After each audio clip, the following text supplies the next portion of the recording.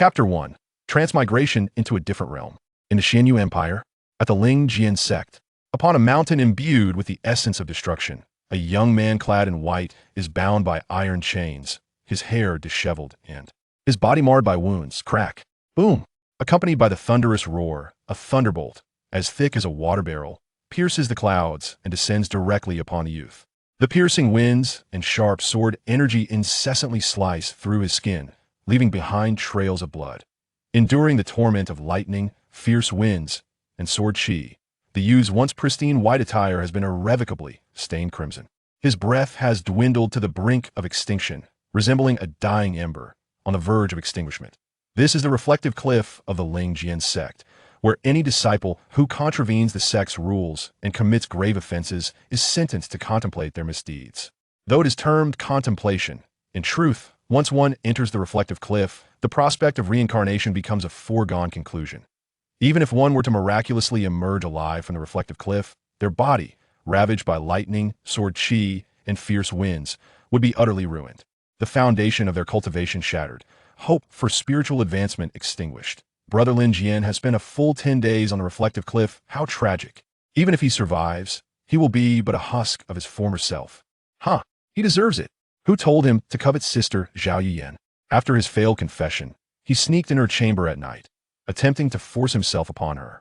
We all know that Sister Zhao is betrothed to Brother Chen Xiao, soon to become Dao companions. What right does Lin Jian have to interfere? Wait, I recall that Brother Lin Jian had affections for Sister Songshu. He would scrimp and save to gift her elixirs and treasures. How could he suddenly confess to Zhao Yuyan? There cannot be two tigers on one mountain. It is well known that Lin Jian and Chen Xiao are at odds. This is clearly disciples surrounding the reflective cliff, separated by the protective array, witness Lin Jian's suffering under the relentless lightning while whispering among themselves. Yet, as the terrifying punishment of thunder dissipates, Lin Jian suddenly stretches his neck, tilting his head, devoid of life. He has utterly perished. After enduring for 10 days and nights, he ultimately succumbed. The disciples of the Lingjian Sect, noticing the anomaly, are struck with panic. Several surge forward, breaking the restrictions to hasten to Lin Jian's side, reaching out to check for breath. Wonderful! Brother Lin Jian has finally passed away. The leading disciple, upon failing to detect any breath, rejoices and exclaims, "We are finally free from guarding the reflective cliff." Swish! Before the words are fully uttered, Lin Jian, presumed dead, suddenly opens his eyes wide, gazing vacantly at his surroundings, gasping for air. This erratic behavior terrifies the onlooking disciples, causing them to retreat as if confronted by a ghost. Lin Jian's hollow gaze sweeps over the disciples clad in Dao robes. From terror to confusion, and finally to wild exhilaration. Having just been crushed to a pulp, could it be that I have transmigrated? Lin Jianzhi only remembered that he had stumbled upon a rusted ancient pagoda at the second-hand market on Blue Star. While crossing the street, he toyed with it, fantasizing about his fortune in acquiring an antique that could be sold for a fortune, thus altering his destiny and emerging as a domineering figure, causing his recently affluent ex-girlfriend to beg for forgiveness. But what was the reality? A roaring dump truck abruptly claimed Lin Jianzhi's life, and in his final moments, he splattered the small tower with blood. When he reopened his eyes, he found himself in the Xianyu continent, within the Lingjian Sect. Wait, if he had crossed over, why were his hands and feet shackled with iron chains? Why was he beaten and bloodied? Before Lin Jianzhi could ponder further, a flood of memories from his body surged upon him, causing his head to throb painfully. Lin Jianzhi, the third disciple of the Lingjian Sect's esteemed leader, possessed above-average cultivation talent. Sharing the same name and surname, it seemed there was some connection. However, the original host was pure-hearted, stubborn, and utterly infatuated. Over the years, he had devoted most of his cultivation resources to his unrequited love, Song Shui, leading to his slow progress and the gradual loss of his sect's attention and support. Initially, he merely struggled, but his life took a dire turn after the arrival of the junior disciple, Chen Xiao, who subjected him to relentless ridicule, targeting, and scheming. Under Chen Xiao's series of conspiracies and frame-ups, the sect leader disregarded him. His senior brothers and sisters looked down upon him, and even his junior disciples avoided him. Chen Xiao, shrewd and cunning, concealed his intentions so well that not only the other sect members, but even Lin Jianzhi himself believed he was at fault in every situation. As time passed, Lin Jianzhi's resolve shattered, and his self-esteem collapsed as he came to accept the label of being useless, bowing and scraping to everyone, living in despair like a stray dog. In the Lingjian Sect, he was worse off than a mere dog. This time, things escalated. Chen Xiao conspired with Zhao Yuyan, accusing Lin Jianzhi of attempting to force his way into Zhao Yuyan's chamber at night after his unrequited confession, intending to commit unspeakable acts. The slander knew no bounds. The incident stirred great turmoil, even drawing the attention of their master, the sect leader, Ji Qing. In a confrontation before the hall, Lin Jianzhi naturally denied the baseless accusations against him. Moreover, his goddess, Song Shui, stood by, observing coldly. Lin Jianzhi wished he could lay bare his heart to her to prove his innocence. Yet, Zhao Yuyan wept pitifully, her tears like rain-soaked blossoms, and with a single remark, which girl would joke about her purity, she cast Lin Jianzhi into the depths of despair. Meanwhile, the junior disciple Chen Xiao, who had a betrothal with Zhao Yuyan, feigned innocence and pleaded for Lin Jianzhi, suggesting that if he confessed and vowed never to disturb the female disciples of the Lingjian Sect again, the matter could be resolved. That light-hearted comment swayed thousands of female disciples in the Lingjian Sect, elevating Chen Xiao's reputation while turning Lin Jianzhi into a target of scorn. Lin Jianzhi, with his stubborn nature, was simple-minded and resolute. Having never committed the act in question, he would rather die than admit fault. It was precisely Chen Xiao's understanding of Lin Jianzhi's temperament that allowed him to feign such magnanimity. The outcome is unmistakable, in the eyes of the sect leader and other senior brothers. The junior disciple Chen Xiao, despite wearing a green hat, displays such magnanimity by offering Lin Jian to step down. Yet, Lin Jian does not seize the opportunity. Is this not a blatant disregard for kindness? Scoundrel! You are to be punished with solitary reflection at the cliff of contemplation. Should you refuse to acknowledge your wrongs, do not return. With a flourish of his robe, the master condemned Lin Jian to remain at the cliff of contemplation for a full 10 days and nights. From that moment on, he was beset by thunder and lightning, battered by fierce winds, and pierced by sword energy. Now, this frail body bore a shattered will, a crumbling foundation, severed meridians, and wounds that marred his entire being. He had become a complete waste, utterly incapable of cultivation. Even if he were to emerge alive from the cliff of contemplation, what good would it do? Damn it, what a catastrophic beginning. Having absorbed all memories, Lin Jian gazed at the encroaching disciples of Lingjian Sect, his mind racing with countless expletives. It's all that cursed tower's fault. It got me hit by a truck and transported to this wretched place. If I ever encounter it again, I will tear it down. Boom! Young man, who do you intend to dismantle? Before Lin Jian could finish his thought, a mist swirled within his consciousness, chaos enveloping him, as an ancient tower loomed in the cosmic expanse. The tower, ancient and majestic, was surrounded by celestial bodies, radiating endless brilliance. Layer upon layer, it resembled a golden heavenly palace, suppressing the vast rivers of stars, threatening to burst the very fabric of the universe. It transcended time, eternal and unyielding.A. A small tower? Quickly, save me from this predicament. Lin Jian was overwhelmed with joy. He had sensed the tower's uniqueness. His transmigration, or even his transcendence by that filthy truck, was orchestrated by this very tower. What's the rush? You've just arrived in this realm, and I, your tower, have yet to acclimate to its rules. First, you must survive and exit the cliff of contemplation, and only then will I recognize you as my master. A languid yet haughty voice resonated within Lin Jian's heart, and then the magnificent tower vanished entirely. Young man, this is your trial. Rely on myself to escape the cliff of contemplation? Ha! This body is now shattered in spirit, devastated in foundation, severed in meridians and battered beyond recognition, utterly exhausted. If I could escape on my own, what need would I have for a tower? Just as Lin Jian prepared to retort, his consciousness was forcibly pulled from the depths of his mind, returning to his body. Lin Jian, do you not recognize your errors? Lin Jian, your senior sister is speaking to you. Why do you pretend to be dead with your eyes closed? Lin Jian.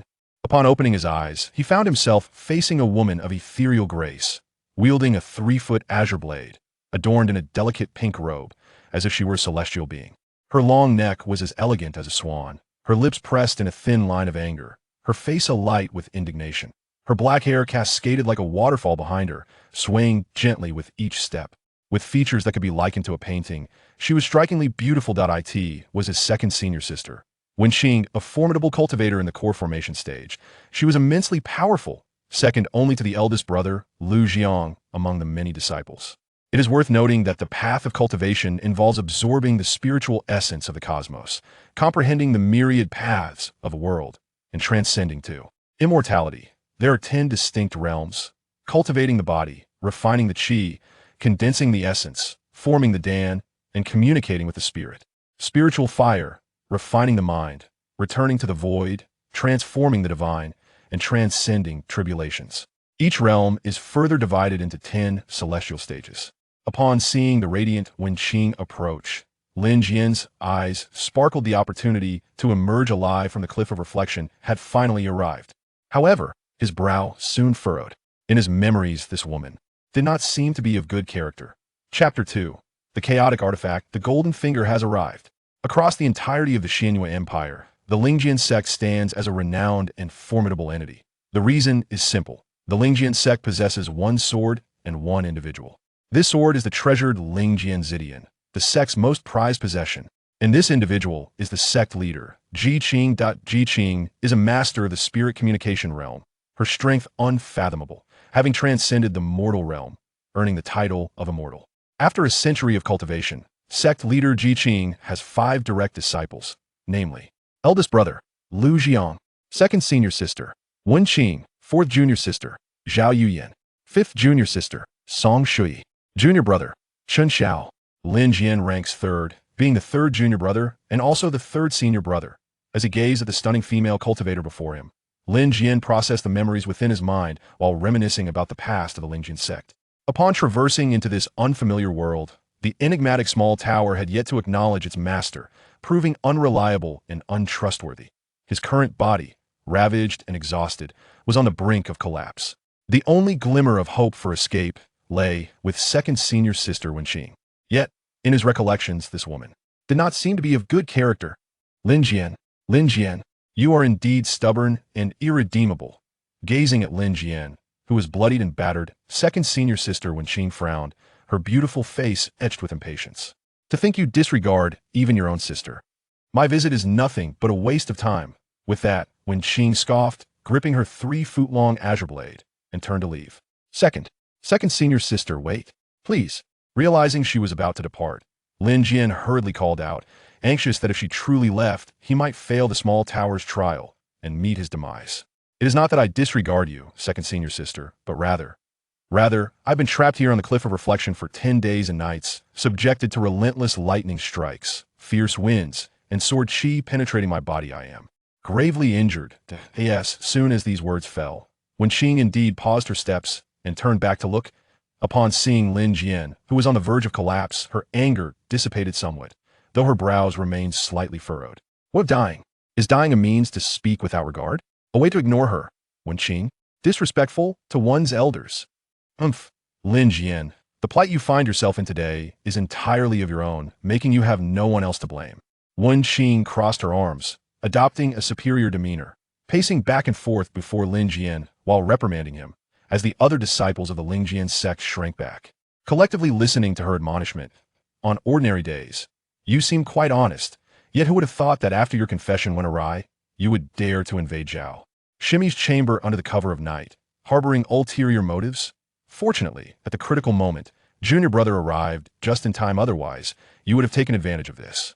I truly cannot comprehend Lin Jianzhi. Are you not the devoted admirer of fifth senior sister Song Shui? How then, all of a sudden, do you find yourself enamored with Zhao Shimi? Indeed, men are rarely virtuous. Lin Jianzhi winced in pain, yet he restrained himself from interrupting Wenqing. In the memories of this body, Wenqing was a heartless person, mercenary and ungrateful. She would never exhibit such kindness as to visit him, a dying man. At the thought-reflection cliff, her presence surely bore some ulterior motive. As expected, after approaching Lin Jianzhi from a position of superiority, Wenqing coldly huffed and inquired, Lin Jianzhi, master command me to ask you one last time. You acknowledge your wrongdoing. Having posed a question, Wenqing did not wait for Lin Jianzhi's response and turned to leave. Lin Jianzhi's silence told Wenqing all she needed to know. To say more would be a waste of time. Her inquiry at the thought-reflection cliff was not born of benevolence, but rather a duty imposed by her master. As fellow disciples, Wenqing understood Lin Jianzhi's nature all too well. His thoughts were simplistic, his character stubborn, clinging to rigid principles. He was, without a doubt, an unyielding devotee. Such a person, with a straightforward mind and a singular focus, lacked the capacity for flexibility. What was done, and what was not done remained undone. In more flattering terms, one might say he was steadfast to the death. In blunt terms, he was merely a fool. Acknowledge the fault, and he may survive. Deny the fault, and he must perish. At first glance, the choice appeared simple. Yet in truth, to admit wrongdoing would mean confessing his nefarious intentions toward Zhao Yuyan, leaving him with no face to remain in the Lingjian Sect. Moreover, Lin Jianzhi had already languished in the thought-reflection cliff for a full 10 days, utterly drained and exhausted. With his will shattered, meridians destroyed, and cultivation lost, even if he survived, he would be rendered useless. Had he intended to confess, he would have done so long ago. Why endure the agony of these past 10 days in vain? To die in this manner would ironically serve as a declaration of his resolve, using his life to expose the insidious machinations between Zhao Yuyan and Chen Shao. Though unspoken, the disciples of Lingjian Sect were well aware. The honest Lin Jianzhi, who would blush even when conversing with female disciples, could never have trespassed into Zhao Yuyan's chamber. How could he possibly have forced himself upon her? Perhaps Lin Jianzhi's death now would preserve his reputation, rendering it the best outcome. Wen Qing sighed softly, then quickened her pace, eager to escape the bitterness and misfortune that permeated the thought-reflection cliff. The Tao is heartless. The realm of cultivation is one of life and death, with a victor reign supreme. Furthermore, junior brother Chen Shao had not been remiss in presenting her with treasures. Otherwise, Wen Qing would not have dawdled for over an hour before appearing at the thought-reflection cliff to question Lin Jianzhi. Yet, she never anticipated Lin Jianzhi's tenacity. He had yet to perish. Such ill fortune. Second senior sister, please convey my message to master. As Wen Qing's figure began to fade from view, Lin Jianzhi, enduring the pain, uttered words of astonishment. Lin Jian was wrong. Upon uttering these words, the entire hall was thrown into a state of astonishment. Wen Qing halted her steps, her body trembling slightly. As she turned around, her exquisite visage was etched with disbelief. The other disciples of the Lingjian Sect stood beside her, mouths agape and eyes wide, gazing incredulously at Lin Jian, who was bound by iron chains. They wondered if they had misheard. Only Lin Jian was acutely aware of his true error. However, it was not the unfounded accusation of intruding upon a lattice chamber with ulterior motives, nor was it the supposed disregard for his elders or obstinacy. Rather, his fault lay in his excessive kindness, his unyielding innocence, and his merciful heart. In truth, this body had long recognized that his junior brother, Chen Shao, was plotting against him, employing various schemes and underhanded tactics to deliberately slander and frame him. Yet, out of consideration for their brotherly bond, he consistently chose to overlook these grievances, instead reflecting upon himself, pondering whether he had failed in some way that might have offended his junior brother. Endure for a moment, and tranquility shall prevail. Take a step back, and the vastness of the sea will unfold before you. Yet, as one continues to bear with it, and retreats further, one might ultimately find oneself in peril. Is this not a grave error? Since I have assumed this corporeal form, all the consequences, grievances, and entanglements must be thoroughly comprehended by me, Lin Jianzhi. Just wait. Await my emergence from this cliff of reflection. One by one, none shall escape. Did Lin Jian realize his errors? Good heavens! When did this hard-hearted, obstinate individual learn to be adaptable? The brothers who once shared close companionship now seem more like strangers. Lin Jian, you admit your mistakes? This unexpected revelation left Wen Qing momentarily at a loss for words. Yet, she quickly gathered her thoughts, exhaling in relief as she regained her lofty demeanor, coolly remarking, "Humph, you're still afraid of death, truly a useless fellow." As these words fell, the surrounding disciples of the Lingjian Sect appeared enlightened, their gazes towards Lin Jian now rife with disdain. However, upon reflection, they realized that acknowledging one's faults at this juncture, even if it meant survival, would render him unable to hold his head high within the Lingjian Sect. It would be akin to living a life worse than that of a dog, subject to the whims of all. Is it not too late to recognize one's errors? With a charming smile, Wen Qing gestured to her fellow disciples, prompting one to step forward and release Chu Chen from his shackles. Although Wen Qing harbored no desire for Lin Jian to live, the command of their master, Ji Qing, necessitated his release. Moreover, Lin Jian's admission of guilt had been witnessed by numerous disciples, making it impossible to conceal. Lin Jian, oh Lin Jian, you will eventually understand that sometimes Enduring life can be more agonizing than death. Observing Lin Jian, bloodied and barely able to stand as he staggered out from the cliff of reflection. When Qing let out a delicate huff before soaring into the skies on her sword, vanishing into the horizon. She needed to promptly inform her junior brother that Lin Jian still lived, although this worthless individual's survival would change little. Her junior brother's profound concern for his fate must carry some significance. Yet, no matter how hard she pondered, when Qing could not fathom why her junior brother, Qin Xiao, would target Lin Jian, a mere mediocrity, indistinguishable in a crowd, devoid of any remarkable traits. Why must he seek to eliminate him? Should we not perhaps use our swords to escort senior brother Lin Jian back? His injuries are severe, and he has lost all his cultivation. Silence. Do not meddle in the affairs of the Lingjian Sect. Assisting Lin Jian would mean offending Qin Xiao, incurring the wrath of Zhao Yuyan, and even antagonizing senior brother Lu Jiang, second sister Wen Qing, and fifth sister. Some individuals, even in life, are already dead. As Lin Jianzhi took a few steps, the agony from his injuries surged through his body, causing him to gasp in pain. The sensation was excruciating. Had it not been for his hand gripping the cliffside, he surely would have fainted and plummeted to his demise, leaving no trace behind. Well done, young man. You have passed the trial, echoed the voice of Master Tower in his mind, filled with admiration and affirmation. A gentleman takes revenge. 10 years is not too late. Just a moment of weakness. Just as Lin Jianzhi felt he could no longer endure. Master Tower's voice resonated within him. You possess the wisdom of patience and the skill of disguise. You are indeed a formidable character, and I have not misjudged you. Before Master Tower could finish, Lin Jianzhi, panting heavily, impatiently interrupted. Enough with the flattery. Just give me something tangible. If the compliments continued, he would bleed to death before Qin Xiao and the others had a chance to intervene. Fear not. With me by your side, you shall not perish. Master Tower ceased his idle chatter as the small tower, encompassed by a magnificent celestial river that seemed to burst forth from the cosmos, reappeared deep within Lin Jianzhi's soul. Without waiting for Lin Jianzhi to react, the small tower began to imprint a mark upon his soul, initiating the process of refinement. In an instant, ethereal melodies filled the air, and the essence of Tao unfurled. The power of the rules spread forth. In but a fleeting moment, all of Lin Jianzhi's injuries were completely healed. Following this, an overwhelming force surged within his consciousness, a primal energy that birthed the heavens and nurtured all of creation. In the presence of this power, not even the humble Lingjian Sect could compare. The Xianyu Empire, the entire continent, and even this realm appeared as mere grains of sand in the vast ocean, or an ant shaking a tree. Lin Jianzhi extended his crimson tongue to lick his lips, his face adorned with a devilish charm. Soon, the beautiful senior sister and the aloof junior sister would find themselves ensnared in Lin Jianzhi's vengeance. Chapter 3. A forceful advance. The rules of the Lingjian Sect state that any disciple personally taught by the sect leader may select a blessed realm within the sect to build their dwelling. The Dawn Pavilion, named for its connotation of new beginnings, serves as the residence of the younger disciple Qin Xiao. This structure is perched atop a mountain peak, enveloped in swirling clouds and ethereal mist, offering breathtaking scenery.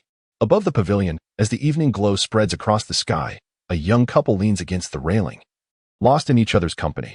The young man, clad in resplendent garments, possesses a handsome visage and a tall, slender form, with a refined smile that endears him to all. The young woman, adorned in a striking red gown, possesses beauty akin to a blossoming peach and skin as pure as freshly fallen snow, captivating all who behold her, even surpassing the allure of their second senior sister, Wen Qing. Anyone who sees this couple together would undoubtedly exclaim at their perfect match. A striking young man and an enchanting young woman, a pair destined for one another. Brother Xiao, do you think we might have gone a bit too far this time? The girl in the red dress, Zhao Yuyan, the fourth disciple under the sect leader Ji Qing, nestled in her fiancé Qin Zhao's embrace, savoring the sweetness of love while expressing her concern. Regardless of our grievances, Lin Jianzhi is still our senior brother. With his cultivation level, being confined at the cliff of reflection for 10 days could very well lead to his demise. Zhao Yuyan could not fathom why her fiancé harbored such animosity towards Lin Jianzhi. Previously, his schemes had merely involved underhanded tactics and slander, but this time, it seemed they were treading dangerous waters, potentially endangering lives. Why, dear Yuyan, are you feeling sympathy for him? Qin Xiao teased, a sly grin spreading across his face as he gently grasped her chin. Could it be that our senior brother Lin Jianzhi truly did something to you that night, causing you to harbor secret affections? Brother Xiao, what are you saying? Zhao Yuyan's face flushed crimson upon hearing his words. and she began to squirm in an attempt to escape Chun Zhao's embrace. Yu Yan is already betrothed to you, soon to be your partner in this journey. How could I possibly have any feelings for Lin Jianzhi? Besides, that taciturn fellow can hardly muster the courage to speak to female disciples without blushing. His heart has always belonged solely to Sister Song. Yu Yan merely feels a pang of compassion for a fellow disciple, that is all. Upon reflecting on her complicity with Qin Shao in orchestrating a scheme to frame their fellow disciple, Zhao Yuyan felt a pang of guilt. However, upon noticing her beloved's discontent, her infatuated mind quickly reassured, yet it was our master who decreed Lin Jianzhi's exile to the cliff of reflection. We cannot be blamed if he perished. Qin Shao smiled faintly, remaining silent as he gazed deeply into the turbulent sea of clouds above, his thoughts drifting far away. The more Zhao Yuyan struggled in his embrace, the tighter he held her, which not only provided her with a profound sense of security but also greatly satisfied his desire for control. Soon, Zhao Yuyan ceased her struggles and nestled obediently in his arms, as gentle as a kitten. One must not always indulge women too much. Brother Shao, please don't, she murmured, feeling his hands begin to wander inappropriately. Her exquisite face flushed crimson as she bashfully spoke. Master has already agreed to hold our grand wedding next month, and Yu Yan wishes to reserve her first time for. Hearing this, Chun Zhao's brow furrowed. It was a tantalizing proposition that he could not entertain, a true dampener on his spirits. Nevertheless, Zhao Yuyan was his fiancée, and there was no escaping that, unlike the aloof and proud Song Shidi. At that moment, the second senior sister, Wen Qing, soared through the air on her sword, approaching with remarkable speed. In the blink of an eye, she landed before Qin Shao and Zhao Yuyan, her expression somewhat grim. Yuyan has met the second senior sister. Zhao Yuyan quickly extricated herself from Qin Zhao's embrace, flushing as she clasped her hands in greeting. Second senior sister, what brings you here? Qin Shao also offered a slight bow, his brow knitted in confusion as he regarded Wen Qing. Lin Jianzhi is not dead. Wen Qing disregarded Zhao Yuyan entirely, directing her attention solely to Qin Shao. He publicly admitted his fault and was released from the cliff of reflection. At this revelation, both Zhao Yuyan and Chun Zhao's faces underwent a dramatic transformation. Zhao Yuyan covered her mouth in shock, her beautiful eyes wide with disbelief. Qin Zhao's brow furrowed deeply, and he struck the lacquered railing with a fierce punch, his countenance darkening to an extreme, devoid of any trace of his usual elegance. Clearly, he was making every effort to suppress the raging fury within him. Their astonishment stemmed not from Lin Jianzhi's survival, but rather, Lin Jianzhi's actually admitted his fault. This stubborn and taciturn character. When did he become so cunning, capable of restraint and strategy? However, rest assured, junior brother, even if Lin Jianzhi manages to emerge alive from the cliff of reflection, he will not create any significant waves. Wen Qing was taken aback by Qin Zhao's intense reaction and spoke to comfort him. Having spent 10 days and nights on the cliff of reflection, besieged by thunder and lightning, Lin Jianzhi's meridians have been shattered, and his cultivation has been lost. He has long since become an incapable waste. Let alone embarking on the path of cultivation again. Without the help of other disciples, he may not even survive to leave the cliff of reflection. Qin Shao appeared oblivious to Wen Qing's words, as he politely clasped his hands towards the two sisters. Sisters, I suddenly recall that there is a pill still being refined in the alchemical furnace. I must take my leave. Without waiting for their response, he strode into the depths of the Dawn Pavilion. Wen Qing and Zhao Yuyan exchanged glances, attributing Qin Zhao's demeanor to his poor mood, and subsequently departed one after the other. Within the Dawn Pavilion, in the alchemical chamber, moments after Qin Shao crushed a jade talisman, a tall disciple clad in dark robes soared towards him on a sword. Greetings, senior brother Chun. The dark-robed disciple, named Luo Chang, was an outer disciple of the Spirit Sword sect. Having practiced for 20 years, he surpassed Qin Shao in both age and experience. Yet due to his status as an outer disciple, he was still obliged to address Qin Shao as senior brother.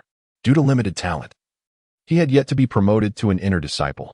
Junior brother Luo, if Lin Jianzhi survives and exits the cliff of reflection, eliminate him for me, and I shall recommend you to master as an inner disciple. It was imperative that the task be executed discreetly, without raising suspicion. As he spoke, Qin Shao flicked his hand, tossing a bag of spirit stones directly to Luo Cheng. To achieve great things, one must know how to draw the pie. Yet real gold and silver are indispensable. Thank you, senior brother. Luo Cheng received the bulging bag of spirit stones with fervent eyes, eager to demonstrate his loyalty. Rest assured, senior brother, Lin Jianzhi has spent 10 days and nights on the cliff of reflection, his cultivation lost. He is utterly incapable and certainly no match for me. Luo Cheng. Await my good news. With that, he took flight on his sword, vanishing like a fleeting shadow. Chen Xiao turned away, gazing at the tumultuous sea of clouds under the blood-red sunset, revealing a sinister and malevolent smile. What if he is incapacitated? What if he can no longer cultivate? Even if there remains a 1 in 1,000, a 10,000, or even 100,000 chance, Chen Xiao cannot tolerate it. For Lin Jianzhi's very existence is the original sin. No one knows why Chen Xiao has targeted Lin Jianzhi, nor why he is determined to bring the latter to ruin. Even Lin Jianzhi himself remains oblivious to the reasons behind this enmity. Within the Lingjian Sect, Lin Jianzhi, bloodied and battered, staggered out from the cliff of reflection, making his way toward the humble abode known as the Grass and Wood Hall. As the direct disciple of sect master Ji Qing, Lin Jianzhi possessed his own modest dwelling. However, the distance between the cliff of reflection and the Grass and Wood Hall was considerable. After just a few steps, he was already drenched in sweat, on the verge of collapse. The movement caused his wounds to reopen, and fresh crimson blood soaked through his garments, dripping onto the stone tiles beneath his feet. Witnessing such a tragic sight, the disciples of the Lingjian Sect averted their gazes, unable to bear the sight. Young man, you have already refined the tower. Your internal injuries have long since healed. Although your cultivation has yet to be restored, your vital energy flows like a dragon, sufficient to suppress an ordinary practitioner at the level. Why is it that even walking has become such a struggle for you? The tower master furrowed his brow in confusion and questioned, what purpose does this display of vulnerability serve? Do you expect someone to take pity on you and come to your aid? Lin Jianzhi pressed his hand against his chest, his face as pale as paper, marked by exhaustion. Upon hearing Master Ta's words, he managed a faint smile and replied, Master Ta, do you truly believe that I, Lin Jianzhi, am one to suffer losses? A splendid performance is about to unfold, so do keep your eyes peeled. After refining the small tower, Lin Jianzhi reaped tremendous benefits, thus addressing Master Ta was entirely warranted. As he leisurely approached the herb hall, Lin Jianzhi secretly contemplated the extraordinary technique that Master Ta had just imparted to him. If all goes according to plan, this technique will soon come into play. Though Lin Jianzhi appeared utterly wretched, evoking pity from onlookers, not a single disciple of the Spirit Sword sect stepped forward to offer assistance. Instead, a shadow lingered in the background, observing him for a considerable time before disdainfully curling its lip and vanishing from sight. 2 hours later, the night had fully descended. Lin Jianzhi, after a laborious journey, finally arrived at the entrance of the Cao Mutang. He pushed open the tightly shut wooden door and ignited a candle, taking a deep breath. In an instant, as the flame flickered to life, a sharp sword lunged towards him from behind with blinding speed. The piercing sword energy sliced through the shadows, aiming directly for Lin Jianzhi's heart. Swift, precise, and merciless, it seemed intent on obliterating everything in its path. The newly lit candle flame trembled violently, as if it might extinguish at any moment, plunging the room back into darkness. Just as the sword was about to penetrate Lin Jianzhi's heart, Luo Cheng's face twisted into a malevolent grin, his laughter echoing with wild abandon as he declared, Lin Jianzhi, do not blame me. If you must place blame, let it be on your own folly for provoking the untouchable. Yet in the very next moment, the seemingly helpless Lin Jianzhi abruptly turned around. His face, calm as still water, bore no trace of panic, only a barely concealed thrill and an unmistakable madness. Swish! Lin Jianzhi stood firm, refusing to evade or retreat. And with a powerful strike, he unleashed a fist against the sword that threatened him. Bang! In an instant, a terrifying surge of vitality erupted as his fist collided fiercely with the blade. In the next moment, the sword shattered, splintering into countless shards that shot forth. A dreadful sensation of suffocation and oppression made his pupils dilate. Luo Cheng, caught off guard, had no time to comprehend the unfolding events. The residual force of Lin Jianzhi's fist continued its assault, descending along the sword's hilt. A piercing scream and the sound of bones fracturing erupted as Luo Cheng's right arm, which held the sword, was obliterated, leaving a gruesome scene of mangled flesh and shattered bones. Before the echoes of his agonized cries could resonate throughout the room, Lin Jianzhi seized Luo Cheng's throat with a vice-like grip. Brother Lin, please, don't kill me. Under the looming specter of death, Luo Cheng began to plead for mercy. Yet, with his throat firmly constricted, his voice emerged as a raspy whisper, barely audible. I can reveal the mastermind behind this. Crack. Before he could finish his desperate entreaty, Lin Jianzhi snapped his neck, extinguishing his life. The entire process was swift and decisive, devoid of any hesitation. Throughout, Lin Jianzhi did not utter a single word to Luo Cheng. Noise. Merely a pawn to be maneuvered. How dare he negotiate with me? One could deduce the identity of the mastermind with a mere thought. Of course, even if this individual was not Chen Xiao, the reckoning would still fall upon him. Such was the nature of my dominance, unyielding and unreasonable. With one hand, he hoisted Luo Cheng's lifeless body, and with a thought, the Star Tower erupted with a terrifying gravitational force, drawing Luo Cheng's corpse into its inner sanctum. Having completed this task, the flickering candlelight ceased its dance, and all returned to normalcy. It was as if Luo Cheng had never graced the halls of Xiaomutang. Lin Jianzhi brushed off the dust from his attire and, shrouded in the cloak of night, slipped through the window, making his way directly to the Crimson Pavilion where Zhao Yuyan resided. He, Lin Jianzhi, was a man of his word, steadfast and sincere, having already committed the act of intruding upon Zhao Yuyan's chamber under the guise of night. He could hardly cleanse himself of the accusation of forceful intrusion. Was it not reasonable to take some action in this circumstance? Chapter 4. The Great Path of Devouring Heaven. Young man, are you feigning vulnerability and pity before the disciples of the Spirit Sword Sect, merely to catch them off guard for a decisive strike? Lin Jianzhi raced through the woods, the intriguing voice of Master Ta echoing in his mind. The strategy is indeed commendable, yet when confronting a mere assassin, even without disguise, you would face him head-on without the slightest fear. Why complicate matters? Although Lin Jianzhi has lost all his cultivation after refining the Star Tower, the vitality within him surged like a dragon, exceedingly vigorous. A single punch unleashed over 10,000 pounds of force. One strength can shatter myriad laws. Not to mention a mere Luo Cheng. Even if confronted by a dozen or 20, Lin Jianzhi could easily vanquish them with one hand. And once Lin Jianzhi embarks on the path of cultivation again, resuming his training, the terror of his potential Master Tower, though awakened to intelligence, cannot match the depth of thought and cunning of humanity. Nevertheless, he perceives that Lin Jianzhi's actions harbor ulterior motives. Master Tower, why are you so inquisitive? Guided by the moonlight, Lin Jianzhi deftly evaded the disciples of the Spirit Sword Sect, racing through the dense forest. I'll keep you in suspense. You'll find out tomorrow.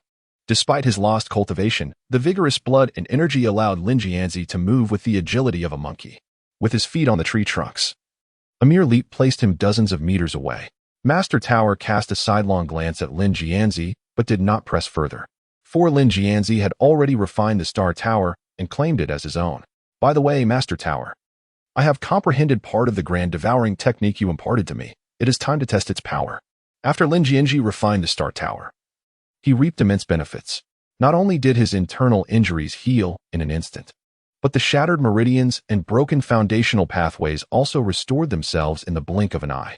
In addition, he obtained a remarkably extraordinary martial arts legacy.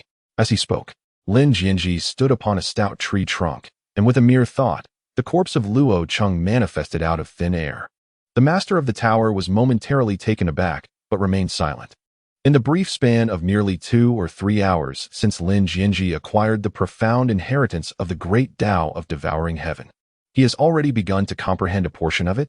It is essential to recall that the previous master of the Star Tower, that extraordinarily radiant empress, took over half a month to grasp even a fragment of the great Tao of devouring heaven. Lin Jianzhi. It is inconceivable. Absolutely impossible. Lin Jianzhi was oblivious to the thoughts swirling within Master Tower, unfamiliar with the former Tower Master. Observing the silence from Master Tower, he took matters into his own hands. Gripping Luo Cheng's neck with one hand and lifting him effortlessly, he then activated the great devouring technique, and a strange, black aura manifested in his palm, enveloping Luo Cheng's lifeless body. In the next moment, amidst Master Tower's horrified expression, a terrifying force of consumption erupted. Luo Cheng's flesh and bones withered at a visible pace until they were utterly devoured, and a surge of vigorous vitality flowed back into Lin Jianzhi's body. In less than 3 breaths, the entire corpse, along with its garments, disintegrated into ash. A gust of wind swept through, leaving no trace behind. It was as if Luo Cheng had never graced this world. In stark contrast, the vitality within Lin Jianzhi surged dramatically, enhancing his power once more. This domineering method of plunder was infinitely more expedient than arduous self-cultivation. Master Tower was rendered speechless, utterly astonished by the scene before him. This being, who traversed various worlds and bore witness to the rise and fall of countless legendary figures, a terrifying entity that had endured through the annals of time, was experiencing such a loss of composure for the very first time, and before a mere mortal without any cultivation. When Lin Jianzhi claimed to have grasped a portion of the great devouring technique, Master Tower had internally dismissed him as boastful, even concocting ways to ridicule and admonish him, cautioning him against overreaching and urging him to remain grounded, taking one step at a time. Yet, it was he, the old man, who was left with an egg on his face. Regrettably, my aptitude is limited. I have yet to fully comprehend the great devouring technique. Upon opening his eyes, Lin Jianzhi exhaled deeply, disappointment and solitude reflected in his gaze. If only I could fully grasp this technique. I wonder what marvelous applications it might hold. A flurry of expletives raced through Master Tower's mind, yet he maintained a facade of composure, concealing his turmoil adeptly. After a prolonged silence, once Master Tower had managed to quell his emotions, he cleared his throat twice and spoke with an air of profundity. Ahem. The great devouring technique is not the ultimate method of this realm. It is naturally vast and profound, difficult to comprehend. Throughout the expansive cosmos, few can stand against it. So it is only natural that you cannot grasp it immediately. However, once you fully understand the great devouring technique, you will be able to consume heaven and earth, forcibly plundering the cultivation and fruits of others for your own use. Compared to the meager vitality you possess, the spiritual energy, cultivation, and fruits contained within a cultivator are the true treasures. No matter how much strength one accumulates, one remains merely mundane. However, once one absorbs spiritual energy and masters the divine powers, one can indeed move mountains and fill seas, wielding flying swords to strike foes from 1,000 miles away. Upon hearing these words, Lin Jianzhi's heart began to race uncontrollably, each breath feeling heavier. It is widely acknowledged that the path of cultivation involves absorbing the ethereal spiritual energy that permeates the universe. There are no shortcuts. This process is fraught with peril. A moment's inattention could lead to madness, or even a catastrophic loss of control over one's spiritual energy, resulting in a fatal explosion. To say that it is an act against the heavens would be no exaggeration. Yet, the great path of devouring heaven transcends ordinary logic. Once one comprehends this celestial technique, there is no need for personal cultivation. One can simply devour and plunder the cultivation of others. Such a domineering art. Had it not been for the recent consumption of luoqing, Lin Jianzhi himself would not have dared to believe it. He felt as though he were trapped in a dream. However, do not be anxious, for even the previous masters of the Star Tower took nearly 3 months to initially comprehend the great path of devouring heaven. When speaking of this technique, the Tower Master set aside his usual nonchalance, his tone growing somber, clearly touched by some heavy memories. Given your qualifications, I estimate that within a month and a half, you should be able to fully master it. A month and a half, is it? Lin Jianzhi furrowed his brow, pondering deeply. How was it that after merely 2 or 3 hours of contemplation, he felt he had already grasped the essence of the celestial devouring technique? With just one more day of dedication, he could fully comprehend it. However, noticing that Master Tower was entirely absorbed in his own realm, Lin Jianzhi understood that even if he were to voice his insights, Master Tower would remain skeptical. It would be far more intriguing to wait until tomorrow to share his revelations. The sight of Master Tower's astonishment at that moment would surely be delightful. Listen closely, young one. The terror of the Starry Tower far exceeds your imagination. The celestial devouring technique is merely one facet of its grandeur. Once you resume your cultivation journey and channel your spiritual energy to activate the Starry Tower, unlocking its myriad doors, you will come to realize just how remarkable I truly am. With a wistful sigh, Master Tower lamented, alas, had it not been for the damage to my essence, I would not be constrained by this realm. Lin Jianzhi paid no heed to the incessant ramblings of the enigmatic Tower Master, continuing on his journey instead. One could only speculate how long this spirit had been pent up, for a little verbosity could be forgiven. Without cultivation, one could not wield a sword in flight. Fortunately, Lin Jianzhi's swiftness was remarkable. After half an hour of rapid travel, he came to a halt before the brightly illuminated Crimson Pavilion. Tower Master. He recalled your words about the Star Tower being a world unto itself. If that is indeed the case, does it not imply that everything one desires is at one's fingertips? Lin Jian stood atop the treetops, gazing through the window at the enchanting silhouette of Zhao Yin illuminated by the lights below. A slight smirk tugged at the corners of his mouth, revealing a hint of mischief on his otherwise honest face. Indeed, regardless of the techniques, elixirs, or magical artifacts, as well as the various rare treasures of heaven and earth. All are within the grasp of the esteemed Lord of the Tower. The treasures left behind by several former masters of the Star Tower alone are enough to astonish the world. Not to mention the hidden small realm deep within the Star Tower, which has never been unlocked.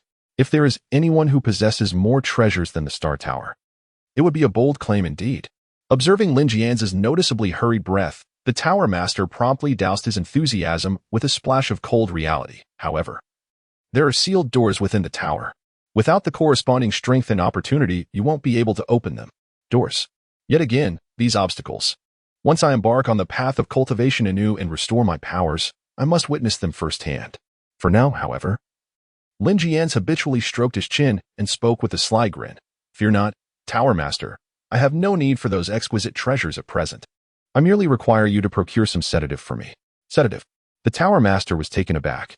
And when he realized that the treasure Lin Jianzhi sought was indeed a sedative, his jaw nearly dropped, stumbling over his words. Kid, you don't mean to steal your junior brother's affections, do you? To put it in your Blue Star's terms, are you planning to gift him a green hat? The Star Tower is concealed deep within Lin Jianzhi's consciousness, allowing the Tower Master, as its spirit, to constantly sense the fluctuations of Lin Jianzhi's emotions. Not to mention, upon arriving at the Red Building, Lin Jianzhi's gaze had not strayed from Zhao Yuyan's figure. His heartbeat quickened, and his breath grew heavier. Initially, the Tower Master presumed Lin Jianzhi was merely out of breath from rushing, but considering that he had refined the Star Tower, his vitality should be as vigorous as a dragon. It seems, from the very beginning, this lad has harbored no modest intentions. The previous masters of the Star Tower were all paragons of virtue, upright, and noble beings. How is it that this time, they chose someone like Lin Jianzhi, who walks an unorthodox path? What sort of person am I, the Tower Master?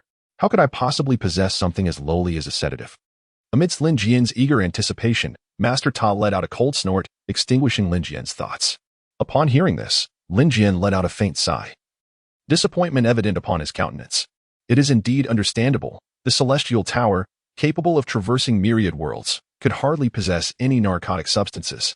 Casting a glance at the graceful figure standing by the window, Lin Jian gritted his teeth and took a step forward.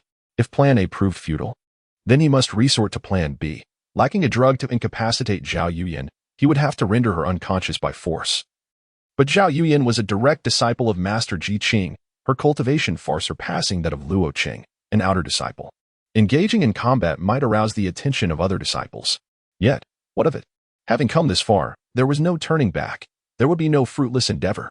While there may be no narcotics, just as Lin Jian was about to act with force, Master Ta, unable to contain himself any longer, mischievously interjected, I do possess quite a bit of soul-confounding fragrance. Ahem. I also have plenty of stimulating concoctions. Would you care for some? Ahem. Why not indulge in both? Chapter 5. The Crimson Hue within the Crimson Pavilion. The Crimson Pavilion derives its name from the character Yin in Zhao Yuyan's name. Furthermore, Zhao Yuyan often adorned herself in a flowing crimson dress, her beauty surpassing that of blooming flowers. The entire vicinity of the Crimson Pavilion was adorned with vibrant blossoms. And during the blooming season, a riot of colors unfolded, breathtaking in its splendor.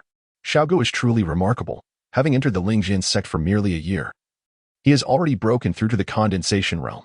At this rate, he shall soon catch up to the second senior sister and the others. Now, with Lin Jian's utter failure, who among the younger generation could possibly rival my Xiaogu? Zhao Yuyan leaned against the windowsill, gazing at the expansive sea of flowers outside the Crimson Pavilion. The gentle breeze wafted through, carrying the intoxicating fragrance of flowers that was utterly captivating. Little did Zhao Yuyan realize that amidst this alluring floral aroma, there lay an undercurrent of restlessness. Prior to her return to the Crimson Pavilion, Zhao Yuyan had dined with her fiancé, Chen Xiao, at the Dawn Pavilion. With the wedding date approaching and the pesky Lin Jian out of the picture, her spirits soared. And the two indulged in copious amounts of fine wine. Now, upon her return to the Crimson Pavilion, the breeze caressed her, and she found herself in a delightful state of inebriation. Master truly favors Xiaogu and me, even agreeing to personally officiate our wedding. Having just returned from the Dawn Pavilion, Zhao Yuyan found herself unable to suppress her longing for Chen Xiao. As her emotions deepened, her heart fluttered like a startled fawn, and her cheeks flushed a rosy hue, leading her into a reverie.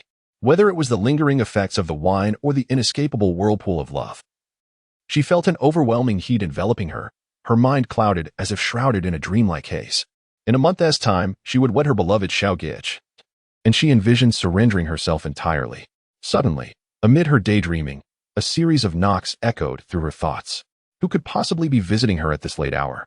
Zhao Yuyan mustered her strength to approach the door, performing a series of gestures that sent vibrant crimson energy swirling, dispelling the ward upon the entrance. With a creak, the door swung open, revealing the handsome visage of her beloved Qin Xiao. Xiao, what brings you here? Zhao Yuyan's cheeks flushed as she looked down, her heart brimming with joy. Didn't we just see each other? We're to be married in a month. What if we're caught by our seniors? Before she could finish, Qin Xiao gently placed a finger over her lips. Is my arrival not reason enough? He replied, his demeanor strikingly assertive and commanding. A departure from his usual elegance. He swiftly wrapped an arm around Zhao Yuyan's waist, pulling her delicate form into his embrace. Xiao, why are you acting this way? Zhao Yuyan began, but her words were stifled, not by his finger, but by something far more intoxicating. Faced with Qin Xiao's fervent advances, the last vestiges of her rationality urged her to resist, yet he was as unyielding as ever. Struggles yielded no effect, rather, they only intensified the moment. After all, they were to be wed next month. What did it matter if it happened a little sooner or later? As her remaining reason faded, Zhao Yuyan found herself responding with increasing eagerness, and soon they both stumbled toward the bed, amid the flickering red candles. Qin Xiao flashed a devilish grin, and with a swift gesture, extinguished the flames. As dawn broke, birds flocked from the woods, darting into the flower beds surrounding the pavilion to sip the nectar. Meanwhile, the young couple lay entwined in slumber, clearly exhausted from the previous night's escapades. Hey, wake up. As Lin Jianzhi lay in a deep and tranquil slumber, the anxious voice of Master Ta echoed in the recesses of his mind. The sky is about to brighten. While that girl remains asleep, you must hasten your departure. Indeed, it was true. The figure who had entered the Crimson Chamber after a knock on the door the previous night was not the junior disciple Qin Xiao, but rather Lin Jianzhi himself. The enchanting incense provided by Master Ta had a hallucinatory effect, and with Zhao Yuyan having indulged in considerable libations beforehand, the person who appeared before him was none other than the one he yearned for most deeply. Ensnared within a dreamlike illusion, reality and fantasy intertwined seamlessly. As for why Zhao Yuyan had taken such initiative, well, that was a question best posed to Master Ta. With a sudden jolt, Lin Jianzhi opened his eyes at Master Ta's insistence. Upon seeing Zhao Yuyan nestled against him, as gentle as a kitten, he rubbed his temples and let out a long sigh. You nearly scared me to death. Thankfully, this is not a dream. I thought I had been transported back to Blue Star once again, having experienced the beauty of a female cultivator. I would never willingly return to the drudgery of Blue Star's 996 lifestyle. Master Ta, do you have any idea what time I fell asleep last night? Summoning me at this hour. Are you not leaving me any peace at all? Lin Jianzhi pouted as he cradled Zhao Yuyan in his arms, mentally lamenting the lack of sensitivity exhibited by the unappreciative Master Tower. What time did you sleep last night, you rascal? Nonsense. You didn't sleep a wink at all. To his surprise, upon hearing this, Master Tower became even more agitated than Lin Jianzhi himself, immediately retorting, I was tossed about for an entire night. A whole night. Am I not allowed to rest as an elder? Initially, Master Tower appeared quite spirited. However, after witnessing the same scenes repeatedly, it became rather mundane. It is essential to note that Master Tower is not human.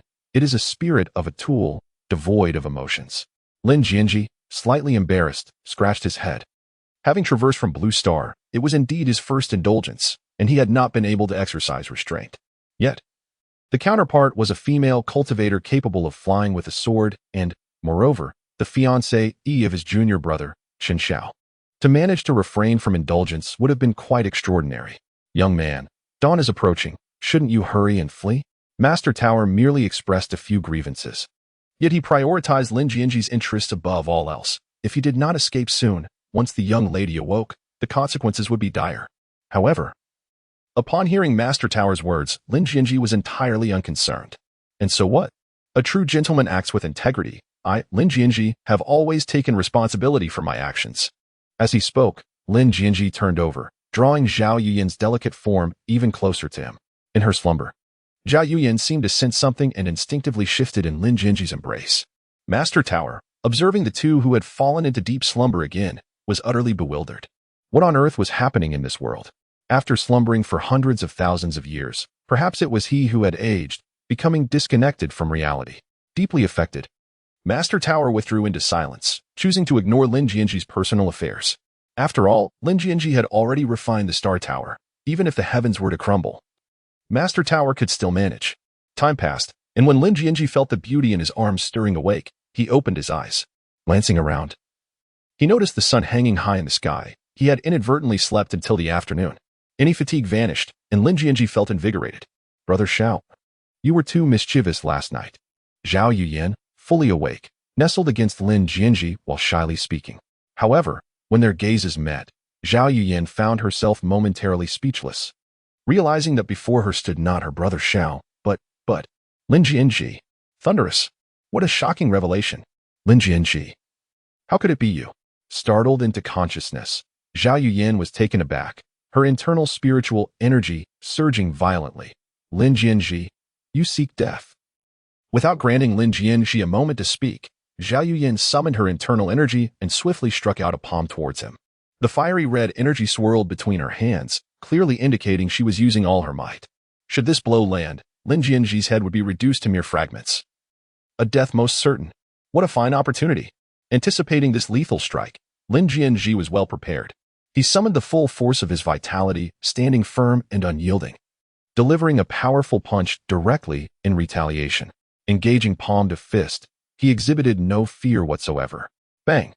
The collision of fist and palm unleashed a terrifying force that radiated outward. Thrown back against the bed, Lin Jianzhi staggered several steps in retreat. Lin Jian's gaze turned cold. Zhao Yuyan, as a direct disciple, surpassed Luo Qing, an outer sect disciple, in both strength and cultivation. It is worth noting that Lin Jian had exerted all his might in that punch. If Luo Qing had taken that blow, he would undoubtedly have perished. Yet Zhao Yuyan was merely knocked onto the bed. How could this be possible? Zhao Yuyan's beauty faded, her shock rendering her incapable of uttering a coherent sentence. You possess no spiritual energy within you. You only relied on your blood vitality to repel me. This is impossible. Lin Jian, you must die today. Having failed to defeat him with a single strike, Zhao Yuyan summoned her spiritual energy, and the flying sword at her side erupted with piercing sounds, beginning to awaken. Zhao Yuyan's flying sword was not the mundane iron wielded by Luo Qing, but a genuine magical artifact. Once she activated the flying sword, her power would multiply several times. And at that moment, swish! As a fellow direct disciple of the sect leader, Lin Jian was all too familiar with Zhao Yuyan's capabilities. He would not allow her the time to wield her flying sword. Just as Zhao Yuyan activated her magical artifact, Lin Jian closed in before she could prepare, delivering a decisive strike with his hand blade to her neck. Bang! The force of the blow caused Zhao Yuyan to collapse onto the bed, unconscious. The flying sword, which had been humming on the wall, fell silent. With the crisis averted, Lin Jian rose and donned his garments. He gazed at the scattered bed curtains, clothing, and the crimson stain on the bedding. A wicked smile slowly crept upon his lips. Young man, eliminate all threats, lest they become future troubles. Just as Lin Jian was about to push the door open and leave, the ominous and chilling voice of Master Ta echoed once more in the depths of his mind. Act quickly.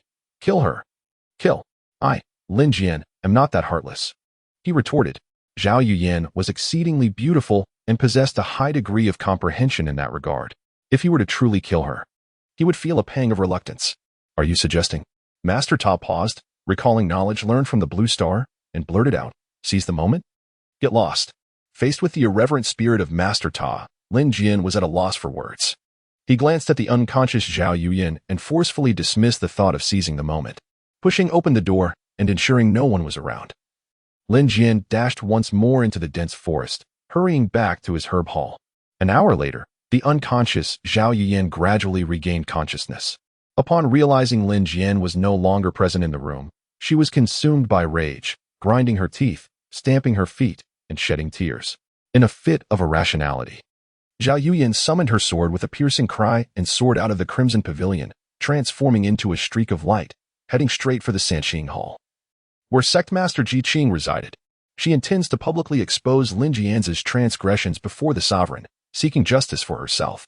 If the previous accusations were mere slanders that wronged Lin Jianzhi's, then this time, gazing at the vanishing marking on her wrist, Zhao Yuyan was at a loss, teetering on the brink of despair. However, The disappearance of the marking served as Lin Jianzhi's most compelling evidence of his violation. Zhao Yuyan felt a surge of confidence.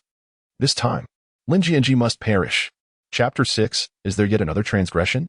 Evading the gazes of all disciples of the Lingjian Sect, Lin Jianzhi stealthily returned to the Tsamu Hall. First, he meticulously cleaned the bloodstains and scattered fragments of bone within the room, restoring the disordered items to their original state. He then lit sandalwood incense to mask the lingering scent of blood, erasing all traces left by the outer disciple Luo Qing.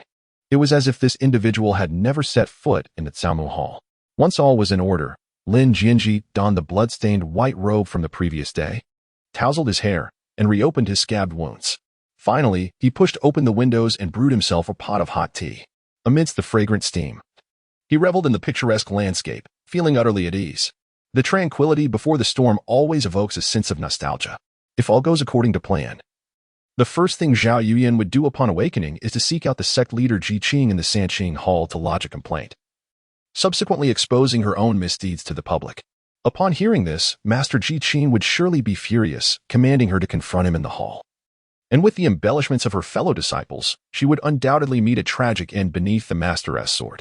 While it is turned to confrontation, who would truly believe Lin Jianzhi's words? No matter how much he explains, it would only be dismissed by the Master as obstinacy, hopelessness, and a refusal to repent, resulting in unilateral punishment in the name of justice. Since the day his junior disciple Chen Shao joined the Lingjian Sect, Lin Jianzhi's standing in the Master's eyes has plummeted sharply, reaching a point where the bond of master and disciple is severed, leading to his expulsion from the sect. If Lin Jianzhi's explanations were of any value, would he have endured 10 days and nights on the cliff of reflection?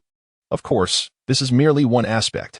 In the face of Zhao Yuyan's accusations, Lin Jianzhi felt no trepidation. In fact, one might say that this crisis was entirely orchestrated by him. What troubled Lin Jianzhi was the second crisis, stemming from yet another scheme devised by Chen Shao. Luo Qing, being merely an outer disciple of the Lingjian Sect with mediocre talent and insufficient cultivation, was sent by Chen Shao to assassinate Lin Jianzhi as a contingency plan. Should Luo Qing succeed in killing Lin Jianzhi, it would be fortuitous. However, if the assassination were to fail and Lin Jianzhi were to retaliate and slay Luo Qing, he would likewise be charged with the heinous crime of murdering a fellow disciple, facing severe punishment. Naturally, after his time on the cliff of reflection, Lin Jianzhi's meridians were severed and his cultivation lost, significantly increasing Luo Qing's chances of success. Yet, unexpectedly, the situation unfolded differently. Presently, as Luo Qing had not returned to the Dawn Pavilion to report, Chen Shao must have surmised that Luo Qing had encountered misfortune and would have likely arrived at the Sanqing Hall before Zhao Yuyan to present a litany of Lin Jianzhi's alleged crimes before the master. This junior disciple, with his profound scheming and myriad tricks, truly is not to be underestimated. Had it not been for Lin Jian's extraordinary journey from the Blue Star, enriched by numerous novels and palace intrigue dramas, he might have met the same fate as the original owner of this body, failing to survive beyond the second episode. Yet now, confronted with an inescapable predicament, Lin Jian resolutely decided to wield Zhao Yuyan's hand as his weapon, stirring the stagnant waters of his dire situation. After finishing a cup of tea, he found himself waiting in vain for any communication from his master. Lin Jianzhi chose to sit cross-legged upon the mat, delving deeper into the profound mysteries of the great devouring heaven technique. In this world, where the weak are devoured by the strong and martial prowess reigns supreme, one cannot afford to neglect the path of cultivation. No matter how clever one's strategies may be, they ultimately render one a mere pawn in the grand game. To ascend to the status of a player, it is not only essential to possess exceptional skill, but also to wield formidable strength. With such power, even if one finds oneself at a disadvantage during a match, one could simply upend the board in defiance. After about half an hour, Lin Jianzhi, who had been meditating with his eyes firmly shut, suddenly opened them wide, his face alight with joy as he exclaimed, "It is done." "Done? What is done?" Taiyu was taken aback, gazing at the exuberant Lin Jianzhi with a bewildered expression. "Young man, do you mean to imply that I should take direct action and annihilate the entire Lingjian Sect, leaving not a single soul behind?" Lin Jianzhi sighed in exasperation. Utterly speechless at the antics of old Master Tower, Lin Jianzhi understood that Master Ta was extraordinarily formidable.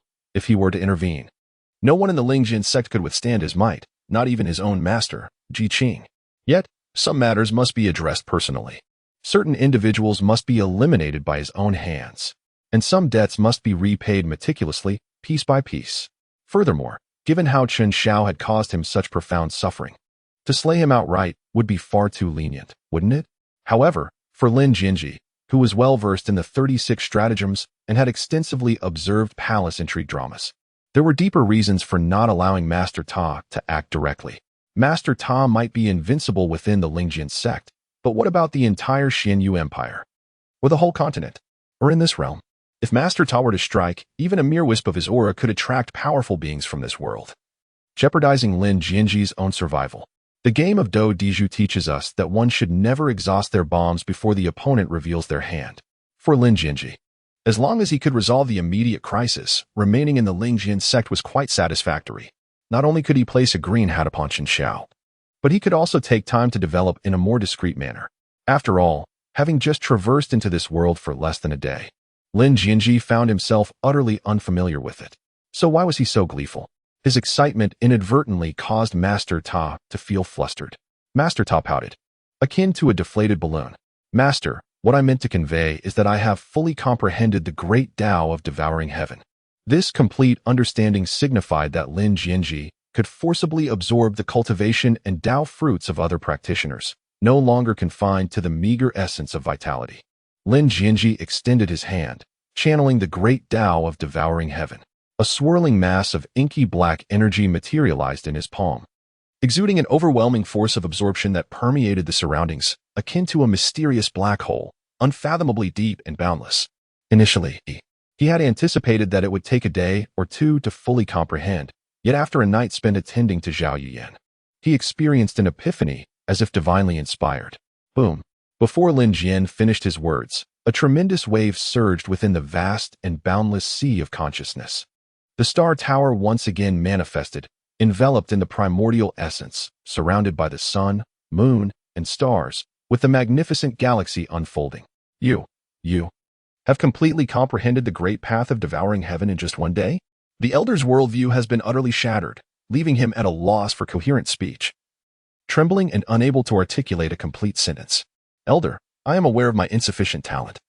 It has taken me a considerable amount of time to fully grasp the great path of devouring heaven, which pales in comparison to previous tower masters.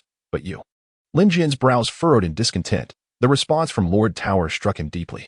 While he understood the anger stemming from disappointment, he couldn't fathom why he was persistently subjected to mockery over this matter. Did he not deserve a semblance of dignity? Wait a moment, Tower. I must first meet someone, and then we shall converse. Before Lin Jian could register his words, Lord Tower transformed into a streak of light, plunging into the core of the Star Tower, vanishing without a trace. Deep-Well ice. Lin Jian was left speechless. Wait. Master Tower mentioned wanting to meet someone, and then rushed into the very heart of the Star Tower. This implies that there are indeed living beings within the Star Tower?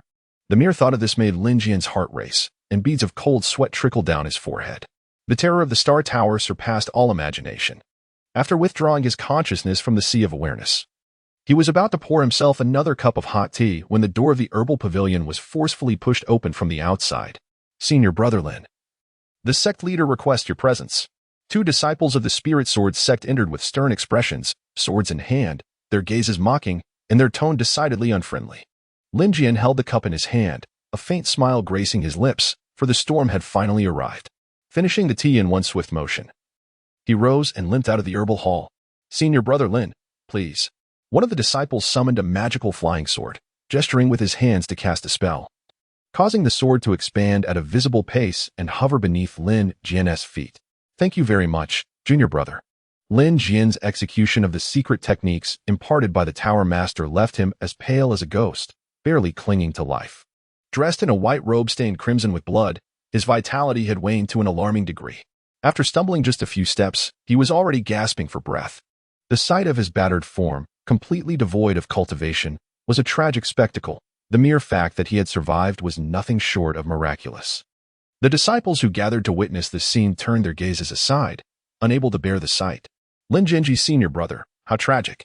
As Lin Jianzhi painstakingly ascended the flying sword, one of the disciples responsible for communication deftly maneuvered the sword into the sky. transforming it into a streak of light that soared directly towards the Sanqing Hall where the sect master resided.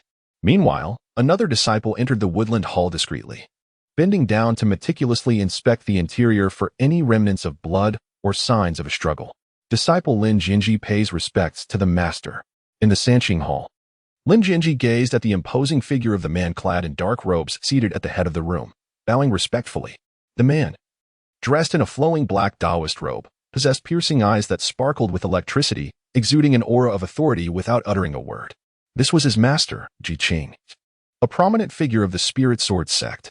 Ji Qing regarded Lin Jianzhi, who stood before him barely clinging to life, with a slight nod. He then extended his spiritual sense, forcefully entering Lin Jianzhi's body for examination. Upon discovering that Lin Jianzhi possessed no trace of spiritual energy and had lost all his cultivation, rendering him a mere shell of his former self, Ji Qing's brow furrowed slightly as he cast a cold glance at Chen Xiao. Facts speak louder than words. Ji Qing already had the answer in his heart regarding who had lied before him. However, despite this knowledge, Ji Qing refrained from speaking up for justice. For in the eyes of the world, who bore more weight, a waste or a prodigy with unparalleled talent? The answer was self-evident. Lin Jian glanced around, and aside from his master, Ji Qing, most of his fellow disciples had arrived. The eldest senior brother, Lu Jiang, sat on the right side with the junior disciple, Chen Xiao. The second senior sister, Wen Qing, accompanied the fifth junior sister, Song Shui, on the left side. The fourth junior sister, Zhao Yiyan, was absent. Perhaps she had yet to awaken, or she was hiding in bed, weeping after having roused. After surveying the gathering, Lin Jian's gaze once again settled on the fifth junior sister, Song Shui, as he became lost in thought. She wore a striking gown of pale yellow that accentuated her beauty, coupled with her already exquisite features. Her brows were like paintings, her skin as pure as freshly fallen snow, and her waist, delicate and slender, swayed like willows in the breeze. She was indeed a vision of loveliness. Just a single glance evoked a profound sense of protectiveness, truly enchanting. It was no wonder that the original owner of this body willingly played the devoted admirer. Lin Jianzhi sighed quietly to himself before retracting his gaze. However, my brother, he mused, there are certain pretentious women who, the more you flatter them, the more disdain they hold for you. In contrast, if you were to strike her, she might perceive you as possessing masculine fortitude. Once Lin Jianzhi shifted his attention away from himself, Song Shui appeared visibly taken aback, unaccustomed to such a change. This man had only cast a fleeting glance at her. It was well known that in any gathering where Song Shui was present, Lin Jianzhi's gaze would be unwaveringly fixed upon her, leaving no room for anyone else. For this very reason, their master, Ji Qing, had frequently chastised Lin Jianzhi. Today, however, observing Lin Jianzhi, battered and bloodied, resembling a flickering flame on the verge of extinguishment, Song Shui suddenly understood. This man was utterly ruined, thoroughly incapacitated. Perhaps recognizing his own inadequacy, he refrained from gazing at her for too long. Humph, at least he possesses some self-awareness. Lin Jianzhi, have you encountered Luo Cheng? Their master. Ji Qing broke the silence, his piercing gaze fixed upon Lin Jianzhi, scrutinizing even the subtlest of expressions on his face. Upon hearing this, Lin Jianzhi could distinctly sense a flicker of cunning and satisfaction flash across the face of his junior brother, Chen Xiao. Replying to master, I have not seen him. After exchanging only a few words, Lin Jianzhi could not help but cough. He clasped his hands together and spoke with apparent ease, cough, cough. It is well known that the outer sect disciple, Luo Cheng, belongs to my junior brother Chen Xiao. If master seeks him, it would be more appropriate to inquire with junior brother. At this proclamation, Chen Xiao's complexion turned an alarming shade, his face resembling that of a liver. And as he opened his mouth to explain, he was halted by a mere glance from Lu Jiang, the eldest senior brother. Luo Cheng is dead. Someone witnessed him visiting the junior brother's herb hall. Lu Jiang furrowed his brow, clasping his hands respectfully to Ji Qing before stepping forward to inquire on behalf of their master. Eldest brother, do you suspect that I killed Luo Cheng? Cough, cough. As Lin Jianzhi uttered these words, he clutched his hand tightly, coughing violently, and when he opened his palm, it was stained crimson. Regardless of whether I possess the capability to kill Luo Cheng, what of his corpse? Do you suggest that I devoured it? The gravity of the situation caused a noticeable shift in the expressions of those present, their hearts tightening. Even Ji Qing, as the master, found himself in an awkward position. Junior brother, my intention was never such, Lu Jiang said, placing a hand on his forehead, His face flushed as he quickly clarified. Junior brother has just emerged from the cliff of reflection, his meridians shattered, his cultivation lost, reduced to mere mortality. He could not have possibly killed Luocheng. Do not overthink it. Master called you here out of concern for your well-being. As the conversation unfolded, Lu Jiang cast a disapproving glare at Chen Xiao, his eyes brimming with reproach. In truth, the few senior brothers were well aware of Chen Xiao's animosity towards Lin Jianzhi. However, given that Lin Jianzhi had just emerged from the cliff of reflection, barely clinging to life, was it not excessive for Chen Xiao to be so impatiently antagonistic? Was his disdain not too overt? To bully a fellow disciple, to flaunt strength over weakness, such behavior, if it were to spread, would not only tarnish the reputation of Lu Jiang and his companions, but would also bring shame upon Ji Qing, the sect leader. Lin Jianzhi's senior brothers and junior disciples were merely concerned for Luo Cheng's safety, which was why they sought their master's investigation. Chen Xiao could not fathom how Lin Jianzhi had truly lost all his cultivation, reduced to a mere shell of his former self. Where, then, had Luo Cheng vanished? This was utterly incomprehensible. Noticing the shifting gazes of their master and the senior disciples towards him, Chen Xiao hastily clasped his hands in respect to Lin Jianzhi. Attempting to clarify, junior disciple absolutely harbors no ill intentions towards you. Bang! Unexpectedly, as soon as Chen Xiao uttered his denial, Zhao Yuyan burst into the Sanqing hall, disheveled and tear-streaked, collapsing before Ji Qing in a dramatic display of desperation, exclaiming, Lin Jianzhi has assaulted me. Please, master, take justice for me and punish this scoundrel. The expressions of Lu Jiang, Wen Qing, Song Shuli, and even Ji Qing, the sect leader, darkened to an extreme degree upon hearing her words. Chen Xiao stared at Zhao Yuyan in disbelief, his mind racing with a torrent of expletives. What was this foolish woman thinking? If she wished to cast aspersions, could she not have consulted him beforehand? Was it not a matter of teamwork for a couple? To burst in so recklessly, who would believe such nonsense? Did she not realize she had just slandered someone? Once again, the couple seemed relentless, each rushing to unjustly accuse Lin Jianzhi. Did they wish for his demise? Were they so impatient? And Zhao Yuyan, the big-bosomed, dim-witted woman, had previously wrongfully claimed that Lin Jianzhi had assaulted her, and now she reiterated her accusation. Was it too much to ask for some thoughtfulness in her lies? Did she truly believe they were all fools? Chapter 7. A forceful slap within the Sanqing hall. Sect leader Ji Qing sat regally at the head of the assembly. The disciples were arranged in 2 rows, and the atmosphere was decidedly peculiar. Each face bore a distinct expression. Some were speechless, others wore looks of mockery or derision. A rich tapestry of emotions. Among the women, Wen Qing and Song Shuyi exchanged incredulous glances at Zhao Yuyan, shaking their heads in disbelief. Kneeling on the ground, Zhao Yuyan was disheveled, her fiery red robe torn asunder by brute force, revealing her alluring figure in a tantalizing display.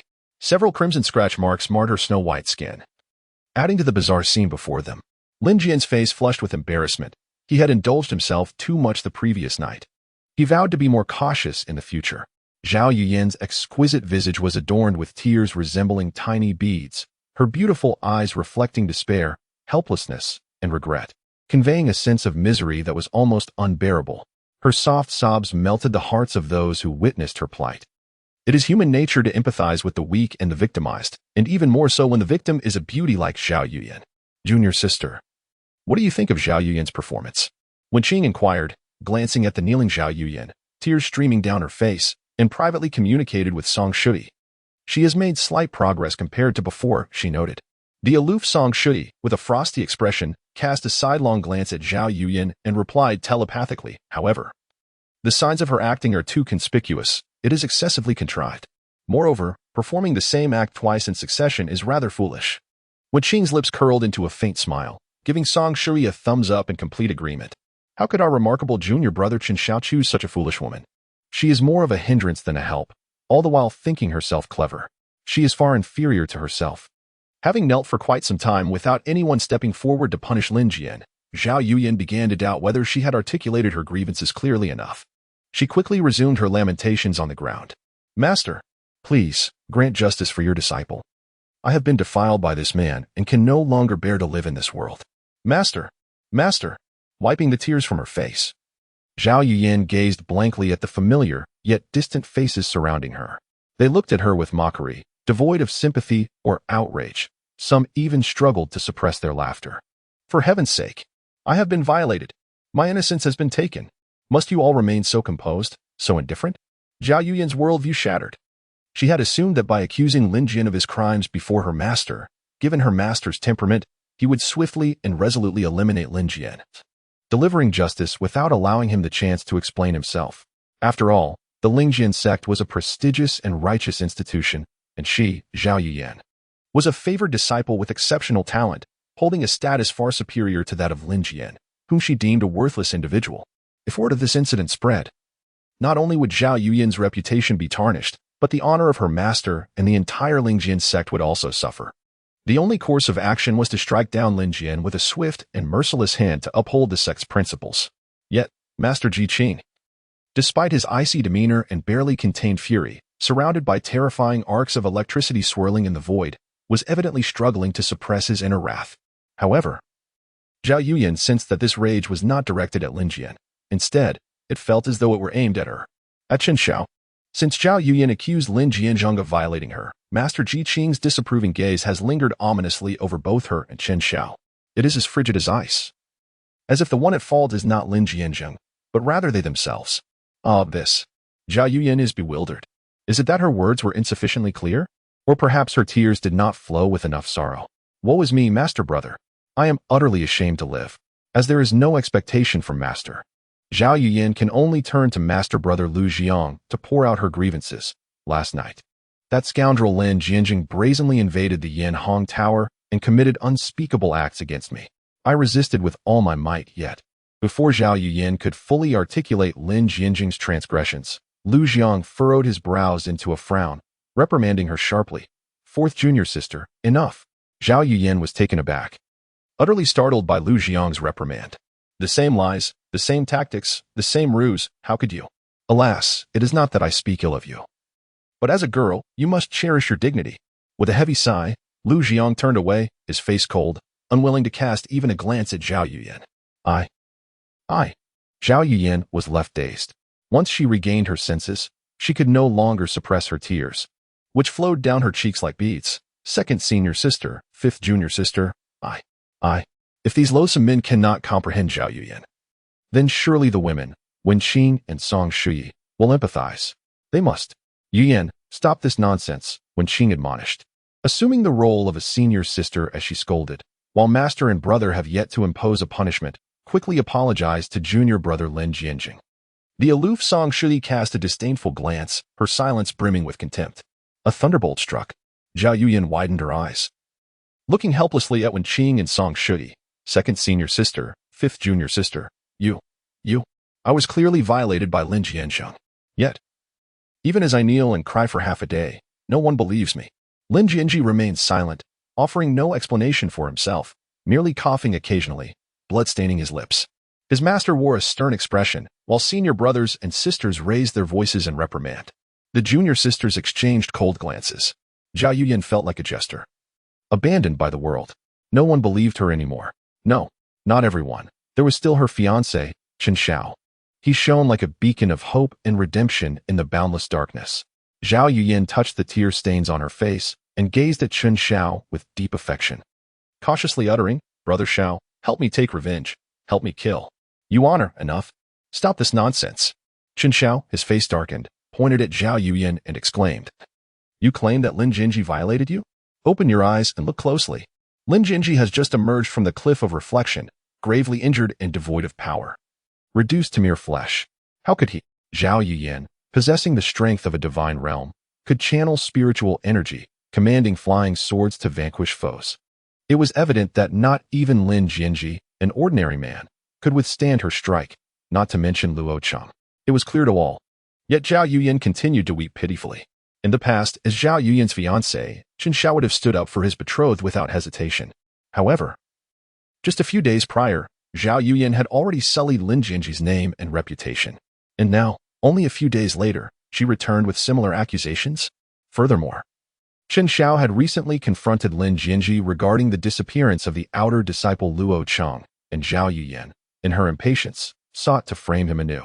To anyone observing, it appeared that this couple was intent on destroying Lin Jianzhi, unable to contain their eagerness. But was Master Ji Qing a fool? Were the senior brother, senior sister, and junior sister all dim-witted? Although Lin Jianzhi had been rendered powerless and was disliked within the Lingjian Sect, outwardly, there needed to be harmony, unity, principles, and decorum. Otherwise, it would dishearten all the lower-ranking disciples of the Lingjian Sect, acting in haste. This foolish woman, Chen Xiao, was astute, since their schemes had failed, and it seemed impossible to eliminate Lin Jianzhi this time. He resolved to step on Zhao Yuyan to cleanse his own name.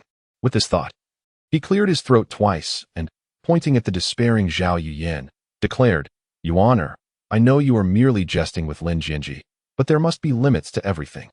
Be obedient and apologize to Lin Jianzhi. Let this matter rest." Upon the utterance of these words, Master Ji Qing's gaze softened. Lu Jiang, Wen Qing, and Song Shi nodded in agreement, thus attributing the slander and deceit to a jest among the disciples, sparing Zhao Yuyan from punishment. Yet Zhao Yuyan's eyes were vacant, her face etched with disbelief as she stared at Chen Xiao, the sole beacon of hope and redemption in her life. Her heart lay in tatters, shattered into countless fragments. The skepticism and doubt of others mattered little to her. What pierced her soul was the disbelief of her betrothed, her partner in the path of cultivation. How could she be forced to apologize to her assailant when she was the one wronged? Was it not enough to wear the green hat of infidelity? Though all were fellow disciples, the notion of an apology was utterly absurd. Coughing violently, Lin Jianzhi, who had been silent, waved his hand dismissively. But before he could complete his thought, he succumbed to another fit of harsh coughing, blood seeping from the corners of his mouth, painting a grim picture that stirred compassion among those present. None of you believe me." Zhao Yuyan glared fiercely at Lin Jianzhi, her eyes aflame with rage. Unable to forget the madness of the previous night, she had mistakenly acquiesced, striving to please him. Wiping away her tears, she rose from the ground, her eyes bloodshot as she glared at everyone assembled. "You seek evidence, do you? I shall provide it." As she spoke, tears brimming in her eyes, Zhao Yuyan raised her wrist, prepared to tear away the sleeve that concealed the irremovable mark of her past. Upon witnessing the unfolding events, Lin Jian's heart sank as he realized his oversight. With the disappearance of the guardian powder, only Chen Xiao could comprehend the entire situation in an instant. Others would inevitably presume it was Chen Xiao's doing. What else could be inferred? Just as Zhao Yuyan was about to tear her sleeve, Chen Xiao raised his hand and delivered a sharp slap across Zhao Yuyan's face. A collective gasp echoed through the crowd. "Have you had enough of this farce? You disgraceful fool, be gone at once." Chen Xiao was genuinely furious. Zhao Yuyan's self-righteousness had brought him immense shame. "Do you not consider the implications? If you were truly sullied, would I, Chen Xiao, ever contemplate marrying you again?" A thunderous revelation struck. Zhao Yuyan stood frozen, her expression one of disbelief as she gazed at the enraged Chen Xiao, her raised wrist dropping involuntarily. She could never have imagined that her fiancé, her destined partner, the man she cherished deeply, would utter such cruel and heartless words. The blow had caught her completely off guard. Yet, she, Zhao Yuyan, was the true victim. She cast a lingering glance at Chen Xiao before turning away and soaring into the skies on her sword, leaving the Qingshan Hall behind. From that moment onward, a fissure appeared in Zhao Yuyan's mind regarding Chen Zhao's once impeccable image. Lin Jian, her senior brother, lamented, "It is my fault for indulging Yuyan too much." In front of their esteemed master and fellow disciples, Chen Xiao bowed respectfully to Lin Jian. Seeking to preserve his own glorious reputation, "Your generosity is commendable. Let us not stoop to petty grievances with junior disciples." Lin Jian gazed at Zhao Yuyan's departing figure, a subtle smile curling at the corners of his lips, revealing a profound expression. As for Chen Zhao's apology, he paid it no mind, not even affording her a glance. If apologies held any weight, there would be no need for loss. "Oh, wait, I forgot. This world is devoid of legalities. Then, what purpose does the great Tao of devouring heaven serve? What value does Master Tower hold?" With these thoughts, Lin Jian turned his gaze towards his fifth junior sister, Song Shi. This woman, cold and proud, resembled a snow lotus blooming upon an icy peak. He, Lin Jian, burdened with the stigma of being a sycophant, pondered for so long. Perhaps it was time to truly indulge in that role? Chapter 8. You are not my type. Feeling the slightly aggressive gaze of Lin Jian, Song Shi furrowed her brows, clearly displeased. Instantly, her expression hardened as she returned his scrutinizing gaze with a hint of disdain. Their eyes locked in a silent confrontation. Lin Jianzhi stood firm, showing neither avoidance nor hesitation. There was no trace of guilt or fear. Instead, an eagerness seemed to radiate from him. Song Shi let out a soft snort and turned her head away, convinced for a moment that she might have misjudged the situation. Yet, she felt a twinge of curiosity. In the past, although Lin Jianzhi had clung to her like a stubborn adhesive, often stealing glances at her, he would immediately become flustered and bashful whenever she turned to look at him, lowering his gaze and holding his breath. But today, he dared to meet her eyes directly? What could have emboldened him so? Ah, never mind. Lin Jianzhi has been coughing up blood, a mere harbinger of death. There is no need to squander excessive time on him. Lin Jianzhi, your junior disciple is extending his apologies. Lu Jiang furrowed his brow and took the initiative to shatter the silence. After all, he is the senior brother of the Lingjian Sect, naturally inclined to uphold justice. Indeed, after Chen Xiao offered his apologies to Lin Jianzhi, there was no response from him. Leaving Chen Xiao with his head bowed before Lin Jianzhi, with a lowered gaze and a respectful gesture, he saluted. What? My junior disciple is apologizing to me? The corners of Lin Jian's mouth curled slightly upwards as he gazed at his senior brother, Lu Jiang, and with an air of neither servility nor arrogance, he boldly declared, How fortunate that I did not hear. Let him apologize once more. At this utterance, the entire audience was taken aback. Chen Xiao's face instantly flushed crimson. Throughout his life, he had never before felt such humiliation at the hands of Lin Jian. Lu Jiang, on the other hand, was left with a countenance as dark as thunder. For Lin Jian's provocative words not only insulted Chen Xiao, but also tarnished the dignity of his esteemed position as senior brother. What does it mean to be a senior brother? Apart from the sect leader Ji Qing and certain elders, he, Lu Jiang, was the earliest to enter the Lingjian Sect. The most accomplished in cultivation and the most seasoned in experience. It was he who held that title, while it was acceptable to humiliate Chen Xiao. To diminish Lu Jiang's prestige was tantamount to showing utter disrespect to one's elders. When Qing and Song Shui stood there, mouths agape, their faces painted with disbelief as they looked at Lin Jian. How had this man, who had lived a life of subservience, transformed into such a formidable figure after a mere visit to the cliff of reflection? Yet, to offend both the master and the senior brother could lead to dire consequences, death. Death? When Qing was momentarily stunned as she looked at Lin Jian, who seemed to be clinging to the remnants of his life. Suddenly, it dawned on her. Those who are reckless fear nothing, and those who fear nothing are truly fearless. After all, Lin Jian had nothing left to lose, and thus was unafraid. How enlightening. Lin Jian, you are audacious.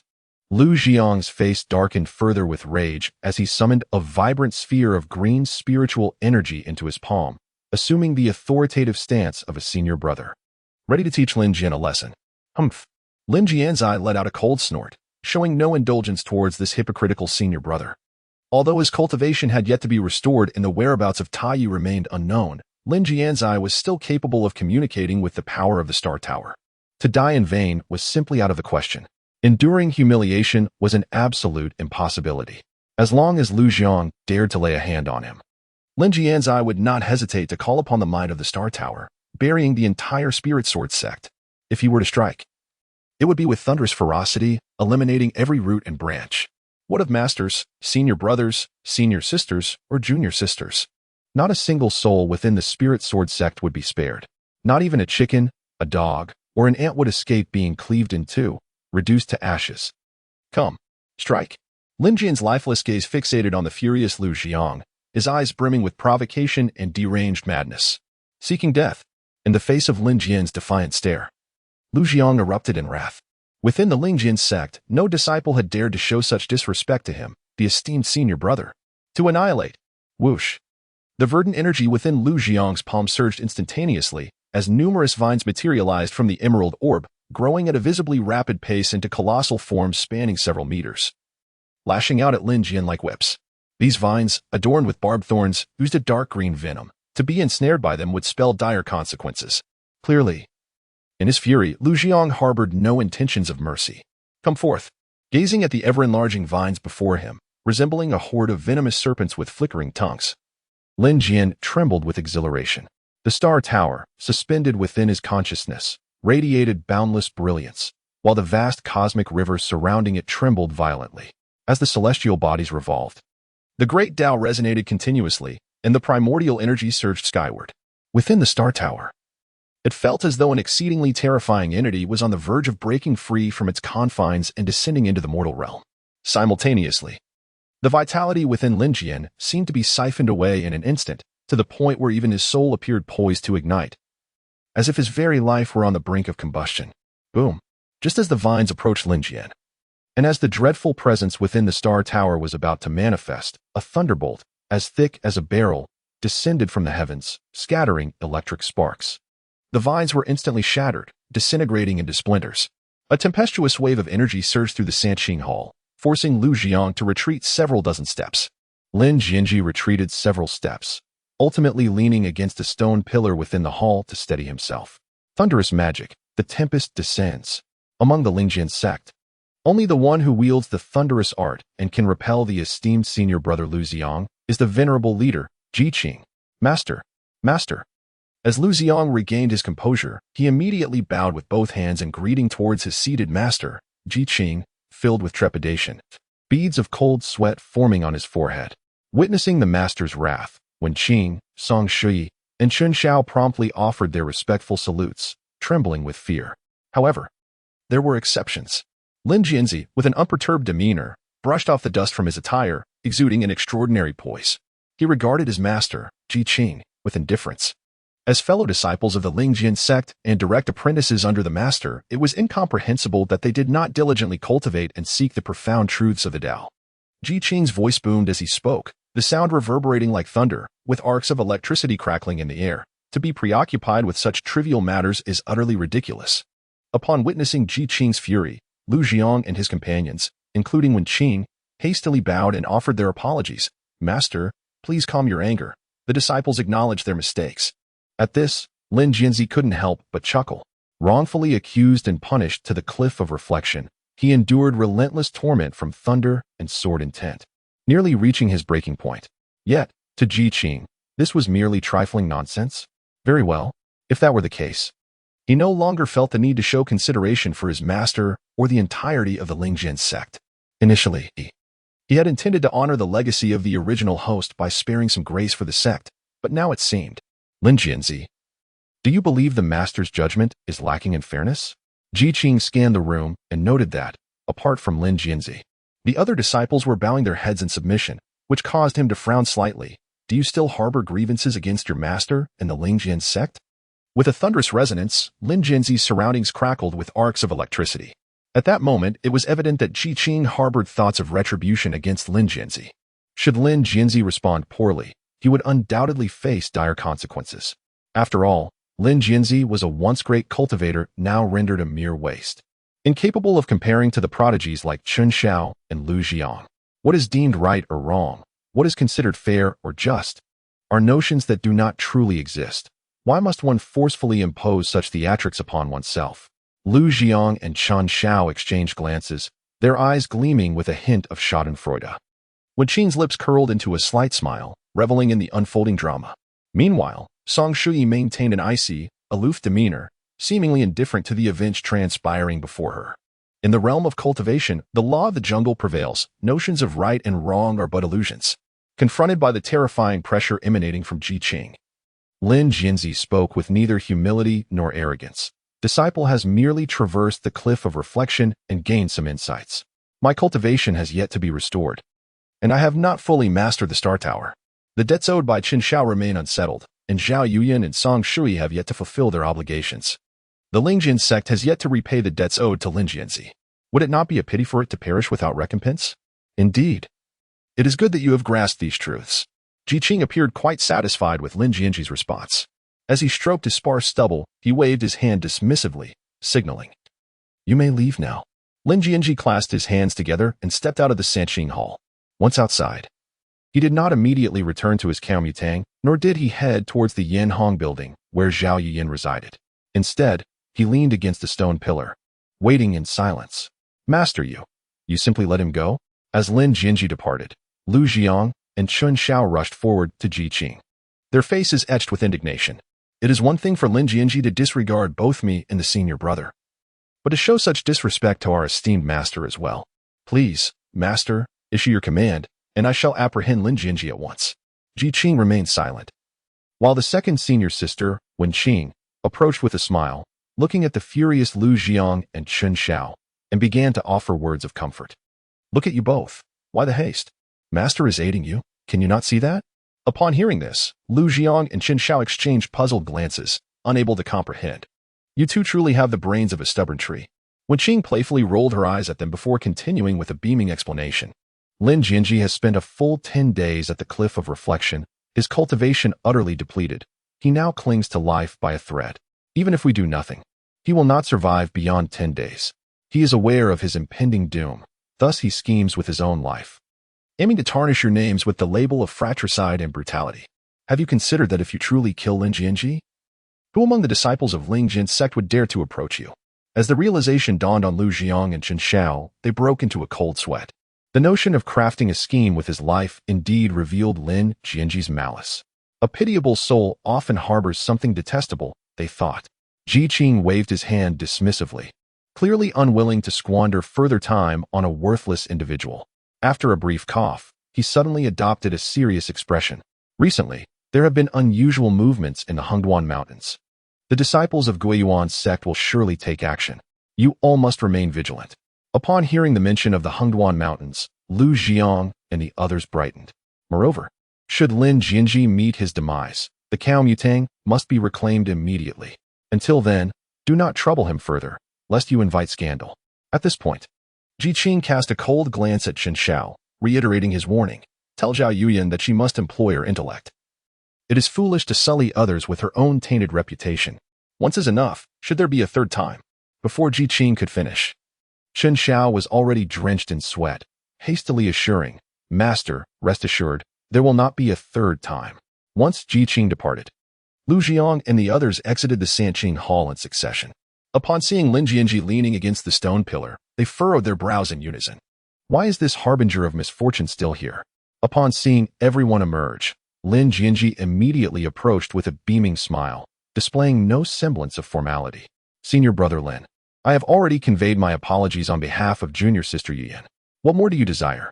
Chen Xiao, mistakenly believing that Lin Jianzhi was addressing him, stepped forward resolutely. Step aside. I have no time to engage with you right now. Lin Jianzhi directly pushed aside Chen Xiao, who stood in his way, and strode towards the aloof Song Shui. He disregarded Chen Xiao, even demanding an apology from him. To be honest, even if Lin Jianzhi was not a virtuous person, he felt that he had perhaps crossed a line. Upon seeing Lin Jianzhi obstructing her path, Song Shui furrowed her brows and coldly remarked, Senior brother Lin, please do not seek me out again. You are not my type. Chapter 9, The Madman Lin Jianzhi Junior Sister Song. This is a spirit-gathering pill that I purchased from the market for you, to aid in your breakthrough cultivation, as I too require spirit-gathering pills for my own practice.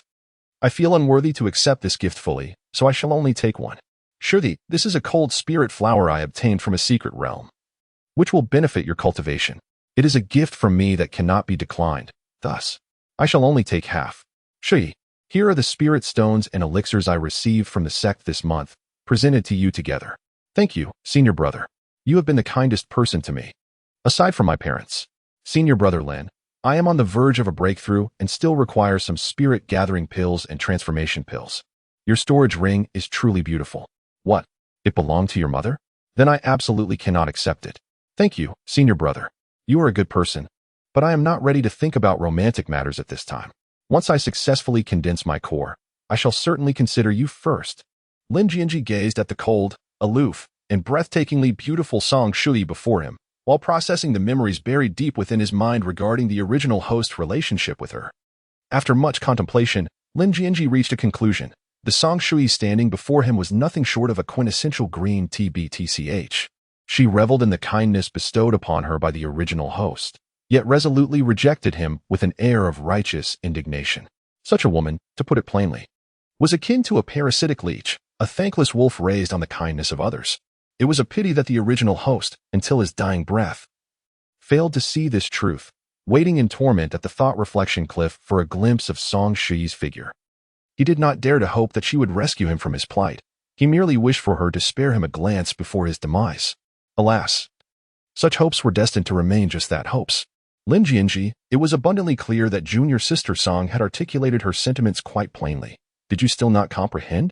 Seeing Lin Jianzhi standing resolutely before Song Shui, silent as a statue, second senior sister Wenqing grew impatient and directly stated, before you entered the thought-reflection cliff, you were merely at the 5th level of the condensation realm, and now you have lost all your cultivation, reduced to naught but a waste. Meanwhile, Junior sister Song has achieved the 10th level of the condensation realm, mere steps away from forming her golden core.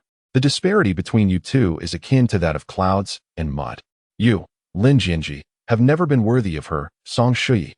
Lu Jiang and Chen Xiao also crossed their arms, their expressions rife with mockery as they fixated on Lin Jianzhi. Previously, at the Sanqing Hall, both had been humiliated before Lin Jianzhi.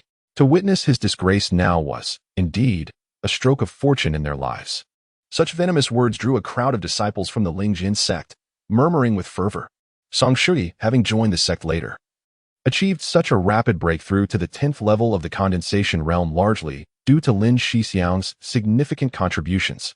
Why?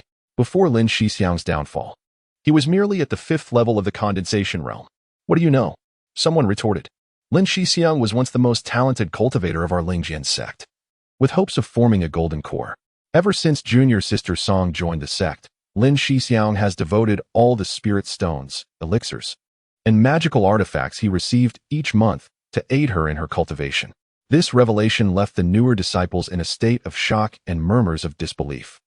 Lin Shixiang's plight was already pitiable, and for junior sister Song to so hastily distance herself from him was truly heartless. What do you understand? Another chimed in. Though Song Shuyi has accepted Lin Jianzhi's gifts for years, she has never acknowledged any relationship with him. In her own words, all of this was willingly given by Lin Jianzhi. But if she had no intention of becoming a partner with Lin Shixiang, then why? Why accept his gifts? Isn't this a case of double standards? How shameless. Hush, keep your voice down. Sister Song and the others are coming over. The murmurs of the onlookers reached Song Shuyi's ears, causing this icy beauty to furrow her brows, yearning to depart swiftly from this place and avoid mingling with such mundane folk. Sister, let the past remain in the past. Song Shuyi did not refute Wenqing's words. She merely maintained her lofty demeanor as she addressed Lin Jianzhi. Senior brother Lin, our conversation ends here. I take my leave. As she spoke, she elegantly raised her hand, and with a flourish of spiritual energy, her flying sword was drawn from its sheath, ready for her to ride away on it. Wait.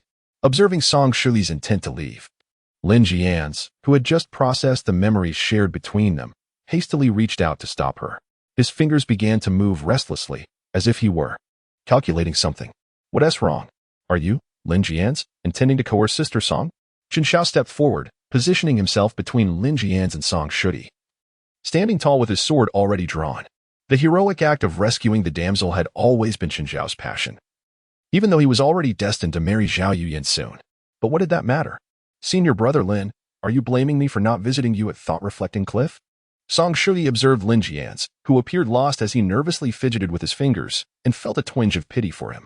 Then, deliberately raising her voice as if addressing Lin Jianzhi and the surrounding disciples alike, she declared, we are merely ordinary senior and junior disciples, with no other relationship. Hence I have no obligation to visit Thought-Reflecting Cliff. Before she could finish, Lin Jianzhi, who had been tallying up his accounts, forcefully interrupted, Sister Song. Since we are just ordinary senior and junior disciples, then all the gifts I have presented to you over the years with the intention of marriage, including but not limited to spirit stones, elixirs, magical artifacts, and techniques, should be returned in full.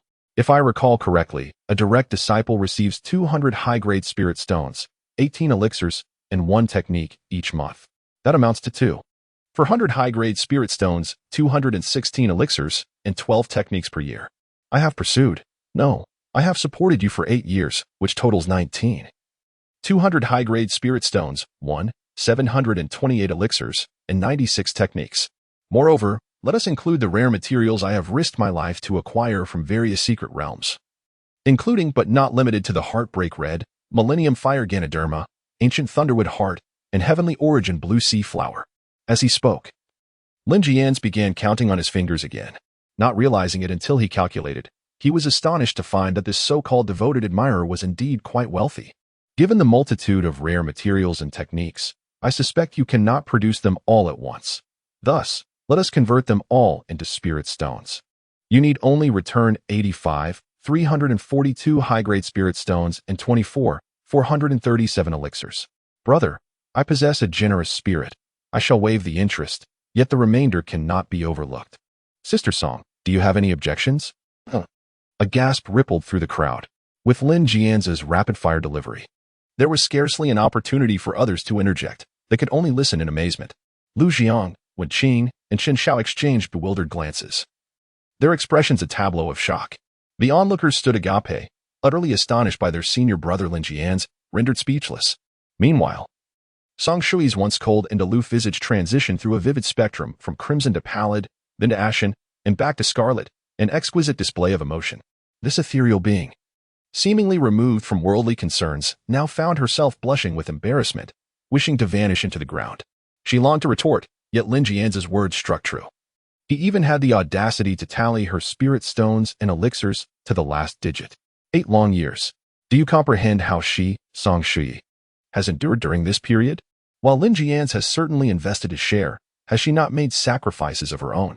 Although, during these 8 years, Lin Jian's had never once confronted her directly, nor had they shared even a fleeting kiss or held hands. Nevertheless, the spirit stones and elixirs she bestowed upon him, how could she ever expect to reclaim them? Amidst the pointing fingers of the onlookers, tears welled in Song Shui's eyes, overwhelmed with indignation, noting her imminent tears. The gallant Chen Xiao seized the moment, speaking up before Lu Jiang and Wen Qing could react. Lin Jian's? Are you even a man? How can you? Smack. Lin Jian's? Is he someone you can dare to call out? Lin Jian turned abruptly, delivering a resounding slap across Chen Xiao's delicate and fair face. The entire audience was once again stunned into silence. Chen Xiao, clutching his swollen cheek, gazed incredulously at Lin Jian, his right hand already drawing forth his sword. A surge of spiritual energy emanating from him. How dare you? While seeking repayment is one thing, resorting to violence is entirely unacceptable. Does Lin Jian not realize that he has lost all his cultivation and is now rendered impotent? How dare he strike me, Chen Xiao? As if he has forgotten the meaning of death? Staring defiantly at me, does he dare to meet my gaze? In the face of Chen Xiao's fury, Lin Jian appeared utterly unperturbed, displaying a blatant disregard for authority. Where are the rules and regulations of the Lingjian Sect? Right now. Immediately. Summon me as senior brother. The crowd was once again taken aback. The onlookers no longer harbored any contempt or indifference towards Lin Jian. Crack. Crack. Chen Xiao ground his teeth, the muscles in his forehead bulging, panting heavily, entirely devoid of any semblance of elegance. Senior. Brother. Despite the overwhelming urge to strike Lin Jian down, he was aware that Lin Jian had entered the sect before him, placing him in a higher seniority. Respect for teachers and the importance of hierarchy were indeed the foundational principles of the Lingjian Sect. Speak up, I cannot hear you. Lin Jianzhi remains utterly oblivious to the concept of repaying kindness with virtue, nor does he comprehend the wisdom of withdrawing when one has gained enough. In his current state, he is solely aware of the insatiable desire for more, driven by unquenchable greed. Chen Xiao's face has taken on a hue reminiscent of pig liver, his body trembling uncontrollably from rage, yet the admonitions of his master, Ji Qing, resonate vividly in his mind.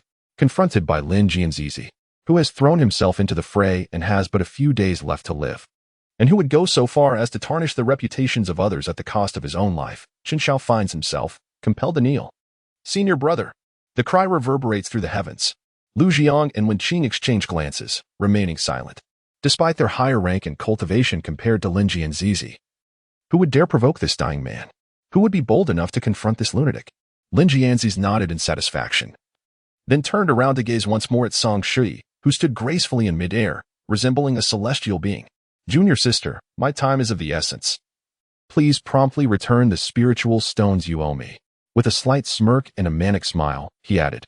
Or do you wish to forego repaying the spiritual stones and instead marry this dying man? Swiftly, Song Shui clenched her silver teeth and waved her hand, causing her storage ring to emit a radiant streak of light, hurtling towards Lin Jianzhi. Before the watchful eyes of the crowd, she, Song Shui, was not one to lose face and naturally refrained from shirking her debts. Wait, why are there only 11,000 top-grade spiritual stones? Lin Jianzhi took the storage ring, instantly refining it. With a sweep of his consciousness, the contents of the spatial ring became clear. There remained 74,342 high-grade spirit stones, along with 2,437 medicinal pills. Song Shui, with a limited amount of spirit stones at her disposal, implored, Brother Rong, please grant me a little more time. Her face flushed crimson as she bowed deeply, hands clasped in respectful greeting, her words earnest and sincere. Having witnessed the folly of Chen Xiao, Song Shui approached the ailing Lin Jianzhi with utmost reverence. After all, the reckless fear the foolish, and the foolish fear those who disregard their lives. For now, she decided to feign compliance, hoping to delay for 10 days. Once Lin Jianzhi had passed, the debt would be absolved. By then, she would save her spirit stones and preserve her reputation. After all, Lin Jianzhi was gravely injured and, by all appearances, unlikely to survive beyond 10 days. Nevertheless, they were both disciples of the Lingjian Sect, and her brother was not the type to act without reason. Lin Jianzhi, with an air of uncharacteristic magnanimity, waved his hand dismissively and said, "Very well, I shall grant my junior sister 3 days. 3 days hence, I shall pay a visit." As his words lingered in the air, he departed gracefully, leaving the onlookers in a state of stunned silence. 10 days later, Lin Jianzhi intended to impart a thorough lesson to Song Shui.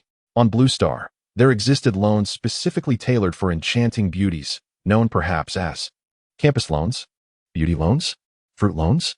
In essence, the notion was simple. Once lent, there was no fear of non-repayment, even in the event of default.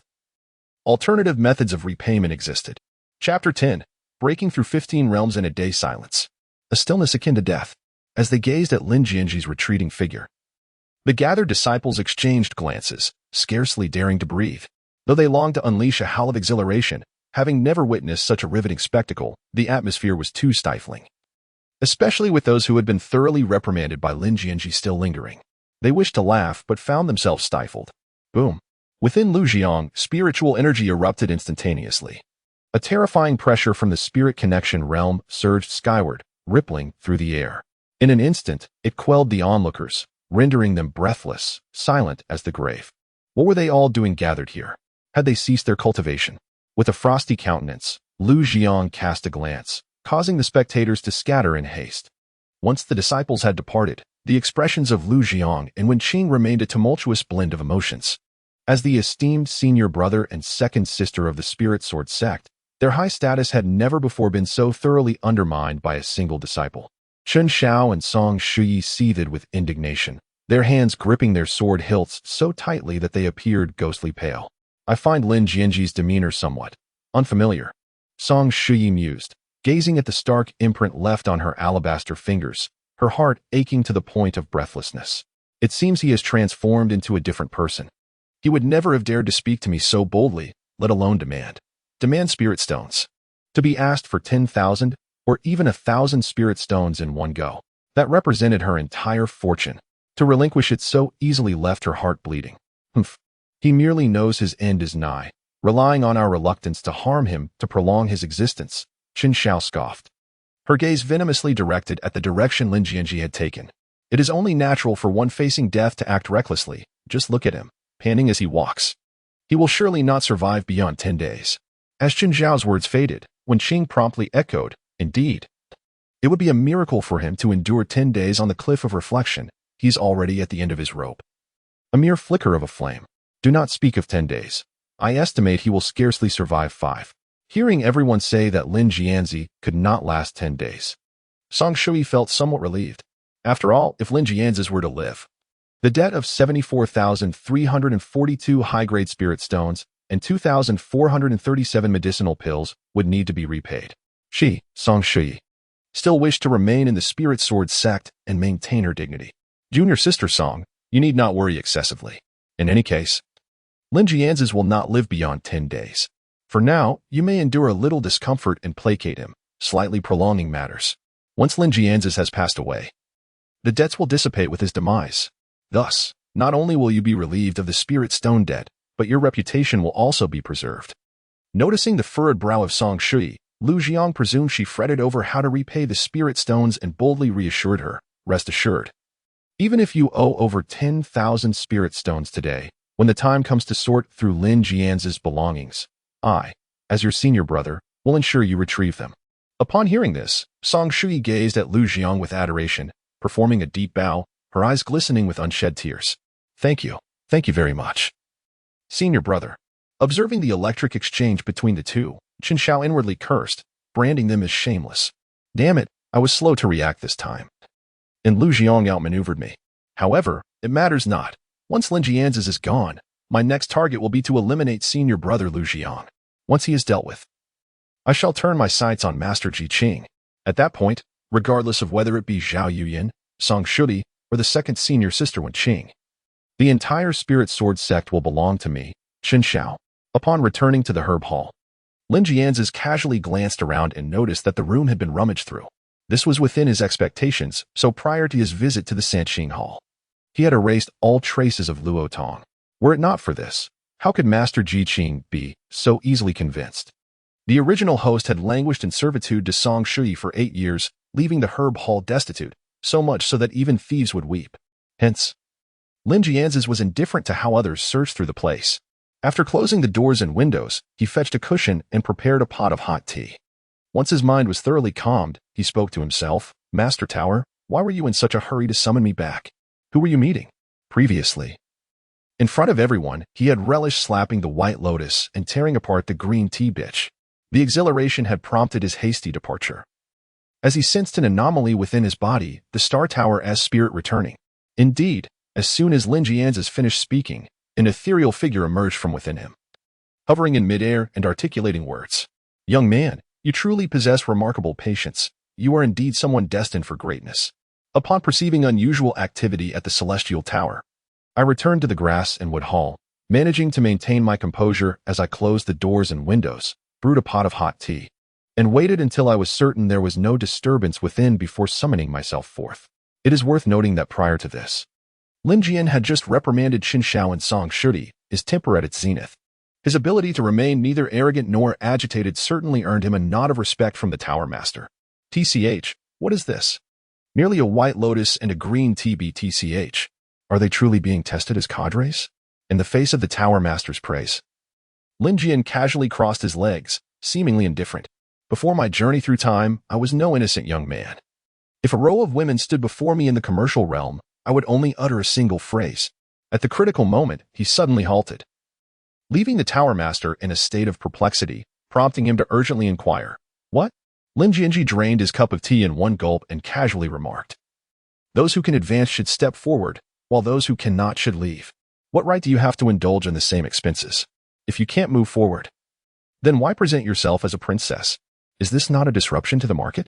For Lin Jianzhi, a seasoned veteran, characters like Song Shui, the scheming flirt, Zhao Yuyan, the love-struck fool, and Wen Qing, the cunning opportunist, could all be cast aside without disturbing his composure. Of course, if all three were to approach him at once. He chuckled slyly. The ethereal shadow of the Tower Master materialized before Lin Jianzhi, its form indistinct and featureless. Yet it spoke with a voice akin to that of a human. I am contemplating the notion that if the great Tao of devouring heaven is capable of forcibly consuming others' cultivation and Tao fruits, might it also absorb spirit stones to enhance one's own cultivation? With a wave of his hand, over 10,000 high-grade spirit stones soared from his storage ring, forming a small mountain within the room, the rich aura of spiritual energy pervading the entire space of the herb hall. He lied without a hint of embarrassment, skillfully diverting the conversation. Such was the basic skill set. After refining the Star Tower, Lin Jianzhi found his meridians reconnected, allowing him to embark on the path of cultivation anew at any moment. Previously, to ensure Qin Shao remained oblivious during their confrontation at court, he had to tread carefully. But now that he had successfully deceived them, it was time to begin his training. After all, in this ruthless realm of cultivation, strength is paramount. Without it, one meets a grim fate. However, once one possesses formidable power, one can revel without fear of demise. Naturally, ordinary cultivators draw spiritual energy from spirit stones to replenish themselves and enhance their abilities. The great Tao of devouring heaven can even forcibly seize and consume the spiritual energy within one's own body, let alone that contained within spirit stones. Speaking of the great Tao of devouring heaven, the Tower Master became earnest. Moreover, when utilizing the great Tao of devouring heaven to absorb spirit stones, the speed will surpass that of ordinary cultivators by dozens or even hundreds of times, allowing even the most modeled and obscure spiritual energy to be refined for one's own use. With a thought from the Tower Master, a spirit stone flew through the air towards Lin Jianzhi. Lin Jianzhi extended his hand, and the snow-white spirit stone was firmly grasped in his palm. "My young friend, are you not curious about whom I have met? While I cannot divulge that information, you may well surmise. The Star Tower exists in its own realm, its mystery and power far surpassing your imagination." When speaking of that enigmatic being, even the proud master of the tower wore an expression of reverence and humility. "Do not inquire further. Even if you do, I shall remain silent. However, as your strength reaches a certain level, you will naturally uncover the answers within the Star Tower. What I can share is that this mysterious presence expressed great admiration upon hearing that you comprehended the great Tao of heavenly devour in just a single day. They remarked that your swift grasp of the technique undoubtedly indicates you possess a unique constitution, though its true nature remains concealed until it is fully awakened. A unique constitution? Lin Jianzhi tightened his fists, engulfed in confusion. Apart from seemingly experiencing hunger faster than others, nothing appeared particularly special about him. That individual named Qin Shao is indeed formidable. His targeted approach suggested he had discerned Lin's extraordinary constitution and sought to extinguish his potential before it fully blossomed. As thoughts swirled in his mind, the Tower Master conjured another idea, sending several spirit stones soaring towards Lin Jianzhi. All right, commence your cultivation. Once you break through to the artifact refining stage, you shall unlock the first door within the Star Tower. I find myself quite eager for that moment. Upon hearing this, Lin Jianzhi nodded emphatically. He had underestimated that little rascal Qin Shao. Surely, Qin possessed secrets of his own. Thus, let us see who shall prevail first. Under the Tower Master's guidance, Lin Jianzhi cast aside distractions and activated the Great Devouring Technique, a rich, dark energy once again manifesting in his palm. Whoosh! The moment the dark energy emerged, an overwhelmingly potent force of absorption erupted, causing the spirit stones in his palm to disintegrate into mere ash. The dense and pure spiritual energy surged into Lin Jianzhi's body, coursing through his meridians and enveloping him entirely. This sensation, Lin Jianzhi closed his eyes tightly. A wave of delightful tingling surged through his mind, as if his body, akin to a long-parched desert, had suddenly welcomed a refreshing spring rain. Yet, it was not enough. Not nearly enough.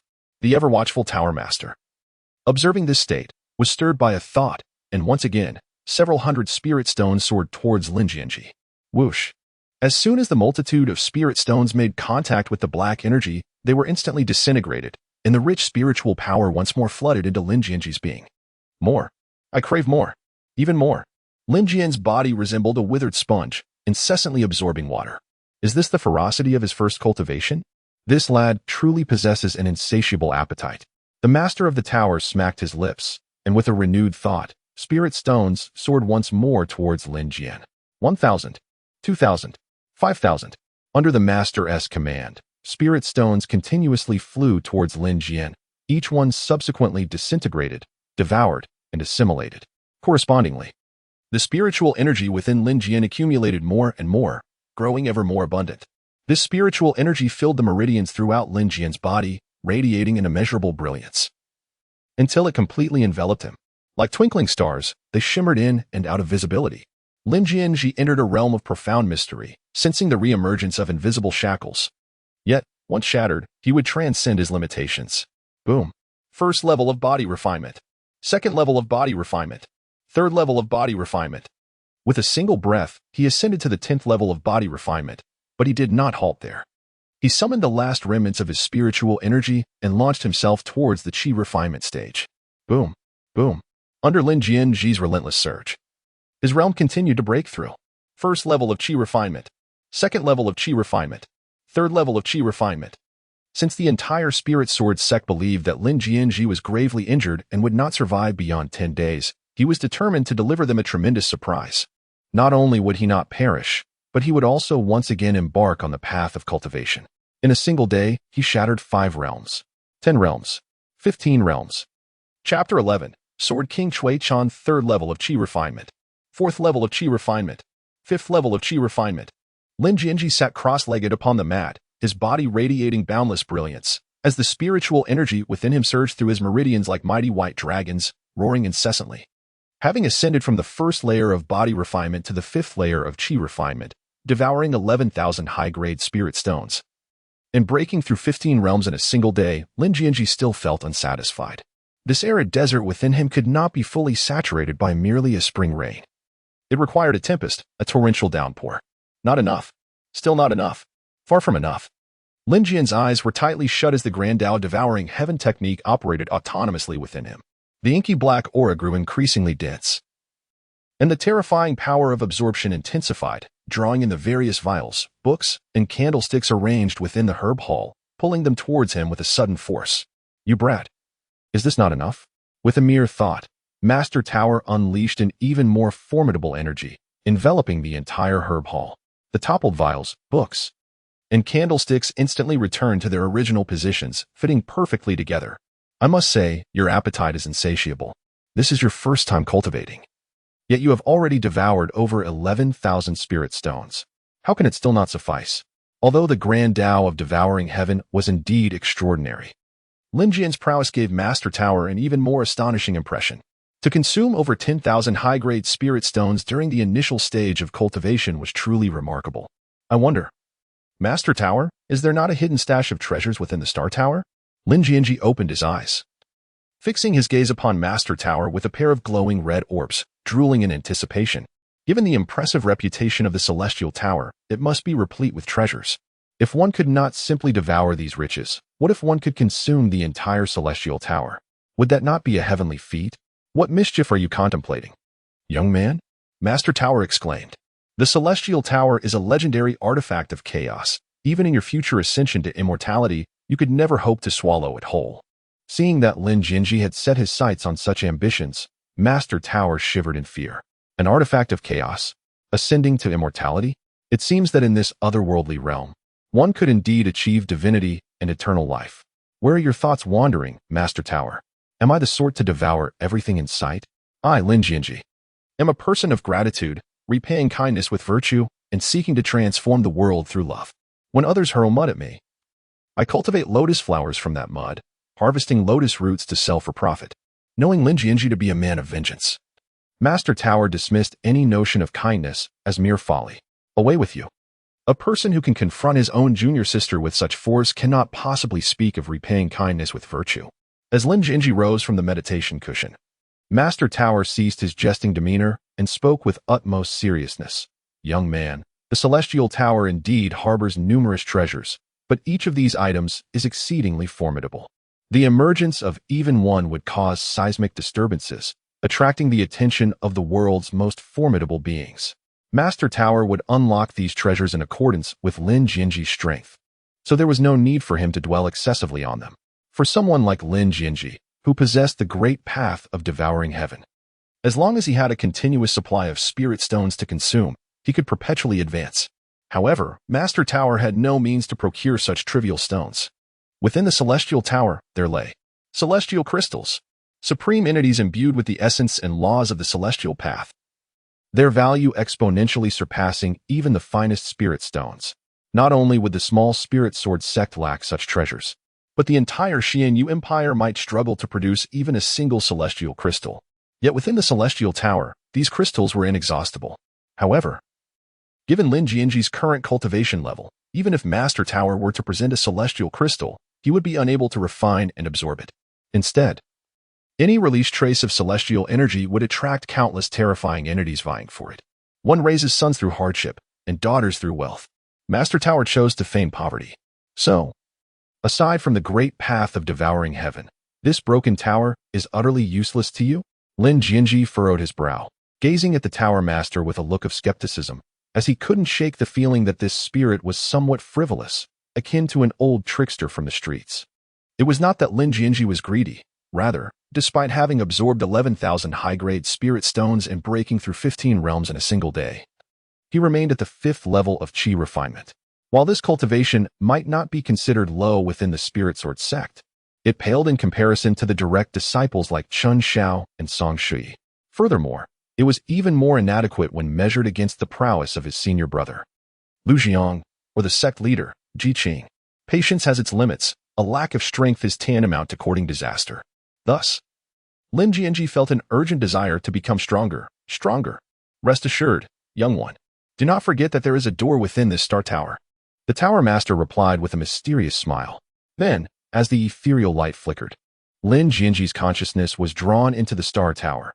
Now that you have reached the 5th level of qi refinement, you have embarked on the path of cultivation and may open the first door within the Star Tower. As the stars shifted and turned, Lin Jianzhi realized he had found himself in an unknown realm within the Star Tower.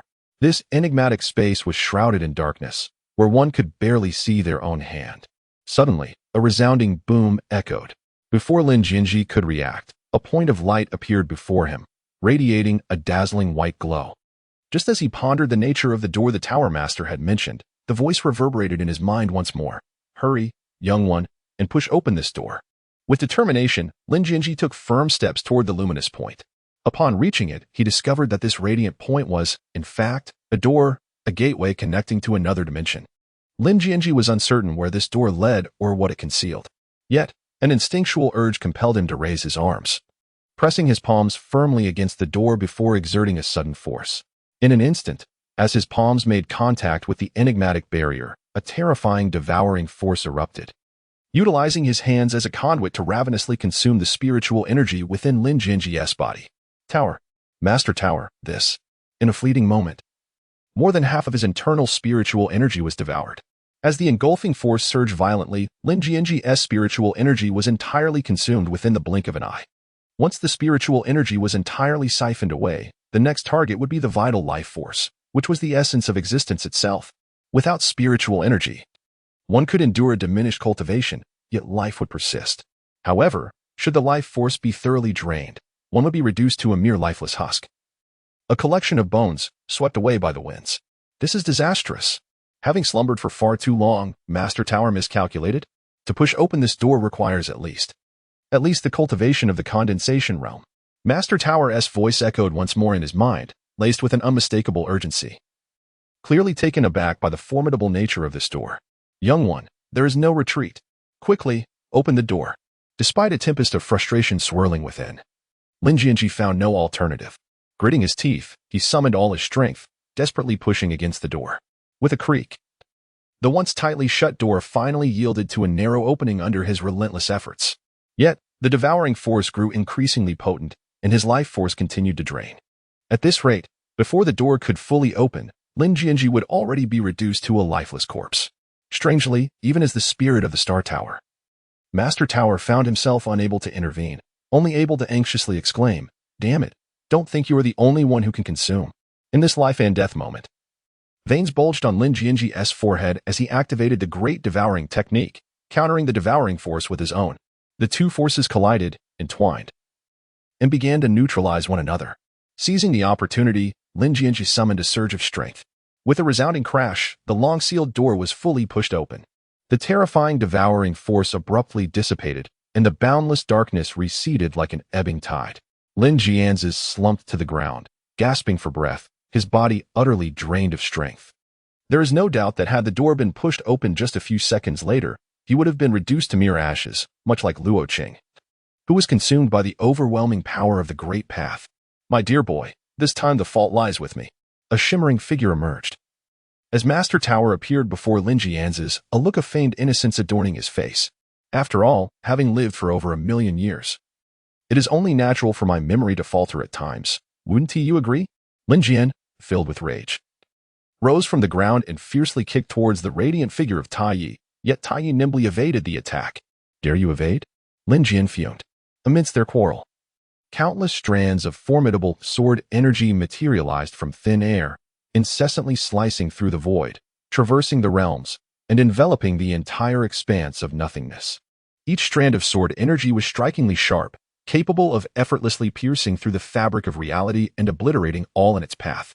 Under the onslaught of such terrifying sword energy, not only would a mere chi refinement practitioner perish, but even those in the essence unification and core formation realms would undoubtedly meet their demise. The only one within the spirit sword sect who could withstand such fierce sword energy would likely be the sect master, Ji Qing. Lin Jianzhi was rendered speechless by the shock, his gaze sharpening as he traced the source of the sword energy. To his astonishment, it emanated from the very door he had just pushed open. "Young man, why do you hesitate? Go and see what lies beyond that door." In the urging voice of Master Ta, Lin Jianzhi took measured steps toward the door. It has been such a long time, Master Ta.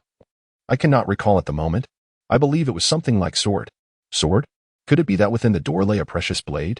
Lin Jianzhi furrowed his brow, instantly quickening his pace as he rushed to the door, lifting his gaze. In a flash, with just a single glance, Lin Jianzhi couldn't help but draw in a sharp breath. Simultaneously, Master Tower recalled the name of the entity within, exclaiming, "Sword King Chui Chan." Boom. As the word Sword King Chui Chan resonated, the man in black, seated cross-legged inside the door, suddenly opened his eyes, locking his gaze onto Lin Jianzhi. The terrifying aura of the spirit realm surged forth like an overwhelming tide, pressing down upon the heavens and the earth. What lay within was not a treasure sword, but a living person, a sword cultivator dedicated to slaughter, a formidable being of the spirit realm, an entity capable of matching the prowess of Ji Qing, the master of the spirit sword sect. While Lin Jianzhi remained bewildered, Sword King Cui Chan knelt on one knee. Clasping his hands in a gesture of respect, Cui Chan pays homage to his master. Chapter 12. The 3,000 Guardians, Sweeping Across the World. Master. A dignified powerhouse of the spirit realm, renowned for his prowess in combat, actually referred to himself as a master? Lin Jianzhi was momentarily stunned, his mind experiencing a sudden lapse. After a brief contemplation, he gazed at the Sword King Cui Chan, who knelt before him, clad in dark garments and exuding an aura of terror. Without a second thought, he clasped his hands in a gesture of respect and exclaimed, "Senior, please rise swiftly. Do not jest with this junior." As he spoke, he extended his hand to assist the kneeling Sword King Cui Chan. It was evident that the Sword King was testing him, probing his character, perplexing him, or perhaps even setting a trap to find a justification for eliminating him and seizing control of the entire Star Tower for himself. Yes, it must be so. Otherwise, it simply defied explanation. A being of the spirit communication realm was a formidable figure, on par with his master, Ji Qing, possessing the ability to establish schools and gather disciples within the Xianyu Empire. What reason could such an extraordinary powerhouse have to acknowledge him? A mere practitioner of qi refinement, as his superior? Unless his wits had been utterly scrambled. Suddenly, as anticipated, just as Lin Jianzhi began to speak and had yet to bend down to offer assistance, the kneeling Sword King Cui Chan abruptly straightened up, his entire being resembling a divine sword unleashed, emanating an unparalleled sword intent that seemed poised to cleave the heavens and return all to chaos. "Senior Yu." Lin Jian instinctively retreated 2 steps, secretly communicating with the depths of his consciousness within the Star Tower. He activated the great devouring technique, condensing a dense stream of inky black energy in his palm, aimed squarely at the Sword King, Cui Chan. Although he was acutely aware that he was no match for a formidable spirit realm expert, Lin Jian was determined to fight to the death. Even if it meant his own demise, he would not allow his opponent to emerge unscathed. Damn it! Who could have foreseen that opening a door within the Star Tower would unleash such a monstrous entity? He had been duped by the Tower Master. Regardless, it was imperative to strike first. Those who hesitated would only invite disaster. Haha. Just as Lin Jian prepared to launch a surprise attack, the Tower Master's hearty laughter reverberated around him. "Young man, whom do you intend to challenge? Cui Chan is your first guardian. In all my years, this is the first time I have witnessed someone daring to confront their protector." Haha. You crack me up. Lin Jian was momentarily taken aback, and after a brief pause, he realized he had been playfully deceived by Master Tower. However, the immense surprise that followed sent his heart racing, his breath quickening, and every pore of his body expanding with exhilaration. A protector, and a formidable being of the spirit connection realm at that. Wouldn't this mean that Lin Jian could traverse the spirit sword sect with impunity? He could strike down whomever he wished, and even his own master, Ji Qing, a fellow practitioner of the spirit connection realm, would have to reconsider whether he was worthy enough to confront Lin Jian. With this thought in mind, Lin Jian hastily bowed his hands in respect to the man in black before him. After all, this was his protector, his greatest trump card, and he needed to ensure he won the favor of this individual. "Senior Sword King, I shall rely on your assistance in the days to come." "Young man, he has already passed. Such formalities are unnecessary," Master Tower interjected. With a mere thought, a gentle force lifted Lin Jian's body. Before he could inquire further, Master Tower continued, "To be precise, the Sword King Cui Chan before you is but a puppet. A dead person? A puppet?" Upon hearing Master Tower's words, Lin Jian mustered the courage to step closer, reaching out to pinch Cui Chan's arm. The body was soft and still warm. "Master Tower, this senior Cui Chan is clearly..." Before he could finish his sentence, Lin Jian suddenly sensed something amiss. Cui Chan's body remained motionless, and his gaze appeared hollow, as if he had lost his very soul. Yet, a deceased body would become rigid. A puppet, furthermore, would lack flesh, warmth, and the ability to speak, being merely a lifeless object. "Young man, this is a living dead puppet, crafted by the Star Tower. Unlike ordinary wooden or metal puppets, a living dead puppet is fashioned from a living person, retaining a portion of their cultivation from before their demise. They can speak and possess rudimentary thoughts. They are the most advanced form of puppet in this world." As Master Tower spoke, pride and satisfaction were evident on his face. Within the Star Tower, There are a total of 3,000 doors, each concealing a living dead puppet akin to Sword King Chui Chan. The only distinction is that Chui Chan is the foremost and weakest among them. 3,000 doors, 3,000 living dead puppets. To think that a spirit connection realm practitioner could be the weakest among them. Upon hearing this, Lin Jian was rendered utterly speechless in shock, setting aside the rest. If all 3,000 living dead puppets were unleashed, a torrent of 3,000 spirit connection realm practitioners would surely be unstoppable. Not to mention, Sword King Chui Chan was merely the first among the living dead puppets, the weakest of the lot. It was hard to fathom. What are the living dead puppets behind the 50th door? The 100th? The 500th? The 1,000th?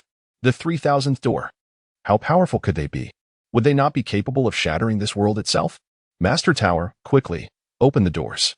Lin Jian pointed excitedly at the doors concealed in the void, so overwhelmed that he could hardly articulate a complete sentence.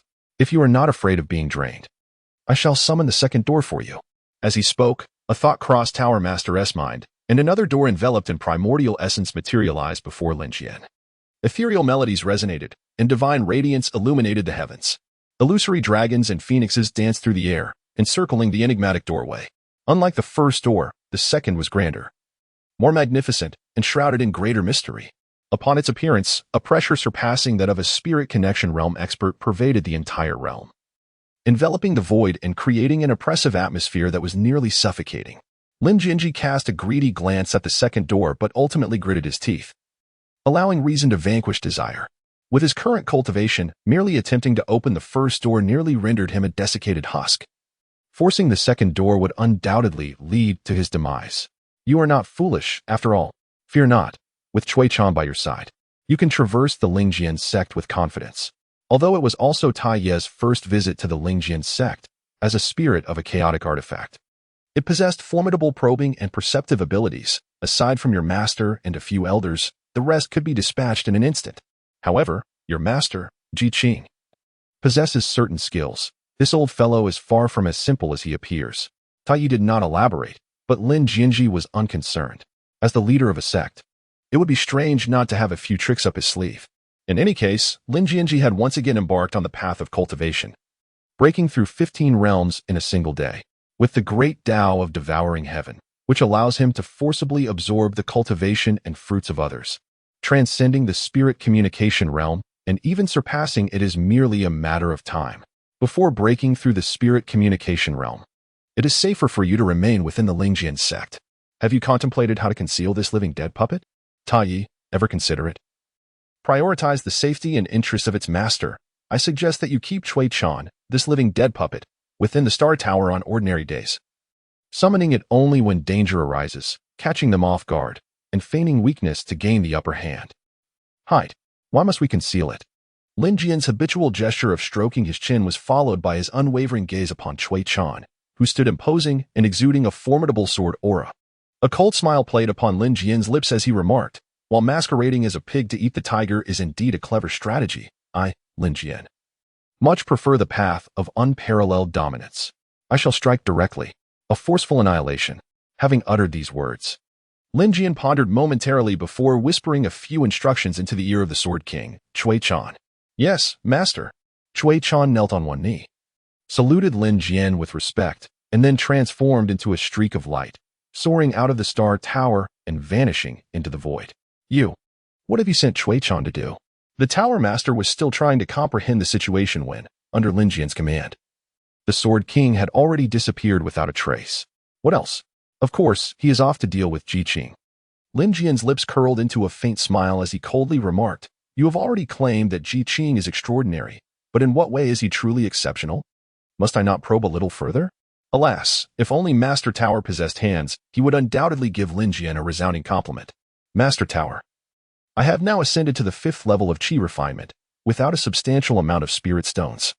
It is unlikely for my cultivation to make significant progress in the near future.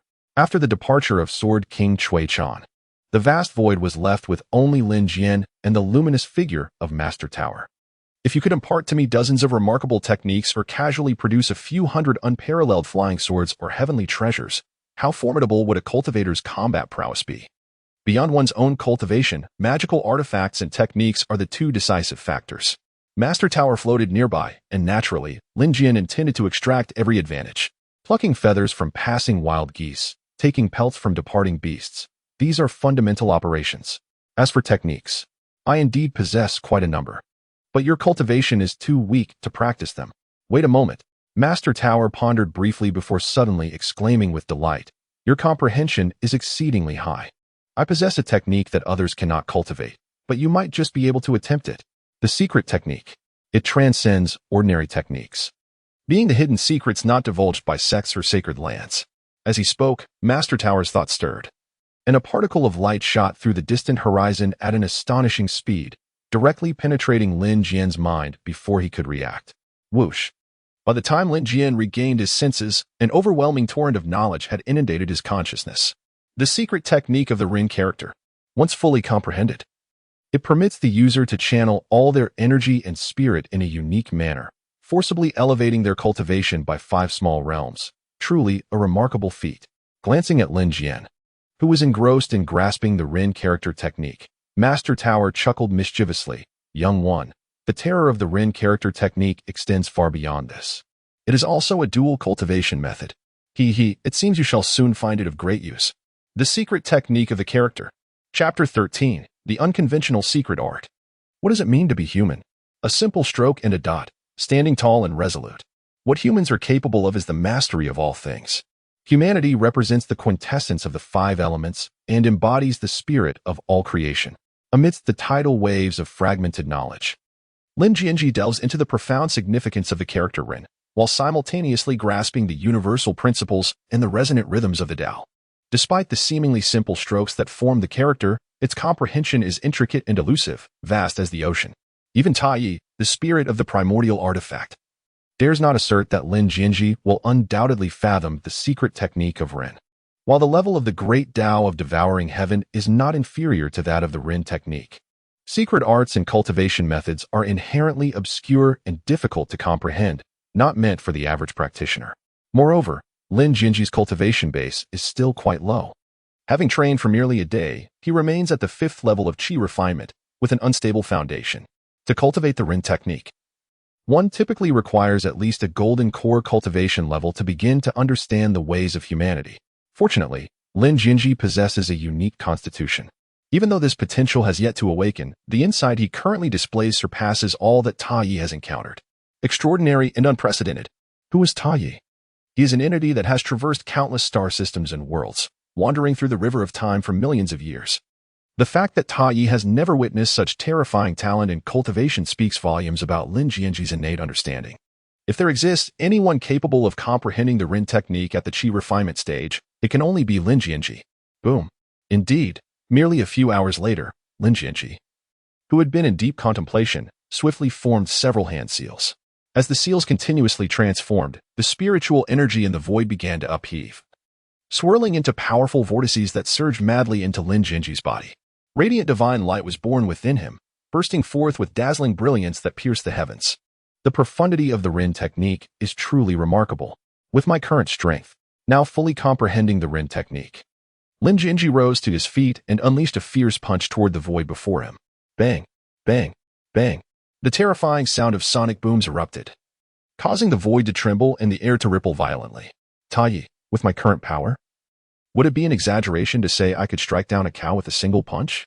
Lin Jianzhi retracted his fist, a slight smile gracing his lips, clearly pleased with his current prowess. To strike down a cow with a single blow? Huh. The Tower Master scoffed. With your current cultivation, it would be an understatement to say you could fell 100 cows with one punch. The cow. As the refining Star Tower commenced, the vitality within Lin Jianzhi surged to its zenith, attaining a terrifying state akin to that of a dragon. Relying solely on his vigorous energy, he could crush a condensation realm practitioner with brute force. Now, having transcended into the qi refinement realm and comprehended the esoteric technique of the human character formula, his strength. Tower Master, how long did I spend deciphering this human character formula? Lin Jian brushed off the dust from his white long robe while inquiring of the luminous figure before him. Master Tess. After spending 5 or 6 hours comprehending the essence of the human character, if one were to include the time it took for you to open the first door, you have been dwelling in this realm of nothingness for a full 5 days. 5 days. Upon hearing these words, Lin Jianzhi sprang up from the ground in a fit of urgency, eager to escape from the void. The outside world had spread rumors that Lin Jianzhi, having endured torment at the cliff of reflection, was now a mere shadow of his former self, destined to perish within 10 days. With 5 days already elapsed, he had remained hidden within his humble abode, the grass and wood hall, without so much as a glimpse of his face, leading many to speculate that he had succumbed to death, perhaps even allowing his body to decay. Naturally, Lin Jianzhi was indifferent to the opinions of others. What truly vexed him was the realization that he had squandered 5 days in vain. Without his interference, these 5 days, Zhao Yuyan, with her infatuated heart, and Song Shudi, the scheming vixen, must surely be languishing in solitude. Tower Master, let us venture forth. I have fully comprehended the essence of the Human Character Sutra. Even if the process consumed 5 or 6 hours, Lin Jianzhi was profoundly dissatisfied with his own comprehension. It took him 5 or 6 hours to grasp the rudimentary secret technique known as the Rin character, which he lamented made him feel as foolish as a pig. After all, Lin Jianzhi had spent over a decade in diligent study on Blue Star, excelling in mathematics and the sciences. Yet, he found himself struggling with a mere secret technique for such a prolonged period. Coughing softly, he acknowledged that while 5 or 6 hours might not seem excessive, the Rin character was far more intricate than one might assume. Master Ta's face flushed a deep crimson. If Lin Jianzhi's comprehension was deemed lacking, then it would imply that the entire vast universe, perhaps even infinite star systems, were devoid of geniuses.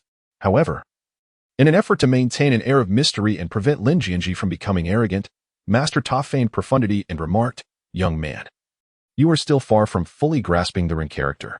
As the foremost technique among the myriad of secret arts, it is by no means as simple as it appears. Although it consists solely of a single stroke and a dot, it encompasses boundless mysteries. It embodies the quintessence of the 5 elements, the spirit of all things, and the mastery over the universe, and it also contains." Before Master Ta could finish his sentence, Lin Jianzhi casually waved his hand, interrupting him with indifference. "Master Ta, I am aware that the Rin character also encompasses the dual cultivation path. For the perpetuation of humanity and the continuity of civilization are inherently linked to the dual cultivation of life and death."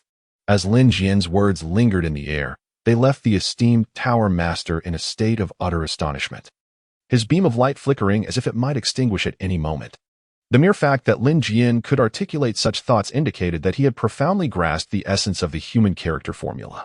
However, it seemed that this formula was incomplete. "I have thoroughly comprehended the secret art, and it appears to contain merely the singular posture of the old man pushing a cart. Cough, cough.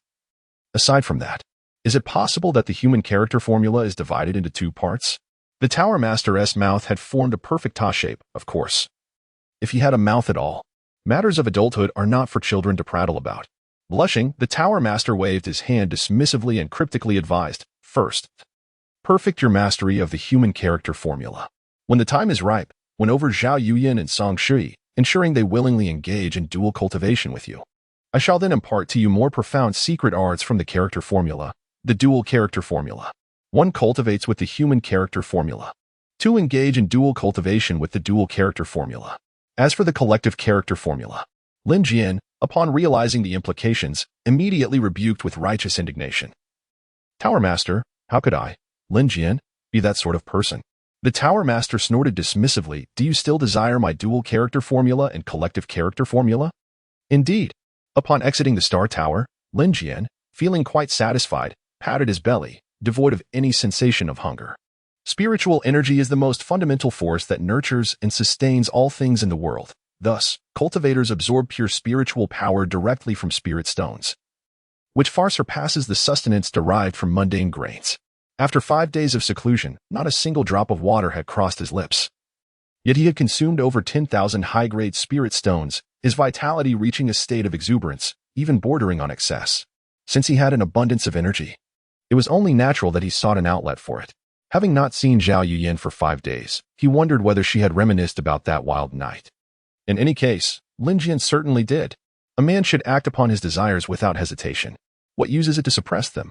With no second thoughts, Lin Jian adjusted his white robe and resolved to return to the Crimson Pavilion to savor that alluring crimson once more. Outside the herb hall, a group of disciples from the Spirit Sword Sect gathered, chattering incessantly. "Zhao Sun, Do you think Lin Jian has been sealed inside the herb hall for 5 entire days? Could it be that he has?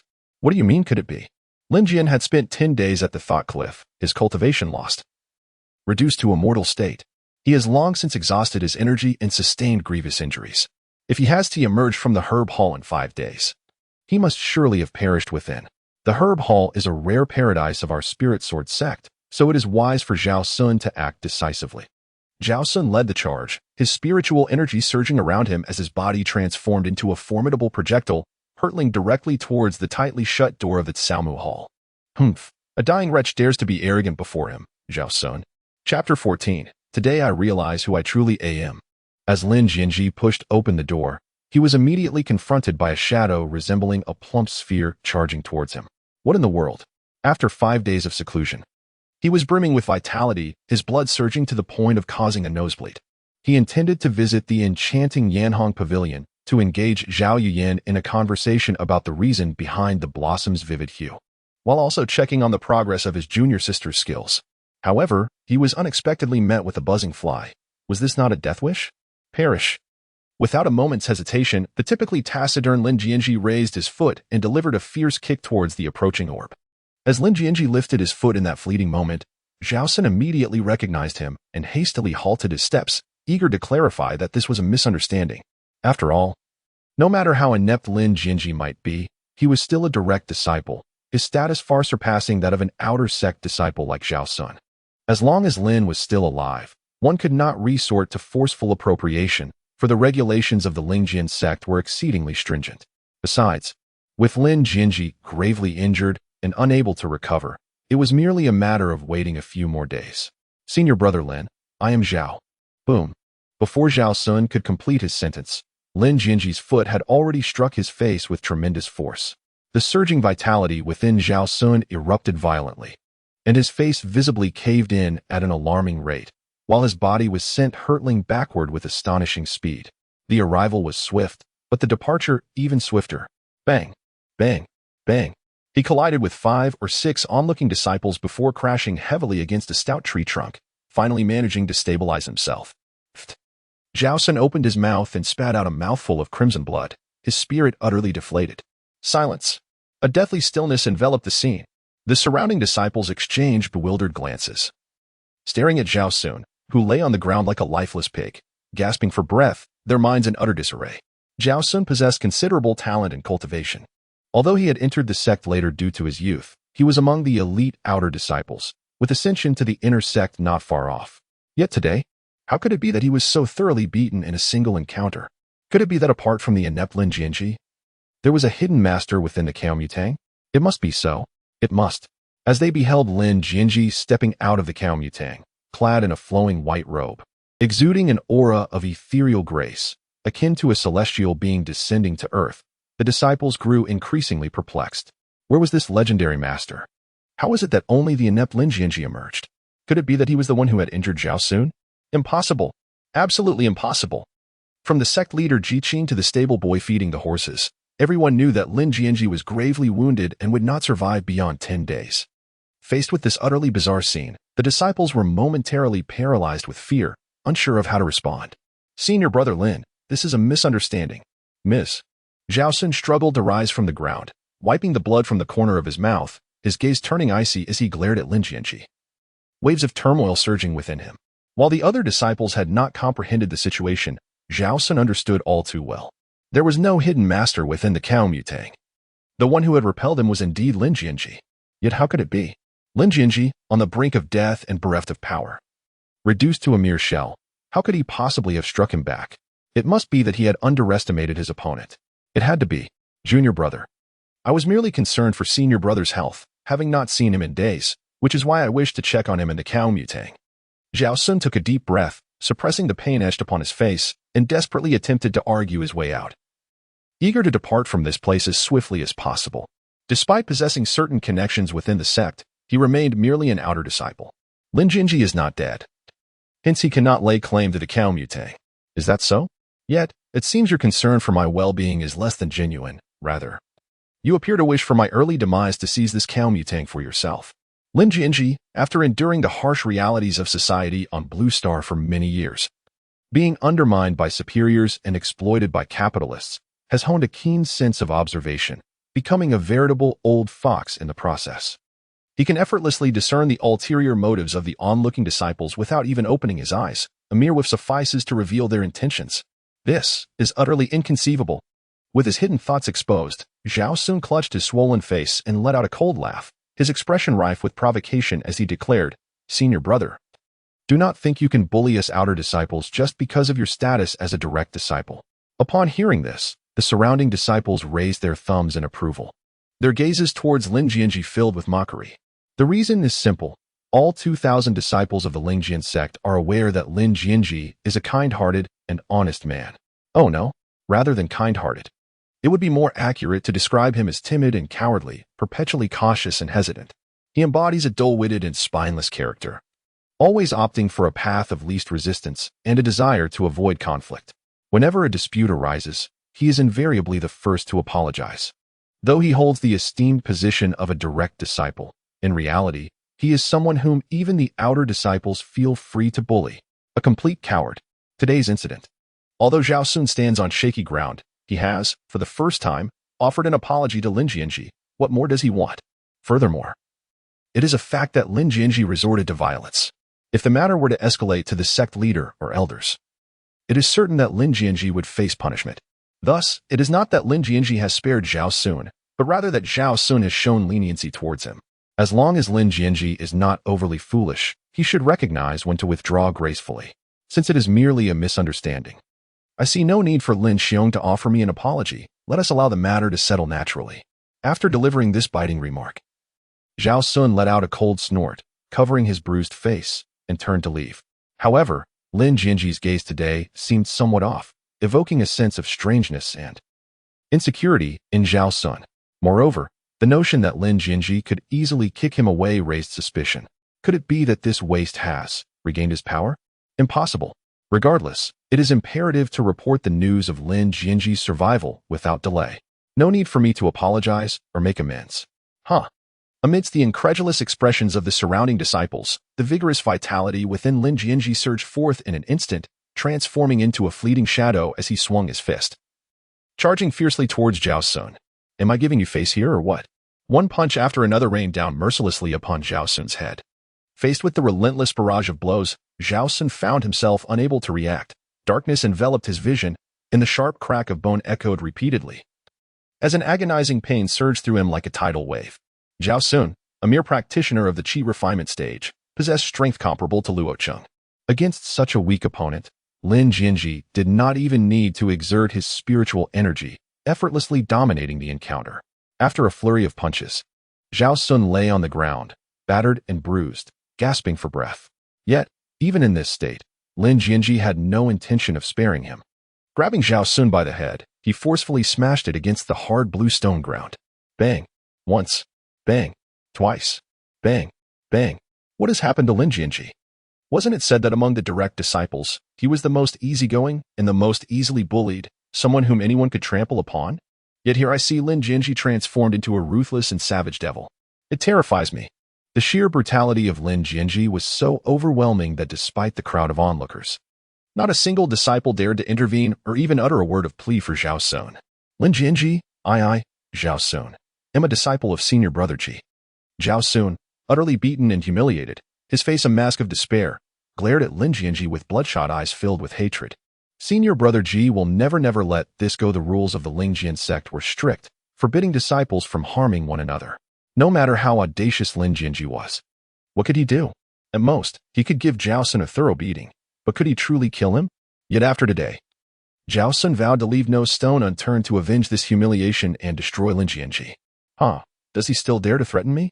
Having dealt enough punishment, Lin Jianzhi prepared to leave for the Yanhong Tower to attend to matters with Zhao Yuyan, for who would waste time quarreling with an ant?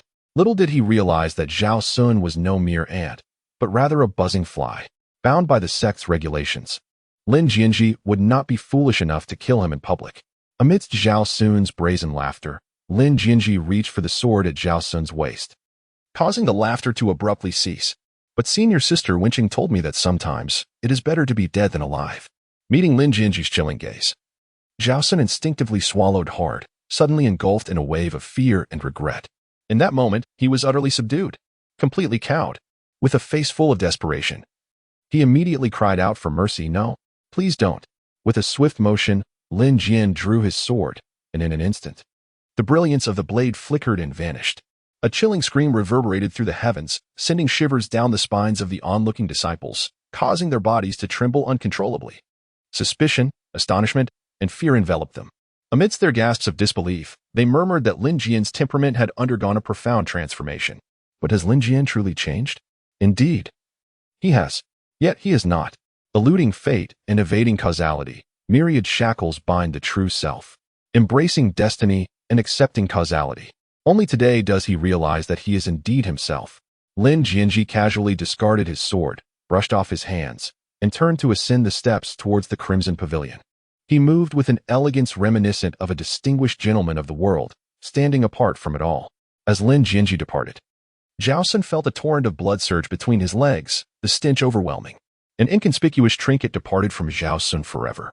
From that moment forth, the Lingjian Sect gained a new member, a man fond of donning purple robes, who cherished the delicate gesture of a flower, and who, with tears in his eyes, sought to borrow seeds for his lady. Lord Zhao.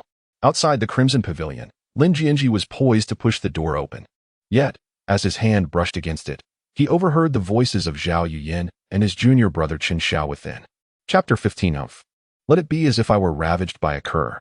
Inside the Crimson Pavilion, the refined and handsome youth Chen Xiao held a bouquet of vibrant red roses, gazing with deep affection at his fiancée, Zhao Yuyan. 5 days. It had been a full 5 days. He had not sought out Zhao Yuyan, nor had she come looking for him. This was utterly preposterous. Caught off guard, Chen Xiao was thrown into a state of panic. It is well known that Zhao Yuyan was infamously love-struck, and they were bound by an engagement, having established their relationship early on. Admired by others as a celestial couple soon to wed. Even if he should not berate Zhao Yuyan in front of his master and fellow disciples for her lack of sense, or concoct lies without consulting him first, repeatedly tarnishing Lin Jianzhi's reputation. Chen Xiao often scolded Zhao Yuyan and lost his temper with her. Yet, regardless of who was at fault, whenever he chose to ignore her and they entered a silent standoff for a few days, Zhao Yuyan, this love-stricken maiden, would come rushing to his dawn pavilion, apologizing with a smile, bearing exquisite gifts, and fervently assuring him that she would never again provoke his ire. Chen Xiao would seize the opportunity to criticize her for not being good enough, for lacking perfection, for falling short compared to Wen Qing in certain aspects, or not measuring up to Song Shuyi and others, even claiming her patience was inferior to that of certain junior sisters. Time and again, this pattern ensued. Zhao Yuyan genuinely began to doubt her own worth, feeling that apart from Chen Xiao, no other man would tolerate or accept her. Instead, she found herself increasingly reliant on him. Chen Xiao is unaware of the name for this tactic, but it proved remarkably effective. They say Lin Jianzhi is the devoted admirer of the Lingjian Sect, yet, upon deeper reflection, is Zhao Yuyan not also one? Across the entire Lingjian Sect, in the realm of romantic prowess, there exists but one individual who can rival Chen Xiao, the aloof and proud Song Shuyi, akin to a snow lotus blooming upon a frozen peak. Yet, despite his anticipation within the Dawn Tower, Chen Xiao found himself waiting endlessly for his fiancée, Zhao Yuyan, to come forth and offer her apology. Days turned into 5, and Chen Xiao could no longer remain seated in anxious contemplation. A troubling thought crossed his mind. Had Zhao Yuyan discovered his clandestine dealings with his second senior sister, Wen Qing, and several male disciples from the outer sect? This notion left him utterly distressed, tossing and turning upon his bed, unable to concentrate on his cultivation. After much deliberation, Chen Xiao resolved to abandon his principles and proactively seek reconciliation with Zhao Yuyan at the Yanhong Tower. He vowed silently that this would be the first and unequivocally the last time. It was not that he held profound affection for his fiancée, but rather that his master, Ji Qing, had promised him a fortuitous opportunity post-marriage, entry into the sword tomb to refine the spiritual sword Zidian. Naturally, as the sect's sacred artifact, Zidian was not easily tamed. Even the sect leader Ji Qing had failed to refine this flying sword, rendering it to recognize its master. Chen Xiao harbored no certainty of success either, yet the prospect of trying was enticing. What if the Zidian responded to his dual pupils and willingly recognized him as its master? Moreover, there lay another compelling reason for his eagerness to wed Zhao Yuyan. The Zhao family, her clan, possessed a complete premium spiritual vein. a treasure capable of rivaling nations in wealth.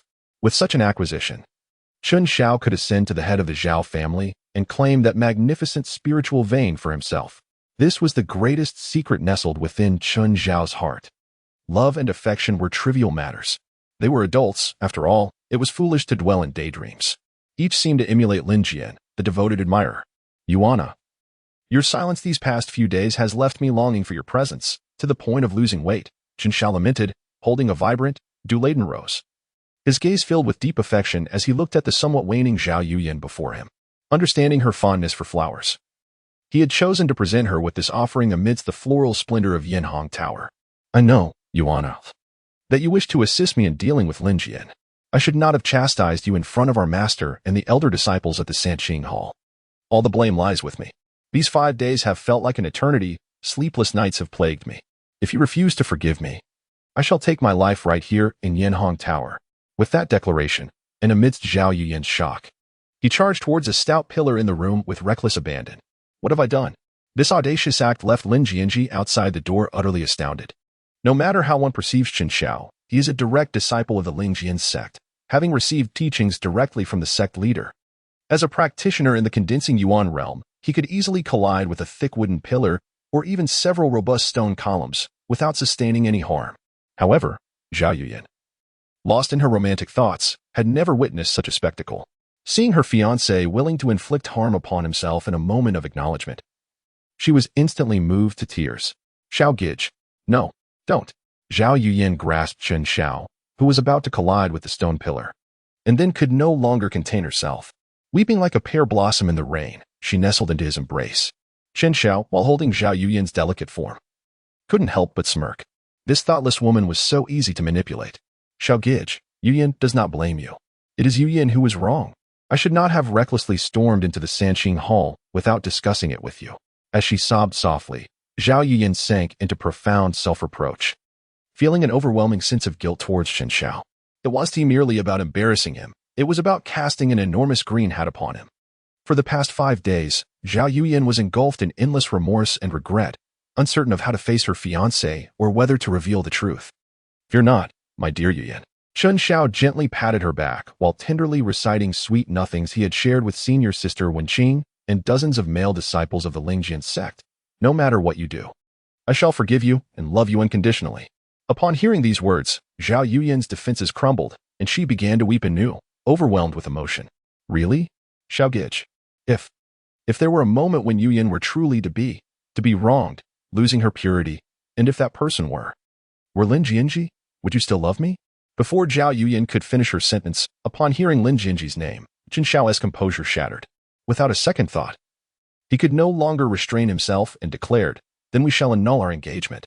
From this moment forth, our paths will diverge, never to cross again. I will instruct my father to withdraw our betrothal from the Zhao family, and the 30,000 high-quality spirit stones as bridal gifts must be returned in full. I, Chen Xiao, shall sever all ties with your Zhao family and publicly expose your disgrace, ensuring that the Zhao family can never hold their heads high in the Xianyu Empire again, leaving you, Zhao Yuyan, to bear the stigma for a lifetime. A lifetime of solitude awaits. A torrent of venomous words poured from Chen Xiao's lips instinctively. How could he endure the shame of living, knowing that even a worthless wretch like Lin Jianzhi could betray him? Yet, in his embrace, Zhao Yuyan was utterly bewildered, completely and irrevocably stunned.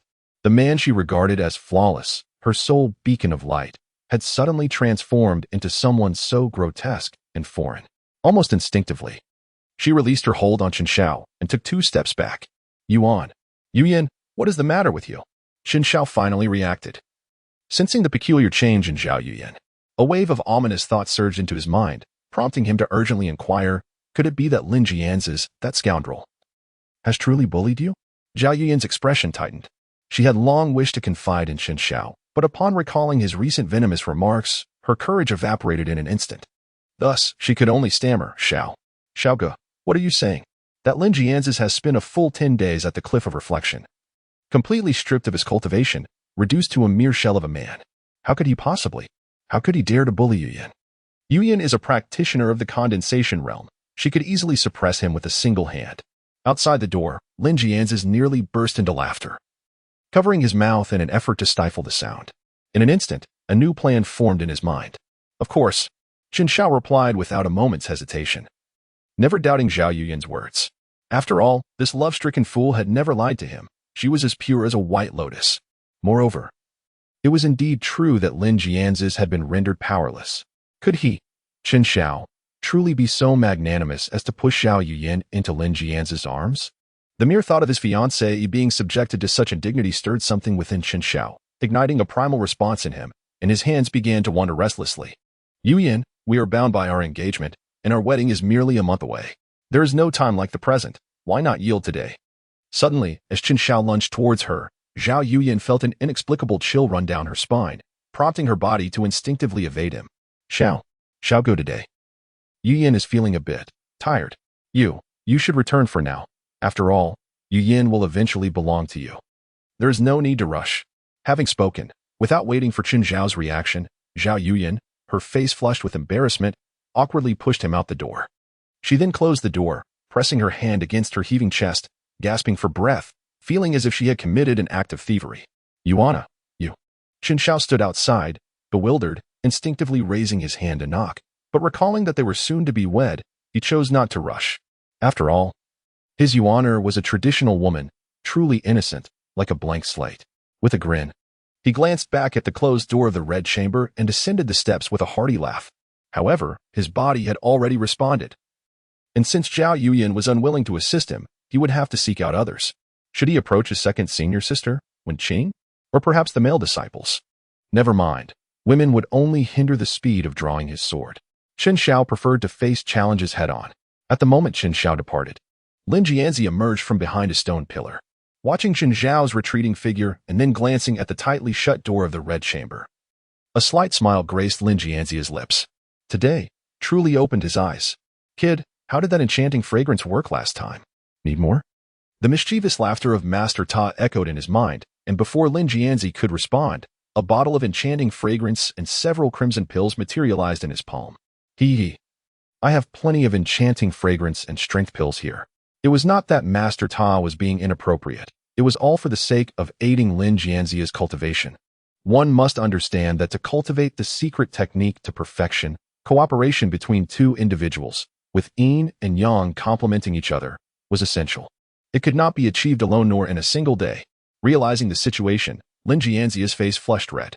Without a second thought, he tossed the enchanting fragrance and pills to the ground, disdainfully declaring, I, Lin Jianzhi, am not that kind of person. Master Ta was taken aback, staring at the suddenly serious Lin Jianzhi, utterly stunned. Really not? Really not? Faced with Lin Jianzhi's unwavering stance, Master Ta found himself momentarily speechless, wondering if this young man had undergone a transformation. Had he turned into a gentleman, eschewing those base tactics? This is not right. Last time, I adeptly used the mesmerizing incense alongside the aphrodisiac, just as Lord Tower found himself ensnared in self-doubt and denial. Lin Jianzhi nimbly approached the entrance of the Crimson Pavilion and boldly pushed the door open. I recorded a video last time. No need to administer any drugs again. Inside the room, Zhao Yuyan, who had ruthlessly pushed Qin Shao away, grappled with feelings of guilt and shame. The two were on the brink of marriage, pondering how to confront Qin Shao next. They could not possibly keep this secret indefinitely, could they? Zhao Yuyan had intended to confess, but Qin Shao simply would not believe her. Alas, no matter what, this matter must remain concealed from Qin Shao. If it escalated, he would undoubtedly call off the engagement. At that point, her reputation would be tarnished, and the entire Zhao family would share in her disgrace. All of this was the fault of that wretched Lin Jianzhi. How dare he resort to such underhanded tactics? Despicable rogue. Seated upon the bed, Zhao Yuyan clutched a beautifully embroidered pillow, cursing while relentlessly pummeling it with her petite fists. Just then, the tightly shut door was forcibly pushed open from the outside. Having just bid farewell to her fiancé, Qin Shao, Zhao Yuyan was in a state of disarray and had merely closed the door, neglecting to activate the protective array within the room. Consequently, with a forceful shove, the door swung open with a creak. Could it be that Xiao Guo has returned? Zhao Yuyan, perplexed, rose from the bed and made her way over, her heart fluttering with a hint of sweetness. The Crimson Pavilion was solely inhabited by Zhao Yuyan, thus the room was quite spacious, with a turn necessary to reach the door from the bed. Surely, Xiao Guo must be yearning for me, prompting his return midway. Oh well. Given that their wedding was imminent, if Xiao Guo insisted, then she would acquiesce. At worst, she would just have to feign a little more. raising her voice a tad louder. Liberated from her mental burdens, Zhao Yuyan felt considerably lighter and dashed toward the door. Xiao Gu, with a swift motion. Just as she was about to call out, Zhao Yuyan beheld Lin Jianzhi striding confidently into the room, nonchalantly taking a seat at the table and voraciously devouring a plate of spiritual fruits. "Oh, junior sister, are you so delighted to see me?" Lin Jianzhi, with the succulent fruit in his mouth, raised his head and flashed a charming smile at Zhao Yuyan. Upon seeing Lin Jianzhi, Zhao Yuyan resembled a furiously agitated kitten. Without a moment's hesitation, she formed a hand seal and summoned her flying sword, thrusting it fiercely towards Lin Jianzhi. When foes meet, their animosity is palpable. Whoosh! In the face of such a formidable strike, Lin Jianzhi remained unperturbed, propping himself casually against the white jade table. With a deft twist of his wrist, he gracefully evaded the attack, his garments fluttering elegantly. "Today, Zhao Yuyan shall surely end your life, Lin Jianzhi." Failing to land her blow, Zhao Yuyan's murderous intent intensified. She channeled her inner spiritual energy into the flying sword while activating the formation within the enchanting red building, seeking to combine their forces for a lethal assault. "Junior sister. Wait, I am not here to spar with you today." As Lin Jianzhi deftly evaded her attacks, he attempted to reason with her. "What brings you to my Crimson Pavilion?" Zhao Yuyan's onslaught only intensified, leaving Lin Jianzhi no opportunity to explain as she hurriedly activated the formation within the room. "Calm down, junior sister. Let us first ascertain what this is." In the face of Zhao Yuyan's furious demeanor, Lin Jianzhi remained composed, casually tossing a recording orb before her. Zhao Yuyan was momentarily taken aback. The entire Crimson Pavilion had been thoroughly activated, and she had little regard for the orb before her. However, just as Zhao Yuyan was about to unleash her wrath, the recording orb unexpectedly projected a scene unsuitable for children, accompanied by rapid, labored breaths. Two figures intertwined and overlapped. The footage was impeccably captured, with angles that displayed their faces in sharp clarity. In an instant, Zhao Yuyan's face transformed into a brilliant crimson, resembling a ripe apple, as her body began to tremble uncontrollably, causing her flying sword to slip from her grasp and clatter to the ground. "Lin Jianzhi, you scoundrel!" Recovering from her shock, Zhao Yuyan wasted no time and, with a swift motion, shattered the recording orb with her sword, then turned to strike at Lin Jianzhi once more. "Why are you so enraged, junior sister?" As Lin Jian dodged within the confines of the room, he incessantly provoked, "If you truly despise this imprint pearl, I could easily pass it on to our junior brother, Chen Xiao. As for your furious outburst, well, I heard every word you both exchanged from outside. If you care not for your reputation and that of the Zhao family, then so be it." Zhao Yuyan trembled with rage, raising her sword to strike again, and with a haughty snort declared, "Humph, the imprint pearl has been utterly destroyed by me, and my brother Xiao would never believe your nonsensical claims." "The imprint pearl destroyed?" Lin Jianzhi flashed a grin, and with a flick of his storage ring, 5 or 6 recording pearls materialized in his palm, soaring towards Zhao Yuyan, casting various grand images in midair. "How many recording pearls do you possess?" Zhao Yuyan clearly did not anticipate that Lin Jianzhi had such a trick up his sleeve. Frustrated, she swung her sword at the pearls while stifling a quiet sob. "Not too many, merely a couple of hundred or so." Lin Jianzhi, with a sweeping gesture of grandeur, arrived today fully prepared. Upon hearing that Lin Jianzhi possessed a couple of hundred luminous orbs, Zhao Yuyan's resolve crumbled. She dropped the flying sword in her hand, sobbing uncontrollably. "This is utterly unfair. This is intolerable. Lin Jianzhi, what do you truly desire?" Wiping the tears from her face, Zhao Yuyan glared fiercely at Lin Jianzhi, fully aware that tears held no power against this devil. "You." Lin Jianzhi put away the photographic pearl, his gaze fixated on Zhao Yuyan's delicate figure, and softly uttered a single word. Zhao Yuyan, momentarily taken aback, slightly furrowed her brows and continued to inquire, "What exactly do you intend to do? Do you seek spirit stones or elixirs?" Lin Jian's hands spread wide, rendered speechless. "Haven't I already stated it clearly? Why do you keep asking?" Realizing the situation, Zhao Yuyan's face flushed crimson, her chest heaving with emotion. Enraged, she grasped her flying sword once more, ready to strike at Lin Jian again. "Forget it. I shall seek out my junior disciple instead." Lin Jianzhi let out a cold snort, showing no inclination to indulge. In a swift motion, he dashed to the door, yanked it open, and strode outside without a glance back, making his way directly to the Dawn building where Chen Xiao resided. Zhao Yuyan was in a frenzy. The words spoken by Chen Xiao echoed in her mind. Should he discover her loss of virtue, he would surely call off their engagement. The reputation of the Zhao family would be irrevocably tarnished. Gritting her silver teeth, she watched as Lin Jianzhi grew more distant, completely losing her composure. Damn it. It was not as though it were the first time. Besides, Lin Jianzhi had few days left to live. Just consider it. Consider it as if she had been wronged. Lin Jianzhi, come back. Return. Zhao Yuyan called out shamefully from the doorway. I agree to your terms. I agree. Chapter 16. Lin Jianzhi. You scoundrel. Zhao Yuyan had always embodied the essence of a traditional beauty. Even though she had been betrothed to Qin Shao since childhood, their bond as childhood sweethearts remained unbroken. Even with their wedding approaching next month and their mutual affection, Qin Shao had not hesitated to employ numerous insinuations and sweet nothings, plotting to advance their relationship before marriage.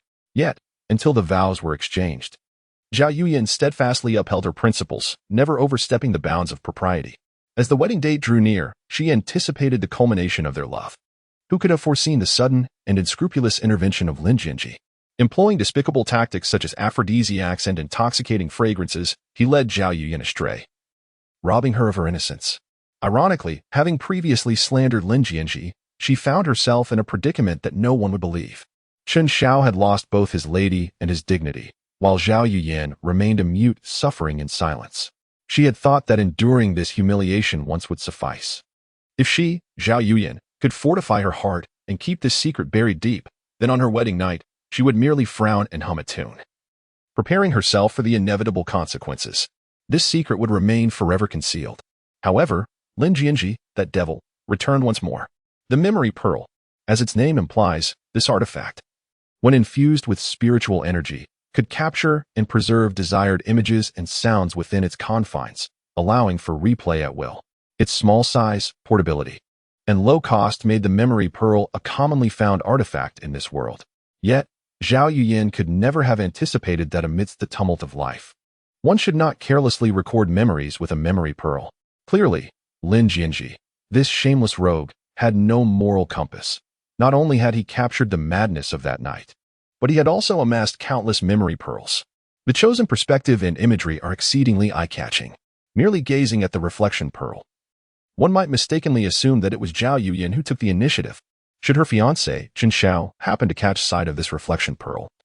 Zhao Yuyan shudders at the thought, as Lin Jianzhi strides away from the Crimson Tower without a backward glance.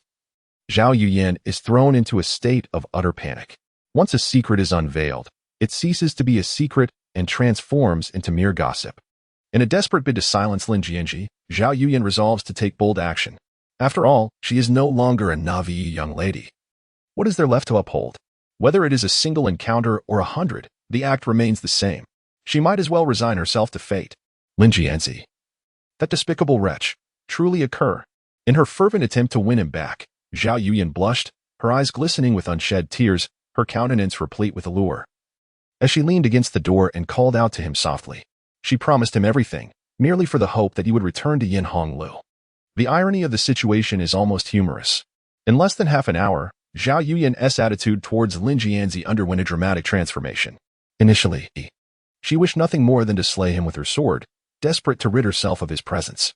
Yet now, her gaze upon him was laced with longing. Fearing you might not return to her beloved Yin Honglu junior sister, you did say you would agree to anything I asked, didn't you? As soon as Zhao Yuyan uttered these words, Lin Jianzhi immediately turned on his heel and sprinted back to Yin Honglu without a moment's hesitation. His speed left Zhao Yuyan feeling a mix of anger, frustration, and disbelief. How ridiculous! What conditions could there possibly be? Was it not simply to allow him to torment her once more? Blushing deeply, Zhao Yuyan turned her head away and muttered softly, "Hurry and come into my room. I shall pretend to have been mistreated." Lin Jian's mouth was slightly agape, his expression one of sheer astonishment as he gazed at Zhao Yuyan, who, in his memory, was rather traditional in nature. Yet now, it seemed she had unceremoniously relegated herself to the role of a dog. Well, if that were the case, then so be it. After all, he, Lin Jian, possessed a robust physique that could indeed be likened to that of a dog. Junior sister, this is where you err. Such a delightful matter should not be spoken of in such pedestrian terms. As he beheld Zhao Yuyan's exquisite visage, with her alluring curves and devilish figure, Lin Jian stepped closer, speaking all the while. I am not a villain, dear junior sister. I have no intention of making unreasonable demands. I merely wish for you to take the position above, as it would be considerably less taxing. Excessive. How could one tolerate such an affront? Zhao Yuyan's ears flushed with indignation. Instinctively, she wanted to command this shameless scoundrel, Lin Jian, to leave. Yet, a part of her feared that if he were to depart, he might never return. She had contemplated retaining Lin Jian in her life permanently, but their previous encounter had shown her that despite his lack of spiritual power, his strength was remarkably formidable. Moreover, any engagement would undoubtedly attract the attention of their fellow disciples, thus jeopardizing the secrecy she wished to uphold. Seeing Zhao Yuyan's fury tempered by restraint, Lin Jian's sense of control surged. If goodness and righteousness were destined to be trampled upon, then perhaps it was preferable to embrace wickedness. In truth, dining at the table was far better than being confined to the menu. Amid Zhao Yuyan's flustered panic, Lin Jian seized her delicate hand with a sudden force. With a startled cry, Zhao Yuyan found herself forcefully enveloped in his embrace, his hands roaming without restraint. The encounter was both direct and brutal, devoid of any tenderness or regard for her feelings. Even the cherished red dress, a gift from Chen Xiao, was roughly torn apart by Lin Jian, leaving her heart bleeding. It was her favorite piece, one she seldom wore, and now, how crude. Chen Xiao would never behave with such barbarity. Blushing fiercely, Zhao Yuyan turned her head away, swallowing her indignation. Junior sister, what do you think of my proposal? Observing her silence, Lin Jian grew bolder. The two entangled at the entrance of the Yanhong building. If you are not concerned about being seen, I am indifferent. Provoked by Lin Jian's reminder, Zhao Yuyan, both embarrassed and enraged, finally reacted, shooting him a glare filled with venom. If being above is what you desire, then so be it. I agree. Hurry in and close the door. Before the words could be fully uttered, Zhao Yuyan, overwhelmed with embarrassment, could not lift her head. She wriggled free from Lin Jianzhi's embrace and, covering her face, dashed into the room. If she delayed any longer, the other disciples might witness her predicament, rendering her shame utterly in vain. Lin Jianzhi hummed a gentle tune as he stepped into the crimson chamber, then with a graceful wave of his hand, the door closed with a soft thud. Familiar with his surroundings, he approached the bedside, observing Zhao Yuyan, who lay on the bed, turned away from him, her delicate form still trembling slightly. Lin Jian's appetite was insatiable, and without a moment's hesitation, he pounced upon Zhao Yuyan like a ravenous wolf. The rhythmic lullaby soon resonated throughout the Crimson Hall. In the Lingjian Sect, atop the sword platform, Master Brother Lu Jiang and second sister Wen Qing were imparting sword techniques to the inner disciples of the sect. The disciples were categorized into 3 tiers based on their status and prowess: the direct disciples, inner disciples, and outer disciples. The direct disciples were the favored students of the sect Master Ji Qing, holding a distinguished position, comprising only 6 individuals: Lu Jiang, Wen Qing, Lin Jian, Zhao Yuyan, Song Shudi, and Chen Xiao. The inner disciples numbered in the hundreds, some being the beloved students of elders, while others were those of exceptional skill or who had made significant contributions to the sect. The outer disciples, being the most common, numbered in the thousands. Anyone who joined the Lingjian Sect automatically became an outer disciple.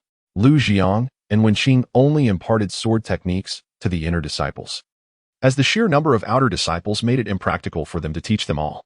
Outer disciples primarily relied on their own efforts to cultivate, with the option of seeking guidance from the inner disciples, creating an interconnected system that facilitated sect management. Logically, the duty of teaching sword techniques should belong to Master Ji Qing and several elders. But due to the recent instability in the Xianyu Empire and the covetous gazes of rival sects surrounding them, the Lingjian Sect, known to possess the precious artifact, the spirit sword Zidian, found itself in a precarious situation.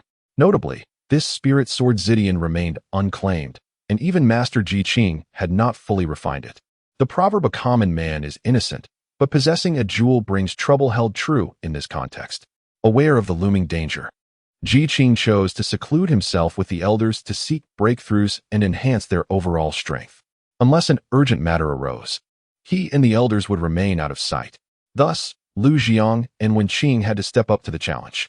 Fortunately, they were teaching foundational sword techniques, and as outstanding direct disciples, they were more than capable.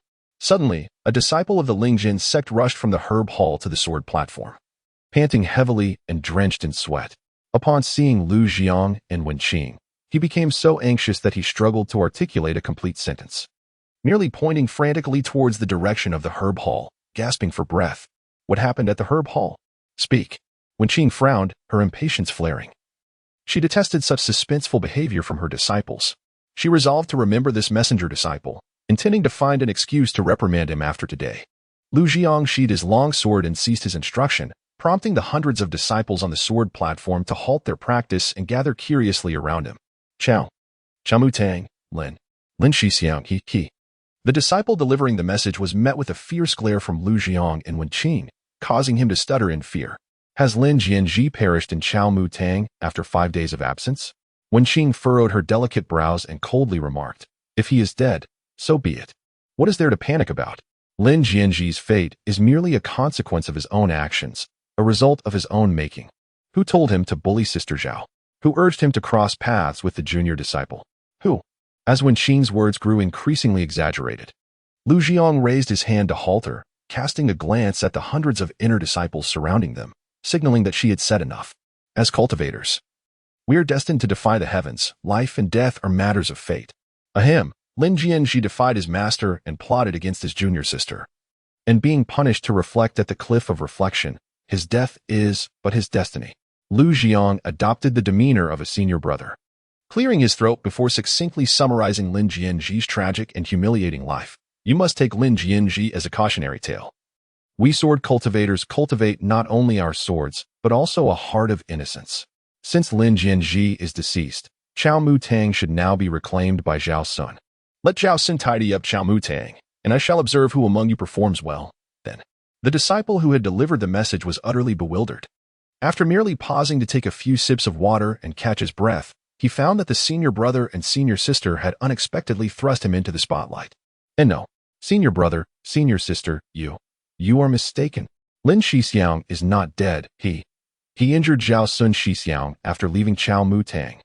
Lu Jiang's hand, raised in midair, suddenly found itself at a loss, feeling as though he wished to vanish into the ground out of embarrassment.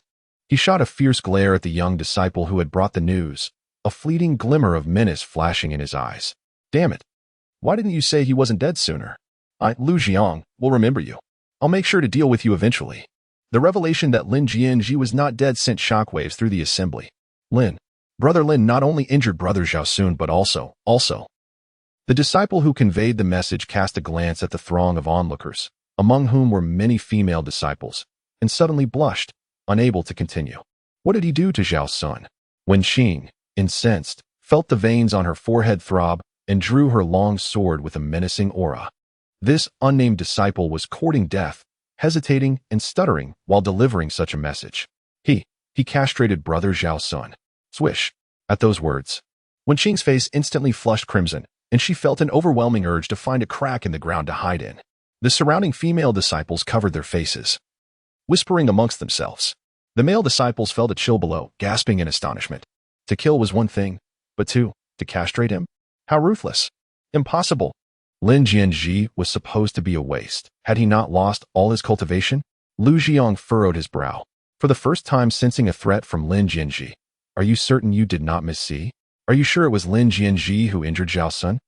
Confronted with the elder brother's inquiry, the messenger disciple began to doubt himself. He had only seen Zhao Sun rush into the grass and wood hall, and then return at an even greater speed. Subsequently, Zhao Sun seemed to be overwhelmed by Lin Jianzhi, who then departed with an air of nonchalance, during which Zhao Sun did not appear to retaliate.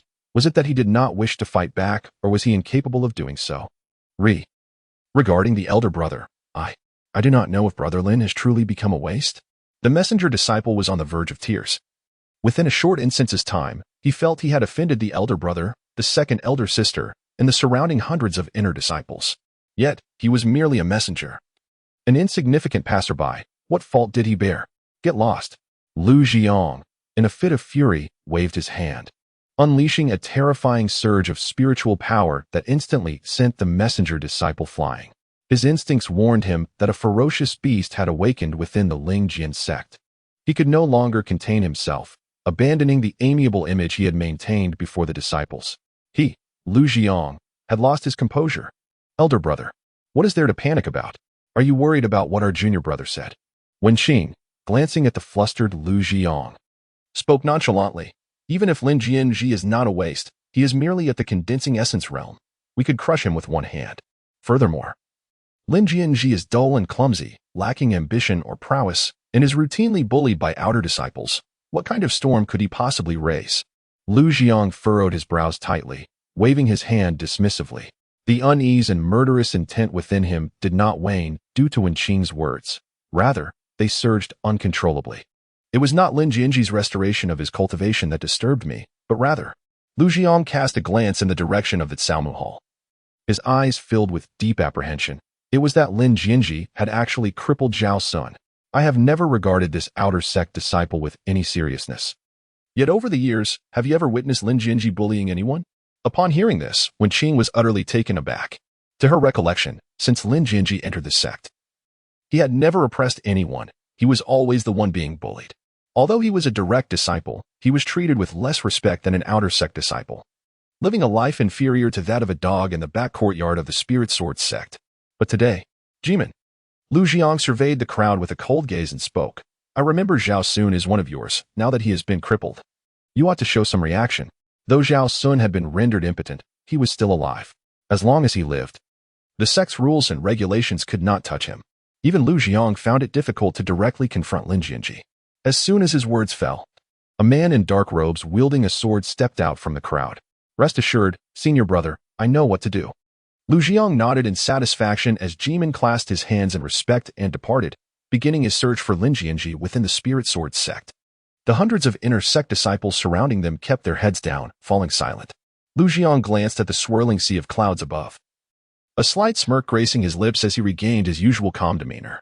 In his eyes, it mattered not whether Lin Jianzhi was crippled or not, nor did it concern him what secrets he harbored. This time, Lin Jianzhi was destined to die. The reason was simple. This time, it was Jimin who made a move. Besides being a powerful inner sect disciple of the Spirit Sword sect, he held another significant identity. He was the grandson of the Grand Elder of the Spirit Sword sect, Ji Jianghe. Within the Yanhong building, Lin Jianzhi, you scoundrel. Zhao Yiyan lay on the bed in an exceedingly shameful posture, furrowing her brow tightly and biting her crimson lips, intermittently stammering. Is it really true that your injuries are so severe that you can only live for 5 days? With such strength, you hardly seem like someone on the brink of death. Chapter 17, a fragrant bath and mighty strength. Outside the Crimson Pavilion, a vast expanse of blooming flowers dances gently in the caress of the breeze, much like ripples spreading across a serene lake, creating a breathtaking spectacle. Inside the pavilion, the air is perfumed with the fragrance of blossoms. The phoenix couch sways lightly, the bed curtains flutter, and the flickering red candles cast a soft glow. The mingling sounds of gasps and suppressed moans weave a melodious lullaby, enchanting all who hear it. Is my strength too overwhelming? Observing Zhao Yiyan, who furrows her brow in effort to suppress herself, Lin Jianzhi's expression momentarily falters. Then, a slight smile graces his lips. Under Zhao Yiyan's pleading, tear-filled gaze, he exerts himself once more, pressing forward with unabashed fervor. Do you think I would show mercy? Nonsense. Having resorted to unscrupulous tactics, I am no longer a virtuous man. So why not embrace the darkness entirely? Once freed from moral constraints, everything appears pleasing to the eye. Doubt it? If you refuse to accept, then let us engage. I shall persuade you until you relent. Have you forgotten my moniker? The mighty force. Senior. Brother. You. Zhao Yiyan's cheeks flushed. She valiantly resisted Lin Jianzhi's tempestuous onslaught, yet the disparity in their strengths rendered her efforts futile. To avoid becoming the first victim of the Lingjian Sect to perish in bed, Zhao Yiyan bit her lip and began to plead with the one she once deemed a worthless fool. Senior brother, I surrender. Truly, I submit. Please, I implore you, halt. Cease this. Upon witnessing Zhao Yiyan's complete capitulation, Lin Jianzhi, equally drenched in perspiration, erupted into a hearty laugh. He then rolled over, patted Zhao Yiyan playfully, and gave her a knowing glance, inviting her to comprehend the implications of the moment. Just as Zhao Yiyan exhaled a sigh of relief, the wicked glint in Lin Jianzhi's eyes made her cheeks burn with embarrassment. She was all too aware of his intentions. This rogue, this ravenous wolf, this demon. Noticing Zhao Yiyan's lack of response, Lin Jianzhi adopted a stern expression and huffed coldly, preparing to rise once more. Senior brother, please don't. Zhao Yiyan, frightened, quickly waved her hands. If Lin Jianzhi were to come at her again, she feared she would be utterly undone. Since the moment they entered the Crimson Pavilion, the dawn had broken, and now the sun hung high in the sky. 1, 2, 3. Zhao Yiyan had long lost track of how many times this was. Nevertheless, she understood that if she did not transition from a defensive to an offensive stance, 18 years hence, she would still be a virtuous maiden. I can manage on my own, she murmured bashfully, her cheeks flushed, as she awkwardly mounted her horse. From a leisurely trot to a full gallop, it became evident that Zhao Yuyan possessed a remarkable talent. Hey, don't just indulge yourself. Lin Jianzhi, who was blissfully lost in the moment, suddenly heard Master Ta's voice echo in his mind. Quickly activate the secret technique, the human character formula. Do not forget the purpose of this journey. Master Ta was nearly frenzied. To master the human character formula, one must contemplate the essence of life, studying and experiencing the birth of existence. To put it plainly, dual cultivation was imperative. Thus, dual cultivation was not the end goal. It was merely a means to cultivate the human character formula. However, Lin Jianzhi seemed preoccupied with the enjoyment of the process, neglecting the ultimate aim. This was akin to throwing away a watermelon to pick up a sesame seed. A grave misstep. Moreover, what was the point of two individuals continuously entering and exiting without progress? After all that effort, they remained stationary, wasting precious time. As a tool spirit, Master Ta could not comprehend this. He believed that with the time spent, they could have devoured a few more spirit stones instead. Oh, Master Ta, I almost forgot. Just as it was convenient to remain still, Lin Jianzhi discreetly activated the secret technique, the human character formula, partaking in both enjoyment and practice. As soon as he initiated the human character formula, a mysterious force awakened within him, coursing through his meridians until it flowed into Zhao Yuyan's body through their connection. It then traversed her body before returning to Lin Jianzhi through the same link, completing a microcircuit. Boom! In just a single microcircuit, Lin Jianzhi's spiritual power surged dramatically, propelling him from the 5th level of qi refinement to the 6th. The entire process felt remarkably natural, devoid of any side effects. Simultaneously, Zhao Yuyan's spiritual energy also swelled significantly. However, engrossed in her equestrian lessons, she remained oblivious to the changes within her. Furthermore, since Zhao Yuyan had not inherited the secret technique of the human character formula, the benefits she accrued paled in comparison to Lin Jianzhi's.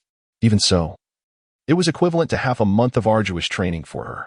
Master Ta, this human character formula is astonishing. I broke through after just one microcircuit. As this thought crossed his mind, Lin Jianzhi rested his head on his hand, opened his eyes, and observed Zhao Yuyan with keen interest. A wicked smile playing at the corners of his mouth. Young man, the advantages of cultivating the human character formula extend far beyond this. Do you not see the white light coalescing in your dantian? Over there lies the unique constitution that you possess. Once the instances of dual cultivation are sufficient, the luminous orb in your dantian will completely blossom, transforming into a resplendent sun, radiating brilliance in all directions. The voice of Master Tower reverberated once more within Lin Jianzhi's consciousness, leaving him utterly astonished. At that moment, the unique constitution will be fully awakened. Unique constitution? Upon hearing this, Lin Jianzhi was momentarily taken aback. He had previously heard from Master Tower that his junior brother Chen Xiao and others were seemingly plotting against him, seeking various means to bring about his demise, likely due to his yet-to-be-awakened special constitution. Without the enhancement of the Ran character technique, the awakening of this constitution would require at least several years, if not decades. Master Tower held the Ran character technique in high regard, as a spirit of the artifact. He valued only the cultivation methods, disregarding women entirely. However, you have acquired the inheritance of the Ran character technique, and considering your dual cultivation pace with this girl, it is likely that within 10 days at most, or merely 5 at least, your special constitution will be thoroughly awakened.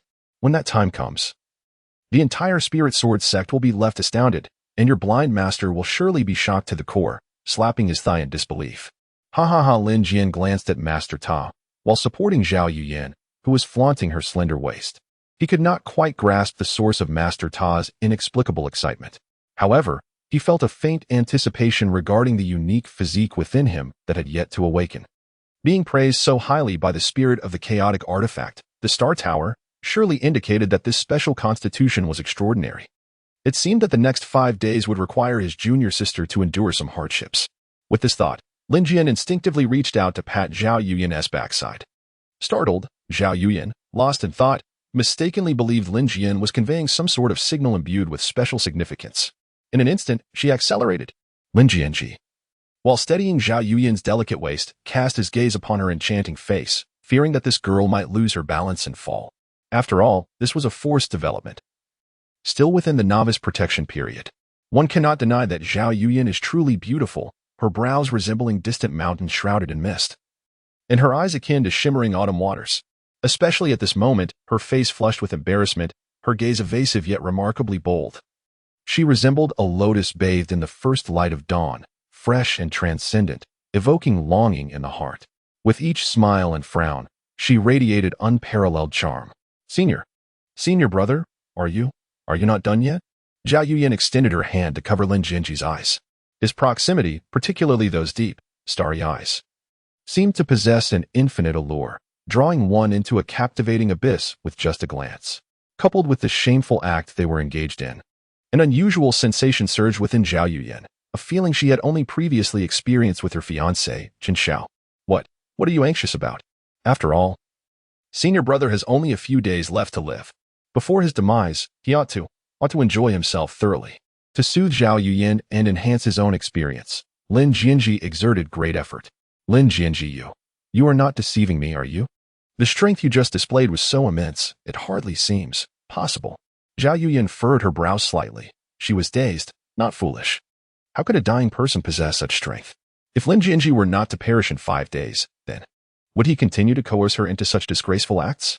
No, absolutely not. Next month, she, Zhao Yuyan, was to marry Chen Xiao.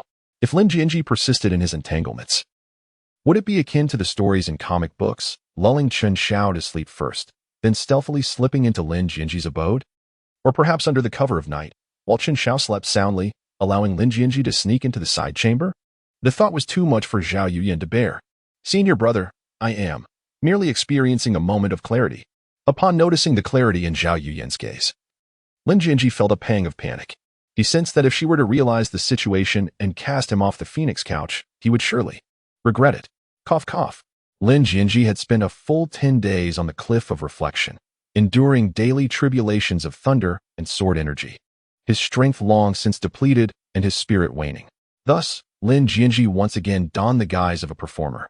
After a violent bout of coughing, a trickle of crimson blood escaped the corner of his mouth. Such vitality is indeed a blessing. He could expel blood at will, anytime and anywhere. Senior brother, you. Zhao Yuyan gasped in horror, her movements beneath him becoming more delicate. While the prospect of Lin Jianzhi's demise brought her a peculiar joy, she couldn't bear the thought of him dying in her bed. If word of this got out, what would become of her reputation? And what of her fiancé, Chen Xiao? The sudden deceleration sent Lin Jianzhi's heart racing like a cat's paw. He abandoned all pretense, seizing the initiative amidst Zhao Yuyan's exclamations, and began to exert his strength once more. Time became an indistinct blur until tranquility once again enveloped the crimson chamber. Lin Jianzhi and Zhao Yuyan lay side by side on the phoenix couch, gasping for breath. Zhao Yuyan attempted to escape, but Lin Jianzhi firmly held her in his embrace. Exhausted from their earlier exertions, she could muster no resistance and chose instead to nestle obediently in his arms. Strangely enough, resting her head against Lin Jianzhi's solid arm provided Zhao Yuyan with a sense of security, especially after having just emerged from a fierce battle. Senior brother, I feel as though you've changed. Zhao Yuyan exclaimed, her big round eyes blinking in innocent confusion. You used to never bully anyone. It was always us who picked on you. During their years at the Spirit Sword Sect, Zhao Yuyan had certainly not refrained from harassing Lin Jianzhi. Whenever their supply of spirit stones dwindled or their stock of medicinal pills ran low, if any of them desired something that Lin Jianzhi possessed, they would simply take it without a word, never bothering to ask.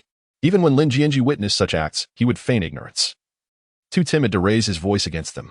He was treated as if he were inconsequential, and even the outer disciples looked down upon him, disregarding him as just a mere disciple. Yet, in recent days, Lin Jianzhi rose from his bed, donning his signature white long robe, and spoke in a calm tone. You shall remain at the cliff of reflection for 10 days. I believe you will undergo a transformation. Upon hearing these words, Zhao Yuyan, who had initially exuded an air of arrogance and indignation, instantly recoiled, her gaze wavering. Ultimately, Lin Jianzhi's punishment at the cliff of reflection was entirely due to her doing. Although the idea originated from Chen Xiao, it was Zhao Yuyan who had been the one to cast the first stone, especially when she boldly declared in front of their master and senior brothers, which woman would jest with her own virtue. This proclamation had consigned Lin Jianzhi to the depths of despair. Reflecting on it, Zhao Yuyan suddenly felt a twinge of sympathy for Lin Jianzhi. Lin Jianzhi's current acts of revenge, torment, and bullying are merely a means to release his pin-up frustration. Fortunately, after today, the two shall owe each other nothing. As long as Lin Jianzhi meets his demise, on the night of his nuptials, I shall feign a semblance of decorum, and this secret shall remain forever concealed. Brother, do not hold this against me. Everyone must live for themselves. May you. Farewell. Gazing at Lin Jianzhi, now clad and prepared, Zhao Yuyan had already composed her farewell words in her mind. If one's inner strength is robust enough, then all of this is merely a fleeting dream. Ah, sister. Just as Lin Jianzhi had taken a couple of steps away, he seemed to recall something suddenly. Turning back with a beaming smile directed at Zhao Yuyan, he exclaimed, Brother has but 5 days left to live. During these 5 days, I shall trouble you to come to my herb hall each night. And we shall engage in our intimate rendezvous. No, absolutely not. I do not agree. Zhao Yuyan, who had just exhaled in relief, felt her face turn pale with fear upon hearing those words. Lin Jianzhi, did you not promise me that? That I would only need to accompany you one last time, just once? I have already fulfilled my part. You cannot go back on your word. Otherwise, I. Zhao Yuyan was nearly in tears, for in her efforts to support Lin Jianzhi, she had completely thrown caution to the wind. It seemed that now, even her gait was uneven. I promised to keep your secret, but what are these memory orbs? With a wave of Lin Jian's hand, over 100 memory orbs soared from his storage ring, ascending gracefully into the air. As Lin Jian unleashed his spiritual power, the orbs simultaneously projected vivid images and sounds, displaying a myriad of expressions, languages, and postures. The dazzling spectacle momentarily blinded Zhao Yuyan, who, had she not witnessed it with her own eyes, would find it utterly incredulous that she possessed such a plethora of talents. In a flash, Zhao Yuyan regained her composure, extending her hand with the intent to snatch the numerous memory orbs before her. However, Lin Jian anticipated her move, preemptively retracting the orbs back into his storage ring. Infuriated, Zhao Yuyan felt a surge of frustration, almost compelled to leap forward and take a hearty bite out of Lin Jian. Are you truly certain that if I accompany you for just 5 more days, you will relinquish all the memory orbs to me? As the wedding date approached, Zhao Yuyan hesitated. The thought of even a single orb slipping away was enough to jeopardize her engagement with Qin Xiao, resulting in a loss of face for both her and the entire Zhao family. A gentleman's word is as binding as a chariot drawn by 4 horses. There are approximately 100 memory orbs, and I. Before Lin Jian finished speaking, Zhao Yuyan in front of him spat disdainfully, her face filled with contempt. A gentleman? Huh. Lin Jianzhi awkwardly scratched his head, then solemnly assured, Rest assured, junior sister. Accompany me for a day, and I shall grant you 20 projection orbs. When 5 days have passed, we shall be completely settled. Sighing, he added, Alas, I can only live for another 5 days. After that, what use would the projection orbs be to a deceased? Upon hearing this, Zhao Yuyan hesitated. She suddenly found Lin Jianzhi's reasoning quite compelling. However, she considered herself merely naive, not foolish, and quickly realized something was amiss. But looking at your strength, it does not seem like someone who is destined to perish in 5 days, she remarked. Lin Jianzhi momentarily fell silent. But soon his eyes gleamed with mischief as he nonchalantly fabricated a response. Naturally, I shall, since death is inevitable. I shall employ secret arts to ignite my soul, exhausting my life force to savor these final days. My elder brother has never experienced the pleasures of a woman, so I wish to engage with my junior sister about life and aspirations before the end. Bah! Zhao Yuyan spat again, rendered momentarily speechless. Then why must I go to your Kaomutang? Would it not suffice for you to visit my Yanhong Tower instead? In Yanhong Tower, she was coerced. Yet, if she were to venture into Kaomutang, it would be an act of willing submission. The thought of having to seek out Lin Jianzhi for intimacy stirred an unfamiliar sensation within Zhao Yuyan. What is my junior sister thinking? Am I the sort to shy away from walking a few extra steps? Lin Jianzhi cast a meaningful glance at Zhao Yuyan and spoke earnestly. If you are unperturbed by the thought of being spotted by Qin Xiao at Yanhong Lu, then as your elder brother, I am indifferent. After all, I am destined to perish, and I hold no regard for reputation. Zhao Yuyan felt a flicker of emotion upon hearing his words. It dawned on her that her elder brother consistently considered her well-being. Do remember to wash up at night before seeking me out, she replied hesitantly. Well, then, it shall be so. Ah, the folly of infatuation, she was easily deceived, even aiding in her own betrayal. 5 days? Humph. By then, Lin Jianzhi had already devised a plan to deal with Zhao Yuyan. Emerging from one pitfall did not guarantee her safety, for she would soon find herself ensnared in an even larger and deeper trap meticulously prepared by Lin Jianzhi. After exiting Yin Honglu, Lin Jianzhi hummed a tune as he made his way toward the sword pavilion of Lingjian Sect. Simultaneously, hundreds of miles away in the Hongduan Mountains, a middle-aged man clad in black suddenly opened his eyes, standing upon a flying sword, rushing into the depths of the dense forest. The moment had arrived. This man in black was none other than the Sword King, Shui Chan. Chapter 18. Am I not granting you face? The Hongduan Mountains stretched for thousands of miles. On one side lay the Xianyu Empire, dotted with prominent sects such as Lingjian Sect, Xianyuan Sect, Huangquan Sect, and Taisha Sect. On the other side was the untamed Menghuang Forest, a realm shrouded in peril, teeming with formidable beasts and seldom trodden by human feet. Journeying northward through the Menghuang Forest led to the endless beast domain, a territory claimed by the beasts, an absolute forbidden zone for human cultivators. It was said that merely approaching the Hongduan Mountains could usher one into the clutches of death, as the beasts here were overwhelmingly powerful and terrifying. Should fortune favor a traveler, they might encounter lesser beasts and escape with their lives. However, should misfortune strike, confronting a beast king, a great demon, or even a legendary beast emperor would spell certain doom. Even a sage of the Lingjian Sect, like the esteemed Ji Qing, would tread cautiously, wary of delving too deeply into the dangers of the Hongduan Mountains. Yet today, in a corner of the Hongduan Mountains, a group of human cultivators appeared. Clad in pale blue robes, there were approximately 6 individuals, each adorned with a purple thread-embroidered flying sword on the cuffs of their garments. This insignia represented the Lingjian Sect, familiar to all cultivators of the Xianyu Empire. The 6 cultivators, riding their flying swords, sped through the dense forest in a frantic escape, their faces etched with panic. They displayed none of the calm composure or celestial demeanor typically associated with their kind. Instead, they resembled lost hounds, trembling with dismay. Second Elder, what shall we do? We cannot escape.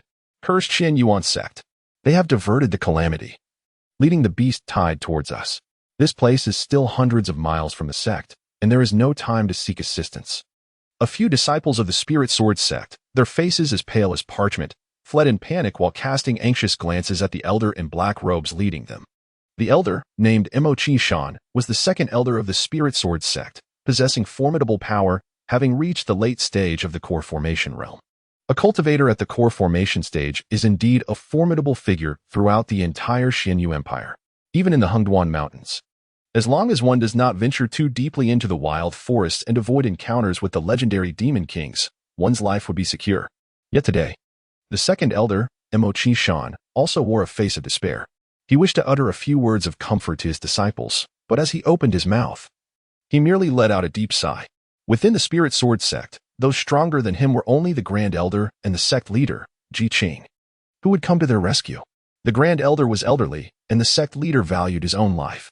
Moreover, even if the two of them wished to come to their aid, the distance of several hundred miles from the Spirit Sword Sect meant that before any reinforcements could arrive, they would have already perished at the jaws of the beasts.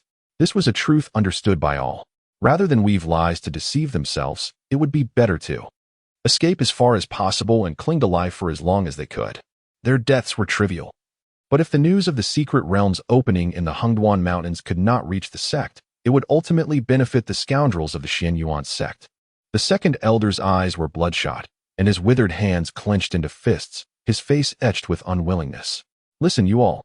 If anyone manages to escape by sheer luck, make sure to inform the sect leader of the key to the secret realm's opening, and of today's calamity instigated by the Xianyuan Sect, so that the sect leader may seek justice for us. Yes, the disciples all nodded in agreement, but their hearts sank to the depths of despair, for they all knew that their hope of survival today was nearly non-existent. For today, they were faced with the beast tide. Suddenly, a sharp, piercing sound of rat squeals echoed all around them. As the sound rang in their ears, the faces of the Spirit Sword Sect disciples changed dramatically. Hurry, speed up. One disciple, controlling his flying sword at great speed, turned to look back and shouted a warning. The spirit-eating rats are coming. The rat tide is upon us. Whoosh. Before the disciple could finish his sentence, a shadow lunged directly at his face. The sharp grinding of teeth echoed, followed instantaneously by a chilling scream that pierced the heavens. A palm-sized spirit-eating mouse lunged at the face of a disciple from the Spirit Sword Sect. its sharp teeth voraciously gnawing at the flesh, skin, and even bone. In mere moments, the disciple's head bore a gaping wound, one I devoured, while crimson blood and brain matter cascaded from the gash. Before he could even comprehend the horror unfolding, he was left with a gruesome cavity. Damn spirit-eating mouse. Die. The disciple reacted with remarkable speed, using his hand like a claw to seize the mouse still feasting on his face. Enduring excruciating pain, he gathered brilliant sword aura in his palm and instantaneously tore the creature apart. Yet, before he could catch his breath, his remaining eye caught sight of his fellow disciples desperately calling out to him, their faces etched with terror. Junior Brother Zhou, run. Jump. Escape. Junior Brother Zhou. I'm sorry. I'm so sorry. Feeling a sense of foreboding, the disciple surnamed Zhou turned to look, his pupils dilating in horror. In the next moment, an endless tide of spirit-eating mice surged forth like a tsunami, overwhelming all in their path. Chirp, chirp, chirp. 1. 500. 8,000. In the blink of an eye, the Zhou disciple was engulfed by the horde, leaving not even a remnant of bone behind. Junior Brother Zhou. Junior Brother Zhou. He was merely 19 this year, having joined the Spirit Sword sect just 4 years ago. I still remember when he first entered the mountain gate, calling me senior sister. The remaining disciples' eyes brimmed with tears, each engulfed in endless guilt and despair, yet their flying swords dared not pause for even a moment. Junior Brother Zhou, being the weakest, was the first to be pursued by the spirit-eating mice. But those who survived had no time to mourn. For as soon as Zhou was consumed, the massive tide surged once more toward them. The scent of blood incited the horde into a frenzy, their crimson eyes haunting, and their speed increasing exponentially. The second elder's face had darkened to an extreme, offering no words of comfort as his eyes glistened with unshed tears. He silently urged the remaining 4 disciples to flee. They must continue to escape, for they would all be devoured by the tide. Even he.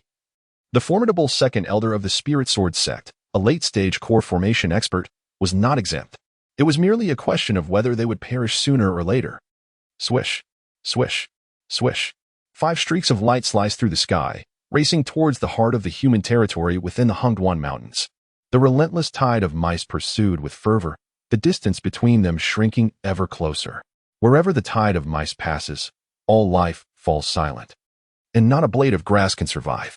Even the mightiest demon kings must shun its brilliance.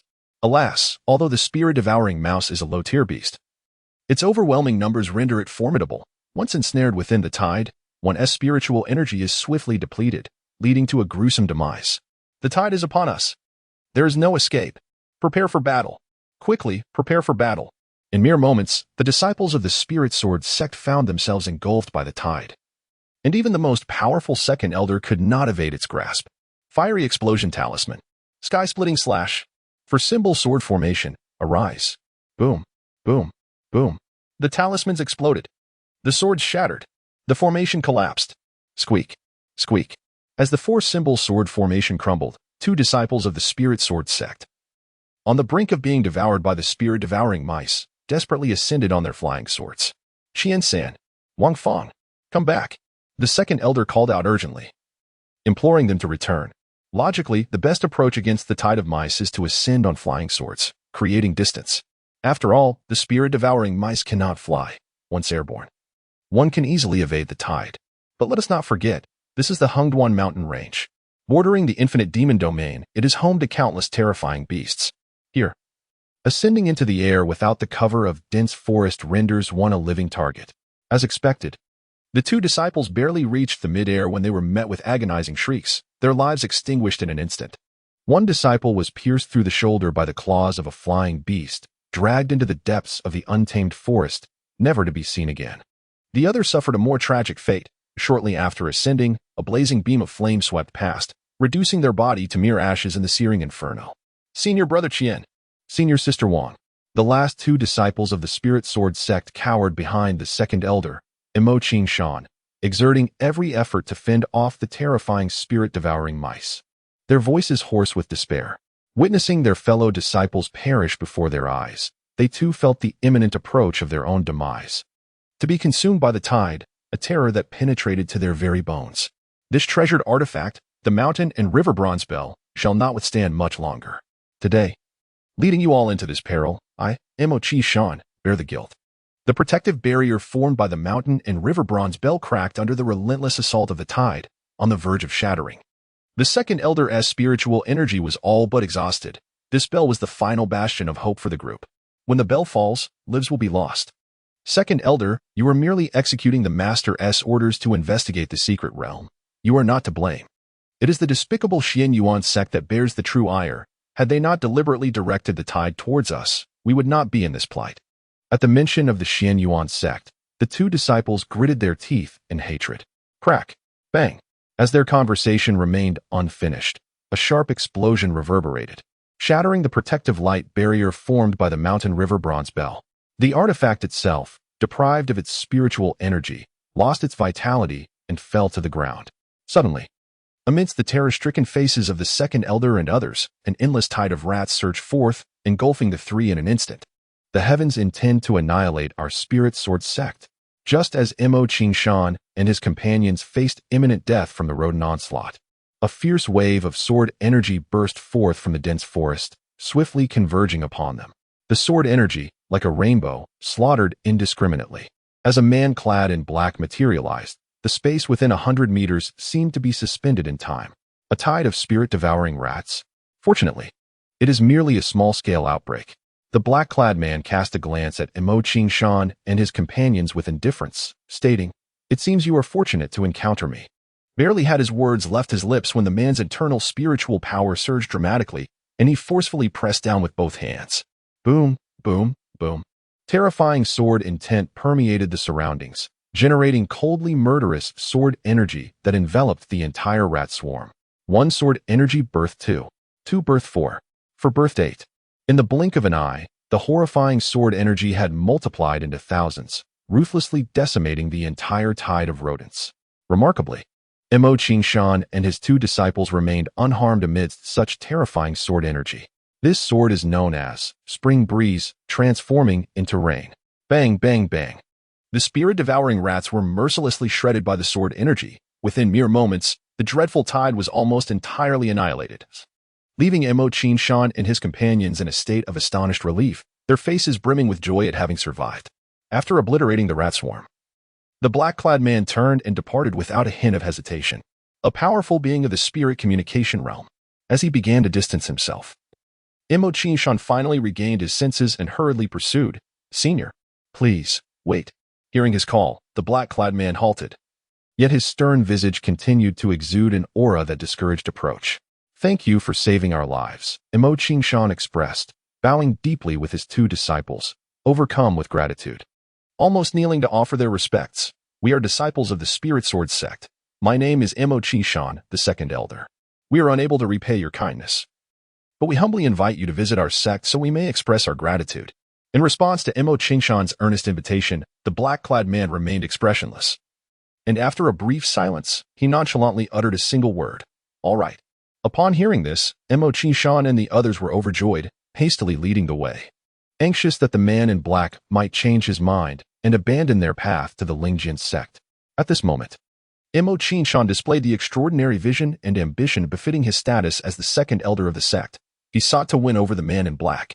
This was a formidable spiritual realm expert, a master swordsman renowned for his lethal prowess. Within the entire Lingjian Sect, only the sect leader, Ji Qing, held a comparable status. If he could persuade this man to join their ranks, the sect's power would surge dramatically. At that point, what would the likes of the Lingjian Sect, Taisha Sect, and Huangquan Sect have to say? "May I inquire from which sect you hail, esteemed senior?" Mo Qingshan asked while leading the way, his face alight with eagerness as he contemplated how to flatter the man without appearing overly obsequious. A solitary cultivator, devoid of any affiliation. The man in black remained as indifferent as ever, speaking sparingly. Upon hearing this, the second elder was so elated that he could hardly contain himself. He then tentatively inquired, "Might I ask the name of this esteemed senior?"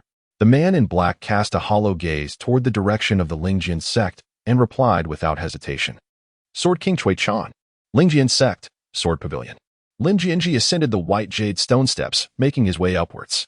Upon exiting the Crimson Pavilion, he noted that the day was still young, so he proceeded directly to the Sword Pavilion. The Sword Pavilion is the sacred ground of the Spirit Sword Sect, housing hundreds of martial arts teachings, which represent the true essence of the sect. The Spirit Sword Sect has stood firm in the Xianyu Empire for over a century, a fact that cannot be underestimated.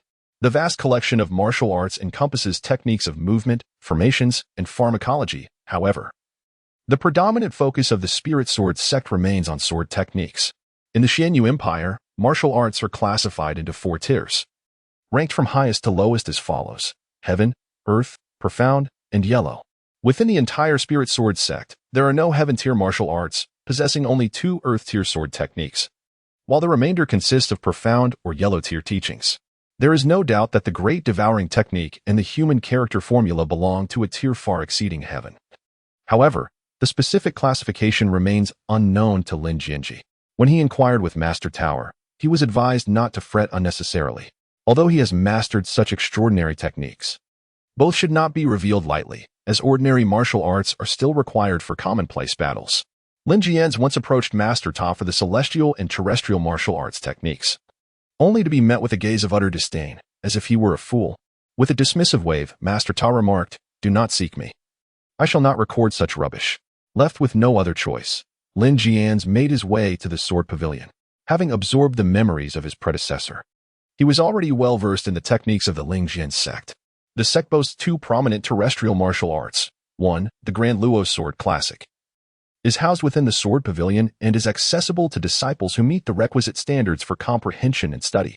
The other, the Great Sun Thunderstrike Sword Technique, remains strictly off-limits, with only the sect leader, Ji Qing, having practiced it, as far as Lin Jianzhi could recall.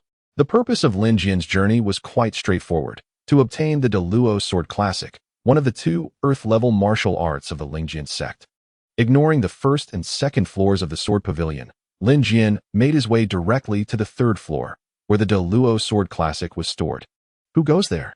What business do you have at the sword pavilion?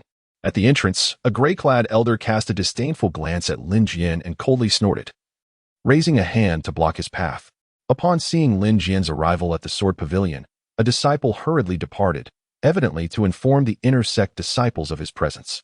Momentarily taken aback by the obstruction, Lin Jianzhi was then overcome with amusement. He recognized this gray-clad elder, who was specifically tasked with guarding the 3rd floor of the sword pavilion. Lin Jianzhi was certain that the elderly man must recognize him. With his hands clasped behind his back, Lin Jianzhi spoke with a calm demeanor. "I am Lin Jianzhi, a direct disciple." He had anticipated that revealing his status would prompt the elder to step aside, but to his surprise, the man in gray sneered repeatedly, disdainfully retorting, "This is the sacred ground of the sword pavilion. No idle individuals are permitted entry." With a swift motion, Lin Jianzhi delivered a resounding slap to the elder's face, leaving it swollen in an instant. "How dare you show such disrespect to me, Lin Jianzhi?" Chapter 19. A Shocking Revelation. Instant comprehension of the deluo Sword Classic. The elder, known as Mo Sha, was tasked with guarding the passage to the 3rd floor of the sword pavilion. The deluo Sword Classic, housed on the 3rd floor, was one of the 2 Earth-tier techniques of the Spirit Sword sect and the only one accessible to disciples. This position was undeniably significant, reflecting Mo Sha's status within the sect. According to the memories of the original owner, Mo Sha had once served as the 4th elder of the Spirit Sword sect, a formidable master at the peak of the Foundation Establishment realm. However, during an expedition into a secret realm, he was ambushed by a demon king, sustaining grave injuries. Rescued by the sect leader, Ji Qing, he was brought back to the Spirit Sword sect. Though he narrowly escaped with his life, his meridians were irreparably damaged, and he lost all his cultivation, reduced to a mortal incapable of further practice. Out of gratitude for his past contributions, sect leader Ji Qing assigned Mo Sha the role of guarding the deluo Sword Classic, providing a comfortable retirement position. Despite his lost abilities, Mo Sha, having once been the 4th elder and a figure of merit within the sect, still commanded considerable respect, coupled with his age and seniority, as well as his responsibility for the deluo Sword Classic. Any disciple who encountered him would bow respectfully and greet him warmly, fearful that this old man might create difficulties or find excuses to deny them access to the classic. However, such concerns were only applicable to ordinary disciples. For direct disciples, the rules of the Spirit Sword sect were clear. Any direct disciple could comprehend the deluo Sword Classic without needing authorization. Not only would Lu Jiang and Wen Qing be welcomed warmly, but even those with lower seniority, like Song Shi and Qin Xiao, would receive the same courtesy from Mo Sha. Yet, Lin Jianzhi found himself an exception. Lin Jianzhi, being a direct disciple, should naturally have the opportunity to comprehend the great Luo sword canon without needing the approval of that old curmudgeon, Ma Shi. However, upon his arrival today, this old fellow has begun to devise various means to make things difficult for him. Initially, he pretended not to recognize Lin Jianzhi, the esteemed direct disciple. And when Lin Jianzhi clarified his identity, he dismissively retorted that no irrelevant individuals were permitted to enter. Lin Jian was utterly amused by the situation, realizing that he had become a mere bystander in the Lingjian Sect. In his recollection, the original owner had attempted multiple times to ascend to the third floor of the sword pavilion, yearning to comprehend the Luo sword canon. Yet, without exception, he had been obstructed at the entrance by the old and obstinate Ma Shi. Helplessly, the original owner, being a person of feeble character, often preferred to avoid conflict, and after being turned away, would typically retreat in a dejected manner. The sole occasion he successfully entered the third floor and grasped the Luo sword canon was when he, with great reluctance, presented 100 high-grade spirit stones to that old curmudgeon, securing merely a brief moment of time. The Luo sword canon is a technique of the earth tier. Although the original owner possessed decent talent, he was far from being able to fully comprehend it in just the span of a single incense stick. When he attempted to revisit the sword pavilion's third floor, he again offered the painstakingly gathered 100 high-grade spirit stones, only for Ma Shi to demand 1,000 high-grade spirit stones instead, having developed a taste for the benefits of his previous transaction. In his eagerness to curry favor with Song Shi, the original owner would immediately give away the elixirs and spirit stones he received each month to the goddess, leaving him unable to produce 1,000 high-grade spirit stones. The 100 high-grade spirit stones he did possess had been borrowed from Song Shi, Zhao Yiyan, and Qin Shao, accompanied by a written acknowledgement. Yet Ma Shi remained unmoved, his expression stern and devoid of any discernible loyalty or treachery. Consequently, the original owner left in shame, becoming the only disciple among the direct apprentices who had failed to master the Luo sword canon. Over time, his strength and status plummeted, leaving him far behind the other disciples. Such a humiliating affair was not something the original owner felt comfortable discussing with others, let alone reporting to his master. Thankfully, he refrained from approaching Ji Qing with his grievances. Had he done so, he would only have faced a scolding and the label of waste. Little did he know, the reason Ma Shi had been so difficult was due to the benefits he had received from his junior disciple, Qin Shao. The so-called impartiality was, in truth, a facade for personal gain. Today, upon witnessing Lin Jian's arrival at the sword pavilion, Ma Shi sneered twice and, as usual, assumed the airs of an elder, ready to create difficulties. He contemplated extorting 1,000 high-grade spirit stones or driving Lin Jian away, after which he could seek praise from Qin Shao at the Dawn Pavilion, potentially earning a reward. Lin Jian, being an easy target, was someone everyone wished to take advantage of, especially those who felt oppressed in their daily lives. They were all the more inclined to step on someone weaker, seeking solace for their own bruised egos. However, Ma Shi could never have anticipated that. While the beginning unfolded as he expected, the conclusion would be a resounding slap. With a swift motion, Lin Jian delivered a powerful strike across Ma Shi's wrinkled face, marked by age spots. Following the crisp sound of a slap, an eerie silence enveloped the sword pavilion, so profound that even the faintest clink of a falling silver needle could be distinctly heard. As Mo Shi stood guard at the staircase leading from the second to the third floor of the pavilion, the disciples of the Lingjian Sect on the second floor clearly witnessed Lin Jian's palm striking Mo Shi's face, without the need for any monetary inducement to spread the news. Eager onlookers quickly relayed the incident of Lin Jian slapping elder Mo Shi, transmitting the tale from the first floor of the pavilion to other corners of the Lingjian Sect. It became evident that the curiosity of the masses remains unfaltering, regardless of the realm. You dare to strike me? Mo Shi, clutching his swollen cheek, looked at Lin Jian in utter disbelief, his body trembling with rage. Lin Jian, you are audacious. You seek your own demise. Observing Mo Shi's fury, the gathered disciples of the Lingjian Sect instinctively recoiled, their gazes towards Lin Jian laden with sympathy and pity. This is not good. Lin Jianzhi has truly stirred a hornet's nest this time. Mo Shi's demeanor is clearly not directed solely at Lin Jianzhi. Many ordinary disciples of the Lingjian Sect, lacking both strength and backing, have suffered extortion and humiliation at the hands of Mo Shi. Yet, like Lin Jianzhi of yore, they have chosen to swallow their indignation, harboring their fury in silence. Am I being audacious? Am I courting death? After delivering a resounding slap, Lin Jianzhi, with a cold expression, advanced menacingly towards Mo Shi, his voice resonating like thunder. You, an ancient and decrepit guard dog, dare to bark in my presence. Do you not know who I am? Do you not recognize that I, Lin Jianzhi, am a direct disciple of the Lingjian Sect? What are the sect's regulations? A direct disciple is permitted free access to the third floor of the sword pavilion to comprehend the great Luo sword canon. His words left the old dog speechless.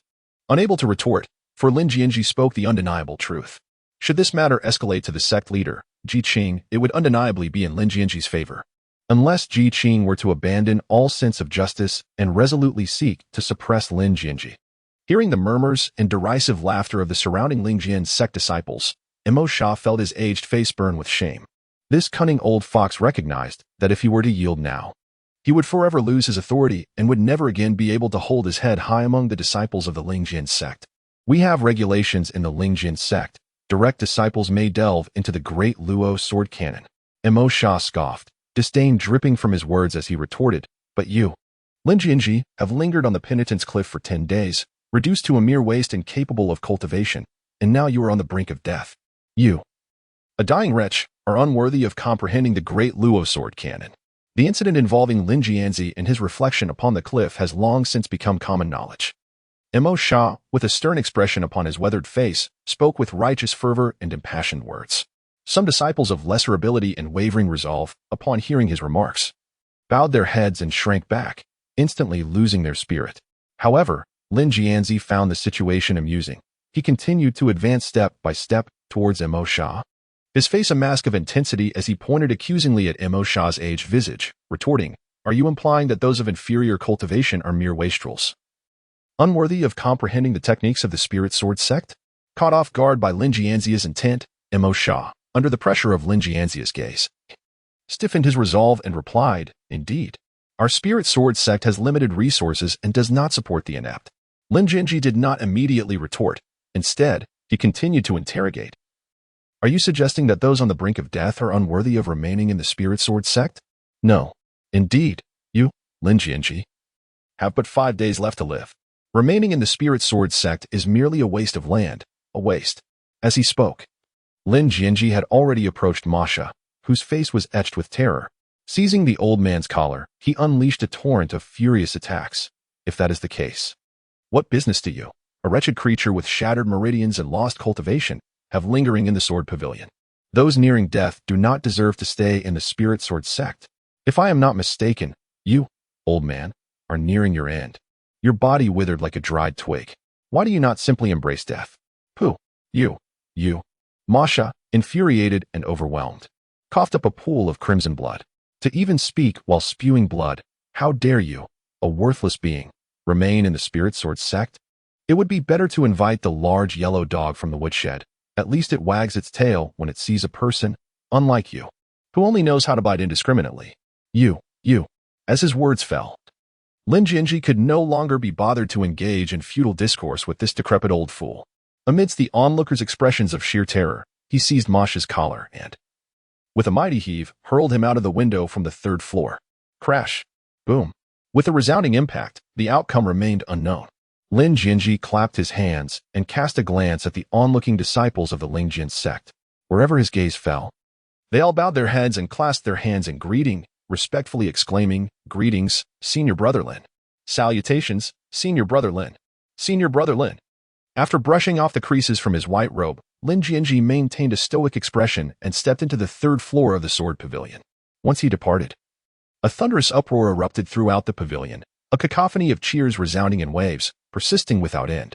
With a creak, he pushed open the tightly shut wooden door and walked directly to the stone tablet that stood in the center of the room.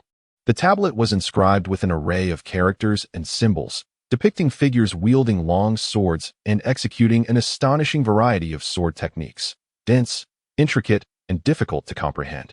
The Luo sword classic comprised 3 forms, each more formidable than the last. Lin Jianzhi pondered how long it would take for him to grasp these 3 sword techniques, feeling a twinge of anxiety. After all, the Luo sword classic was a terrestrial-level cultivation method, and the Lingjian Sect possessed only 2 such texts.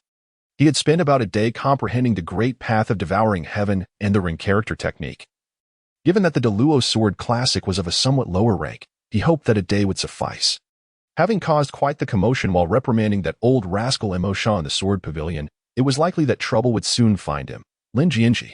Thus, he knew he must act swiftly. Lin Jianzhi approached the stone tablet and began to study the sword classic.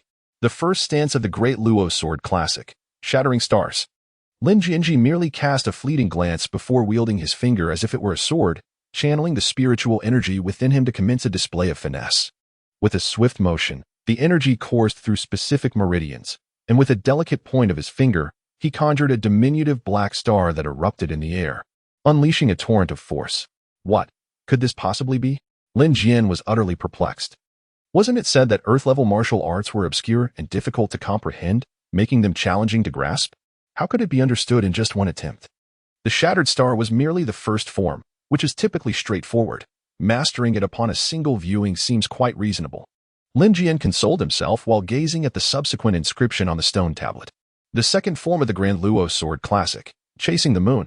Lin Jian glanced briefly, then extended his index and middle fingers. As his inner spiritual energy surged, a silver crescent moon materialized at his fingertips. Boom! With a flicker of his mind, the silver moon shattered, unleashing a terrifying shockwave that shattered every door and window on the third floor of the sword pavilion. What in the world? What has just happened? Lin Jianzhi found himself utterly bewildered, his mind in a state of disarray. Master Ta. Am I perhaps a genius? The figure of Master Ta in his consciousness yawned, casting a fleeting glance at Lin Jianzhi before turning away to resume his slumber. How mundane. Chapter 20. Life and Death Decided on the Platform. Meanwhile, after meandering about the Lingjian Sect for quite some time, and having waited in the grass and wood hall for hours, Jimin finally received news about Lin Jianzhi. Lin Jianzhi was at the sword pavilion? What could a waste, deprived of his meridians and cultivation, possibly seek there? Jimin furrowed his brow, exuding disbelief. What? He even ventured to the third floor of the sword pavilion, seeking to comprehend the Luo sword canon? No matter. That old rascal Mo Sha would certainly not permit Lin Jianzhi easy access to the third floor. I can assert with confidence that Lin Jianzhi must have faced a cold reception and left empty-handed.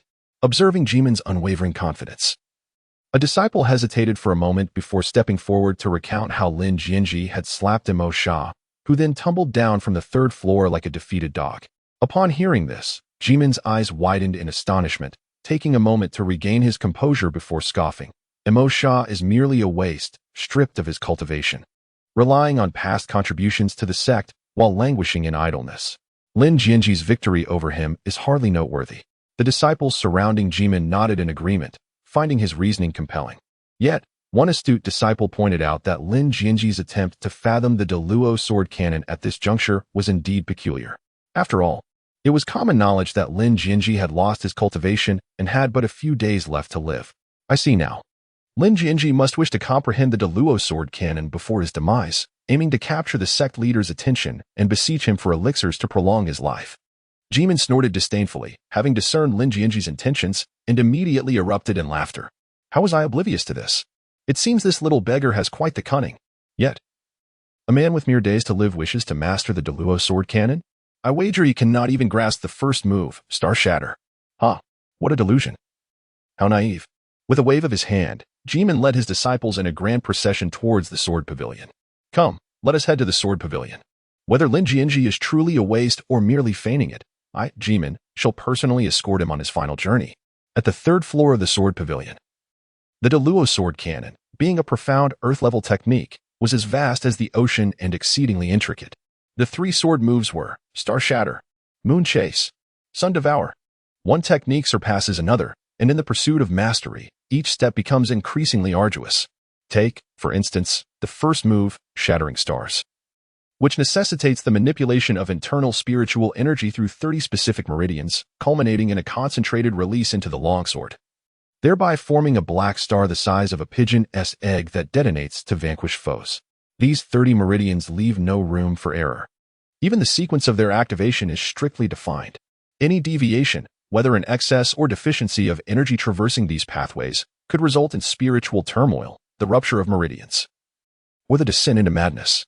The difficulty of mastering the first technique, Shattering Stars, is formidable, while the second move, Crescent Moon, elevates the challenge exponentially, requiring the manipulation of spiritual energy through 96 meridians. As for the third and most potent technique, devouring the sun, it demands the activation of a staggering 564 meridians. Among the entire Lingjian Sect, comprising over 2,000 disciples, fewer than 200 have successfully cultivated shattering stars, while the number who can master crescent moon dwindles to less than 20. The most formidable move, devouring the sun, has been successfully executed by no more than a handful. According to the memories of the original owner, only the eldest senior brother, Liu Jiang, has mastered this ultimate killing technique from the De-Luo sword cannon. Even he, after expending countless spirit stones and elixirs, and under the direct tutelage of Master Ji Qing, devoted years to achieve full comprehension. It is precisely because of its arduous nature that the De-Luo sword cannon has been etched onto the stone tablet on the third floor of the sword pavilion, allowing direct disciples to observe and practice at will, while inner and outer disciples may comprehend it by submitting a certain quantity of spirit stones. However, upon Lin Jian's arrival, all conventional wisdom and regulations were forcefully shattered. Typically, a common disciple would require months to succeed in mastering shattering stars, yet Lin Jian, after merely a single glance at the stone tablet, accomplished it in an instant. While it would take years for an ordinary disciple to cultivate crescent moon, Lin Jian's prowess defied all expectations. Lin Jianzhi cast a fleeting glance at the steel, and in that brief moment, it was done. Lin Jianzhi was utterly perplexed. Despite his novice, he sensed that his talent for cultivation was extraordinary. In the past, practicing the swallowing heaven technique and the human character secret had consumed a whole day of effort, leading him to believe himself to be beyond hope. Akin to a piece of wood that could not be carved, the elusive Tai Yi, with his cryptic words, left Lin Jianzhi's heart oscillating between hope and despair. However, it now appeared that he was not only endowed with intelligence but might very well be a prodigy of legend.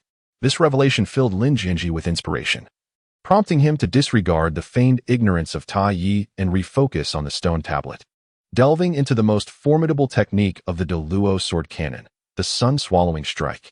Using his own spiritual energy as fuel, he navigated through 564 meridians, ultimately converging in his dantian to ignite it, evolving into a resplendent sun.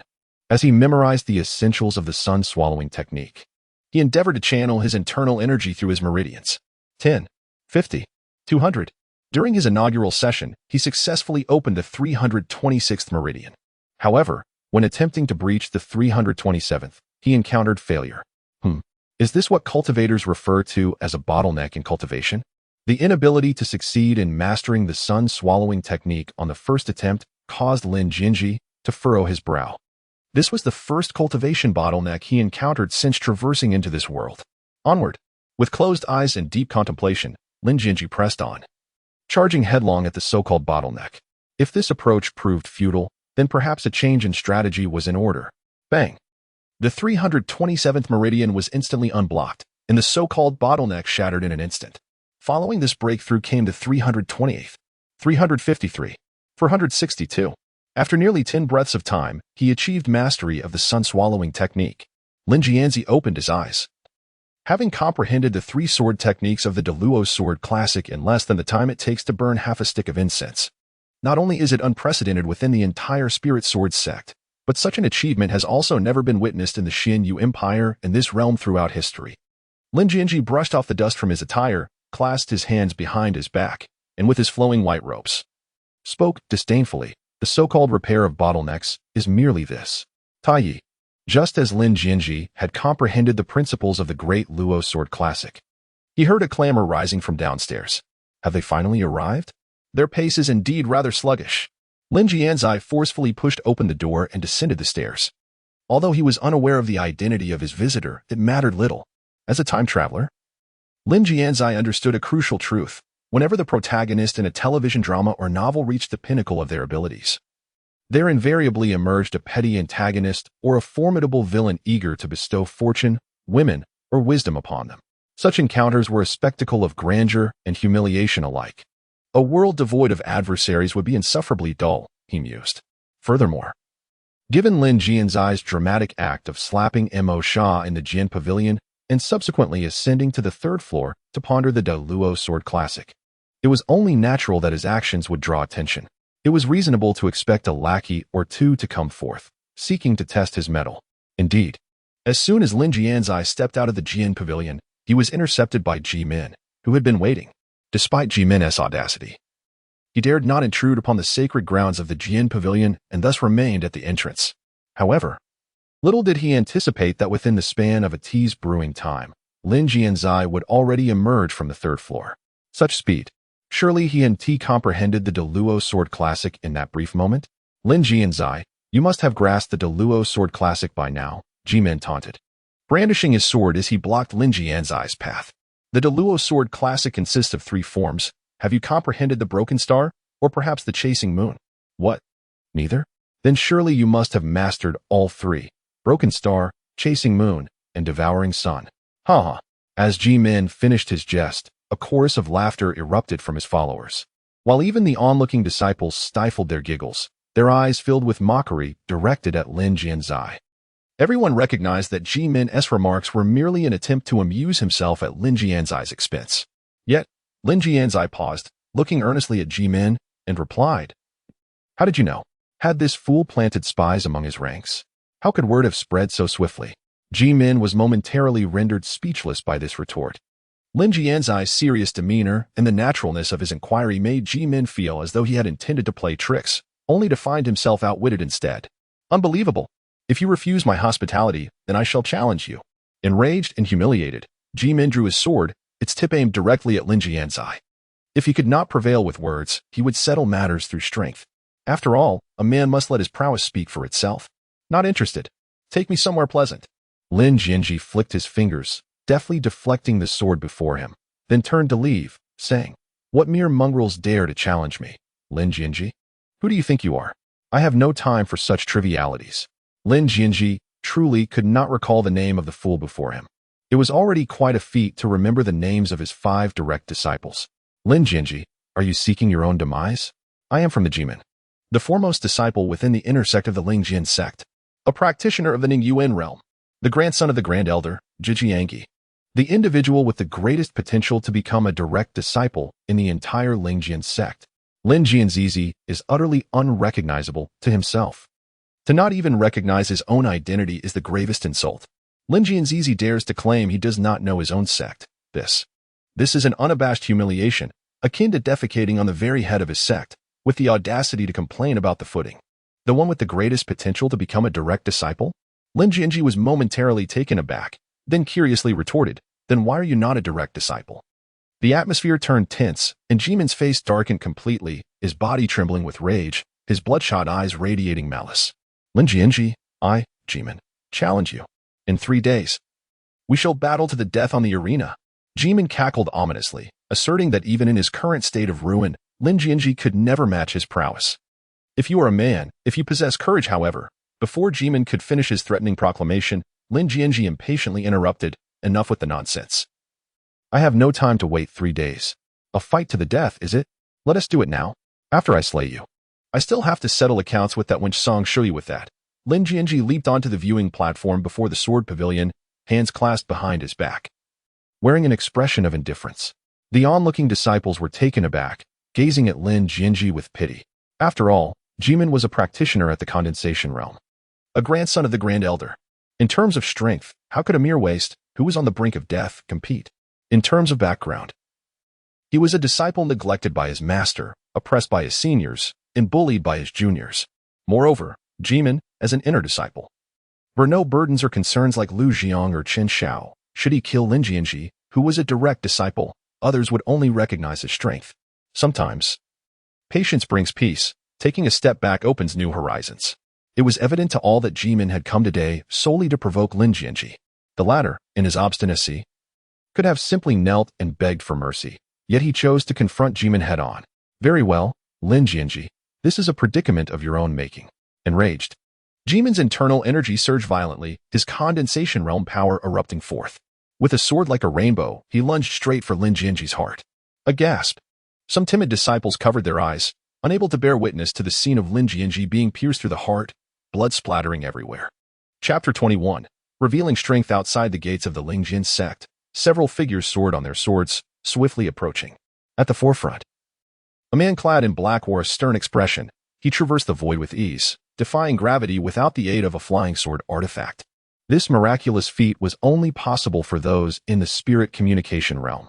This man was none other than the Sword King, Cui Chan, who had returned to the Lingjian Sect after his journey through the Hongduan Mountains. Sword King, Senior, this is my Lingjian Sect. Elder Mo Qingshan and the other two surviving disciples sighed in relief, their hearts filled with gratitude at having survived the ordeal. Cui Chan surveyed the towering mountains that pierced the clouds, enveloped in spiritual energy, with ethereal cranes gliding through the mist. He nodded expressionlessly and then stepped forward. Boom! A pale luminescent barrier materialized abruptly, standing before Cui Chan. Within the barrier, ethereal mist swirled, radiant hues illuminated the space, and an ominous aura subtly pervaded, instilling dread.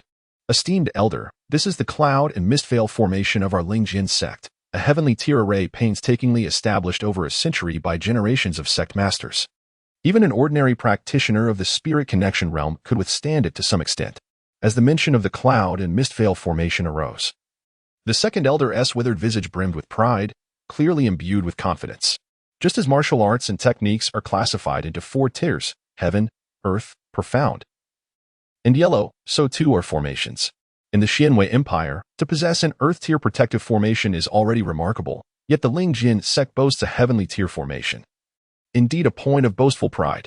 Please, esteemed Elder, allow me a moment to contact our disciples within the sect to withdraw the protective formation. While speaking, the second Elder retrieved a milky white jade pendant from his robe, forming a series of hand seals to channel spiritual energy within, and continued addressing the Sword King Cui Chan. Once we enter the Lingjian Sect, I shall promptly report everything to the sect master, who will undoubtedly express his gratitude. However, before the second Elder could finish his sentence, Cui Chan, with a visage of icy indifference, waved his hand dismissively, interrupting, "There is no need for such formalities. Once I shatter this so-called cloud and mist veil, your sect master will naturally make his appearance." With that, amidst the collective horror of the second Elder and the others, Cui Chan extended his right index finger, a brilliant sword light coalescing at its tip. Then, using his finger as a blade, he forcefully pressed forward. The second Elder gasped. "Esteemed Elder, please don't." No. Crack. The moment the sword light made contact with the white barrier, fissures began to emerge. The cracks multiplied, resembling a spider's web bursting apart. Boom. In an instant, the white barrier shattered explosively. The second Elder, Mo Qingshan, experienced a tumultuous wave of emotions, his face alternating between crimson and pale, wishing fervently for a crevice to hide within. Just moments ago, he had boasted about the cloud and mist veil being a heavenly tier formation capable of withstanding even ordinary practitioners of the spirit connection realm. Yet in the next moment, the slap in the face came far too swiftly. While it barely qualified as a heavenly tier formation, it was only marginally superior to a common earth tier formation.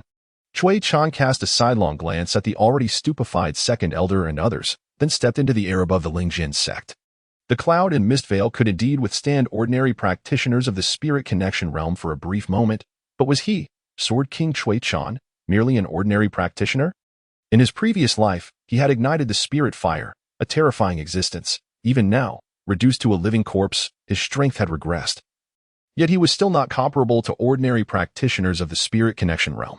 Moreover, sword cultivators are inherently aggressive, skilled in the art of slaying. Chua. As Cui Chan stepped forward, the clouds and mist over the spirit sword sect began to swirl once more, accompanied by a cacophony of bells. The protective formation of the sect was reactivated, and amidst the billowing clouds, several white light barriers materialized, soaring towards Cui Chan. With a disdainful smile, Cui Chan extended 2 fingers, and the sword's radiance at his fingertips flickered, expanding from 1 inch to 3. Suddenly, as Cui Chan prepared to strike again, arcs of electricity crackled and reverberated through the air. In the next instant, a middle-aged man clad in dark robes appeared before the Sword King Cui Chan. This man was none other than Ji Qing, the sect leader of the Spirit Sword Sect, who hovered in the air with an imposing presence. His body surrounded by flickering arcs of electricity. A formidable aura swept across the surrounding area, resonating with the protective formation's cloud-covered barrier. "Why do you assault the protective formation of my Spirit Sword Sect?" Ji Qing inquired, frowning and regarding the Sword King Cui Chan with evident apprehension. He sensed an unprecedented pressure emanating from Cui Chan. "May I ask who you are?" In response to Ji Qing's inquiry, the Sword King Cui Chan remained stoic, his silence unbroken. He merely raised his right hand, with his index and middle fingers extended, as a brilliant sword light began to coalesce at their tips. "Leader." "Greetings to the leader."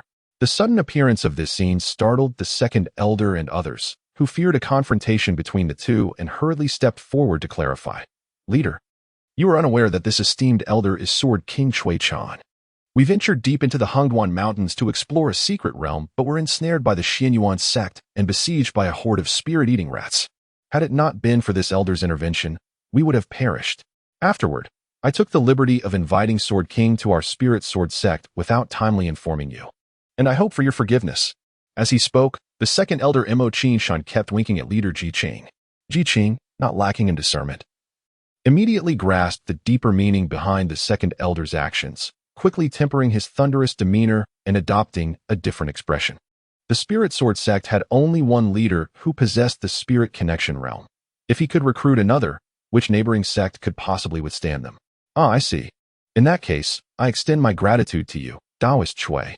Ji Qing's lips curled into a subtle smile as he bowed slightly to the silent Cui Chan, warmly inviting him. It is indeed an honor for my spirit sword sect to host you, Taoist Cui. Please, do come. As he spoke, to demonstrate his sincerity, Ji Qing waved his hand vigorously, dispelling the entire protective formation. There's no rush. Let us first engage in a contest. However, contrary to expectations, Cui Chan did not relent. Instead, he summoned all the spiritual energy within him. Amidst the astonished faces of the crowd, he pointed towards the sky above. With a forceful strike, he unleashed a display of unparalleled might. Whoosh, whoosh, whoosh. 5, 10, 100, 500. The dense sword energy descended like a tempest, enveloping Ji Qing entirely. With the grace of spring rain, the swords fell like droplets. Humph. In the face of Cui Chan's terrifying lethal move, Ji Qing let out a cold snort. His expression darkening as he summoned the vast thunderous spiritual power from within, charging forth. The great Sun Thunder Sword technique, Thunder Annihilation. Boom. The clash of sword energy and thunder erupted. A violent explosion resonated throughout the surroundings, unleashing a terrifying wave that swept across the sky. The second elder and the others turned pale with fright, instinctively retreating, fearing that they might be caught in the aftermath of the battle and perish on the spot. This was a confrontation between formidable beings of the spiritual connection realm. Any misstep could turn the world upside down. Observing the increasingly frenzied battle between the two, second elder Mo Qin Shan felt an inexplicable pang of anxiety. He suddenly regretted inviting the Sword King Cui Chan to the Lingjian Sect. If their leader Ji Qing were to be defeated, would the Lingjian Sect not have to change its course? Would they seek a new master? Meanwhile, on the high platform in front of the sword pavilion, Lin Jianzhi and Ji Min were engaged in a life-and-death duel. The sect rules of the Lingjian Sect strictly prohibited disciples from harming one another. Violations would result in punishment at the reflection cliff, and in severe cases, those causing injury or fatalities could be executed on the spot. However, where there are people, there exist rivalries and vendettas. The rules could only restrain the disciples, but could not resolve deep-seated grievances. Hence, the Lingjian Sect established the custom of life-and-death battles. As long as both parties agreed to a life-and-death duel and signed a declaration with the elders, setting a date, they would ascend the life-and-death stage and fight until only one remained. The procedure was quite cumbersome, which is why Ji Min sought to schedule the duel 3 days hence. However, for a minor opponent, Lin Jianzhi had no time to waste in prolonged negotiations. If a fight was to commence, why waste breath on trivialities? Under Lin Jianzhi's provocation, Ji Min could no longer concern himself with anything else. Leaping onto the life-and-death stage, he unleashed a surge of spiritual energy and thrust his sword towards Lin Jianzhi's heart. Ji Min, possessing the cultivation of the condensation realm, coupled with a formidable background in high-level techniques, had seen his strength soar under the Grand Elder's meticulous guidance. He was indeed the foremost disciple of the inner sect, far surpassing the outer sect disciples like Luo Cheng. Yet, due to not being Ji Qing's disciple, he had never ascended to the status of a direct disciple of the Lingjian Sect. Now, should he eliminate Lin Jianzhi, the position of direct disciple would become vacant, and the Grand Elder could covertly lend his support. Swish. But faced with Ji Min's fierce thrust, Lin Jianzhi deftly pivoted, his foot barely grazing the ground as he evaded the strike with ease. With eyes wide open, Ji Min could hardly believe the agility displayed. Such finesse could hardly be attributed to a mere wretch of diminished prowess. The surrounding disciples, who had closed their eyes in fright, were taken aback at the sight of Lin Jianzhi, who remained unscathed, and gasped in astonishment. Dare he to hide? Such foolishness! In a fit of rage, Ji Min Having failed to land a blow, unleashed the sharp, resonant wails of the shark-slaying sword, charging once more at Lin Jianzhi. This sword was no ordinary weapon. It was a genuine flying sword of the condensed Yuan realm, procured at great peril by the Grand Elder from a secret domain. Intended as a guardian artifact for Lingjian Sect, such treasures were exceedingly rare, classified into 10 distinct ranks, including body refinement, qi refinement, yuan condensation, dan formation, spirit communication, spirit fire, spirit refinement, void return, spirit transformation, and tribulation crossing. To assist Jimin's ascension to the esteemed lineage of the Spirit Sword Sect, the Grand Elder spared no expense, even relinquishing the precious flying sword, the shark-slaying sword, for his dear grandson. Jimin wielded the sword like a venomous serpent, unleashing a torrent of attacks, thrusting, stabbing, cleaving, and slashing. Yet, after a flurry of relentless assaults, he found himself breathless, having landed not a single blow upon Lin Jianzhi. The astonishment was palpable. Not only was Jimin left dumbfounded, but the onlooking disciples, too, were wide-eyed with disbelief. Was Lin Jianzhi not supposed to be doomed? How could he be so formidable? Moreover, it was evident that Lin Jianzhi, with a vacant stare, had not even regarded Jimin throughout the skirmish, clearly dismissing him entirely. Lin Jianzhi, you useless fool. Is evasion all you can do? Jimin's fury boiled over, his pupils dilating with rage as he succumbed to madness, unleashing his most potent technique, the profound great art, long rainbow piercing the sun die. With all his spiritual energy channeled into the shark-slaying sword, the blade hummed ominously as a fierce sword chi surged towards the dazed Lin Jianzhi. This strike, empowered by the profound grade technique and the shark-slaying sword, was not something Lin Jianzhi could withstand. Neither could Chen Xiao or Song Shui, for that matter. Thus, this blow would surely spell Lin Jianzhi's demise. However, at the peak of Jimin's roar, Lin Jianzhi's vacant eyes finally regained their clarity. As he stood upon the stage of life and death, confronting Jimin, the Sword King Cui Chan arrived just in time, hovering above the Spirit Sword Sect. In that moment, Lin Jianzhi seized the opportunity to inhabit the body of the Sword King, controlling this living puppet to break through the sect's protective formation and engage in fierce combat with his master, Ji Qing. Although the Sword King Cui Chan retained a fragment of consciousness, he was ultimately a marionette. As long as Lin Jianzhi wished it, and the distance was sufficient, he could manipulate the Sword King Cui Chan to accomplish any task. The battle with Master Ji Qing has now concluded, and it is time to deal with this incessant fly before me. Lin Jianzhi, I am employing the profound technique, the long rainbow piercing the sun. Did you not retreat to the 3rd floor of the sword pavilion to comprehend the deluo sword cannon? Then unleash it. Do make use of it. Haha. In the midst of Ji Min's brazen laughter, Lin Jianzhi aligned his right hand's index and middle fingers, channeling his internal energy through a unique meridian. And the cultivation of the 6th layer of qi refinement erupted instantaneously. As you wish. Then, with Ji Min's face filled with terror, he transformed his finger into a sword, concentrating a small black star at its tip, the deluo sword cannon, shattered star. Boom.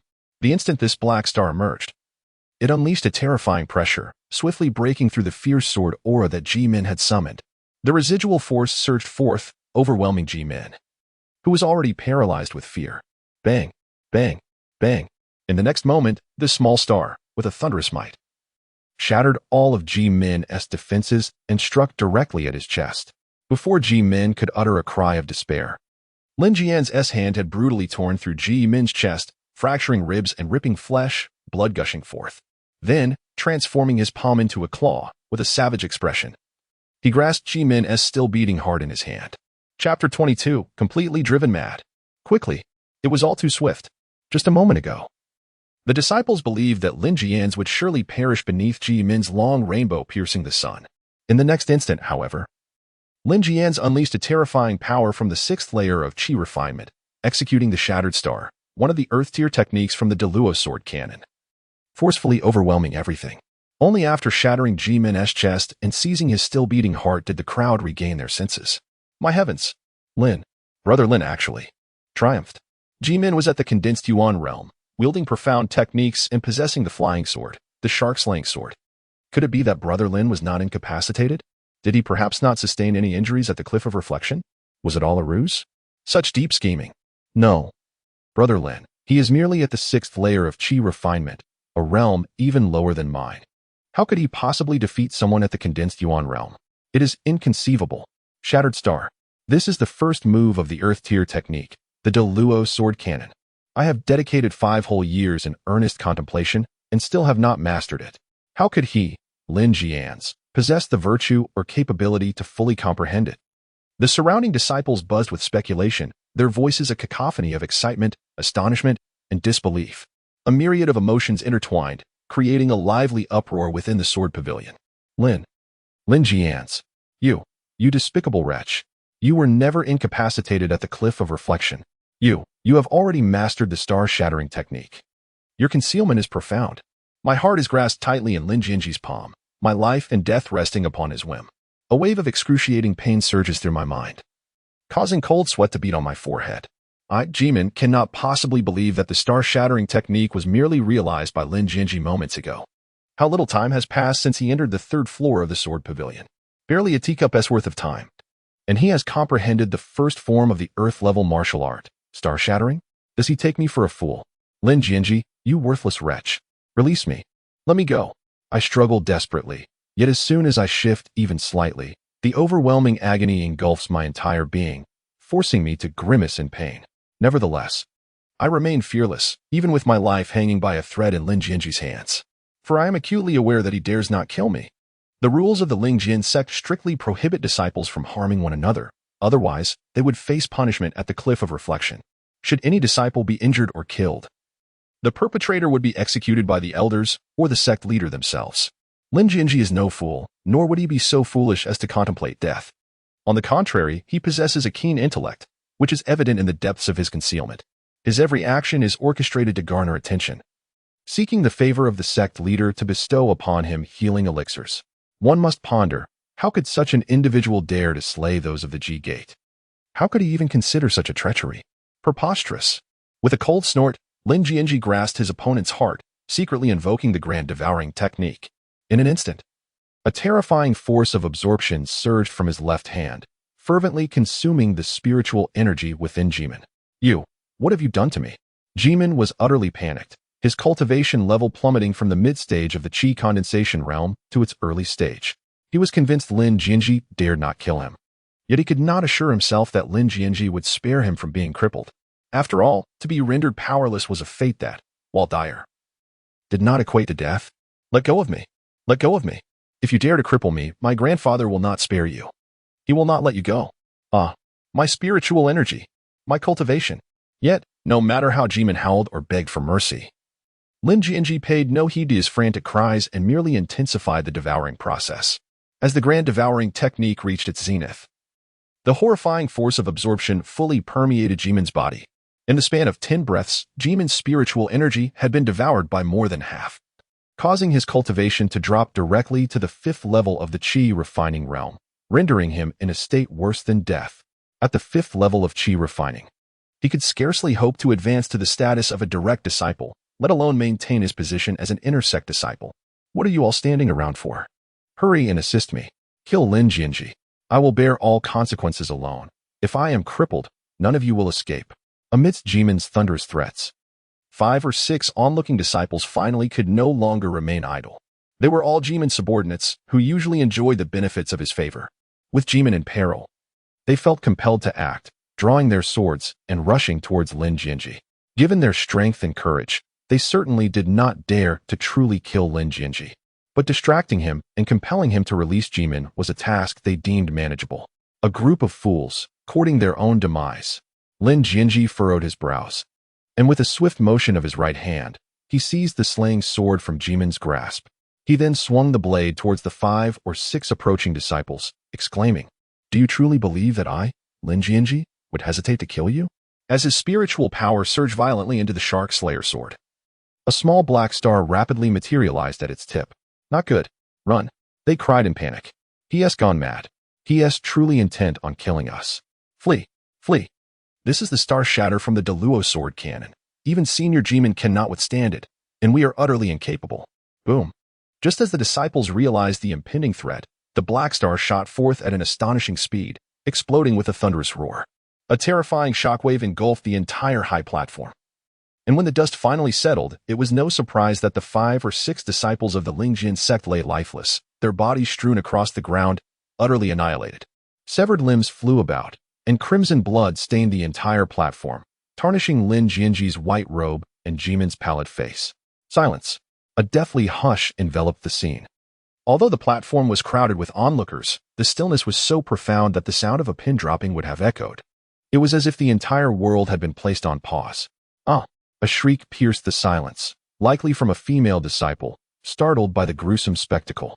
In an instant, the surrounding disciples began to flee in terror, scattering like birds startled from their roost, no longer daring to linger. Fearing that the now utterly unhinged Lin Jianzhi might bestow upon them a similar fate. Lin Jianzhi, how do you kill them? Are you not afraid? Not afraid of the sect rules? Not afraid of the sect leader? Jimin's spiritual energy had been completely devoured. His realm plummeting from the condensation realm to barely even the first level of body refinement, reduced to a mere mortal, rendered utterly powerless. Afraid? Huh. If Lin Jianzhi had harbored any reservations before, with the return of the living dead Sword King Cui Chan, what was there to fear? After devouring and refining Jimin's spiritual energy, Lin Jianzhi's cultivation surged from the 6th layer of qi refinement to the 8th. It must be said, Jimin was indeed a pitiful creature. Possessing a mid-stage condensation realm cultivation, he had only facilitated Lin Jianzhi's advancement by 2 realms. Extending his crimson tongue, Lin Jianzhi licked his lips, gazing with a sense of insatiable delight at the wretched Jimin before him, and spoke indifferently. So, what do you suppose? Do you think I, Lin Jianzhi, would hesitate to kill you? Gulp. Under the calm gaze of Lin Jianzhi, Jimin instinctively swallowed hard, yearning to assert that Lin Jianzhi would not dare. Desperately wanting to invoke the rules of the Lingjian Sect, I yearn to proclaim that my grandfather is the esteemed Grand Elder of the Spirit Sword Sect, and that should he be slain, there would undoubtedly be dire consequences. However, when the gate of the Ji clan creaked open, the words that escaped were, Lingjian, I was mistaken. Please, spare my life, treat me merely as a dog, and release me. I assure you, the Ji clan will not seek retribution afterward. Lin Jianzhi patted Jimin's shoulder, and the murderous aura dissipated into nothingness in an instant. A faint smile graced his lips as he said, We are all brothers of the same sect. There is no need for violence. A simple apology suffices. I, Lin Jianzhi, am not a petty person. Besides, it is not a grave matter. Simply strive to be a better person in the next life. Just as Jimin felt a wave of relief wash over him, Lin Jianzhi's left hand, which clutched Jimin's heart, prepared to unleash a sudden and forceful grip. Thunderous echoes resounded. Stop. Do not harm my grandson. At that moment, a terrifying pressure of the golden core realm surged skyward, swiftly approaching from behind Lin Jianzhi. Lin Jianzhi, release my grandson. And we can discuss this amicably. But if you dare take his life, I shall ensure that you are ground to dust, and you will deeply regret your actions. With a resounding crack, before the words of the river of Jijiang could finish, Lin Jianzhi completely crushed Jimin's heart, reducing it to a gruesome mess of flesh and blood. In an instant, Jimin gasped his last breath, his eyes wide open in shock, unable to close them even in death. As Lin Jianzhi nonchalantly wiped the bloodstained left hand against his clothing, he turned leisurely to face the irate Zhijiangi, who had just rushed towards him in a fit of fury, and with a perplexed expression inquired, Elder, what did you just say? In Chapter 23, titled Exploding the Heavens, Lin Jianzhi's true ace, Jimin lay motionless on the ground, and Zhijiangi stood there, his eyes vacant and his mind clouded with disbelief. Jimin was dead. His only beloved grandson had perished at the hands of a mere qi-refining cultivator, right before his grandfather's eyes. How could this be? How could it be possible? Zhijiangi was a formidable golden core expert, the esteemed elder of the Spirit Sword Sect. His power and status were second only to that of the sect leader, a true embodiment of being one above all others. Ah, my grandson, my dear grandson. Gazing at the seemingly innocent Lin Jianzhi, Zhijiangi descended into utter madness. His golden core pressure surging, enveloping a radius of 100 meters around the sword pavilion. Lin Jianzhi, Zhijiangi, shall, yet, before Zhijiangi could finish his ominous declaration, Lin Jianzhi kicked the lifeless body of Jimin towards him, casually waving his hand as he remarked, Oh, I see. Elder, you were looking for your grandson. I'll leave my brother Jimin in your care. I have matters to attend to, so I shan't accompany you any longer. In truth, with Lin Jianzhi's current devouring power, he could have easily reduced Jimin's body to ashes, extracting the last remnants of his vital essence. However, to avoid revealing his celestial devouring technique, he chose to leave Jimin's body intact. Of course, the primary reason was that Jimin's meager essence was of no interest to Lin Jianzhi. Zhijiangi clutched the flying body of Jimin and his once murky eyes turned a vivid crimson at an alarming rate, his slightly stooped figure trembling uncontrollably. Observing Lin Jianzhi, who appeared unfazed and was about to depart, Jijiangyi began to laugh, a raucous, unrestrained laughter. Then, with a calm demeanor, he placed Jimin's body on the ground, formed a seal with his hands, and summoned a palm-sized jade wine pot that soared forth from within him, expanding in size dramatically. "Jade cauldron, come to me," with Jijiangyi's thunderous command. The small jade cauldron rapidly grew to hundreds of meters in size, its opening turned downward, unleashing a terrifying suction force that ensnared Lin Jianzhi before he could react, isolating him from the outside world. Swish! The Jijiang River then leapt into the air, plunging into the jade cauldron. From that moment on, the vast expanse of the sword pavilion was dominated solely by the towering jade cauldron, standing majestically in the center, without any other presence. The disciples, who had previously fled in fright, now, driven by curiosity, cautiously peeked back to observe the unfolding scene. Inside the jade cauldron, Lin Jianzhi surveyed the surrounding grayness, a slight frown forming on his brow. "Kid, you wanted to show off. How do you feel now?" The voice of the Tower Master echoed through his consciousness, instantly calming Lin Jianzhi. Though the jade cauldron was merely a treasure of the condensed essence realm, it lay tantalizingly close to the core formation realm. Not to mention, even a fellow practitioner of the core formation realm would find it challenging to escape once ensnared within. "Don't say I didn't warn you. With your current cultivation and strength, there is no way you could escape from this old fellow," the Tower Master cautioned. However, Lin Jianzhi remained unfazed, leisurely wandering within the cauldron's realm while dismissively waving his hand. "I'm aware, but I never intended to escape. Don't expect me to intervene. I want to act lightly. If I do, it will provoke the heavenly Tao of this realm." "Tower Master, you're overthinking it. I never counted on your intervention." Bang! As Lin Jianzhi was conversing with Master Ta, a figure suddenly descended from the heavens, creating a massive crater upon impact. Once the terrifying shockwave subsided and the dust settled, Lin Jianzhi finally discerned the imposing presence of the Grand Elder, Jijiangha. "Grand Elder, your entrance is quite spectacular. When shall you impart such skills to me?" Lin Jianzhi, displaying no semblance of trepidation, greeted the formidable elder before him with a smile. "Lin Jianzhi, how delightful. How splendid. There is no need to feign madness before me. Having slain my grandson, I, Jijiangha, shall ensure your bones are ground to dust." As he spoke, Jijiangha extended his hand, revealing a jade flying sword in his palm. Although this sword was not without merit, it paled in comparison to the shark-slaying sword wielded by the Ji clan. The elder's affection for his grandson was evident. Alas, that very sword now lay in the hands of Lin Jianzhi. "I am aware of your thoughts. You have been wronged and relegated to the cliff of reflection, resulting in the loss of your cultivation, leaving you grievously wounded and with little time left to live. You are disappointed in the sect leader, disillusioned with the Spirit Sword sect. Even the world itself seems devoid of hope to you. Under the impression that your days are numbered, you act without fear. But you are gravely mistaken." The elder Jijiangha continued his frenzied monologue, advancing step by step towards Lin Jianzhi. "There are horrors far more terrifying than death itself. Even if you, Lin Jianzhi, have but 5 days to live, I will ensure that during those 5 days, you endure the most excruciating tortures imaginable. You will long for life, yet find it unattainable, and yearn for death, yet be denied.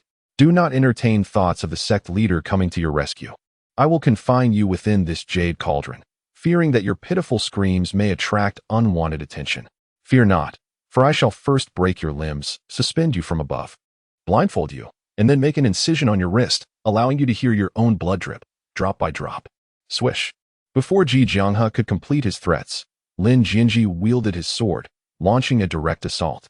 The shark-slaying sword in his grasp unleashed the true might of a condensing Qi realm artifact, 2 sword energies slicing through the air with deadly precision towards Jijiangha.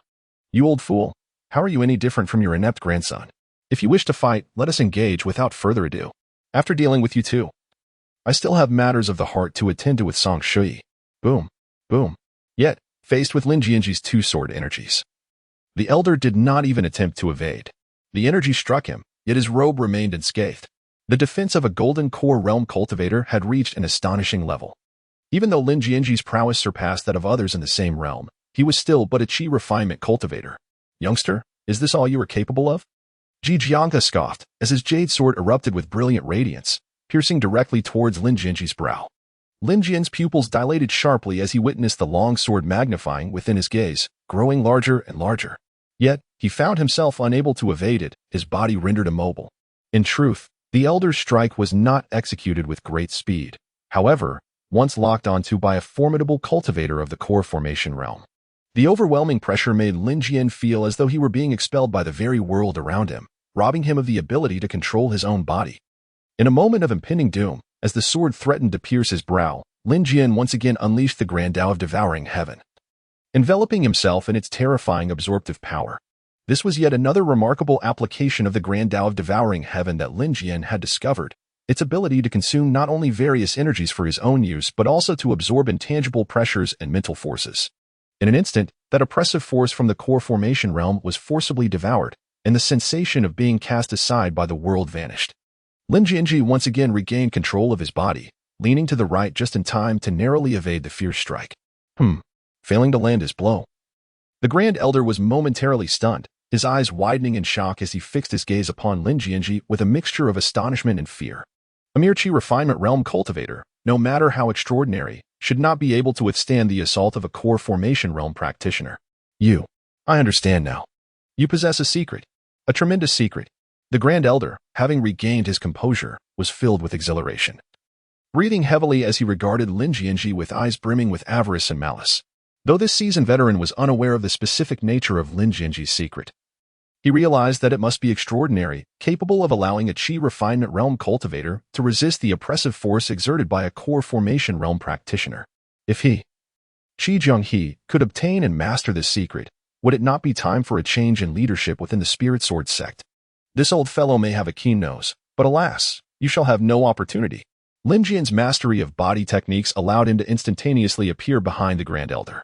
He then unleashed a torrent of spiritual energy into the shark-slaying sword, causing the tip to coalesce into a pitch-black star, aimed directly at the Grand Elder's face. Shatter, starlight. With a thunderous roar, dust surged into the air, and a terrifying shockwave swept through the surroundings. Lin Jian's brow furrowed as he accelerated to his utmost limit. Swiftly retreating. Bang.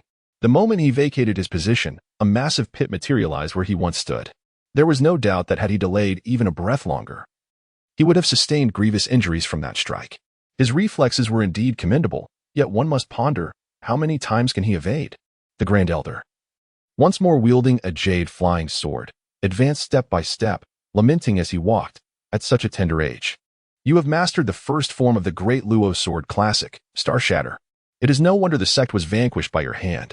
Lin Jian, you have concealed your prowess remarkably well over the years, even deceiving the sect leader. However, it is regrettable that your cultivation is too meager. Even if you have grasped Star Shatter, what of it? With your Qi refinement realm cultivation, unless you have mastered the second form, Moon Chaser, it is futile. Even if I stand here and allow you to strike, you could never. Before the Grand Elder could finish his sentence, his mouth fell agape, unable to utter another word.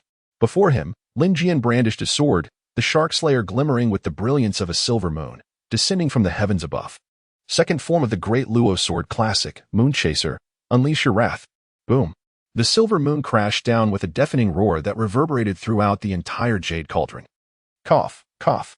The Grand Elder was struck by this blow, staggering backwards several paces, his steps faltering, his murky eyes wide with astonishment. Lin Jian, you have even comprehended Moon Chaser? You have deceived us all. Your talent is on par with Wen Qing and Lu Xiang. The Grand Elder inhaled deeply, then scoffed disdainfully, retorting, yet you are still merely at the Qi refinement realm. Even with the understanding of Moon Chaser, it remains of no consequence. Unfazed by the Grand Elder's derision, Lin Jian deftly maneuvered his body at high speed, evading the Elder's aura while seeking an opportunity to strike again. Then allow me to unveil my third move. My ultimate technique, Devourer of the Sun. As his words fell, Lin Jian ceased his concealment, channeling the secret technique, the human character formula, while pouring the last vestiges of his spiritual power into the Shark Slayer. As the human character formula activated, Lin Jian's aura surged dramatically, his cultivation ascending in mere moments. Qi Refinement Realm, 9th level. Qi Refinement Realm, 10th level. Condensation Realm, 1st level. Condensation Realm, 2nd level. Condensation Realm, 3rd level. In one breath, he shattered 5 realms. An unending torrent of spiritual power flooding into the Shark Slayer, and amidst the Grand Elder's horror, a resplendent sun coalesced, Perish. Boom, boom, boom. The sun, wielding unparalleled divine might, crashed down, instantly turning the entire jade cauldron topsy-turvy. Not good. The Grand Elder hastily raised his sword to block. The fierce sword intent pierced through all defenses he had erected in an instant. Swish. With a swift motion, Lin Jian's shark-slaying sword cleaved through the air, slicing the Elder's arm and causing crimson blood to flow profusely from the wound.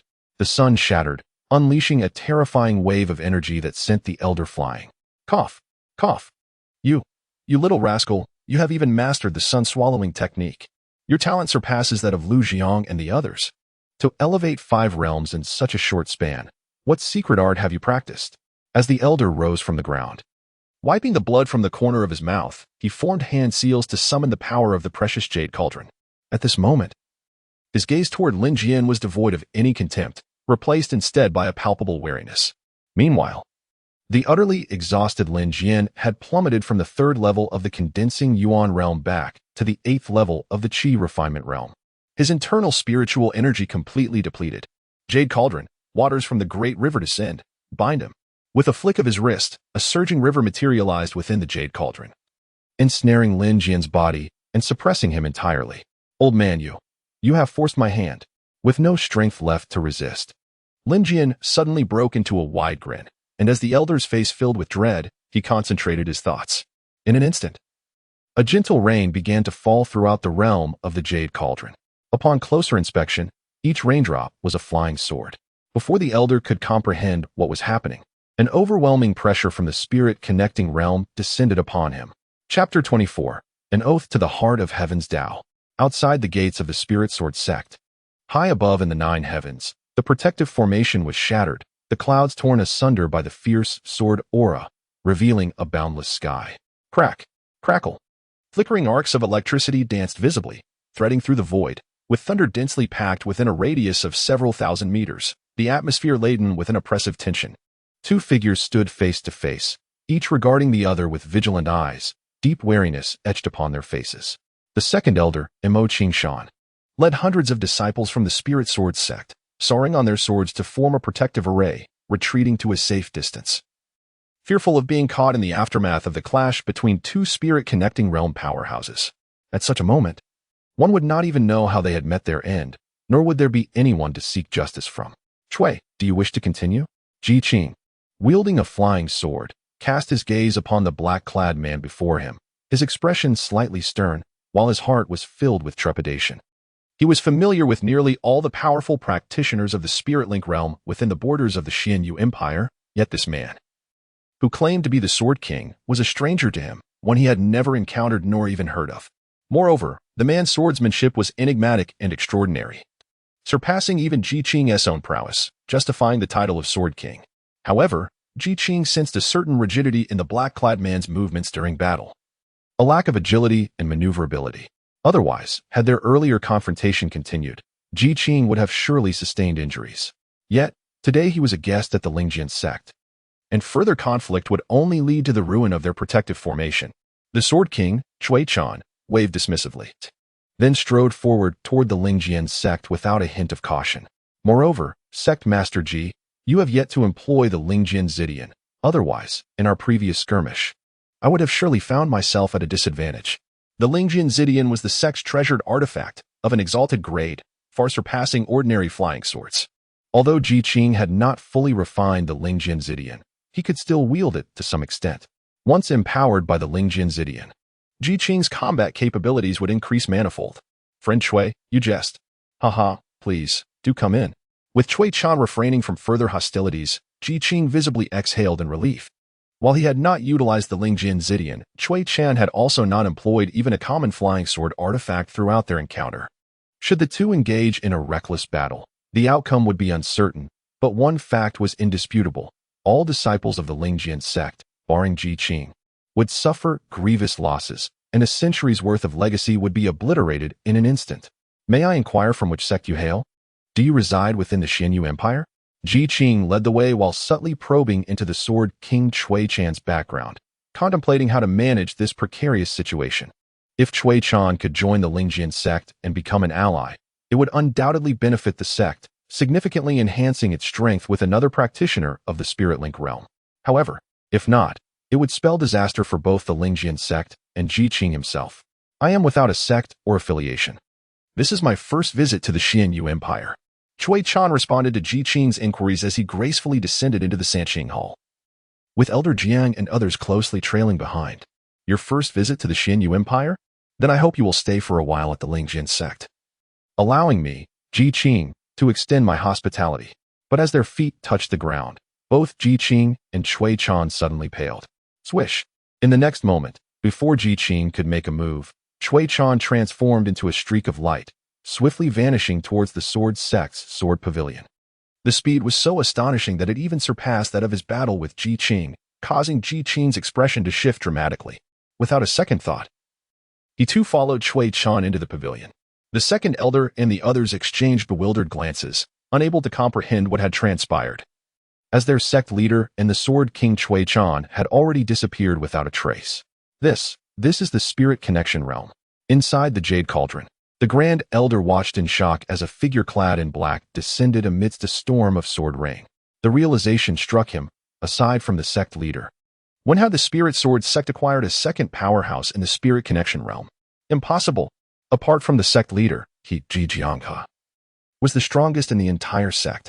Yet, there was no time to ponder such matters. The Grand Elder quickly regained his composure under the terrifying pressure of the spirit connection realm. Swallowing hard, he respectfully bowed to the Sword King Cui Chan, declaring, I am the Grand Elder of the Spirit Sword Sect. I greet you, Senior. Sensing Ji rapidly approaching from behind, the controlled Sword King Cui Chan brought his fingers together and pointed at the Grand Elder beneath him. Die. Boom. Boom. Boom. Under Cui Chan's command, the torrential rain transformed into countless flying swords, launching towards the Grand Elder Ji Jianghe. Spare me, Senior. Spare me, he pleaded, his voice quaking with fear. I am the Grand Elder of the Spirit Sword Sect. If you kill our sect leader, you will not be spared. As the onslaught of sword rain approached, the Grand Elder was paralyzed with terror, hastily channeling his inner spiritual power to erect barriers before him, while simultaneously kneeling and begging for mercy. Senior, this lad is Lin Jianzhi. He harbors secrets, and I am willing to offer him to you, pleading only for your forgiveness. Swish, swish, swish. Before the Grand Elder could finish his desperate plea, he was engulfed by the relentless sword rain, met with Lin Jianzhi's mocking gaze. Cui Daoyu, cease at once. In the next moment, the overwhelming pressure of the spirit connection realm descended once more, enveloping the entire Jade Cauldron in a tempest of thunder and lightning. Ji employing his utmost speed, arrived at the scene. Yet, no matter how swift he was, he could not outpace Cui Chan, who had acted first. Under Lin Jianzhi's covert manipulation, the Sword King Cui Chan unleashed his full power, directing the storm of swords to pierce through the Grand Elder's body from all directions. 1,000 swords struck, resulting in a gruesome demise, his remains reduced to mere fragments and blood, scattered upon the ground. Not a bone remained. Knowing that Lin Jianzhi had comprehended the shattering stars, the monthly pursuit, and the devouring sun, and even suspecting the existence of the great path of heaven eating and the secret technique of the human character formula, Ji Jianghe could not be allowed to live. Engaging him was merely a test of Lin Jianzhi's own limits. With the Sword King Cui Chan as his living puppet, Lin Jianzhi felt no fear. Regrettably, Ji arrived at an alarming speed. To ensure the complete demise of the Grand Elder, Lin Jianzhi was compelled to command the Sword King, Cui Chan, to unleash his most formidable attack. Alas, this strike was excessively powerful. The Grand Elder, Ji Jianghe, was obliterated without a trace. Had Lin Jianzhi allowed this formidable nascent soul cultivator to be consumed, his own strength would have surged once more, at least propelling him into the mid-stage of the Qi condensation realm. Nonetheless, he had already secured the storage rings of Ji Jianghe, the Ji Sect, and several slain disciples of the Lingjian Sect. With Ji Jianghe's demise, the Jade Ding Pot became a possession without a master, and Lin Jianzhi, previously ensnared by the river's flow, was liberated. Cui, fellow Taoist Cui, why have you slain the Grand Elder of the Lingjian Sect?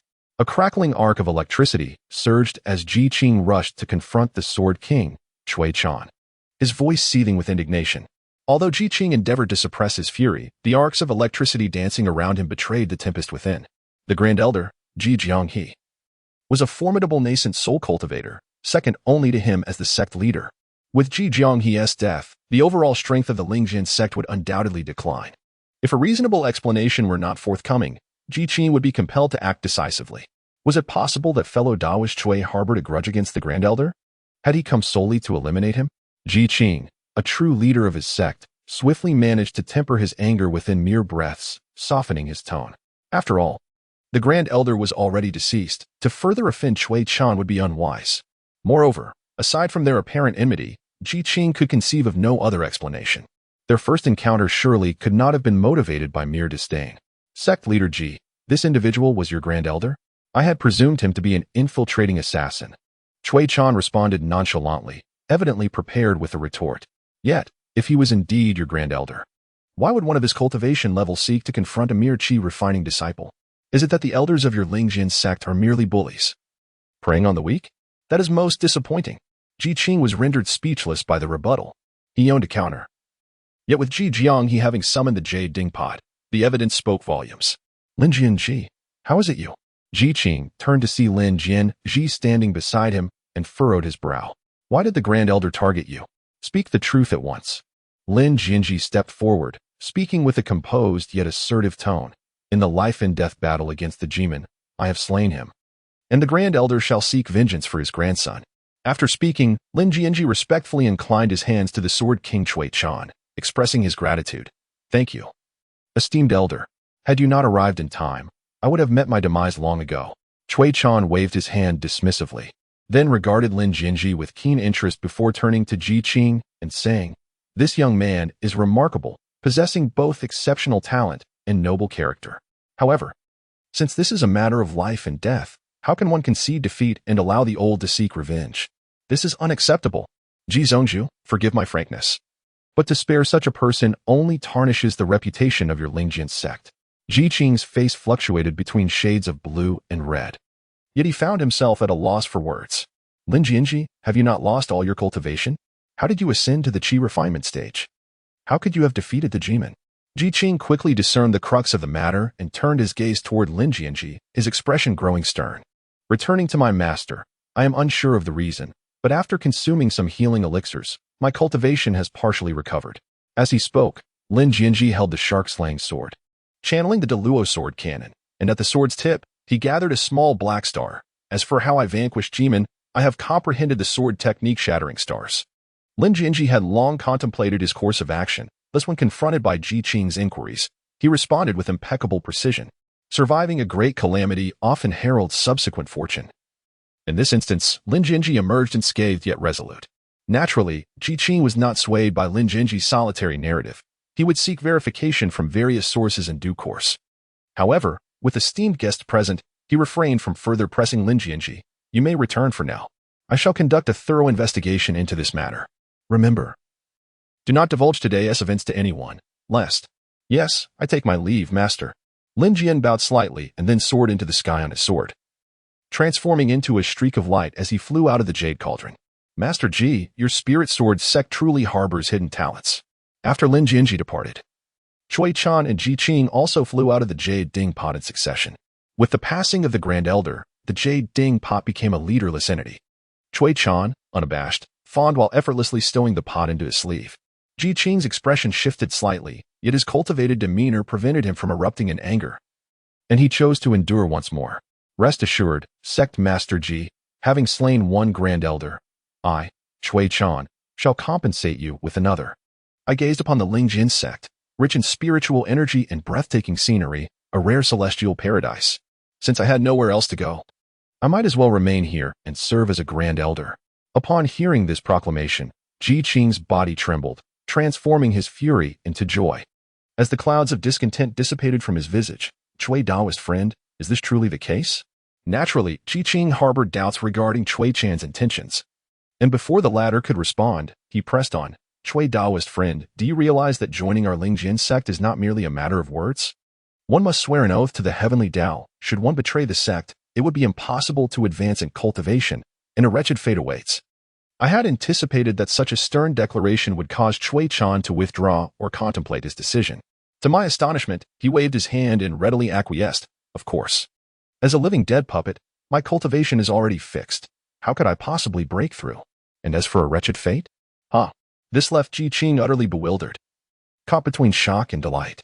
Meanwhile, Lin Jianzhi, having exited the Jade Ding Pot, finally found the time to seek out his former goddess, Song Shuti. Not for debts. Oh no. To term a debt feels too mundane. It is a chance to rekindle an old flame. Chapter 25. Let me check your virginity token. After departing from the Sword Pavilion, Lin Jianzhi concealed his achievements and reputation, seizing the opportunity while time was still on his side. He made his way to the small building where Song Shuyi resided. Young lad, you truly are a master of schemes, leaving no stone unturned. Hardly had he taken 2 steps when the languid voice of Tai Yi echoed in his mind, "You've left your sect leader utterly dazzled," making him believe he has stumbled upon a treasure. Aha. Upon hearing this, Lin Jian's lips curved slightly upward. Master Tower, I shall take that as your compliment. The demise of a great elder at the core formation stage has been met with the ascension of a grand elder at the spirit communication stage. At least on the surface, it appears that Ji Qing has indeed come out ahead in this transaction. Moreover, Cui Chan's willingness to swear an oath to the heart of heaven's path, vowing lifelong loyalty to the Lingjian Sect, will undoubtedly alleviate Ji Qing's suspicions. In the realm of Blue Star, a cad might utter grand promises before disrobing his partner, all without a second thought. I shall merely tease, not penetrate. I shall enter, but remain still. I shall stir, and then withdraw early. It shall be of no consequence. In this lifetime, I love but one, and if I waver, may the heavens unleash their wrath upon me. Yet, what is the reality? The scoundrels remain scoundrels, and the unfaithful continue their ways. In the end, they thrive, while the injured parties are left to seek out a more virtuous soul to bear the consequences. The so-called threats of divine retribution are mere empty words.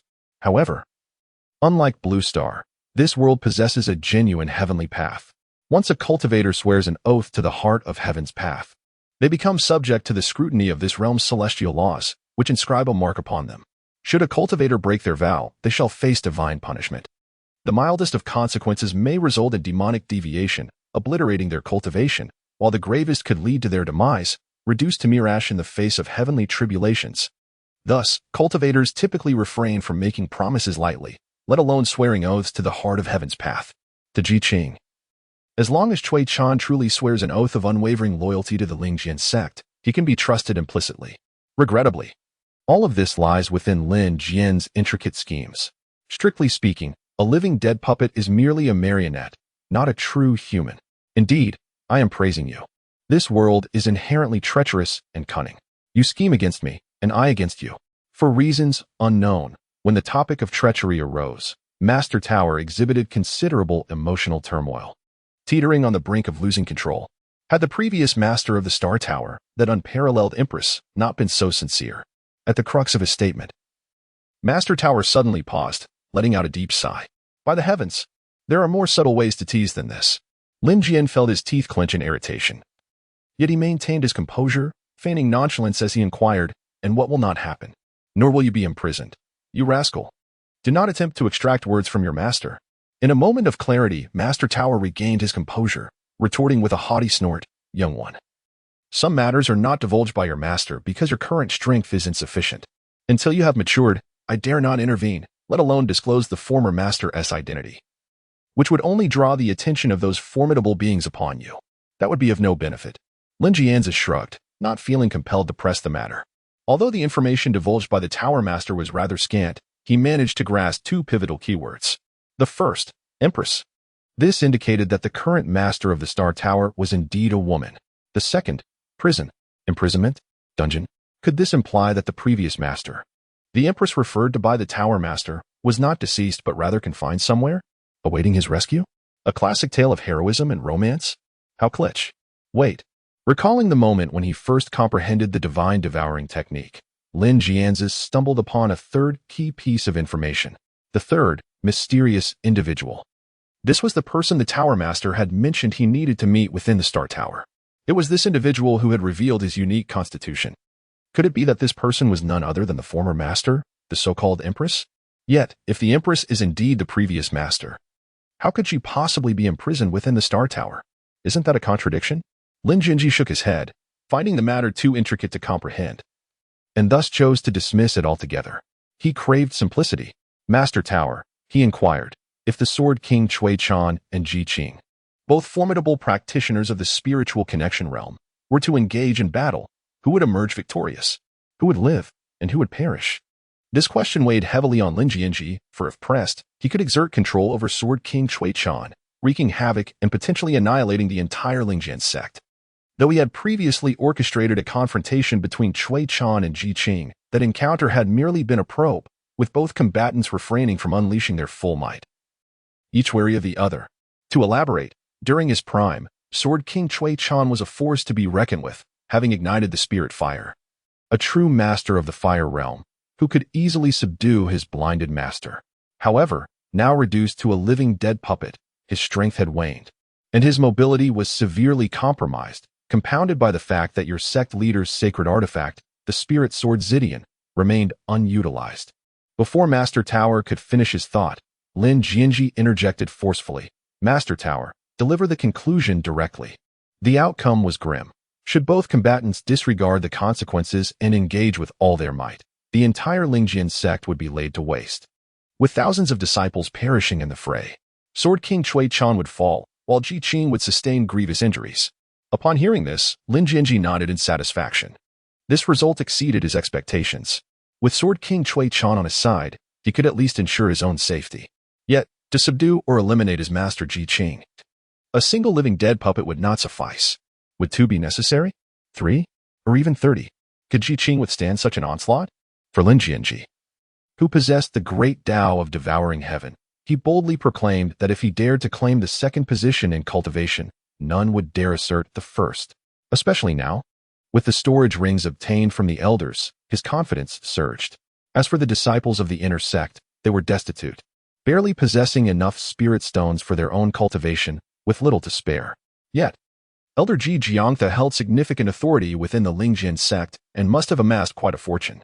Otherwise, how could a mere core formation master possess both the shark-slaying sword and the jade cauldron as treasures? And now, all of these belonged to Lin Jianzhi. Moreover, there was more to behold. Gazing at the elegant small building before him, Lin Jianzhi's lips curled into a slight smile. The book pavilion. This is the modest abode of the cherished disciple, Song Shui, aptly named Shuyuan due to the presence of the character book in its title. In the recesses of memory, the original owner frequented Shuyuan numerous times, for every month, upon receiving elixirs, spirit stones, and an array of precious cultivation resources, he would hasten to deliver them to Shuyuan, yearning to behold his goddess. However, over the span of 8 years, despite visiting 6 or 7 times each month, the original owner had approached Shuyuan nearly 1,000 times, yet never once crossed its threshold. The thought of sipping a cup of warm tea or engaging in conversation with Song Shui remained a distant dream. Each visit culminated at the entrance, where he would meticulously package the spirit stones, elixirs, and other cultivation resources, extending them to Song Shui with both hands. If one were to inquire why the original owner refrained from stepping inside Shuyuan, was it from a lack of desire? But no. Lin Shixiao, we have yet to define our relationship, and I would prefer that you not enter and be seen by others, lest it lead to misunderstandings. Moreover, Shuyuan is home to numerous spiritual herbs and medicines. It would be unfortunate if you were to trample upon them. Song Shui, a traditional young lady, had never permitted a man to enter Shuyuan, and surely, Lin Shixiao, you understand my sentiments, do you not? Lin Jianzhi could no longer bear it. Although the male protagonist's memories resided in his mind, he truly had no desire to delve into them unless absolutely necessary. How distressing. Is there a goddess one can simply pursue at will? If you are infatuated, then chase after her. If you cannot attain her, seek another. Cast your net wide and catch more fish. As long as you are diligent, you shall not return empty-handed. Clinging to a single tree and perishing there. Is that not simply asking for it? My friend, the grievances you have endured, I shall help you reclaim them tenfold. Gazing at the firmly closed wooden door before him, Lin Jianzhi did not hesitate. He pushed it open and boldly stepped inside. He had come to settle accounts, and settling accounts required a resolute attitude. Junior brother, is that you? As Lin Jianzhi stepped into the library, he inadvertently triggered the protective array established within the courtyard. Naturally, Song Shui, the master of the library, sensed this immediately and emerged. My little junior brother. Humph. It's that little rascal Chen Xiao again. Without even seeing him, she called out his name, indicating that Chen Xiao must have frequented this library quite often. Lin Jianzhi's cold laughter echoed twice. How ironic that Song Shui had previously proclaimed with utmost righteousness that her garden had never welcomed a man. Lin, Lin Jianzhi? How could it be you? As Song Shui emerged from the room, she momentarily froze upon seeing Lin Jianzhi, her smile abruptly fading, replaced by her usual frosty demeanor. Who allowed you to enter? My garden is home to numerous spiritual herbs and medicinal plants. What if you trample them? With a face full of feigned reproach, she gazed at Lin Jianzhi. Her voice laced with a tinge of complaint, a hint of playfulness, and an undercurrent of annoyance. It was difficult to discern whether she was truly scolding him or merely teasing, leaving one to ponder endlessly. Such a masterful display of cunning charm. Junior sister, are you blaming me for potentially damaging the spiritual herbs and medicinal plants in your garden? Lin Jian held the shark slayer's sword, a subtle smile gracing his lips, exuding a charm that was both alluring and sinister. Naturally, it was not that. His junior sister merely, for reasons unknown. Upon meeting Lin Jian's captivating gaze, Song Shui felt a sudden flutter in her heart, a twinge of fear. This sensation was one she had never experienced in Lin Jian's presence before. Never. Swish, swish, swish. To Song Shui's astonishment, Lin Jian unsheathed the shark slayer's sword, unleashing a torrent of fierce sword energy towards the myriad of spiritual herbs and plants in the garden. Where the sword energy passed, the spiritual flora was cleaved in twain. In the blink of an eye, the scholarly courtyard lay in utter disarray. Lin Jian, how could you? Song Shui's fury erupted. She could no longer maintain her composure. With a swift motion, she conjured a flying sword from her palm, poised to strike at Lin Jian. How dare you call me by name? Lacking all decorum. Such disregard for etiquette. Lin Jianzhi exhibited no fear whatsoever as he advanced step by step, cornering Song Shui until he stood directly before her. The blade of his shark-slaying sword was already poised against her alabaster neck, reminiscent of a swan, before she could even draw her own weapon. I command you to call me senior brother. Song Shui was utterly taken aback, her striking eyes wide with astonishment. The once timid individual who could barely muster the courage to speak in her presence had now dared to place a sword at her throat. What on earth had transpired with Lin Jianzhi? Had he succumbed to madness? As the saying goes, the bold fear the reckless, and the reckless fear those with nothing to lose. Lin Jianzhi, a man on the brink of death, had little left to fear.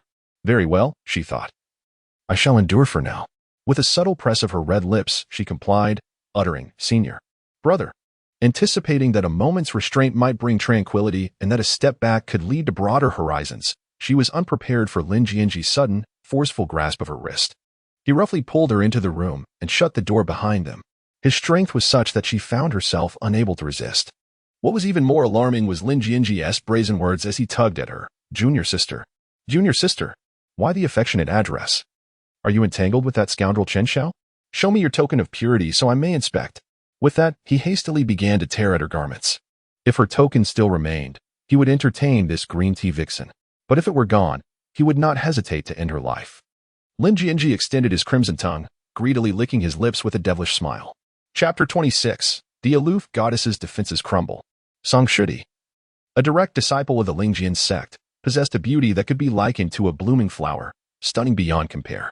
Particularly striking was her frosty demeanor, reminiscent of a celestial maiden descending from the heavens, or a dragon princess from the depths of the sea, exuding an unparalleled grace and an extraordinary aura. She maintained a frigid disposition towards everyone, yet paired with her exquisite beauty, it only enhanced her ethereal charm, evoking a sense of otherworldly independence. Much like a snow lotus blossoming atop a glacial mountain, who would dare to criticize or belittle it for its haughty and aloof nature? Instead, one can only admire its beauty and be awed by its pride. Among the many admirers, the original owner was the most abject and lowly of them all. Gifts were presented until his hands grew weary, even going so far as to relinquish his monthly allocation of spirit stones and elixirs to aid Song Shui in her cultivation, forsaking his own progress. For a full 8 years, he had not even held her hand, nor had he stepped foot into the library where she resided. He constantly fantasized that his genuine affection would touch Song Shui's heart, allowing her to recognize his worth and ultimately melt the long-frozen heart of stone. But in reality, a stone never melts from kindness. It only shatters when callously cast to the ground. Lin Jianzhi wielded his sword to sever the myriad spiritual herbs and plants in the garden. Yet, was he merely cutting down these ethereal flora? What he truly severed was the pride of Song Shui. Disdain, contempt. It was not out of fear that Lin Jianzhi would trample these spiritual herbs and plants upon entering. Rather, he chose to destroy them all to eliminate any cause for concern. Seizing the moment when Song Shui appeared utterly bewildered, he forcefully dragged her into the house, shutting the door behind them, and took immediate action. Before he had even crossed the threshold, she had already called out to her junior disciple. A clear provocation that struck at Lin Jianzhi's deepest sensitivities. Damn it. The original owner had yearned for so long, he could not allow another man to benefit from her. If Song Shui had any dealings with another man, Lin Jianzhi would not hesitate to eliminate her on the spot. He would then unleash the great devouring technique, ensuring that not a trace of her remained, thus repaying the original owner for years of devotion. A beautiful skeleton is merely a handful of flower fertilizer. Did he think Lin Jianzhi was jesting? Though he adored beauty, he valued the pride within his chest even more. Before the dignity of a man, what significance did mere beauty hold? They were nothing but withered bones. When Lin Jianzhi turned ruthless, he would even strike at himself. If a man lost his pride, what could he stand tall for? As his thoughts crystallized, the secret technique within him began to operate autonomously. In that moment, Lin Jianzhi seemed to truly comprehend the essence of existence. Stop. Lin Jianzhi, cease this at once. How dare you? How dare you be so audacious? I, Song Shui, would rather die today than endure such humiliation. As Lin Jianzhi began to tear at her garments, insisting on inspecting her chastity mark, Song Shui was consumed by fury and began to struggle with all her might. Previously, Lin Jianzhi would not have dared to lay a hand on her, let alone speak loudly. What madness had overtaken him today? How could he indulge in such behavior, believing he had little time left? But why should she, Song Shui, tolerate Lin Jianzhi's transgressions? In her rage, Song Shui's spiritual energy surged rapidly. Frost began to coalesce in her palm as she struggled. Then she struck towards Lin Jianzhi's heart. As a practitioner of ice-based spiritual energy, she held nothing back, unleashing the full force of her late-stage condensing essence cultivation. If Lin Jianzhi were truly a mere mortal devoid of cultivation, this strike would surely leave him gravely injured, if not dead. But now, even the elder at the core formation stage could hold his own against him. What was there to fear from a mere late-stage condensing essence practitioner? Come on. Facing such a fierce strike, Lin Jianzhi did not flinch or evade. Instead, his spiritual energy surged wildly as he countered with a punch. The collision of fist against palm resounded with a thunderous boom, sending Song Shui reeling backward, yet Lin Jianzhi remained steadfast, not budging an inch. The outcome was unmistakable. Seizing the opportunity as Song Shui momentarily retreated, her stance unsteady, Lin Jianzhi stepped forward and, amidst her expression of sheer terror, grasped her delicate wrist, as white as frost. Ah! With a startled cry, Lin Jianzhi swiftly turned, ensnaring Song Shui's arm to lock her graceful swan-like neck, pressing closely against her back, completely subduing her. Lin Jianzhi, release me. Let me go. If you dare, I shall inform our master and ensure you are sent back to the cliff of reflection. Their bodies were pressed so closely together that the warm breath escaping Lin Jianzhi's nose brushed against Song Shui's earlobe, causing her to momentarily lose her composure, prompting her to resort to threats. You deceitful rogue, you have not lost your cultivation at all. You are evidently stronger than before, having deceived everyone. All have been misled. How brazen, how cunning, how utterly unreasonable. I, Song Shui, would rather grow old alone than ever fall for you. In the past, such heartless declarations from Song Shui would have struck the original owner like a bolt of lightning, plunging her into an abyss of guilt and self-doubt. Back then, she would have shied away, retreating to the woodshed in dismay, shedding tears until dawn. Yet today, spare me the self-aggrandizement. Who desires your affections? Cold as an ice cube, utterly incapable of charm or playfulness, you pale in comparison to Sister Zhao Yuyan. A woman like you, even if you threw yourself at me, I would hardly care. Apart from your decent figure and capability, what worth do you possess? Song Shui, originally struggling fiercely, upon hearing these words, she felt as if struck by lightning. Not only did she cease her struggles, but her eyes also reddened, her face a mask of disbelief. Lin Jianzhi compares himself to Zhao Yuyan, that infatuated romantic? If a comparison must be made, he boldly claims he is not even her equal. With a swift motion, seizing the fleeting moment when Song Shui was momentarily distracted, Lin Jianzhi reached out and tore away the sleeve of her right dress. He then grasped her right hand, examining the inner arm near the wrist. To his dismay, there was nothing. No trace of the fabled mark. He searched thoroughly, his fingers traversing her wrist repeatedly, yet the elusive mark remained absent. The absence of this mark implied that Song Shui was no longer chaste. Recalling the moment they entered the library, when she called out little junior brother, Lin Jianzhi was consumed with rage. Though he held no affection for Song Shui, this body had been his for 8 long years. Thus, in Lin Jianzhi's mind, Song Shui had long since become his private possession, a toy he may not cherish. But it was certainly not for others to seize. Lin Jian's expression darkened in an instant. As Song Shui looked on in astonishment, Lin Jian released his grip. Without a moment's hesitation, Song Shui retreated several steps, creating distance between them. However, before she could secretly rejoice, believing Lin Jian had finally succumbed to fear, a bone-chilling aura of murderous intent surged toward her like a tidal wave, enveloping the entire library. Lin Jian's eyes blazed a deep crimson, reminiscent of a demon clawing its way up from the depths of hell. In an instant, his cultivation at the 8th layer of qi refinement erupted, unleashing a torrent of spiritual energy akin to a volcanic eruption, which surged into the shark-slaying sword he wielded. The first form of the Great Luo Sword Classic, Shattering Stars, activated autonomously, coalescing a small, pitch-black star the size of a pigeon egg. Under Lin Jian's command, it propelled forth with an overwhelming intent to kill, targeting Song Shui. Simultaneously, as Lin Jian stepped forward, the heavenly devouring technique within him commenced its operation, gathering a swirling mass of jet-black energy in his palm. A horrifying force of absorption manifesting. After eliminating Song Shui, he intended to devour her entirely, consuming all her spiritual energy and blood vitality, leaving no trace behind. Not even ashes of her corpse, erasing her existence from this world. What? A swift follow-up? Bah. He, Lin Jian, found her tainted by that scoundrel Chen Xiao. Unworthy of his attention. In this vast world filled with countless women, the demise of one Song Shui would not deter the multitude of others that remain. The Great Luo Sword Classic, Shattering Stars. As the dark little star drifted towards her, astonishment filled Song Shui's beautiful eyes. Lin Jianzhi, this worthless fool. When did he comprehend the shattered stars? As he approached, exuding an aura of lethal intent, fear etched itself across Song Shui's exquisite visage. The murderous intent was unmistakable. She understood that this man truly harbored the desire to end her life. But why? However, with her cheeks flushed, Song Shui averted her gaze. Her pride and dignity forbade her from bowing her head at this moment, especially before Lin Jianzhi. Crack, crack. The black little stars drifting before her began to fissure. A terrifying force awakening within the celestial bodies, ready to erupt. It seemed as though this spectacle was designed to instill dread within Song Shui, unfolding before her eyes with agonizing slowness. At last, just as the entire black star was marred with cracks, on the verge of complete detonation, Song Shui could no longer maintain her composure. Lin Jianzhi, you scoundrel! The guardian mark is on my other wrist. Her eyes reddened with indignation. Raising her left wrist and pulling back her sleeve, she thrust the brilliantly crimson guardian mark towards Lin Jianzhi's face. Lin Jianzhi. Damn it, I forgot that humans possess two hands.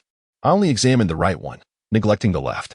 Chen Xiao is betrothed to Zhao Shimi, and my relationship with Chen Xiao is entirely innocent. Yesterday, he mentioned that he had found a sword manual on ice techniques, which would benefit my cultivation, and intended to bestow it upon me for contemplation. Hence, I anticipated that the visitor today would be none other than him, Chen Xiao. Song Shui, with her eyes closed, whether out of fear or some other sentiment, began to explain to Lin Jianzhi before her. Humph, this is my affair. And I am as innocent as you, Lin Jianzhi. Why should I owe you an explanation? Observing Song Shui's reddened eyes, on the verge of tears from anger, Lin Jianzhi felt a twinge of awkwardness and promptly released her wrist. Then a thought arose. The impending explosion of dark, little stars dissipated into nothingness, and the overwhelming aura of hostility receded like a tide, restoring the tranquility of the entire study once more. You claim to be innocent? What utter nonsense! Lin Jianzhi felt no embarrassment as he unceremoniously plopped down onto a chair, pouring himself a cup of tea and savoring it leisurely. I have adored you for 8 long years. 8 years. Regardless of your acknowledgement, Song Shui belongs to me, Lin Jianzhi. Should you dare to cavort with other men? Flouting the bounds of propriety, I shall not hesitate to end you. He had encountered shamelessness before, but this was a new level entirely. Song Shui trembled with indignation, yet found herself powerless to retaliate. Lin Jianzhi, you were utterly shameless. It was you who chose to fawn over me, to treat me kindly. Not I who compelled you. Chapter 27. Just pretend a dog bumped into you. Bonus chapter. Within the confines of the library, Lin Jianzhi lounged with his legs crossed, observing the once exalted goddess now bowing her head before him. A sly smile crept upon his lips. Unbeknownst to him, Song Shui was feeling unwell from the stress, otherwise His inherently benevolent nature would have compelled him to offer her a massage, despite his lack of formal training in such arts. To be frank, Lin Jianzhi had once been an innocent young lad, blushing at the mere thought of conversing with a girl. However, after indulging in the online novels penned by the illustrious Dao Chang, he found himself revitalized, his confidence bolstered, and his bashfulness dissipated. Dao Chang's wisdom dictates, a man who is thin-skinned, emotionally inept, and self-deprecating, struggling to engage in conversation with women, should remedy this by frequenting a proper foot spa. After a few months of pampering, the shy boy would transform into a charming rogue in the realm of romance. Why, you ask? Those young, beautiful maidens, whose brides cost others tens of thousands, would eagerly cling to you for a mere fraction of that amount. Temper tantrums and emotional outbursts? Not a concern. Should you request a foot massage, it shall be granted. Should you ask for a back rub, it will be provided. In their quest to win your affection and your money, they might even extol your virtues, proclaiming your handsomeness with fervor. Surrendering ownership while relishing the privileges of use becomes a trivial matter. The truth of it all becomes inconsequential. Though performers may lack genuine emotion, they certainly know how to charm. However, this method, while effective, comes with a caveat. One must frequently change technicians, lest they find themselves utterly stripped of their dignity. Ahem.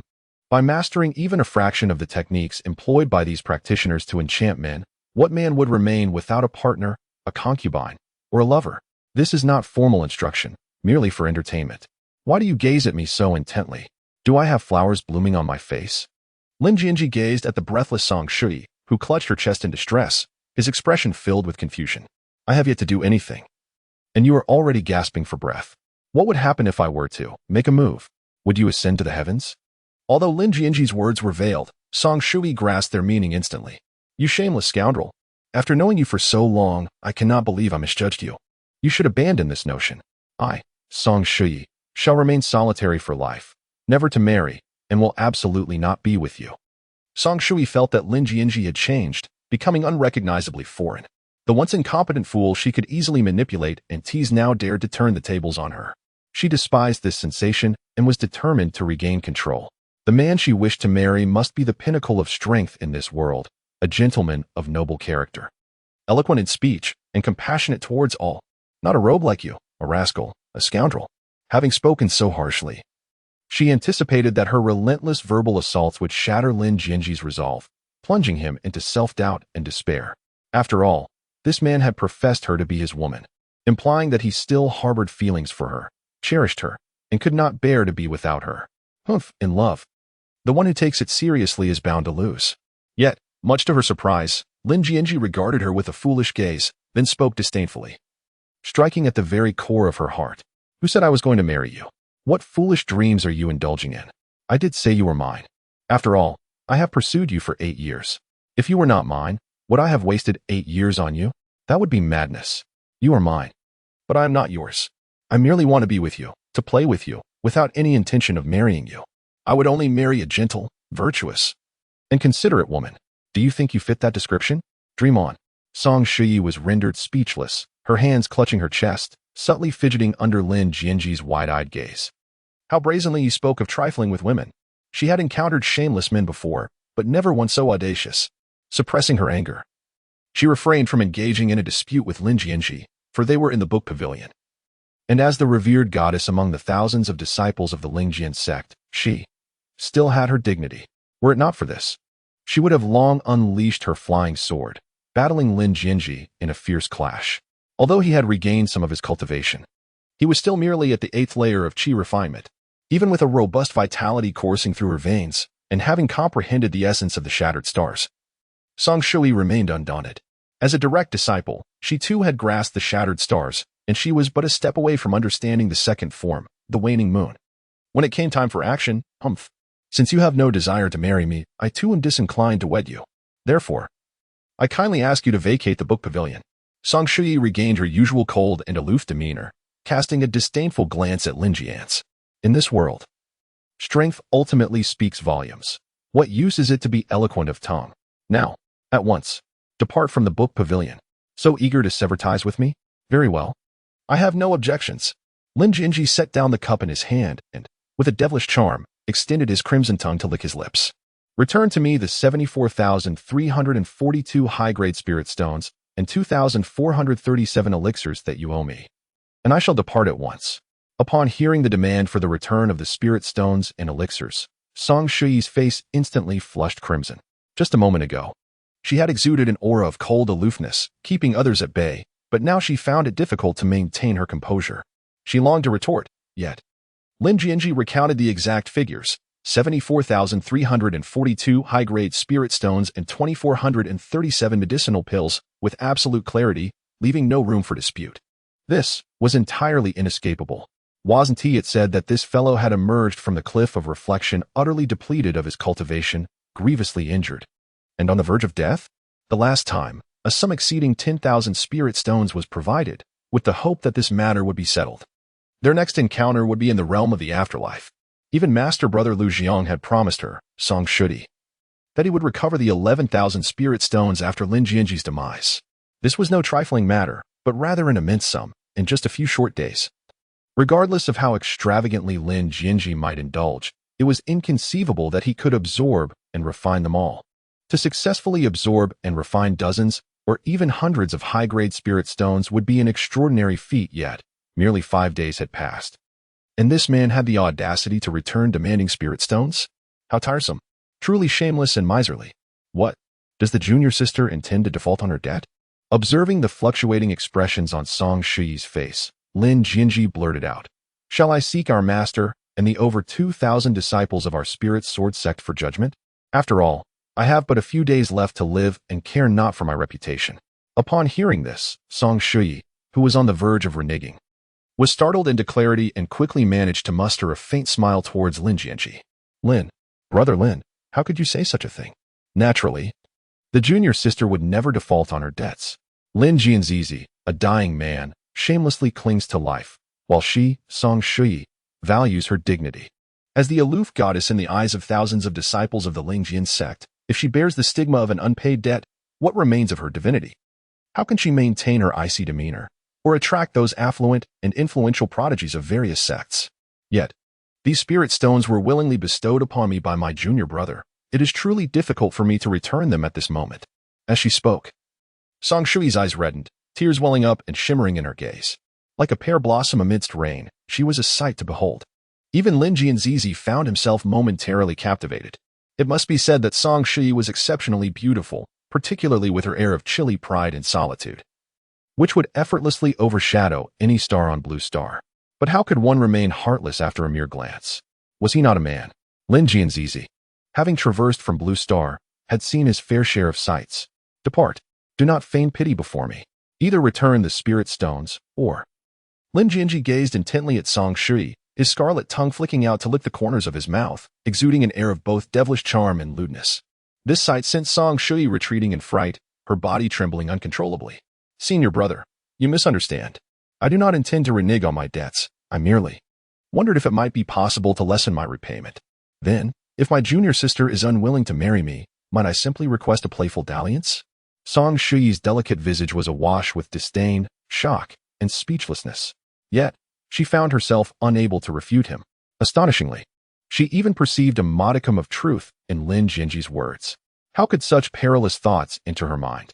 One must avoid the pitfalls of associating with a rogue like Lin Jianzhi. But how could she possibly expel this shameless scoundrel from the study? Was she to shut her eyes and roll in bed with him? Absolutely not. This was her first time. Even someone like Lin Jianzhi was aware of the significance of the marriage token, should she encounter the proud scions of other sects in the future. They would certainly examine it as well. Her first experience must not be so easily bestowed. It could not be given away so casually. Just then, as Song Shuyi was at a loss for what to do, a series of knocks echoed at the door. "Junior sister, it is your senior brother, Lu Jiang. Are you inside?" The voice of her senior brother startled Song Shuyi, causing her to jump. Senior brother? Why must he arrive at such an inopportune moment? Glancing at Lin Jianzhi, who lounged with a devilish grin, she noted that he showed no signs of fear upon hearing her senior brother's approach. Instead, he wore a mocking expression. Looking down at herself, she realized her sleeves had been violently torn, her attire disheveled from their earlier scuffle. If her senior brother were to see her like this, it would be disastrous. It must be noted that senior brother Lu Jiang was her backup choice. In the absence of other illustrious disciples, such as the young master of the Xianyuan sect or the prodigy of the Huangquan sect, Her senior brother Lu Jiang would grudgingly suffice as a suitable match for her. "Senior brother, please come in." Before Lin Jian could finish his words, he was silenced by Song Shui, who swiftly covered his mouth. "Brother Lin, please, refrain from speaking, Shu." At that moment, Song Shui set aside all notions of propriety and the embarrassment of being in such a compromising position with Lin Jian. Meanwhile, a subtle smile graced Lin Jian's lips as he seized her wrist, drawing her into his embrace amidst her evident panic. "Junior sister, Song junior sister, are you in there?" called out the eldest brother, Lu Jiang, who had been knocking for quite some time without receiving a response. Furrowing his brow, he vaguely detected the sound of a man's voice. Could it be that Song junior sister was concealing a man within her quarters? This was inconceivable, absolutely impossible. Fueled by jealousy, Lu Jiang was ready to push the door open. "Eldest brother, please, don't come in," Song Shui exclaimed in a fluster, hastily stammering, I'm not feeling well, and have already gone to bed. Curse it. After all, a brief touch wound lead to pregnancy, and the guarding mark would remain intact. It would be as if a dog had brushed against her. She understood that if she didn't allow Lin Jian a modicum of advantage, he would undoubtedly escalate the matter. Blushing fiercely, she shot a fierce glare at Lin Jian and surrendered, permitting his audacious advances. Chapter 28. Junior sister, a day in Jiangling junior sister. Why are you sleeping? Sleeping so early today? Outside the door, Lu Jiang had initially intended to enter directly, but upon reflection deemed such an action too rude, inconsistent with his gentlemanly demeanor, and thus refrained. In an effort to leave a favorable impression on Song Shui, Lu Jiang had gone to great lengths, even bathing and dressing meticulously before arriving at the study. A gentleman's feelings must be expressed with restraint and propriety. He could not afford to appear too abrupt or direct before Song Shui, for that would liken him to the vulgar individuals like Qin Xiaoji. Eldest brother. Junior sister has been rather tired from her training today, so she decided to rest early, Song Shui replied, trying to maintain composure while simultaneously attempting to restrain Lin Jian's wandering hands. Yet, while one hand was subdued, the other remained free. As she managed to hold down one hand, his lips encroached upon her. Initially, she thought that a mere touch wouldn't lead to complications, so she allowed Lin Jian to continue his advances. But alas, this scoundrel, this rogue, this cad, unappreciative and brazen, how could she withstand such audacity? Song Shui was, after all, an innocent maiden, and never had she even held hands with another, having long sought someone of greater strength, stature, and wealth. Eldest brother, is there something you need? Song Shui was utterly exasperated with Lu Jiang, that insufferable hypocrite. What was he thinking, knocking on her door at such a late hour? Did he believe it was charming or romantic? She had already declared herself to be asleep, yet this fool kept inquiring why she was turning in so early. Could he not discern that she wished to avoid him and desired for him to leave promptly? As long as Lu Jiang remained, she could not escape the clutches of Lin Jianzhi. Should matters escalate and Lu Jiang burst in, it wouldn't matter if he dealt with Lin Jianzhi. Her reputation would be irreparably tarnished. Losing Lu Jiang as a fallback would be a minor inconvenience, but the whispers of scandal would forever mar her name among the elite of the sacred lands. How could she ever hope to find her prince charming after such a disgrace? Coughing to regain her composure, Lu Jiang approached with a facade of mystery, hands clasped behind his back. I come bearing good news, which I am eager to share with you, dear junior sister. Upon hearing it, I assure you that your fatigue from the day will vanish, and you'll wish to celebrate with a few drinks with me. Song Shui felt an urge to curse. She had encountered many who played coy, but never at such an inopportune moment. For heaven's sake, just speak plainly. After considerable effort, she managed to pin Lin Jianzhi's hands down, but before she could relish her small victory, the next moment, Lin Jian's large tongue began to lick her face, leaving a mess of saliva all over her. It was akin to being gnawed by a dog. Darn it, it was all Lu Jiang's fault. The resentment that Song Shui harbored for this hypocritical man far surpassed that for Lin Jian. After conversing for a considerable time, why was Song Shui not responding? Lu Jiang felt a twinge of awkwardness. Could it be that his junior sister disliked others teasing her? Perhaps she was sulking? Yes, that must be it. Song Shui was indeed cold and proud, unlike other women. Yet it was precisely this quality that attracted Lu Jiang. After clearing his throat a couple of times, Lu Jiang prepared to break the silence and share the good news he had gathered. However, from the corner of his eye, he caught sight of the garden filled with spiritual herbs and plants, all laid to waste, a scene of utter devastation. Upon witnessing this, even Lu Jiang, who was not the sharpest, sensed something was amiss and hurriedly inquired, "Junior sister, how could the spiritual herbs and plants in your garden be destroyed? Have you encountered any danger?" It was important to note that several of these spiritual herbs and plants were gifts from Lu Jiang himself. Seeing them destroyed caused his heart to bleed. "Senior brother, there's no danger," Song Shui replied. "Here in the Lingjian Sect, there's a protective array." What danger could there be? Fearing that Lu Jiang might barge in, she reluctantly released Lin Jian's hands. While striving to calm her mind, she continued vaguely. "As for the destruction of the garden's spiritual herbs and plants, that was my way of saying farewell. After all, these herbs and plants were gifted by senior brother, as well as from my second senior sister, junior brother, and other senior brothers. And I only cherish the spiritual herbs and plants given by senior brother, which is why I had them all cut down." As soon as these words left her lips, Lu Jiang outside the door instantly felt his face flush crimson, completely at the mercy of Song Shui's words. Without a moment's thought, he blurted out, "It should have been done long ago. Rest assured, junior sister, tomorrow I will procure some precious seeds of spiritual herbs to fill your garden." Upon hearing this, Song Shui sighed in relief. She had been worried that Lu Jiang would not believe her and would insist on coming in to placate Lin Jian. She had sat atop him, her flowing skirt slightly undone, and with his hands roaming, her face was dampened with saliva. Anyone who walked in would find it impossible for her to clear her name. Then, "Thank you, senior brother. What exactly is the good news you mentioned?" With one hand firmly pressing Lin Jian's head, Song Shui impatiently inquired, eager for Lu Jiang to conclude his discourse and depart promptly. The longer they lingered, amidst Lin Jian's increasingly audacious advances, who could foresee the ensuing chaos?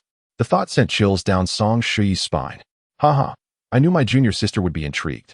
Lu Jiang chuckled heartily, his hands clasped behind his back, awaiting an invitation from Song Shui to convene in his quarters.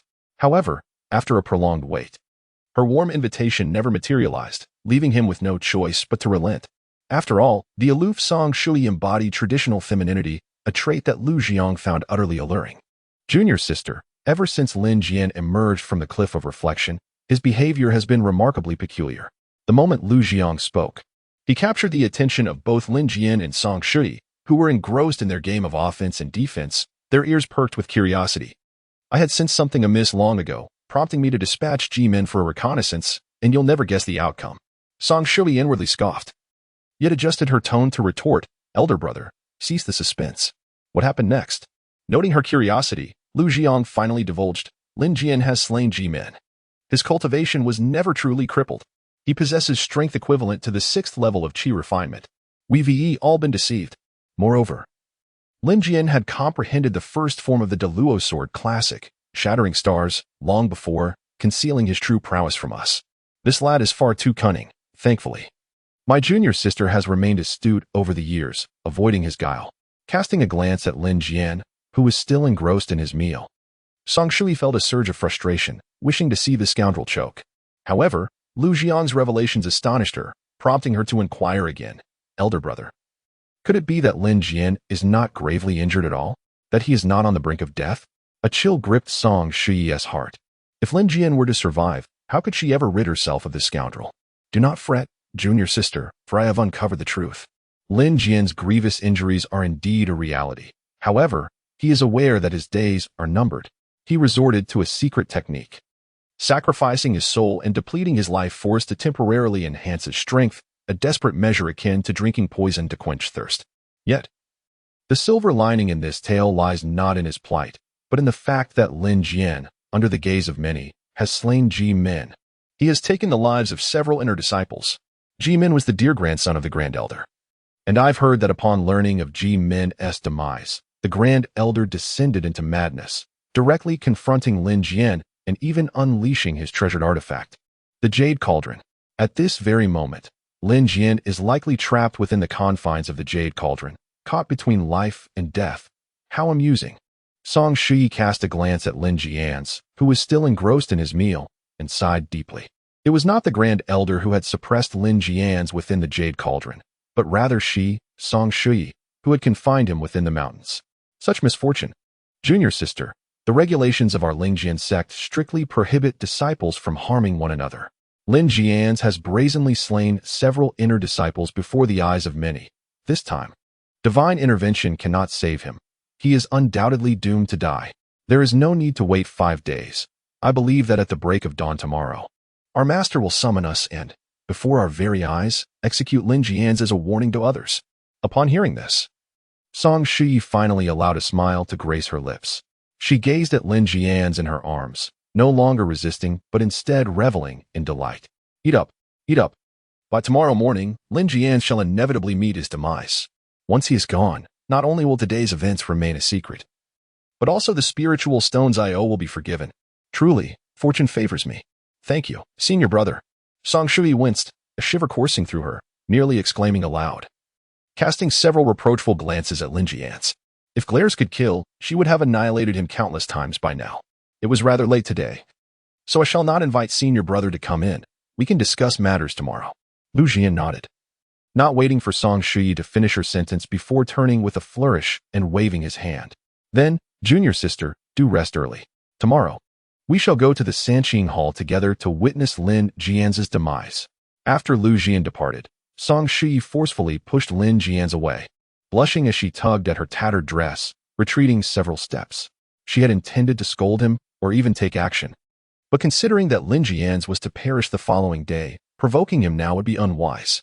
If he were to expose tonight's events before his death, she, Song Shui, would lose all face. Lin, senior brother, if you have no further business, please take your leave. I wish to rest, Song Shui said, her expression stern, resembling one who had suffered a great loss. You wish for me to depart? Very well. Lin Jianzhi remained unfazed, rising to wipe his mouth while extending a hand towards Song Shui. Return the spirit stones you owe me, and I shall depart immediately. Song Shui's eyes widened in disbelief as she stared at Lin Jianzhi. If looks could kill, well, perhaps it was better left unsaid. Lin Jianzhi, you just. Tears nearly brimmed in Song Shui's eyes. Never had she endured such a profound grievance in her life. How could he still demand spirit stones from her? Was it possible that she had been so easily taken advantage of by Lin Jianzhi? Do not drag this out with me. Let us be clear. I will not let this go unresolved. Lin Jianzhi let out a cold snort, showing no leniency towards Song Shui. I do not possess that many spirit stones. Song Shui bit her silver teeth, contemplating Lin Jianzhi's impending demise the following day, while reassuring herself not to argue with a dead man. I only have 15,000 spirit stones. You. Lin Jianzhi snatched the storage ring from Song Shui's hand. Politeness? What nonsense. Remaining spirit stones and elixirs. Write me an IOU. Song Shui glared fiercely at Lin Jianzhi, then gritted her teeth as she took out paper and pen to inscribe the debt note, signing it with a promise to repay the remaining spirit stones within 7 days. She could not comprehend why, despite being on the brink of death, one would cling to such trivialities as an IOU. Was it merely a matter of pride? How absurd. Senior brother is not a miser. Let me compose a poem for my junior sister. Casting a glance at the ink and paper on the table, Lin Jianzhi's poetic spirit ignited, and he began to write, much to Song Shui's astonishment. Upon finishing, he carelessly tossed aside the brush, kicked open the door, and turned to leave. Humph, a person bereft of literary talent, yet he dares to write poetry? With disdain written across her face, Song Shui, driven by curiosity, stepped closer to examine the work. I shall see if you, Lin Jianzhi, can produce anything of worth. Just a glance, and Song Shui felt as if struck by lightning, standing frozen in place.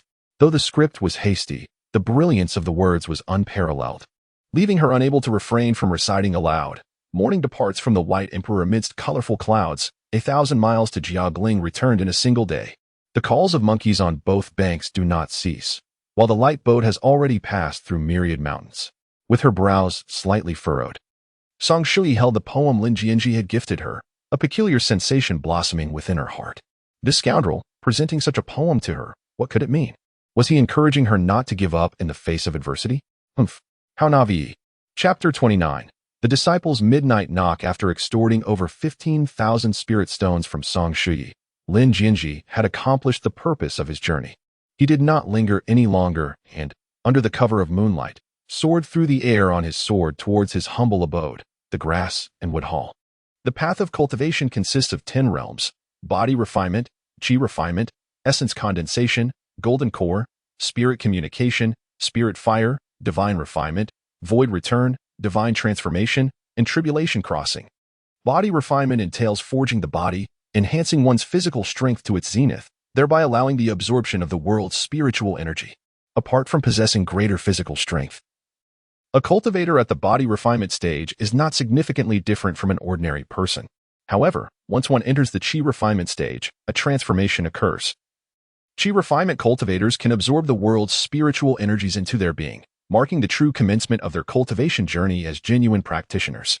One of the distinguishing traits of a chi refinement cultivator is the ability to fly on a sword, traveling vast distances in the blink of an eye. After vanquishing Ji Min and others, Lin Jianzhi had ascended to the 8th layer of chi refinement, nearing the late stages of this realm and drawing ever closer to essence condensation. Upon breaking through to essence condensation, the spiritual energy within would multiply, transforming into true essence power, resulting in a significant increase in strength. His visit to the library to find Song Shui served not only to vent the frustrations of the original owner but also to secure spirit stones, which was of paramount importance. Although he, Lin Jianzhi, had an appreciation for beauty, his fundamental focus remained on his own strength. If his power was insufficient today, he could not threaten Song Shui. In fact, a single encounter might lead to him being subdued and ridiculed as a useless being. Conversely, with adequate strength, who among Song Shui, Zhang Shui, Li Shui, or Zhao Shui could he not pursue? There would be an abundance of willing candidates. The so-called successful individuals. Why do they hold meetings from dawn until dusk and still find time for affairs? It is not due to superior time management, but rather because they are unable to refuse the advances of beautiful women. Lin Jianzhi had experienced this vividly on Blue Star. And in this vast realm of Xianyu, the clarity was even more pronounced. Flying on his sword proved convenient, in the mere time it takes to brew tea. He arrived back at the grass and would haul from the library. After the brutal one-sided slaughter at the Sword Pavilion earlier that day, within the entire Spirit Sword sect, aside from a few fellow disciples of the same lineage, no other disciples dared to provoke Lin Jianzhi. The grass and wood hall returned to its former tranquility, as those coveting this blessed haven were forced to suppress their greedy thoughts, for no one wished to court death. Upon returning to the grass and wood hall, Lin Jianzhi closed the door and windows.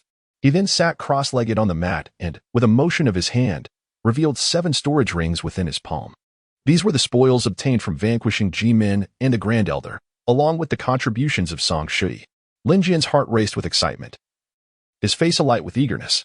For him, the adept practitioner of the devouring heaven technique, the potential for boundless advancement and cultivation was merely contingent upon the abundance of spirit stones. Now, having acquired these 7 storage rings, his first instinct was to refine and absorb the spirit stones concealed within. After all, why leave them to languish until the new year or risk them being seized by adversaries? While he was uncertain of the circumstances surrounding other protagonists, he was certainly not so naive. Master Tower, please assist me in setting up a formation to shield against prying eyes. Casting a glance at the tightly shut doors and windows, Lin Jian pondered for a moment before discreetly transmitting his thoughts to Master Tower. With the demise of the Grand Elder, he had become the target of many, and it was clear he had attracted the attention of his mentor, Ji Qing. Caution was paramount. One must navigate with care to avoid peril. Well done, young one, Master Tower replied, his face radiating approval. With a mere shift of thought, a dark beam of energy surged from within Lin Jian, enveloping the entire herb hall. I have established the Eternal Night Formation. Feel free to proceed. No one shall detect your activities. The name of the formation held an imposing grandeur, suggesting that Master Tower possessed a wealth of formidable abilities. Lin Jian habitually stroked his chin, contemplating that once his strength increased, he must master the so-called Eternal Night Formation. This way, when discussing the intricacies of life with Zhao Yuyin and Song Shui, he would not fear being discovered. A thought arose, and in an instant, he refined the 7 storage rings within his palm, forcefully channeling his spiritual energy to penetrate the rings and transferring the spirit stones before him. The storage ring gifted by Song Shui contained over 15,000 high-grade spirit stones. It would not be an exaggeration to say that she was fabulously wealthy. Next came the storage ring of the Grand Elder Ji Jianghe, which held over 3,500 spirit stones. To be frank, as the Grand Elder of the Spirit Sword Sect, possessing only a little over 3,000 spirit stones in his ring could be deemed impoverished and unreasonable. However, considering that Ji Jianghe possessed 2 magical treasures, this could be justified. As for the storage rings of the other inner disciples, their spirit stones were pitifully scarce. 5 rings combined yielded barely over 1,000 high-grade spirit stones. Thus, the 7 storage rings collectively amounted to 2 full 10,000 high-grade spirit stones. Indeed, Song Shui was exceptionally affluent. Previously, he had extorted 11,000 spirit stones from her, and now he had procured over 15,000 more. This was rather incongruous. Disciples directly under the sect typically received a fixed allocation of spirit stones and elixirs each month, leaving little surplus after satisfying their own cultivation needs. Yet, Song Shui had produced such a substantial amount of spirit stones, clearly indicating alternative means of acquisition. Gazing at the mound of spirit stones before him, reminiscent of a small hill, Lin Jian hesitated not for a moment. He activated the great Tao of devouring sky, unleashing a stream of black energy from his palm that enveloped the pile of spirit stones, commencing a fervent consumption. As each stone turned to ash, an exceptionally pure spiritual energy began to flow ceaselessly into Lin Jian's body. His momentum surged, swiftly colliding with an invisible barrier. Boom! With a resounding crash, Lin Jian broke through once more. In the blink of an eye, he ascended from the 8th layer of qi refinement to the 9th. However, upon successfully breaking through, Lin Jian did not pause. Rather, he accelerated his consumption of spirit stones, seeking yet another breakthrough. Having killed fellow disciples in public, Lin Jian was acutely aware that he had violated the sect's rules. His master, Ji Qing, had refrained from immediate retribution solely because he intended to cultivate a rapport with Sword King Cui Chan that night, stabilizing this newly appointed Grand Elder. Yet, come dawn, Lin Jian would face the most severe punishment, potentially even death. Though protected by the living dead puppet of Sword King Cui Chan, true strength was paramount. As the spirit stones dwindled to half, Lin Jian again encountered the opportunity for a breakthrough. Boom! He ascended from the 9th layer of qi refinement to the 10th. Looking at the remaining half of the spirit stones, Lin Jian felt a pang of regret. Why must my path to cultivation be so much more arduous than others? Logically, 10,000 high-grade spirit stones should suffice for a breakthrough into the condensation realm. However, Lin Jian had previously consumed 20 to 30,000 spirit stones without achieving such a feat. Grandpa Tower let out a yawn and retorted, "Then why don't you boast about being invincible among your peers and capable of battling those beyond your level?" His words rendered Lin Jian speechless with frustration. Gazing at the mere 10,000 spirit stones remaining, Lin Jian sighed heavily. If he were to consume this last batch without breaking through, he would have no choice but to shamelessly return to the book pavilion that very night. Devour the great path of heaven. With a fierce roar, Lin Jian unleashed a potent force of absorption from his palm. The remaining high-grade spirit stones gradually turned to dust in the face of this overwhelming power. Fortunately, Lin Jian's luck proved fortuitous. After refining and absorbing the final stone, he finally encountered the opportunity for yet another breakthrough. Break for me. Boom.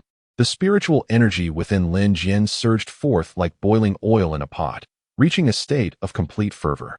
Not only did his spiritual power multiply several-fold, but it also became denser and more formidable. Lin Jian had finally transcended into the condensation realm. Now, unaided by any external forces, he no longer feared those direct disciples in a head-on confrontation. The tides of offense and defense had shifted. The era belonging to Lin Jian had unequivocally arrived. Following the successful breakthrough, Master Tower promptly dismantled the Eternal Night formation. Suddenly, as the formation dissipated, a series of knocks echoed through the air. Lin Jianzhi furrowed his brow. It was already late into the night. Who, in their right mind, would come seeking him at such an hour? Lin Jianzhi was filled with a surge of anger. Poised to wield his shark-slaying sword and venture forth to confront his adversaries when a voice, tinged with a hint of shyness and sweetness, rang in his ears. "Lin Jianzhi, are you in there?" "Senior brother, it's Zhao Yuyan. Open the door. If you don't respond, I might just leave." Outside, Zhao Yuyan appeared like a thief, her face flushed as she huddled, casting furtive glances around, fearful of being seen by others.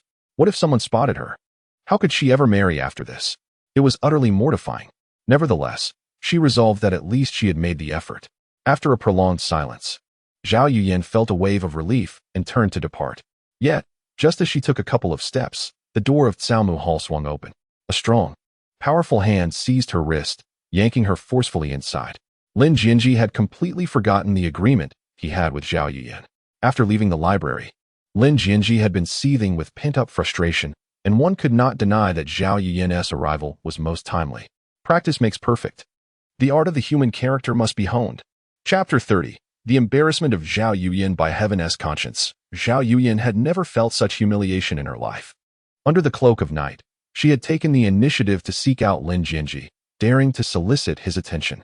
Standing at the doorway, wrapped in her dark robe for what felt like an eternity, she anxiously called out in a hushed tone while glancing around, terrified of being discovered by her fellow disciples.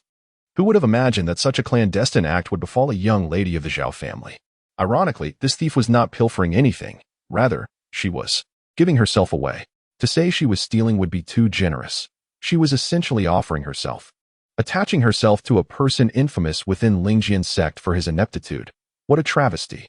The thought of her impending marriage to her fiancé, Chen Xiao, in less than a month filled Zhao Yuyan with a tumult of emotions, both torment and a flicker of excitement. It was all Lin Jianzhi's fault. This scoundrel had bullied her time and again, compelling her to approach him. Zhao Yuyan was nearly in tears. She had contemplated avoiding Caomu Hall altogether. However, given Lin Jianzhi's precarious circumstances, offending him now could lead to him exposing their secret before his demise. How could she possibly marry Chen Xiao then? How could she remain in Lingjian Sect? The entire Zhao family would be shamed. She could not afford such a gamble. In the past, Zhao Yuyan would have been certain that the cowardly Lin Jianzhi would not dare escalate matters. Yet, ever since he had visited the Cliff of Reflection, he had transformed, becoming fearless, reckless, and sinister. Zhao Yuyan felt intimidated. With nothing to lose, what was there to fear? He was, after all, a man on the brink of death. What was there to contest with him? Following his lead would suffice, for there are but a few days left to endure. If she could merely entertain that scoundrel for these remaining days, all would be well. After an arduous afternoon of internal conflict, Zhao Yuyan, cloaked in a dark robe, dashed into the grass and would haul as twilight descended. She had anticipated that Lin Jianzhi, the imbecile, would have been eagerly awaiting her arrival. Having spent the entire day longing for her presence, she imagined that upon her appearance, he would drool with delight and eagerly usher her inside. Zhao Yuyan possessed unwavering confidence in her figure, beauty, and character. Within the entirety of the Lingjian Sect, only Song Shui could rival her in terms of physique and allure, yet the latter was as frigid as a block of ice, devoid of any charm. Unlike her, Zhao Yuyan, however, after knocking for an extended period, she received no response from within, which left her feeling both embarrassed and somewhat irate. Here I am, a stunning beauty, and yet this fool does not open the door or greet me.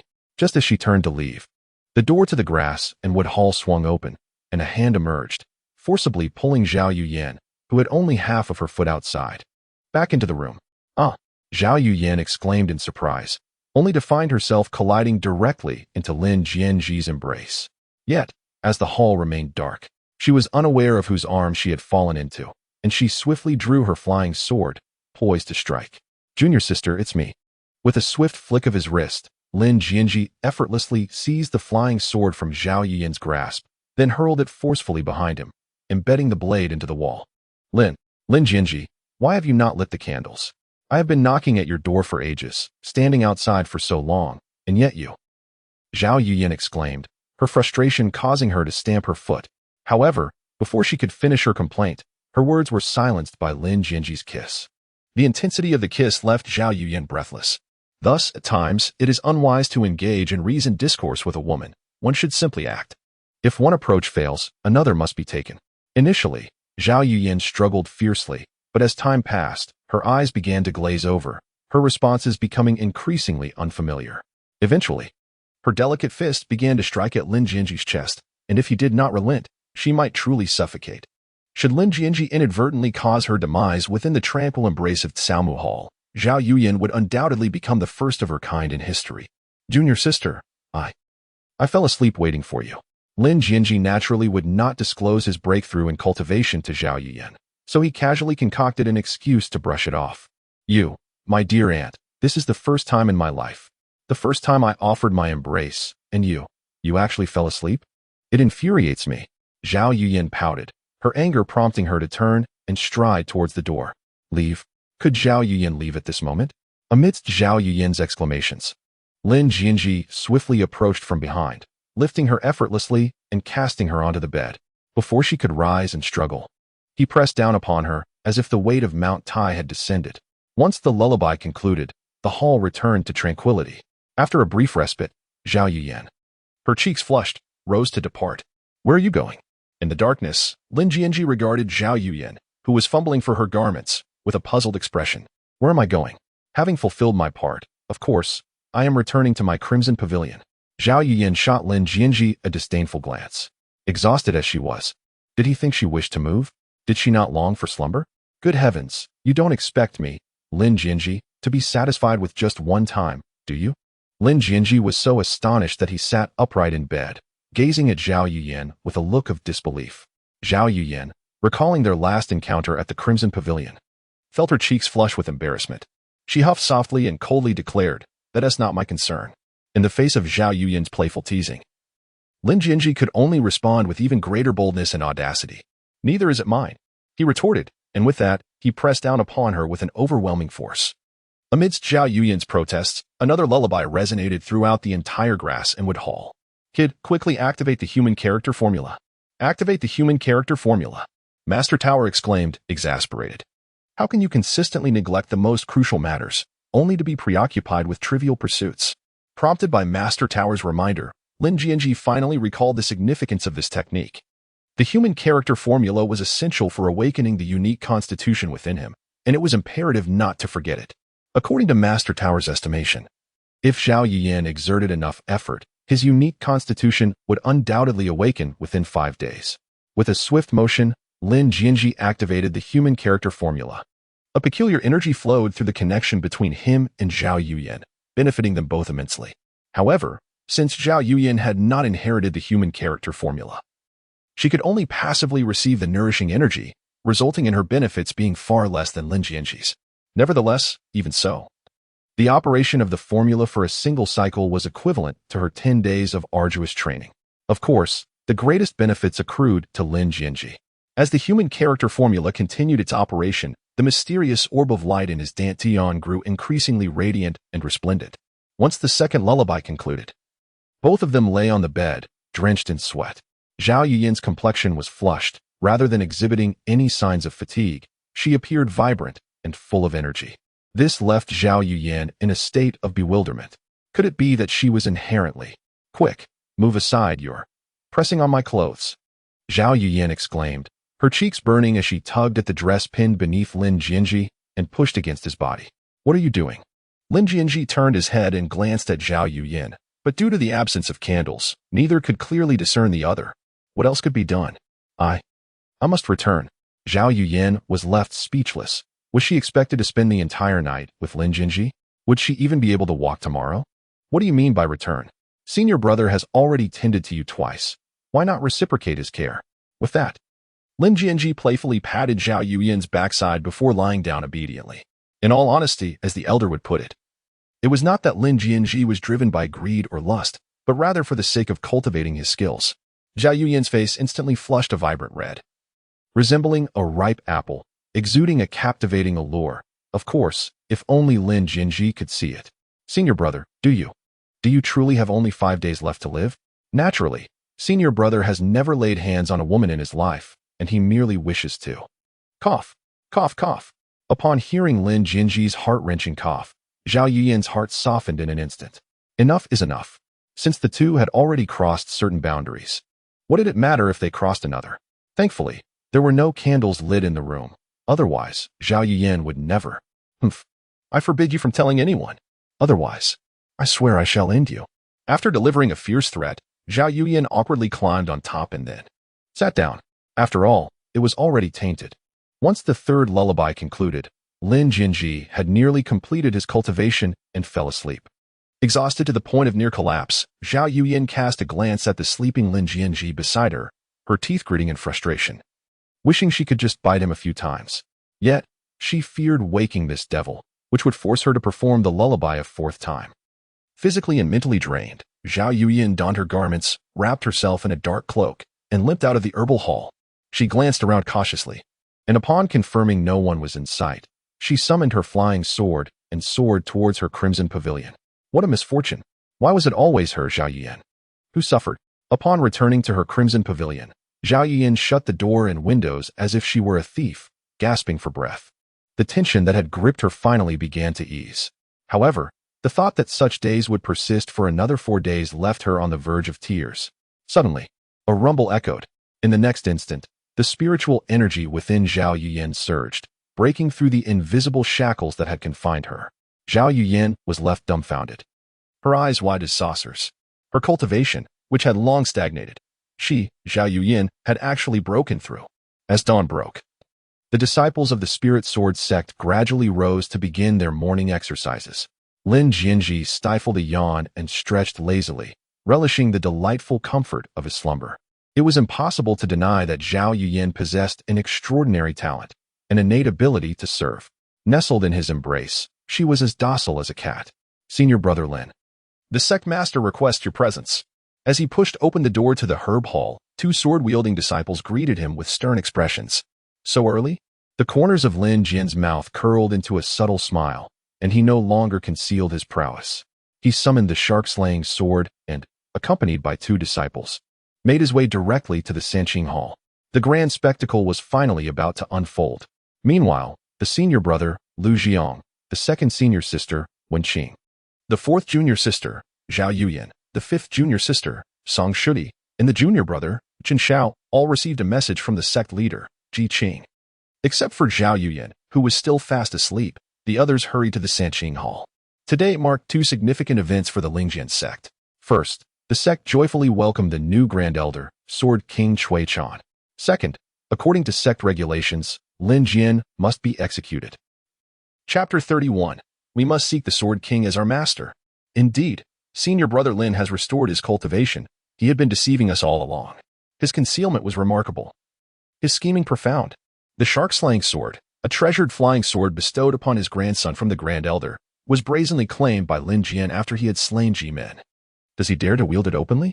Is he truly so foolish as to face punishment for this? Confrontations at the hall are notoriously perilous within a mere month.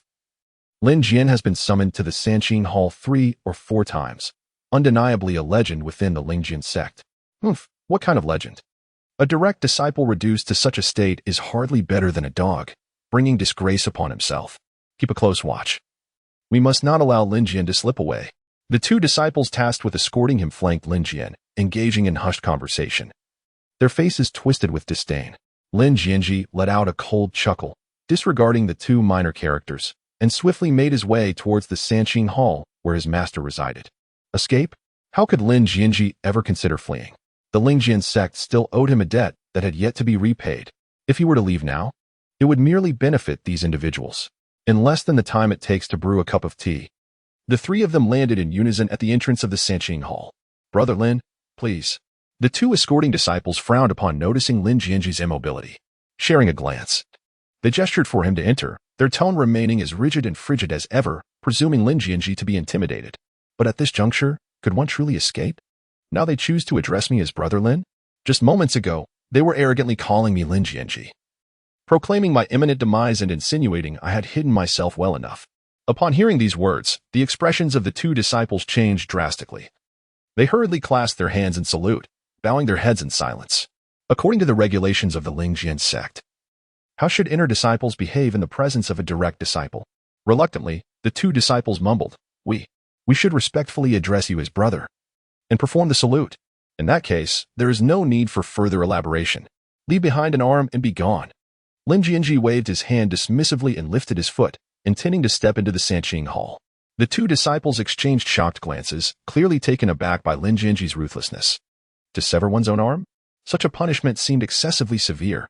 Even the sect leader would not impose such a harsh penalty. At most, they would receive a scolding and perhaps a fine of spirit stones. Who did Lin Jianzhi think he was, demanding that they mutilate themselves at his whim?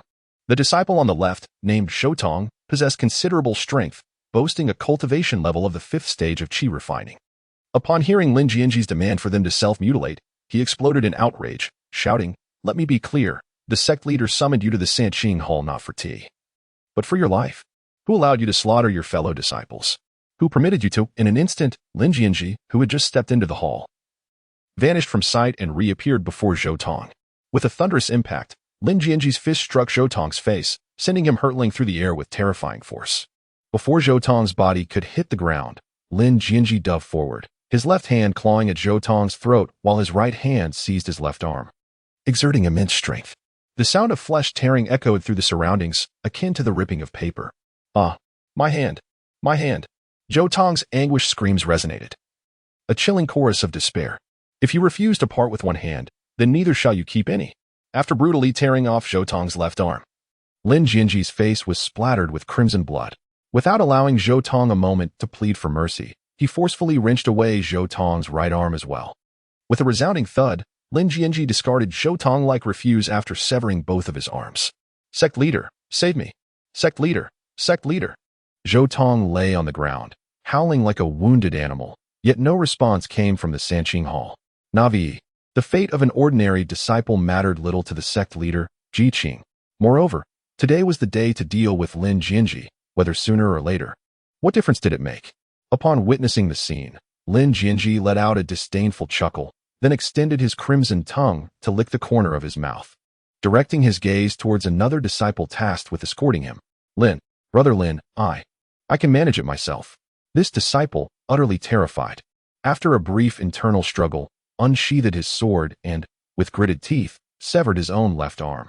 Amidst the anguished cries of the two disciples, Lin Jianzhi flashed a sinister smile and stepped into the Sanqing Hall.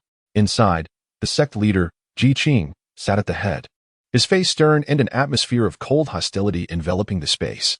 Meanwhile, the Sword King, Cui Chan, occupied a secondary seat, eyes closed in deep contemplation. His expression one of indifference, as if the surroundings bore no relevance to him. The second elder, fourth elder, and others stood to the right. "I pay my respects to the master. I pay my respects to the elders." Lin Jianzhi casually clasped his hands together, nonchalantly taking his place at the front of the hall. His demeanor, calm and composed like tranquil waters, suggested that the prior act of violence was utterly uncharacteristic of him.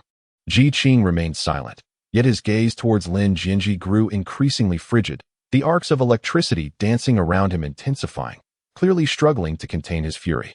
Swiftly, as several beams of sword light approached from afar, the eldest disciple Lu Jiang and the second disciple Wen Qing entered the hall. Aside from Zhao Yuyan, all the direct disciples had arrived. The glances exchanged between Lu Jiang and Chen Xiao towards Lin Jianzhi were tinged with amusement. They had evidently been privy to the news long before. But where was Zhao Yuyan? Her absence was conspicuous.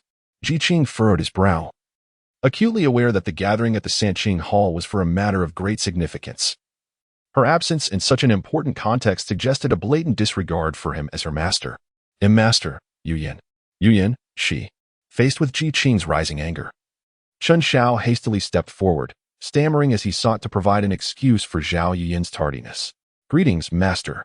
Just in the nick of time, Zhao Yuyan appeared, her eyes bearing the marks of fatigue as she arrived on her sword. However, her gait was rather peculiar, a noticeable limp that left the onlookers perplexed. "Yuyan, why are you so late?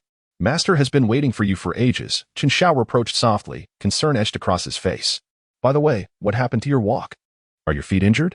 Zhao Yuyan shot a few exasperated glances at Lin Jianzhi before respectfully bowing to Ji Qing and the elders, retreating to the side, completely ignoring Chen Xiao. Embarrassed, Chen Xiao waved his hand dismissively and also stepped aside. "Second elder, since everyone is present, let us commence." Ji Qing gestured, clearly unfazed by the trivial matters at hand.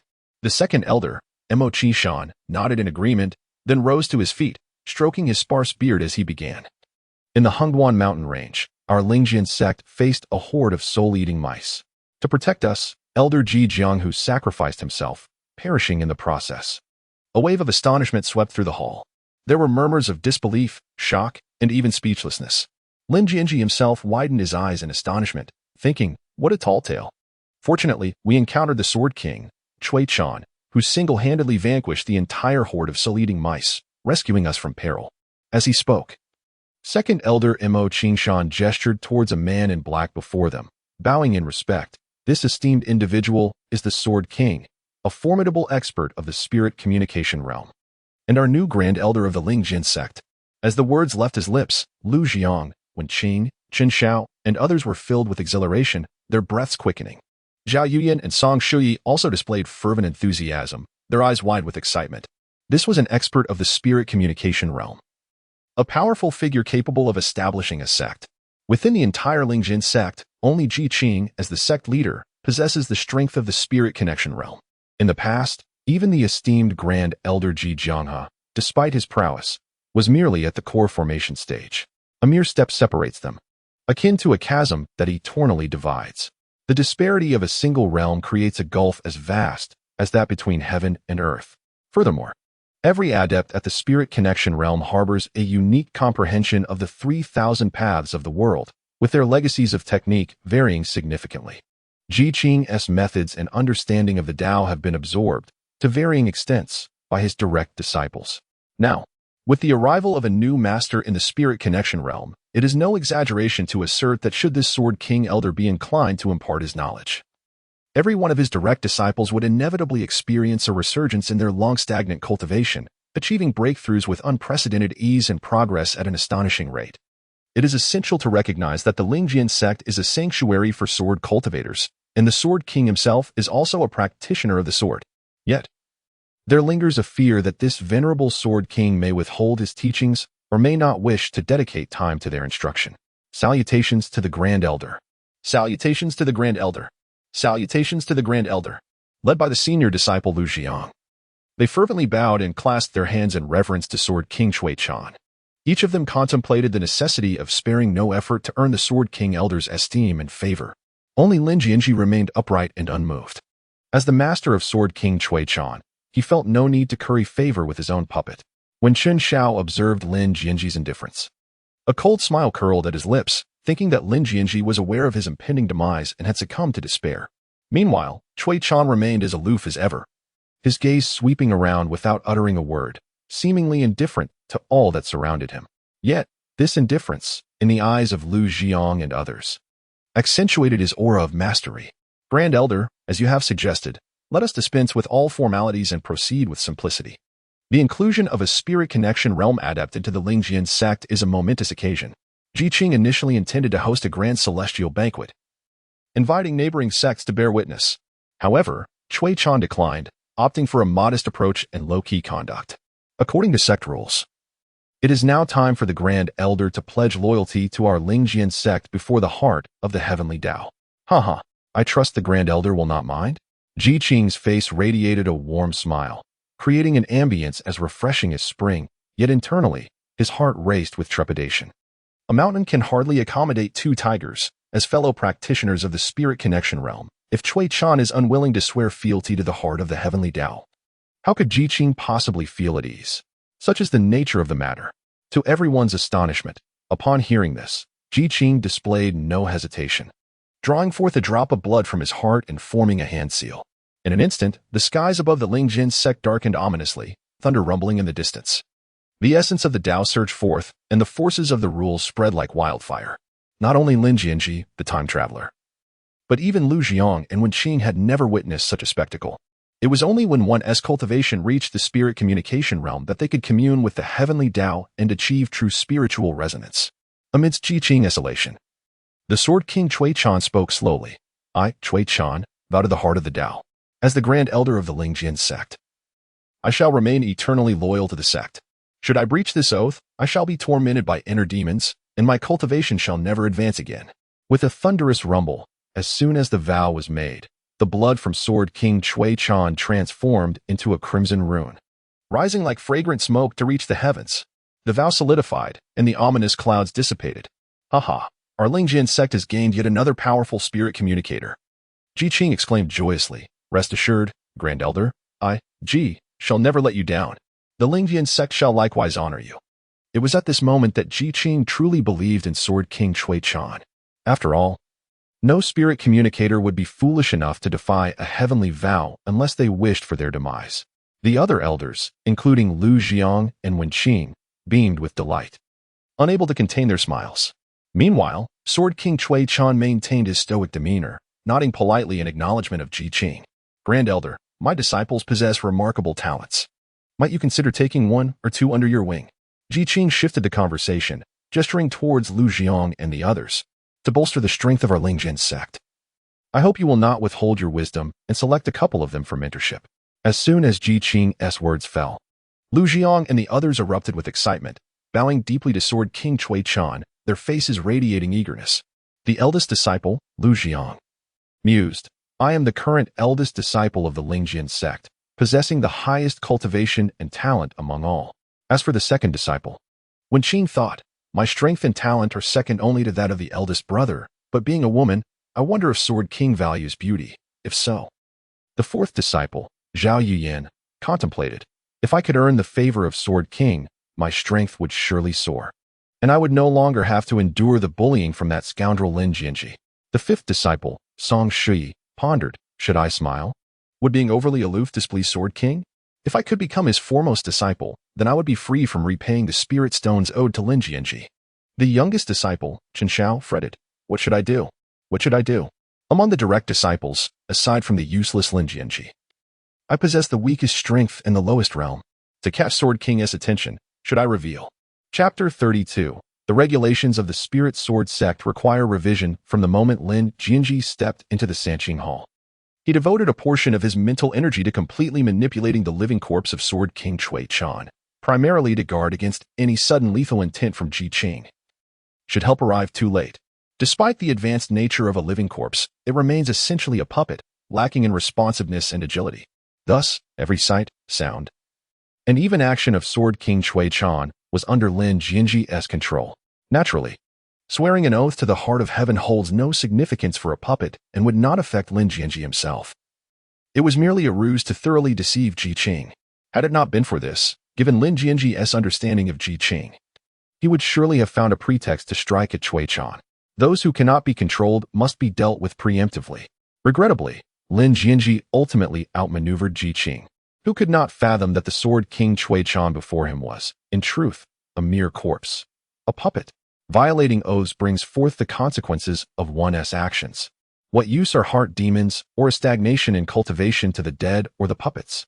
Moreover, Cui Chan spoke of loyalty to the Spirit Sword Sect, not to Ji Qing himself. Little did Lin Jianzhi anticipate that just after Cui Chan had ascended to the position of Grand Elder, Ji Qing, the sect leader, would so eagerly begin to dig his own pit. With words cloaked in righteousness, Ji Qing asserted the need to strengthen the Spirit Sword Sect, urging Cui Chan to take on a few personal disciples to cultivate and impart sword techniques. In truth, this was a ploy to glean insights into Cui Chan's swordsmanship through these disciples. Lin Jianzhi was not blind to this scheme. Yet Ji Qing's arguments were so grandiose, so well-founded. Furthermore, in the Xianyu Empire, it is quite common for disciples to study under multiple masters, rendering Cui Chan, newly appointed as Grand Elder of the Spirit Sword Sect, unable to refuse. Astounding. Truly astoundingly clever. One stone, three birds. By having the Sword King take on disciples, not only could the strength of the Spirit Sword Sect be amplified, but through these disciples, insights into sword techniques could be gathered to enhance one's own cultivation. Ultimately, and perhaps most crucially, through the act of accepting disciples, it would reveal which personal disciple Cui Chan was closest to. To put it more directly, Ji Qing intended to test the nature of the relationship between Lin Jianzhi and Cui Chan. The Hengduan Mountains stretch for tens of thousands of miles, and the second elder and others encountered a rodent tide, only to fortuitously be discovered by Cui Chan. Furthermore, when Ji Jiangta had once summoned a treasure, the Jade Ding Pot, to eliminate Lin Jianzhi, why did Cui Chan suddenly intervene against Ji Jiangta? Was it truly an act of chivalry in the face of injustice? Everything seems too coincidental. Ji Qing had long suspected the relationship between Cui Chan and Lin Jianzhi. However, the allure of a formidable figure like a spirit communication realm master was simply too great for Ji Qing to resist. Through the body of Sword King Cui Chan, he observed Lu Jiang, Wen Qing, and other direct disciples gazing at him with fervent anticipation, leaving Lin Jianzhi feeling somewhat overwhelmed. Although he had already surmised his master's intentions, the question remained, who should he take as a disciple? Setting aside other considerations, he felt obliged to accept Lin Jianzhi as his apprentice. Otherwise, how could he protect him in daily life? Yet, this raised a dilemma. The Grand Elder remained silent. Could it be that he deemed the qualifications of these individuals inadequate? At Ji Qing's subtle prompting, the second elder, Mo Qingshan, stepped forward and earnestly urged, while their talents may not be extraordinary, they are nonetheless the seeds of our Lingjian Sect. I hope the Grand Elder can prioritize the interests of the sect and accept them. As soon as the second elder finished speaking, Lu Jiang, the eldest disciple, was quick to step forward and bow respectfully, declaring, rest assured, Grand Elder, if fortunate enough, Lu Jiang, will certainly not disappoint the expectations of the sect master and the esteemed elders.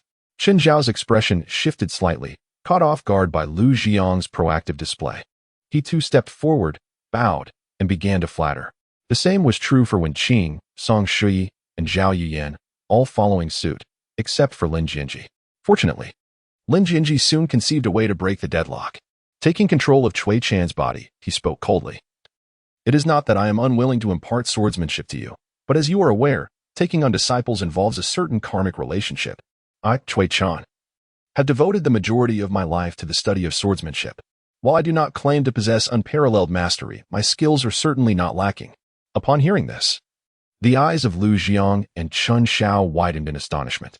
For me, accepting disciples is not solely about fate. It also hinges on sincerity. Amidst the puzzled expressions of the crowd, Cui Chan made a startling proclamation. Let us do this. I shall give you a day's time.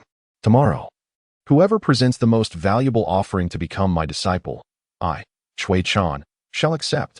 At these words, the entire hall fell into a hushed silence. Lu Jiang, Chen Xiao, and the others stared in disbelief at sect master Ji Qing, convinced they had misheard. An offering for apprenticeship? Such an overt demand? After all, he was the Sword King Cui Chan. Could he truly be so desperate for money? Ji Qing was equally taken aback. Cui Chan's response had caught him off guard. Not only delaying matters, but also brazenly soliciting benefits. No. The second elder, observing the sect master's discomfort, boldly interjected, Grand Elder, we are all part of the Lingjian Sect and should prioritize its interests. Teaching disciples swordsmanship is inherently our duty. How can one openly demand? As the words of the second elder faded, Cui Chan suddenly made his move. With his finger poised like a sword, a fierce blade of energy severed the white beard of the second elder, mere inches from his throat. The elder, Mo Chi Shan, was struck with terror. His pupils contracting as sweat poured down his back, rendering him motionless in place. What of it if I boldly demand a master as tribute? Cui Chan scoffed, showing no mercy as he launched into a tirade. If I were not in need of spirit stones, if I were not lacking in wealth, would I swear an oath to the heart of heaven? Would I come to your spirit sword sect to serve as the Grand Elder? You, old fool? It was I who saved your life, and now you dare to lecture me? Are you tired of living? At these words, the hall was thrown into astonishment. This marked the most vocal moment for the Sword King, Cui Chan, during his visit to the Spirit Sword sect. Yet, who could have anticipated that his speech would be laden with such dominance, starkly contrasting his previously aloof demeanor? It seemed he was indeed driven to desperation. Truly provoked by the second elder, Lu Jiang and the other direct disciples were so frightened by the scene that they instinctively stepped back, pondering whether it might be too perilous to take such a tyrant, with such a violent temperament, as their master. Haha, Grand Elder, do not be angered. The second elder was merely jesting. Observing the second elder, rendered speechless by fear, Ji Qing felt compelled to act as a mediator. The path of cultivation is inherently defiant against heaven. The pursuit of law, wealth, companionship, and territory is indispensable. It is entirely normal for us practitioners to lack spirit stones and riches. The Grand Elder's forthrightness and magnanimity are indeed commendable. You should prepare the master's tribute, as the Grand Elder suggests. With the sect leader endorsing this, the others nodded in agreement and began to contemplate what would make a fitting tribute to present to the Sword King. Once this matter was settled, Ji Qing returned to the seat of the sect leader, sitting gracefully at the head, then cast a knowing glance at Chen Xiao. Understanding the unspoken cue, Chen Xiao stepped forward and saluted Ji Qing with a clasped fist. Master, I have something to report. He then pointed at Lin Jianzhi, continuing. Since emerging from the cliff of reflection, Lin Jianzhi has been arrogant and unruly, flouting the sect's rules and slaying several inner disciples of the Jimin. Just moments ago, he brutally tore the arms off 2 disciples of the Spirit Sword sect before the Hall of the Three Pure Ones, displaying brutality akin to that of a demon. I dare to implore the master to take action against Lin Jianzhi, to quell the fears of our lower-ranked disciples and grant peace to the souls of the fallen. With that, Chen Xiao knelt to the ground, bowing repeatedly. When he lifted his head, his eyes were bloodshot, tears streaming down his face. Lu Jiang, Wen Qing, and Song Shui had anticipated such an occurrence and merely crossed their arms, awaiting the unfolding drama. Zhao Yuyan, however, had been preoccupied with Lin Jianzhi the previous night and was completely unaware of the situation. Now, witnessing such a scene, she was taken aback. When did Lin Jianzhi slay several inner disciples of the Jimin? To turn against one's own kin and cause such a significant loss of life, this is indeed a capital offense. As the fiancée of Chen Xiao, she was acutely aware of his relentless schemes to eliminate Lin Jianzhi. Chen Xiao's decision to unveil this matter at such a critical juncture was evidently at the behest of the sect leader, Ji Qing. In other words, Lin Jianzhi's demise today is all but assured. The demise of Lin Jian has granted Zhao Yuyan her complete liberation. She had anticipated a sense of joy, yet inexplicably, a tinge of melancholy lingered within her heart. The rules and regulations were established to restrain the disciples of the Lingjian Sect. Now, witnessing someone blatantly defy them, treating human life with utter disregard, punishment was undoubtedly warranted. Lu Xiang inhaled deeply, stepping forward to respectfully address the seated Ji Qing. I implore you, Master, to deliver justice for the disciples of the Jimin. Execute Lin Jian. Following this, Wen Qing and Song Shi also advanced, bowing in deference to Ji Qing. We beseech you, Master, to grant justice for the disciples of the Jimin. Execute Lin Jian. Zhao Yuyan took a step forward. Yet upon glancing at the solitary and silent Lin Jian beside her, her other foot inexplicably faltered. Chen Xiao furrowed his brow, beckoning Zhao Yuyan while urging, Yuyan, why are you hesitating? Come here swiftly. With a face full of conflict, Zhao Yuyan eventually approached Ji Qing, bowing in respect, though she uttered not a single word. Her actions spoke volumes. The elders, including the second elder Mo Qin Shan, also stepped forward to demand Lin Jian's execution. In the vast Sanqing Hall, silence enveloped all but three individuals: Ji Qing, Lin Jianzhi, Sword King Cui Chan. After a moment of silence, Ji Qing furrowed his brow and cast a detached gaze at Lin Jianzhi, exclaiming, Lin Jianzhi, could what Chen Xiao mentioned hold any truth? Lin Jianzhi did not attempt to argue, but rather boldly admitted, yes. The killing of Ji Min and others took place atop the Jian Pavilion, where numerous disciples were present, making concealment impossible. Furthermore, since Chen Xiao chose this moment to strike, he must be thoroughly prepared, should I endeavor to feign innocence. There would immediately be disciples ready to testify. Thus, it shall be dealt with according to sect regulations. Ji Qing, with a face devoid of emotion, gestured with his hand, and a flying sword descended before Lin Jianzhi. As master and disciple, you shall end your life to atone for your sins. Self-termination? Atonement? These were simple words, uttered by Ji Qing, unequivocally pronounced the death sentence for Lin Jianzhi. As the leader of the Lingjian Sect, Ji Qing wielded absolute authority within the sect. Gazing at the flying sword at his feet, a faint smile graced Lin Jianzhi's lips. He was certainly not foolish enough to pick up the sword and take his own life. Lin Jianzhi raised his head and gazed directly at Ji Qing, hands clasped behind his back, exhibiting neither servility nor arrogance. His master only knew that he had slain Ji Min and others, yet did not inquire about the rationale behind his actions. Before Ji Qing could respond, Lin Jianzhi continued, as disciples of the inner sect, Ji Min and his associates have repeatedly insulted me, a direct disciple, and even boasted before other disciples about confronting me on the life and death platform. If I do not accept their challenge, would I not tarnish the reputation of a direct disciple? We cultivators defy the heavens if we cannot rise up against humiliation. What is the essence of our cultivation? What truths are we seeking? Suddenly, with a resounding thud, Ji Qing slammed his palm against the armrest of his chair. Evidently uninterested in Lin Jianzhi's words, he coldly interrupted before Lin could finish, since you are unwilling to take your own life, I shall personally escort you on your final journey. With a casual wave of his hand, a terrifying pressure from the spirit connection realm enveloped the entire hall. The flying sword aimed at Lin Jianzhi transformed into a streak of light, piercing towards his heart. The expressions of those present changed dramatically, filled with surprise, relief, and triumph. However, just as the sword was about to strike Lin Jianzhi, a sword energy appeared out of thin air, intercepting the flying sword. The one who acted was none other than Sword King Cui Chan, or rather, Lin Jianzhi himself. Prior to Ji Qing's action, Lin Jianzhi had already manipulated this living dead puppet, unleashing sword energy that exuded the pressure of the spirit connection realm. If it was indeed a matter of life and death on the platform, then death would simply be death. Cui Chan's expression was devoid of emotion. Confronting Ji Qing with equal intensity, I find Lin Jianzhi's argument quite compelling. It seems the rules of the Lingjian Sect are in dire need of reform. From the moment Ji Qing ascended to the position of the sect leader, he held absolute authority within the Lingjian Sect, in the entirety of the sect. Regardless of who it may be, if he decreed death, they must die. If he commanded life, they must live. Even the former Grand Elder, Ji Jiangfa, met his demise at the hands of Cui Chan, and with a mere utterance, Ji Qing transformed the perpetrator into the Ling devouring rat tide. He relished in the power that allowed him to dictate life and death. For years, he had wielded such authority, yet today, Sword King Cui Chan. Ji Qing squinted, his gaze cold and indifferent as he fixed his eyes on the man in black before him. He had just appointed him to the position of Grand Elder, yet he dared to oppose him, and that too in front of all the elders and direct disciples. Cui Chan was the only one in the Lingjian Sect capable of challenging Ji Qing's authority. But for the sake of a worthless Lin Jianzhi, was it truly worth the confrontation with Ji Qing? Lin Jianzhi and Cui Chan. What exactly is the nature of their relationship? If Lin Jianzhi had long been acquainted with the Sword King Cui Chan, why has he languished in the Lingjian Sect, reduced to a pitiful state? From the very beginning, Ji Qing harbored doubts, and although uncertainty still lingered, he was inclined to confirm his suspicions. A surge of murderous intent welled up within him.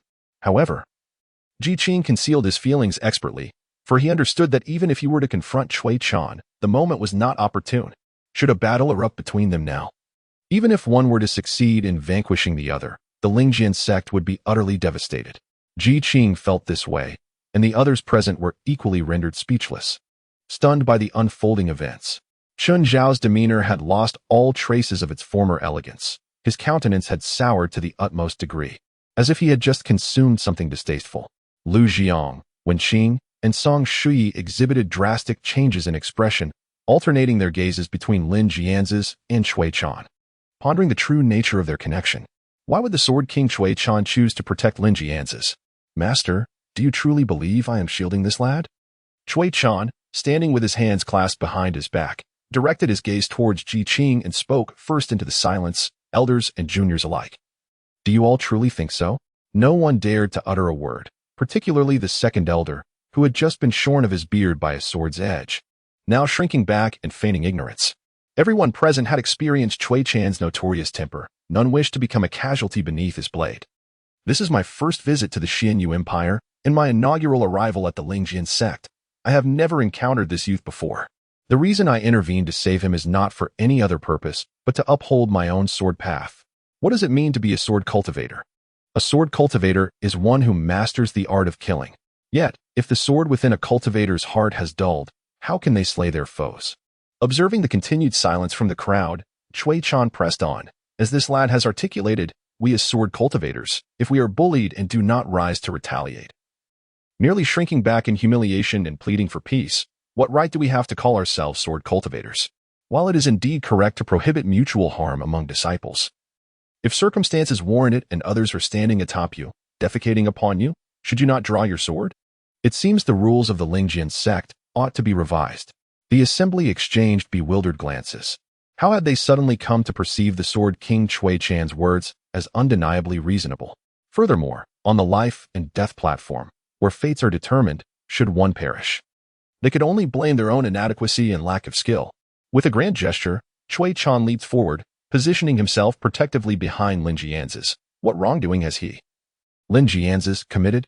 Zhao Yiyin inexplicably let out a sigh of relief as she glanced at the ever-silent Lin Jianzhi. Suddenly, she perceived in this man a certain courage. In the face of life and death, he exhibited no fear. However, the Grand Elder, the battle with the Jimin was a fight to the death with Lin Jianzhi. But what of the other inner disciples? As Cui Chan shielded Lin Jianzhi, Chen Xiao became flustered and, gritting her teeth, bravely voiced her doubts. The other inner disciples, ruthlessly slain by Lin Jianzhi, had not engaged him in a battle to the death. Who would take responsibility for them? Furthermore, just moments ago at the entrance of the Sanqing Hall, Lin Jianzhi had brutally torn off the arms of two disciples over a mere disagreement. In Chen Zhao's view, even if it meant offending the Sword King Cui Chan today, eliminating Lin Jianzhi was worth all the risk. Otherwise, once Lin Jianzhi's unique constitution fully awakened, there would be no one left in the Lingjian Sect capable of restraining him. What would become of her then? Lin Jianzhi, you speak.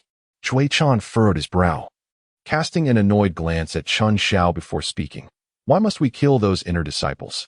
Lin Jianzhi offered a respectful salute to Cui Chan, believing that if one were to perform a play, it should be done in full measure. He then spoke with a composed demeanor. I engaged in a life and death battle with the disciples of the Lingjian Sect, and those inner disciples brazenly stormed the platform, disrupting my fight. They deserve to be eliminated. Cui Chan nodded in agreement, responding, indeed, they merit death. He continued, "As for those two at the gate, their insolence towards me cannot go unpunished. They shall be taught a lesson." Cui Chan nodded again, echoing, "Well, in that case, severing an arm from each would be a leniency." He added with a fierce glare directed at Chen Xiao, "If anyone dares to speak rudely to me, I shall not hesitate to flay them alive." The threat in his eyes was unmistakable. Chen Xiao, intimidated by that gaze, recoiled several steps, swallowing hard as he restrained the words that almost escaped his lips. Moreover, it was evident that Lin Jianzhi bore hidden injuries and had little time left to live. Wouldn't it be better to let him perish naturally rather than turning against one of their own?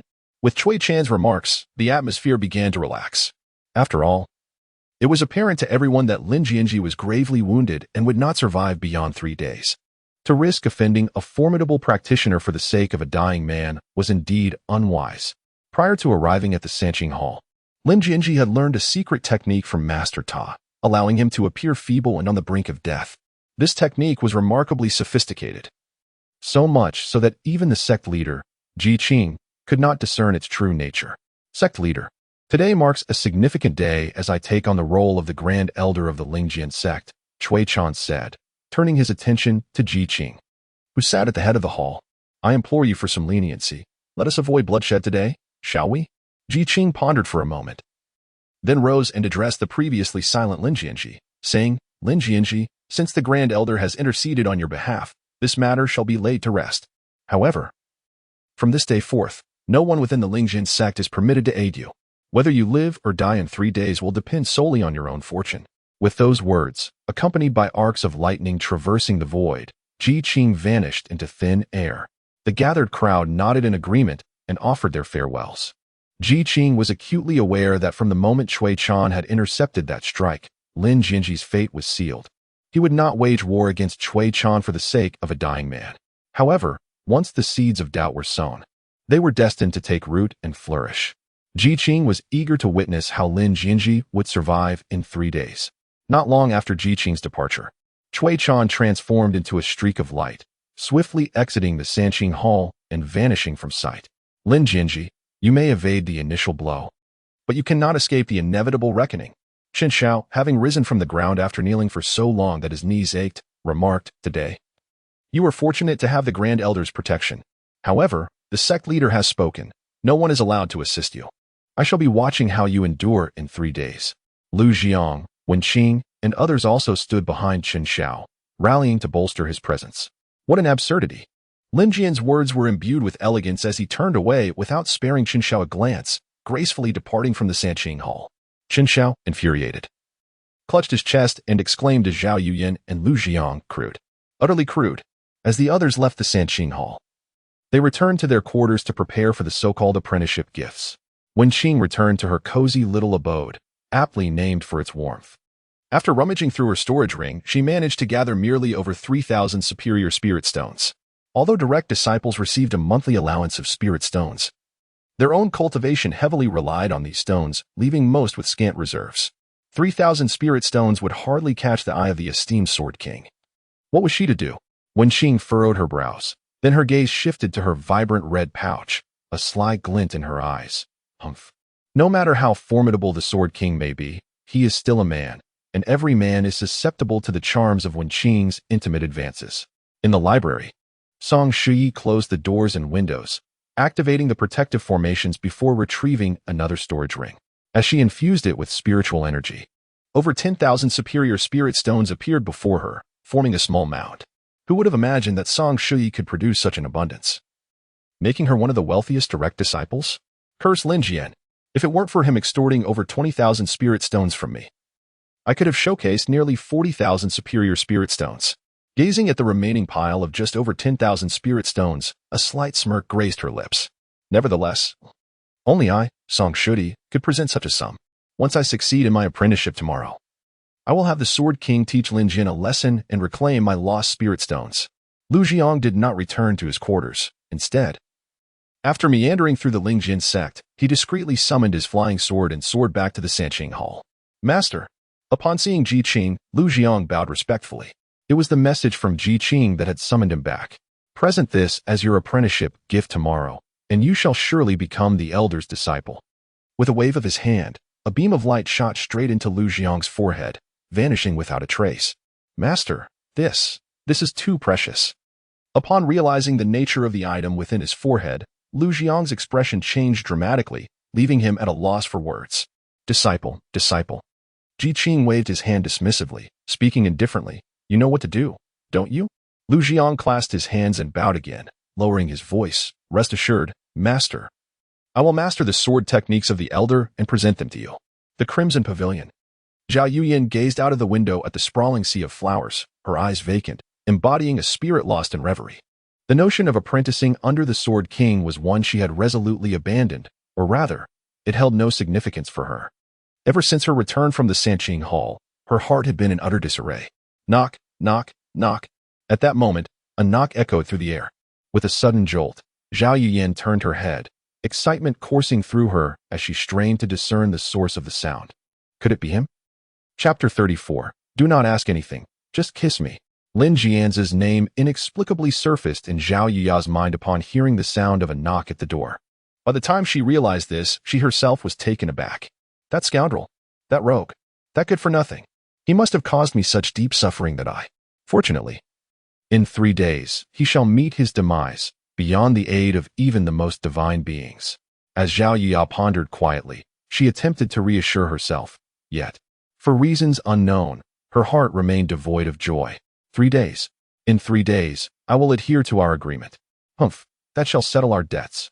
However, it was still broad daylight, and the disciples of the Yin Hong Pavilion were bustling about.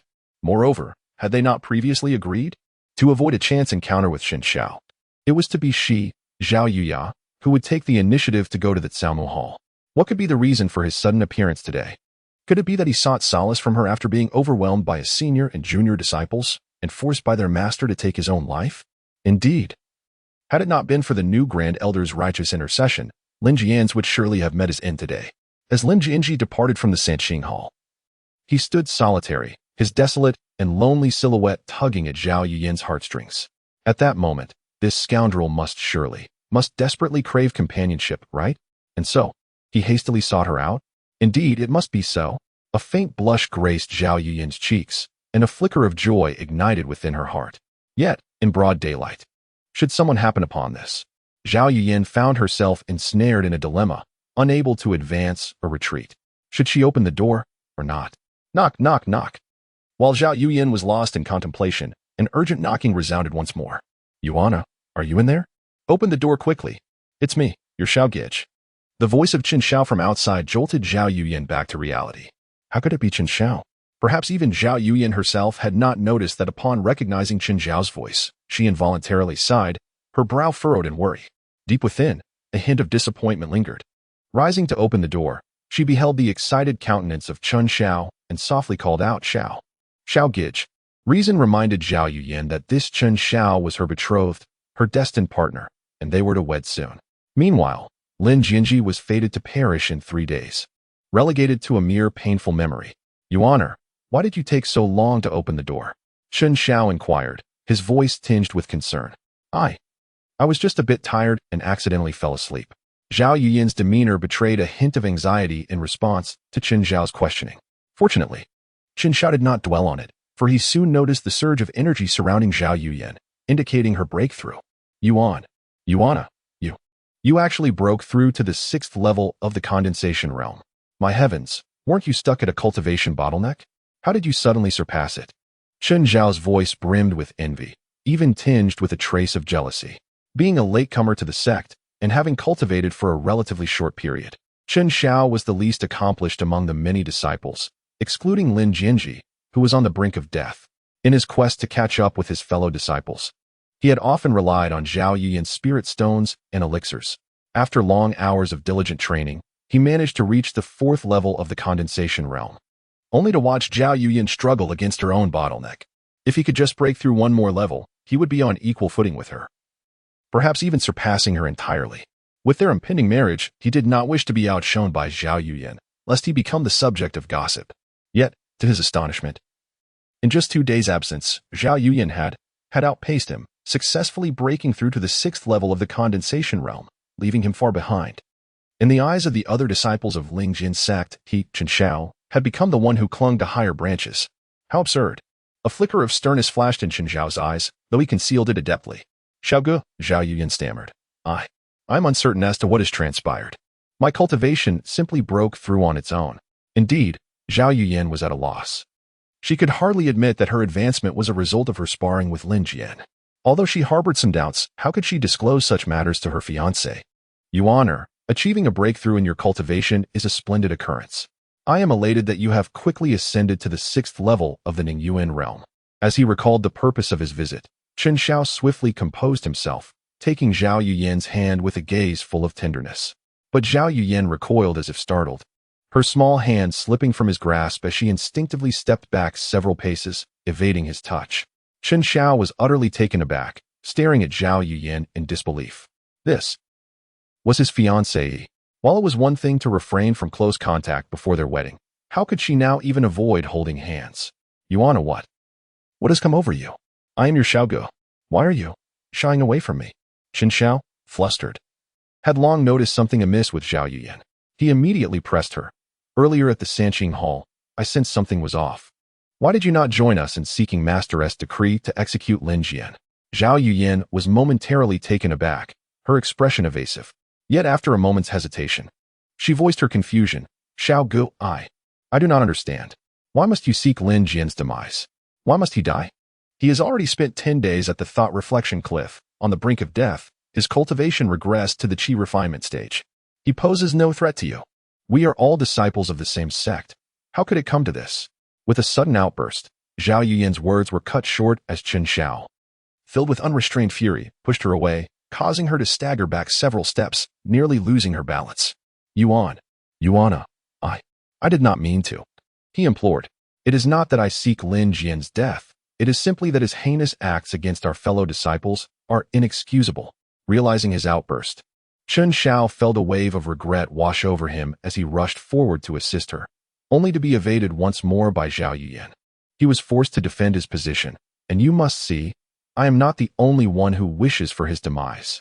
Zhao Yuyan turned away, her tone rigid. For reasons unknown to her, she was reluctant to face Chen Xiao at that moment. Xiaogu, what brings you here today? Chen Xiao was momentarily taken aback. What kind of question was that? Was it not permissible for her fiancé to visit Yinhong Tower without reason? It is evident to any discerning observer that the inquiry posed was merely a pretext for issuing an unwelcome dismissal. Chen Xiao's gaze sharpened slightly, his heart ablaze with indignation. Yet he managed to muster a smile and gently said, Yuan, I understand that you have not been resting well these past few days and your mood is rather somber. So I came to check on you. Furthermore, I wish to inquire how your preparations for the apprenticeship gift are progressing. The apprenticeship gift? Zhao Yuyan was momentarily taken aback, and without much thought, she replied, I have not prepared any apprenticeship gifts. In terms of cultivation and talent, I am inferior to senior brother and second sister. As for spirit stones and medicinal pills, I cannot compare to junior sister Song, so I have chosen not to compete.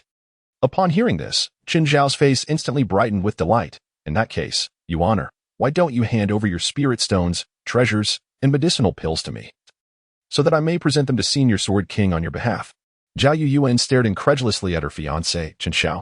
In the past, her infatuated heart would have led her to comply without hesitation. After all, over the years, she had lent him spirit stones and medicinal pills, never once receiving anything in return. Yet now, an unsettling feeling arose within her, making her perceive Chen Zhao's request as rather selfish. Yuan, what troubles you? Noticing Zhao Yuyan's silence and her reluctance to part with her storage ring, Chen Xiao felt an unwarranted wave of frustration, but he maintained his composure and attempted to clarify. I merely wish to borrow your spirit stones and medicinal pills for a short while. Besides, did you not intend to take the Sword King as your master? We are to be wed soon. Our lives are intertwined. Among the many direct disciples, I am the last to enter and possess the least cultivation.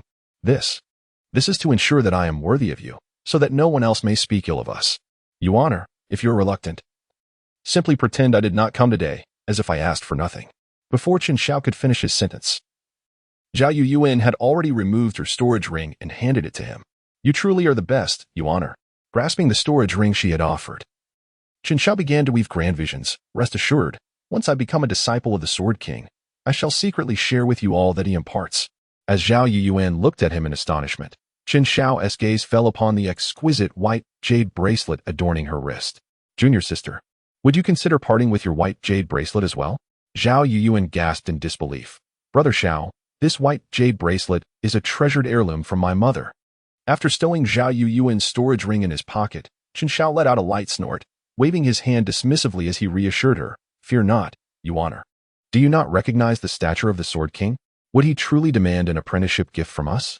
I had long surmised the intentions of the venerable Sword King. Having recently ascended to the esteemed position of Grand Elder of the Spirit Sword Sect, it would be inappropriate for him to refuse any disciple. Thus, he devised the pretext of a master-apprentice gift, ostensibly to gauge our sentiments towards him. I can assure you that by tomorrow, these gifts will be returned in full, and the successful apprenticeship will surely yield further tokens of goodwill. Zhao Yuyan, for reasons unbeknownst to her, felt a surge of discontent. Yet, under Qin Zhao's persistent assurances and urgings, she reluctantly removed her sheep-fat white jade bracelet and handed it over. Yuana, you should rest early. Tomorrow, await my successful apprenticeship to the Sword King. Having achieved his aim, Qin Xiao felt a tinge of embarrassment. After leaving behind a light remark, he found an excuse and turned to depart.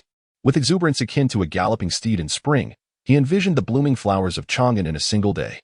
Qin Xiao had never felt so invigorated. He could already foresee that after successfully becoming the Sword King's disciple, he would stand out among his peers, unrivaled in the world. The spirit stones and treasures he had accumulated, combined with Zhao Yuyan's contribution, would render him unparalleled among the many direct disciples. Who else could contend with him? Qin Xiao?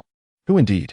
After Qin Zhao's departure, Zhao Yuyan gazed at her empty wrist, the absence of her ring finger's adornment leaving her with an unexpected sadness. While Qin Xiao could take as many spirit stones and elixirs as he pleased, the sheep-fat white jade bracelet was a cherished relic from her mother.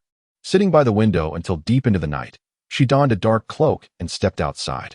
She soared through the air on her sword to the herb hall, knocking on the door. With a creak, it opened, and Zhao Yuyan could no longer contain herself. She rushed into Lin Jian's embrace and exclaimed, "Do not ask anything. Just kiss me." Chapter 35. Lord Tower does not understand what love is. Lord Tower, I have now broken through to the condensing Yuan realm. After returning to his herb hall from the Sanqing Hall, Lin Jian shook off his despondency, stripping away all pretense and adopting a more vibrant demeanor. He rubbed his hands in excitement. I should be able to open the second door within the Star Tower, right? A mere Sword King, Cui Chan, has caused Master Ji Qing to regard him as a formidable foe, afraid to act rashly. If I were to open the second door now, then the third, the 10th, the 20th.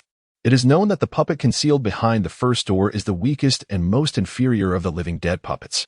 Within the Star Tower, there are a total of 3,000 doors. According to Lord Tower, the strength of the puppets hidden behind each successive door increases. In the vastness of fate, the 3,000 great avenues correspond to the 3,000 doors. Lin Jianzhi dared not contemplate the terrifying existence that might lie beyond the 3,000th door.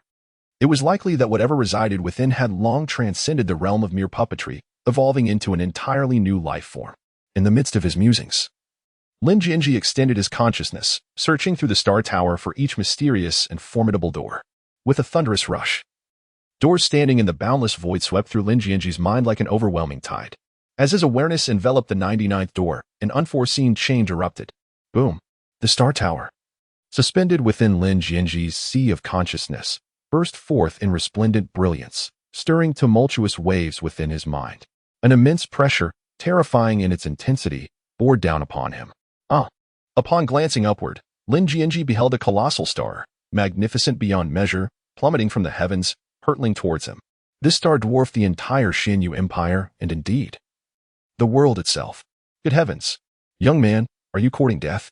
In that critical moment, the spirit of the Star Tower awakened, and the tower's master summoned the entirety of its power to shatter the enormous star descending upon Lin Jianzhi. Those capable of being imprisoned within the Star Tower were overwhelmingly powerful beings. To provoke them without sufficient strength was to invite certain demise. Fortunately, as the master of the Star Tower, these living dead puppets bore him no malice. Otherwise, that recent blow would have been beyond the tower spirit's capacity to counter in time. Regaining his composure, Lin Jianzhi hastily gathered his thoughts, unwilling to continue his probing. Thankfully, the tower spirit had acted promptly, sparing Lin Jianzhi from harm. Tower spirit, did you just say they bear me no ill will? Lin Jianzhi's consciousness withdrew from the Star Tower, reflecting on the recent scene, still haunted by the memory. Why did it attack me? The master of the tower also manifested his form, still a nebulous orb of light. Yet, compared to before, the features upon this orb appeared more pronounced. Attack you? You certainly overestimate your worth, young one. The master of the tower expressed his disdain, mercilessly belittling Lin Jianzhi. The terrifying entity within that door merely opened its eyes and cast a glance in your direction. Had it chosen to strike at you, well. Lin Jian felt that Tower Master was insulting him, yet he could find no evidence to substantiate this sentiment. Were not the spirit weapons devoid of emotion? Did they not remain utterly devoted to their masters, responding dutifully to every inquiry?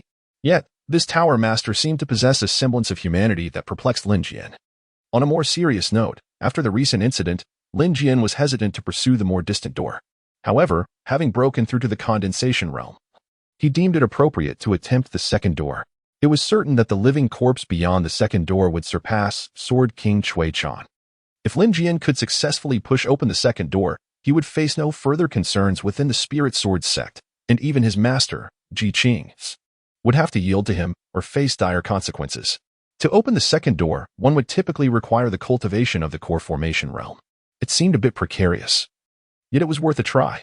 The Tower Master, not one for unnecessary words, shifted his thoughts, and the surrounding space began to warp once more, drawing Lin Jian's consciousness back into the Star Tower. Suddenly, amidst Lin Jian's eager anticipation, the void fractured, and a glimmer of light emerged within the inky darkness. Lin Jianzhi understood that this radiant orb represented the second gate. Without the need for Master Tower's introduction, he stepped forward, extending both hands to press against the ancient, weathered stone door, exerting tremendous force. With a resounding roar, the weathered stone door began to shift, revealing a narrow fissure. However, before Lin Jianzhi could revel in his success, a terrifying force of devouring suddenly erupted, ravenously consuming the spiritual energy and vitality within him. Great path of devouring, come forth. Drawing from his experience and pushing open the first door, Lin Jianzhi immediately unleashed the great path of devouring to counteract the engulfing force. Whoosh! He anticipated a fierce tug-of-war. Yet in the next moment, he found himself utterly drained, completely depleted. Collapsing to the ground, he writhed in agony. As the horrifying force of devouring continued its invasion, threatening to render him a desiccated husk, Master Tower intervened, channeling the power of the Celestial Tower to transport Lin Jianzhi to another realm, effectively severing the connection to the second gate. Tower. Lin Jian struggled to rise from the ground, his voice hoarse and fragmented as he spoke. Young one, I have already told you, to push open the second door, you must break through to the core formation stage. The luminous orb, transformed from the Tower Master, floated before Lin Jian's, simultaneously replenishing his spiritual energy while grinning mischievously. But you simply refuse to listen. Alas, disregarding the wisdom of the elders brings misfortune upon you. Lin Jian's irritation led him to strike the orb of light, yet his palm merely passed through it, achieving nothing. But you said we could give it a try. Did I? The Master Tower feigned forgetfulness. I don't recall that. One must be wary of the Master Tower's threats of defamation. After receiving the Master Tower's nourishing spiritual energy, Lin Jian gradually regained some strength. Although still weak, he was at least able to stand and walk. Fortunately, the Master Tower had intervened just in time. Despite being drained of energy, his fundamental essence remained intact, and a night's rest would suffice for complete recovery. However, to push open the second door, he must find a way to break through to the core formation realm. Spiritual stones. He was in dire need of spiritual stones. Thankfully, the following day, Lu Jiang and Qin Shao, those foolish companions, would come bustling in with gifts to pay their respects, restoring his energy in the process. Little one, your beloved has come to see you, the Master Tower announced upon detecting Zhao Yuyan outside the door, promptly retreating into Lin Jian's mind. Before departing, he couldn't resist a scolding reminder. Don't just meander aimlessly in and out. It serves no purpose. You must cultivate the Rin character technique. Awakening your unique constitution is of utmost importance. Do not lose sight of the essentials or engage in futile efforts. Don't pick up sesame seeds only to drop. Before the Master Tower could finish his admonishment, Lin Jian, growing impatient, waved his hand, abruptly halting their conversation. He then prepared to rise and open the door to greet his beautiful junior sister. Meandering in and out. Is that meaningless? Huh. The Master Tower simply could not comprehend the essence of love. He utterly failed to grasp it. Rather than explaining to his spirit tool, It would be far more meaningful to converse with his junior sister about life and aspirations. As the knocking echoed through the air, Lingjian swiftly opened the door, and a shadow darted directly into his embrace. Lingjian was momentarily taken aback, instinctively tightening his grip on the shark-slaying sword, poised to deliver a chilling blow. At that moment, the intoxicating voice of Zhao Yuyan echoed in his ears. "Do not ask anything, just kiss me." Her delicate figure nestled into his embrace, exuding warmth and tenderness. Lin Jianzhi was utterly perplexed. He had never intended to inquire about anything. What was wrong with Zhao Yuyan today? Had their clandestine affair been uncovered? However, confronted with Zhao Yuyan, who had pouted her cherry-like lips and wore a dazed expression, Lin Jianzhi chose to remain silent. He, too, pouted his lips and pressed forward. After an indeterminate passage of time, it was only when Zhao Yuyan, cradled in his arms, began to feel as though she was on the verge of suffocation that she started to struggle. Lin Jian's breath came in ragged gasps as the two shared an intimate moment in the darkness. It is important to clarify that Lin Jian's labored breathing was not due to weakness. Rather, it stemmed from the depletion of his spiritual and vital energy after pushing open the second door. Moments passed, and while Zhao Yuyan had ceased her heavy breathing, Lin Jian continued to struggle for breath. Zhao Yuyan furrowed her delicate brows, observing the extreme frailty of Lin Jian, and an inexplicable pang of sorrow washed over her. Had it not been for her actions, he would not have been punished so severely, facing the brink of death. With only 3 days left to live, the weight of this truth rested heavily upon her. Resigned, she resolved to make amends in the limited time remaining. After 3 days, debts would be settled along with life itself. All Zhao Yuyan could offer was this. "Junior sister, why do you gaze at me so?"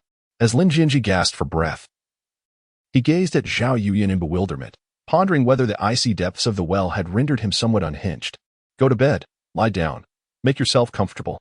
Zhao Yuyan's cheeks flushed with embarrassment, her heart a tumult of guilt and grievance that swiftly coalesced into a complex surge of emotion, which poured forth in the presence of Lin Jianzhi before her. Lin Jianzhi's mouth hung slightly ajar, his face a canvas of disbelief. Such a proactive Zhao Yuyan was indeed a sight to behold, one he had never encountered before. After contemplating for a mere fraction of a second, Lin Jianzhi made a momentous decision, scampering eagerly to lie upon the bed. Then, under the crimson glow of Zhao Yuyan's cheeks, he took an infinitesimal moment to strip himself bare, assuming a posture resembling the character for Big, or rather, more accurately, that of Tai. With her face aflame, Zhao Yuyan gracefully approached, her flowing skirt gently loosening. Once she reclined beside him, Lin Jianzhi deftly rolled over, pinning her beneath him. Senior brother, please don't move." Unexpectedly, Zhao Yuyan, her face still flushed, pushed him off, and to Lin Jianzhi's astonishment, she climbed atop him instead. "Senior brother, your health is not well. Perhaps it would be best if I took the lead." Lin Jianzhi wished to clarify that he was not truly languishing, nor was he genuinely on the brink of death. It was merely, yet, as he beheld Zhao Yuyan, who had already charged forth with determination, galloping ahead, all his words coalesced into a heart-wrenching fit of coughs. Cough, cough. As Lin Jian's cough broke the silence, Zhao Yuyan's demeanor became even more gentle and proactive. "Junior sister, I wish to light a candle." Junior sister, I desire to acquire some knowledge." Cough, cough. Cough, cough. Very well. Chapter 36. The Temptation from Senior Sister when Qing under the persistent urging of Master Ta. Lin Jian finally recalled the matter at hand. Human character technique, activate. A peculiar energy began to flow through the connection, traversing between Lin Jian and Zhao Yuyan's bodies. One small cycle. 2 small cycles. With each pass, this energy grew incrementally, akin to a snowball rolling downhill, expanding ever larger. When both Lin Jian and Zhao Yuyan, exhausted and unable to move, lay on the bed gasping for breath, the snowball of energy finally ceased its growth. The vast energy mass left a small portion within Zhao Yuyan's body, while the majority surged into Lin Jian, gathering in his dantian, nurturing his being. After several consecutive days, the luminous orb residing in his dantian became increasingly robust and radiant.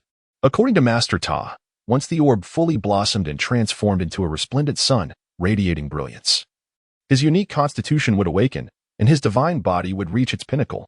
However, at this rate, it would take at least another 5 or 6 days. Yet, the entire Lingjian Sect was aware that Lin Jian, severely injured, had but 3 days to live. As he gazed at Zhao Yuyan nestled in his embrace, as gentle as a kitten, soundly asleep from fatigue, the corners of Lin Jian's mouth curled into a slight smile, yet he could only Thank you for your hard work. Immediately, amidst Zhao Yuyan's astonished exclamations, he turned and mounted. Senior. Senior brother? You are back? Zhao Yuyan rubbed her drowsy eyes, her small mouth pouting in surprise. Didn't you say you had no strength left? How, Lin Jianzhi's face flushed slightly, compelling him to feign a defense. I am nearing death. Let me enjoy myself. Do not leave tonight, after all. No one will come to see me. Meanwhile, as Lin Jianzhi busied himself, the residence of the former Grand Elder of the Lingjian Sect, known as Jiangaju, had been transformed into a sword tower by the newly appointed Grand Elder, presenting a starkly different scene. The Sword King, Cui Chan, sat cross-legged within the room, facing the direction of the Tsaomu Hall, deep in contemplation. As a mere puppet, he had no need for rest, much less sleep. However, to avoid revealing any flaws before others, Cui Chan dismissed his attendants late into the night, adopting a meditative posture. His gaze toward the Tsaomu Hall was deliberate, allowing him to respond swiftly should Lin Jianzhi find himself in peril. Knock, knock, knock. A series of knocks echoed from outside, followed by a servant announcing, Master, your direct disciple, Wen Qing, requests an audience. Within the Lingjian Sect, hierarchy was strictly observed. The treatment of a direct disciple surpassed that of inner and outer disciples. Likewise, elders received preferential treatment over direct disciples. Besides enjoying independent quarters, they also commanded servants. Wen Qing, occupied with Zhao Yuyan, Lin Jianzhi frowned. Tomorrow was the day when the direct disciples, would present their offerings to their master. What brings this woman here at such a late hour?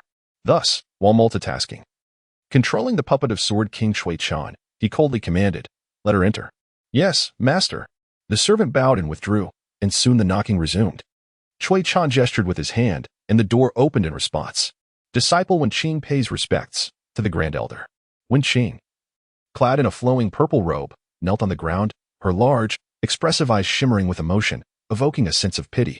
Yet, if that were not enough, the robe was partially undone, revealing large swathes of her fair skin, a sight both startling and captivating. Lin Jian was utterly bewildered. Despite his naivety, he could discern the intentions of Wen Qing. Senior brother, you must be gentle, Zhao Yuyan exclaimed, struggling to comprehend why Lin Jian had suddenly become so exhilarated. This was a matter too complex to elucidate to Zhao Yuyan, so Lin Jian endeavored to maintain his composure, striving to avoid any dramatic reactions. After reassuring Zhao Yuyan, he redirected his focus to controlling Jian Wang Cui Chan. Within the sword tower, Wen Qing knelt on the ground, her legs weary and numb. Yet, the esteemed Jian Wang remained silent, gazing at her with an icy indifference, neither permitting her to rise nor to leave. Jian Wang, my feet are sore. Could you not allow me to stand and speak? As Wen Qing began to articulate her thoughts, Lin Jian distinctly sensed the contrast between the youthful girl and the mature woman. The feeling was utterly dissimilar to that of Zhao Yuyan, devoid of any sense of hierarchy. Zhao Yuyan was innocent and naive, her every action reminiscent of a startled fawn. In contrast, Wen Qing was akin to a fully ripened crimson apple, dazzlingly multifaceted. She may not flounder like a deer, but she certainly made Lin Jian's heart race. Please rise. What is the matter? Taking a deep breath, Lin Jian commanded Jian Wang Cui Chan to speak with a detached tone. Jian Wang, I admire your grace and hold great respect for your character. With a gentle waft of fragrance, Wen Qing summoned her courage, approaching Cui Chan step by step. Noticing Cui Chan's lack of rejection, she extended her delicate arm and rested it upon his shoulder, leaning against him as if drained of strength. I truly wish to become your disciple, alas. I am financially constrained and cannot offer sufficient spiritual stones or treasures. After much contemplation, the only thing of value I possess is myself. If Jian Wang does not find it beneath him, I am willing to serve you loyally for a lifetime in gratitude for your immense kindness. As she spoke, one of Wen Qing's hands reached out towards. Smack! Just as her hand ventured forth, the previously silent Cui Chan suddenly seized her wrist. Amidst her cries of surprise and pleas for mercy, he swung her entire form and forcefully slammed her to the ground. With a thunderous crash, a deep crater was formed, leaving Wen Qing bruised and dazed. Senior, please spare me. Once she managed to stumble upright, her face was pale with fright, trembling in terror. Yet, before a formidable presence like Cui Chan, escape was not an option. She could only kneel in submission. I have made the matter of accepting disciples abundantly clear. You shall present your offerings of respect tomorrow. Whoever brings the most valuable tribute shall become my disciple. Jian Wang Cui Chan. Cui Chan cast a cold glance at Wen Qing, his aura exuding a palpable sense of menace. Do not entertain the notion of employing petty tricks, lest. His piercing gaze rendered Wen Qing trembling, causing her to kneel before him, her words faltering. Great Elder, I beg for mercy. Senior Sword King, please spare me. I shall not dare again. With a swift motion, Cui Chan unleashed a terrifying surge of spiritual power, propelling Wen Qing from the sword tower, where she tumbled several times before finally coming to a halt. Rising from the ground, she caught sight of the disdainful faces of the surrounding servants and promptly fled in embarrassment. After expelling Wen Qing, Sword King Cui Chan closed his eyes once more, allowing the sword tower to return to its serene ambience. Crack, pop. A few arcs of electricity danced in the void, 100 meters away from the sword tower, before dissipating into nothingness. Within the grass and wood hall, Lin Jianzhi playfully patted Zhao Yuyan, causing her cheeks to flush as she skillfully climbed up. Lin Jianzhi is certainly not a gentleman, nor is he a good man. However, when faced with the allure of Wen Qing, he completely disregards her, harboring not even the slightest inclination. For him, Lin Jianzhi, it is beneath his dignity. It is worth noting that Wen Qing is no innocent maiden. She has a notorious reputation within the Lingjian Sect. Even if she possessed 100 tokens of purity, she would have long since exhausted them. Moreover, Lin Jianzhi is well aware of the illicit affair between Wen Qing and Chen Xiao. Furthermore, Chen Xiao has a penchant for indulging in relationships with both men and women, often using the pretext of guiding inner and outer disciples in their cultivation to lure naive male disciples into the Dawn building. And then, for Lin Jianzhi, who has traversed from Blue Star, who knows whether Chen Xiao has contracted some vile disease and subsequently transmitted it to Wen Qing. Whether spiritual energy can purify such ailments is beyond his knowledge. However, he resolutely refuses to associate with a woman touched by another man, let alone one like Chen Xiao, who is indiscriminately promiscuous. Time passed, and it seems that Zhao Yuyan has been thoroughly drained. Lin Jianzhi was also exhausted, succumbing to a deep slumber. The luminous orb in his dantian had significantly replenished, yet under these circumstances, activating the divine body within 3 days appeared to be a formidable challenge. It seemed that his junior sister would have to endure yet again. It was no longer feasible to toil solely at night. Efforts must be made during the day as well. After a brief respite, Zhao Yuyan struggled to rise and donned her garments. Casting a glance at the peacefully slumbering Lin Jianzhi, a self-deprecating smile gracing her lips. Even in the face of adversity, he could still find solace in sleep. Truly, he was an oblivious soul. Yet, Zhao Yuyan did not consider herself virtuous. Her actions today were motivated by 2 factors: to atone for Lin Jianzhi and, more importantly, to exact vengeance upon her fiancé, Chen Xiao. It was devoid of romantic sentiments. It was simply a matter of being wronged. Before dawn broke, Zhao Yuyan rose, pushed open the door, and swiftly took flight on her sword, returning to her residence at the Crimson Pavilion. She drew the line at staying overnight at the Cow Mutang. That was her principle. Of course, her previous boundaries had long been breached countless times by Lin Jianzhi. As the sun began to rise, disciples of the Lingjian Sect stirred from their slumber, preparing to practice their swordplay and engage in their morning rituals. Lin Jianzhi pushed open the door, stifling a yawn, feeling refreshed. After a brief morning routine, he leisurely enjoyed his breakfast before making his way to the sword tower. For Lin Jianzhi, who possessed the profound skill of the great Tao of swallowing heaven, cultivating his prowess was as simple as gnawing on spirit stones. Practicing swordplay and attending morning lessons seemed trivial in comparison. Engaging in conversations about life and discussing ideals with Zhao Yuyan felt far more meaningful. As for the sword tower, the substantial pit created by Wen Qing's body the previous night had been swiftly repaired. Servants moved about like clouds, presenting an array of rare and precious spirit fruits and medicinal herbs, creating quite a lively atmosphere. The Grand Elder, Cui Chan, sat at the head of the table, eyes closed in meditation, maintaining his usual cold demeanor. Swish, swish, swish. Several flying swords sliced through the sky and gently descended upon the high platform before the sword tower. The senior brother, Lu Jiang, exuded an air of calm confidence with every gesture. The 5th junior sister, Song Shui, was filled with unwavering determination. The junior disciple, Chen Xiao, displayed an exuberant spirit. However, the 2nd junior sister, Wen Qing, bore the marks of a bruised visage, and the 4th junior sister, Zhao Yuyan, walked with a noticeable limp. Lin Jianzhi, with his hands in his pockets, exuded an air of indifference. Master Ji Qin would soon arrive to witness this grand ceremony of apprentice acceptance. Those present were filled with curiosity. Whom would the Sword King Cui Chan choose as his disciple? Chapter 37. The ceremony of apprenticeship. At the entrance of the Sword Tower, the elders and esteemed disciples gathered, awaiting the arrival of the sect leader Ji Qing. Junior brother, I pay my respects to elder brother.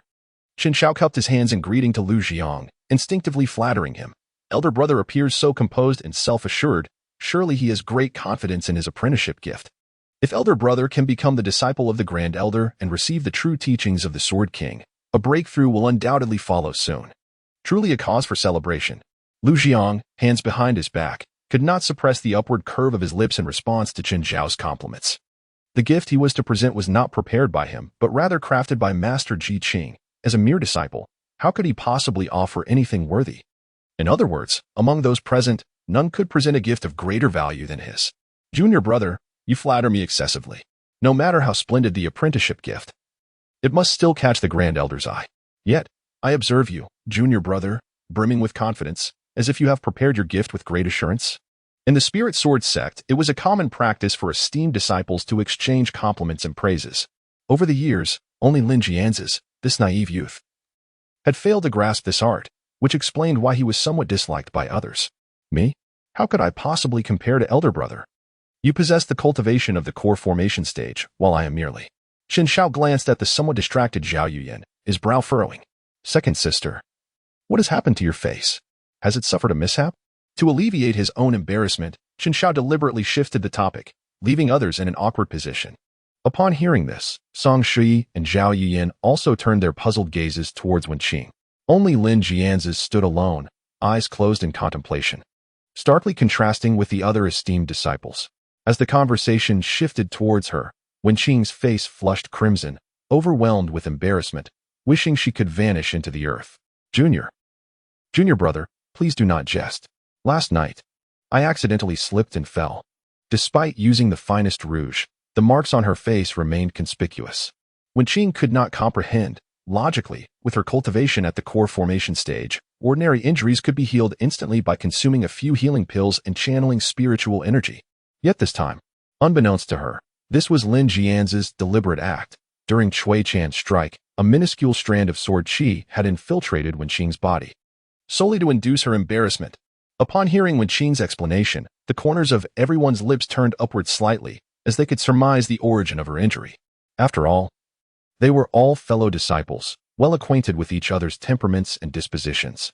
Consequently, when Lu Jiang, Chen Xiao, and Song Shui cast their gazes deeper into the sword pavilion, they were filled with admiration for the towering figure within.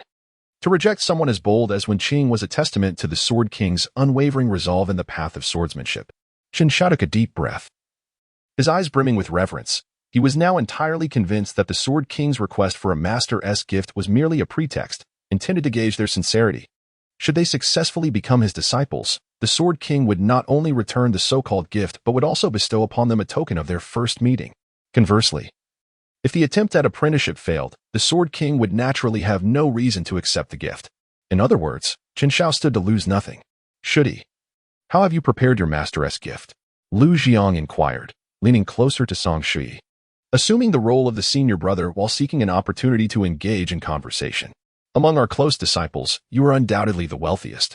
What can one say? It is simply a testament to your charm, Shui. Before Lu Jiang could finish his sentence, Song Shui, her face flushed with embarrassment, interjected hastily, Senior brother, you jest. I have recently returned over 20,000 high-grade spirit stones to Brother Lin, and my purse is now rather light. At this declaration, the others turned their gazes to the silent Lin Jian, their expressions igniting with indignation. Lin Jian, how could you demand spirit stones from Sister Song? Chen Xiao was the first to voice his outrage, pointing an accusatory finger at Lin Jian, who was lost in contemplative silence. Are you not aware of how significant today's apprenticeship with the Sword King is for her, for all of us?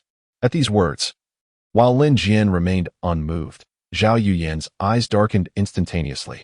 Her fiancé spoke in defense of another woman, and worse, right before her very eyes.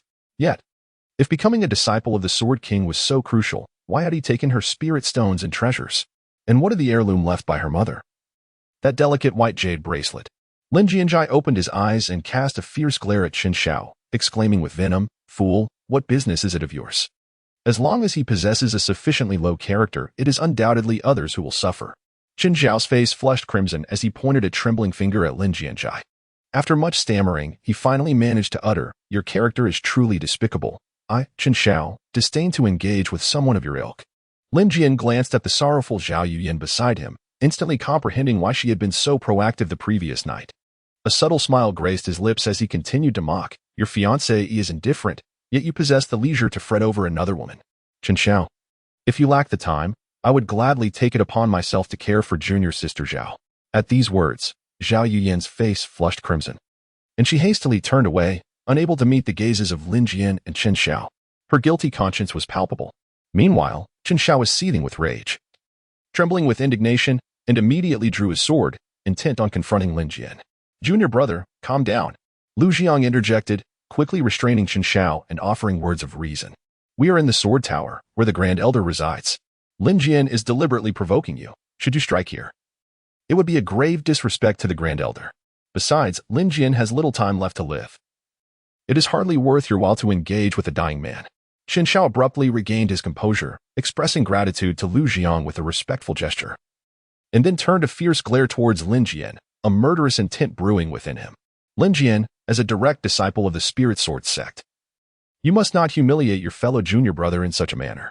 Assuming the role of the elder brother, Lu Jiang began to admonish Lin Jian in front of the gathered crowd. "Apologize to junior brother. Let today's incident be forgotten." Before Lu Jiang could finish his sentence, Lin Jian scoffed audibly. "Lu Jiang, who do you think you are? Do you truly believe yourself to be significant? You are but a mere golden core cultivator.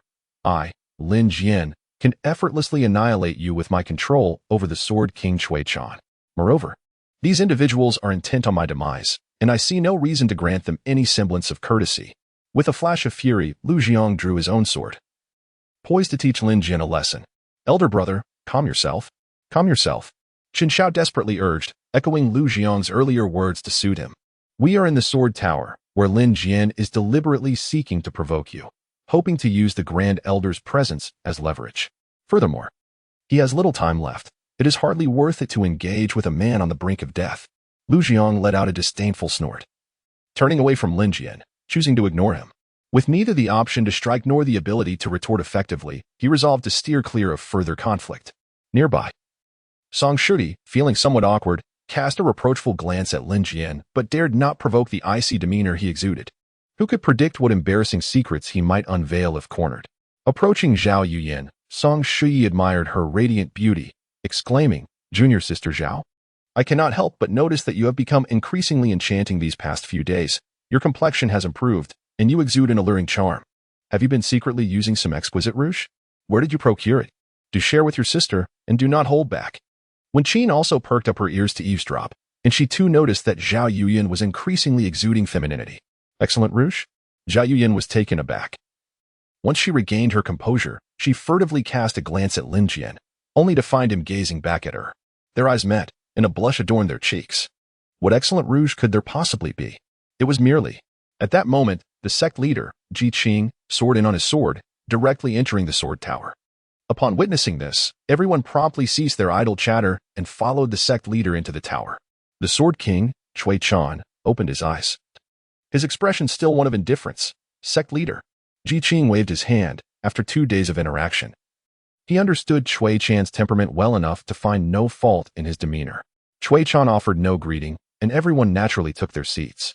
After savoring exquisite spiritual fruits and fine wines, they followed the customary practice of enjoying a performance of song and dance. Once the attendants had withdrawn, Ji Qing turned to Cui Chan and nodded. Cui Chan then rose, speaking sparingly, "Commence." As the direct disciples stared at each other, bewildered, the second elder hastily interjected, "What are you youngsters dawdling for? Quickly present your apprenticeship gifts to the Grand Elder. Have you lost your desire to become disciples?" Upon hearing this, the crowd finally reacted and stepped forward one by one. Logically, it should have begun with Lu Jiang, as he was the eldest disciple. However, the self-assured Lu Jiang waved his hand, gesturing for Wen Qing to go first, as his prepared gift was destined to be the grand finale.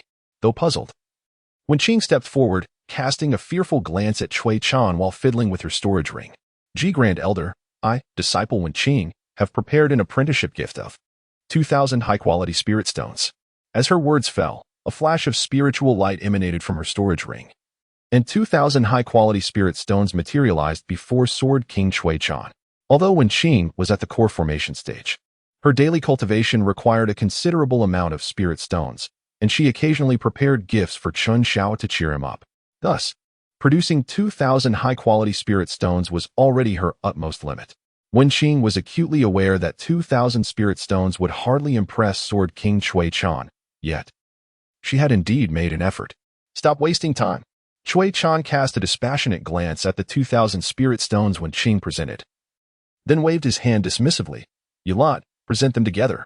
The direct disciples exchanged glances, then stepped forward, each reaching for the storage rings on their fingers. Before Song Shuti, a small hill of over 10,000 high-grade spirit stones dwarfed Wen Qing. In front of Chen Xiao, there lay more than 8,000 high-grade spirit stones, accompanied by a valuable sheep-fat white jade bracelet. Yet, Zhao Yuyan had merely a pitiful sum of just over 200 spirit stones. Comparatively, not only did she fall short of Song Shuti, but even when Qing's offering far surpassed hers. The meager amount Zhao Yuyan presented was hastily gathered, for to present nothing would be deemed inappropriate. Following Zhao Yuyan was Lin Jianzhi. As Lu Jiang had resolutely decided to take the stage last, Lin Jianzhi could not be bothered to waste time with this ice-cold individual. Stepping forward, after a moment of contemplation, he astonished the onlookers by producing the shark-slaying sword from his grasp. This act left the direct disciples wide-eyed. The shark-slaying sword was a precious flying sword of the condensing essence realm, valued at no less than 50,000 spirit stones. It was not that the other direct disciples could not produce flying swords of the condensing essence realm. On the contrary, they all possessed them. However, such artifacts were primarily meant for combat and self-defense, and who would willingly part with them as a gift? Only Lin Jianzhi, a man on the brink of death, would disregard such sentiments. Trouble indeed. Lin Jianzhi's display had left everyone in shock. Chen Xiao wore a face of panic, while Wen Qing appeared utterly bewildered. Even Song Shuyi and Zhao Yuyan covered their mouths in disbelief. Humph, what is merely a condensing essence artifact worth? Seeing his limelight stolen, Lu Jiang snorted coldly. With a sudden, vigorous wave of his hand, a bronze cauldron hovered in the air, emanating a pressure far surpassing that of the condensing essence artifacts. In my heart, only a spirit communication realm artifact is worthy of the Grand Elder. The novel can be downloaded through the open-source free Star String downloader developed by Xingyu. If you acquire this novel file via a proxy download and the merchant fails to provide the software source code or open-source address, please request an immediate refund and report the merchant. Author email, xingyuoutlook.com. Author QQ, 201-759-3710. Official QQ Group, 149050832. Official TG Group, https, t. Me FQ Tool Chapter 38, Ancient Heavy Eyes, Jinzhao Secret Boom. The moment the ancient fiery bronze cauldron was summoned by Lu Jiang, a terrifying pressure of the spirit communication realm swept through the entire sword tower like a tempest, obliterating all in its path.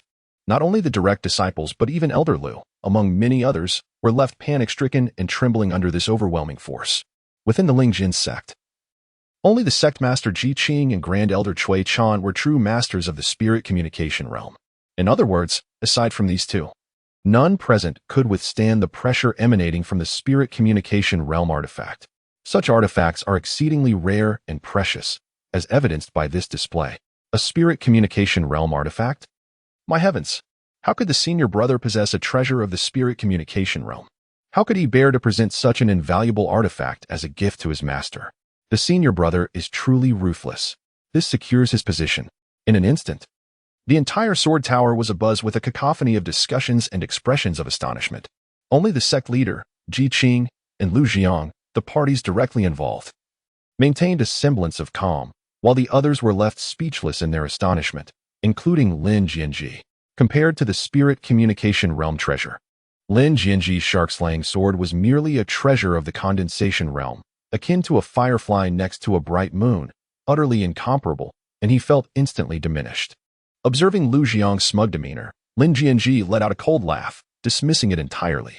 What of a treasuress merit? In the end, it would still fall into his hands. However, Lin Jianzhi's astute intellect soon detected a dissonance in the memories of the original owner.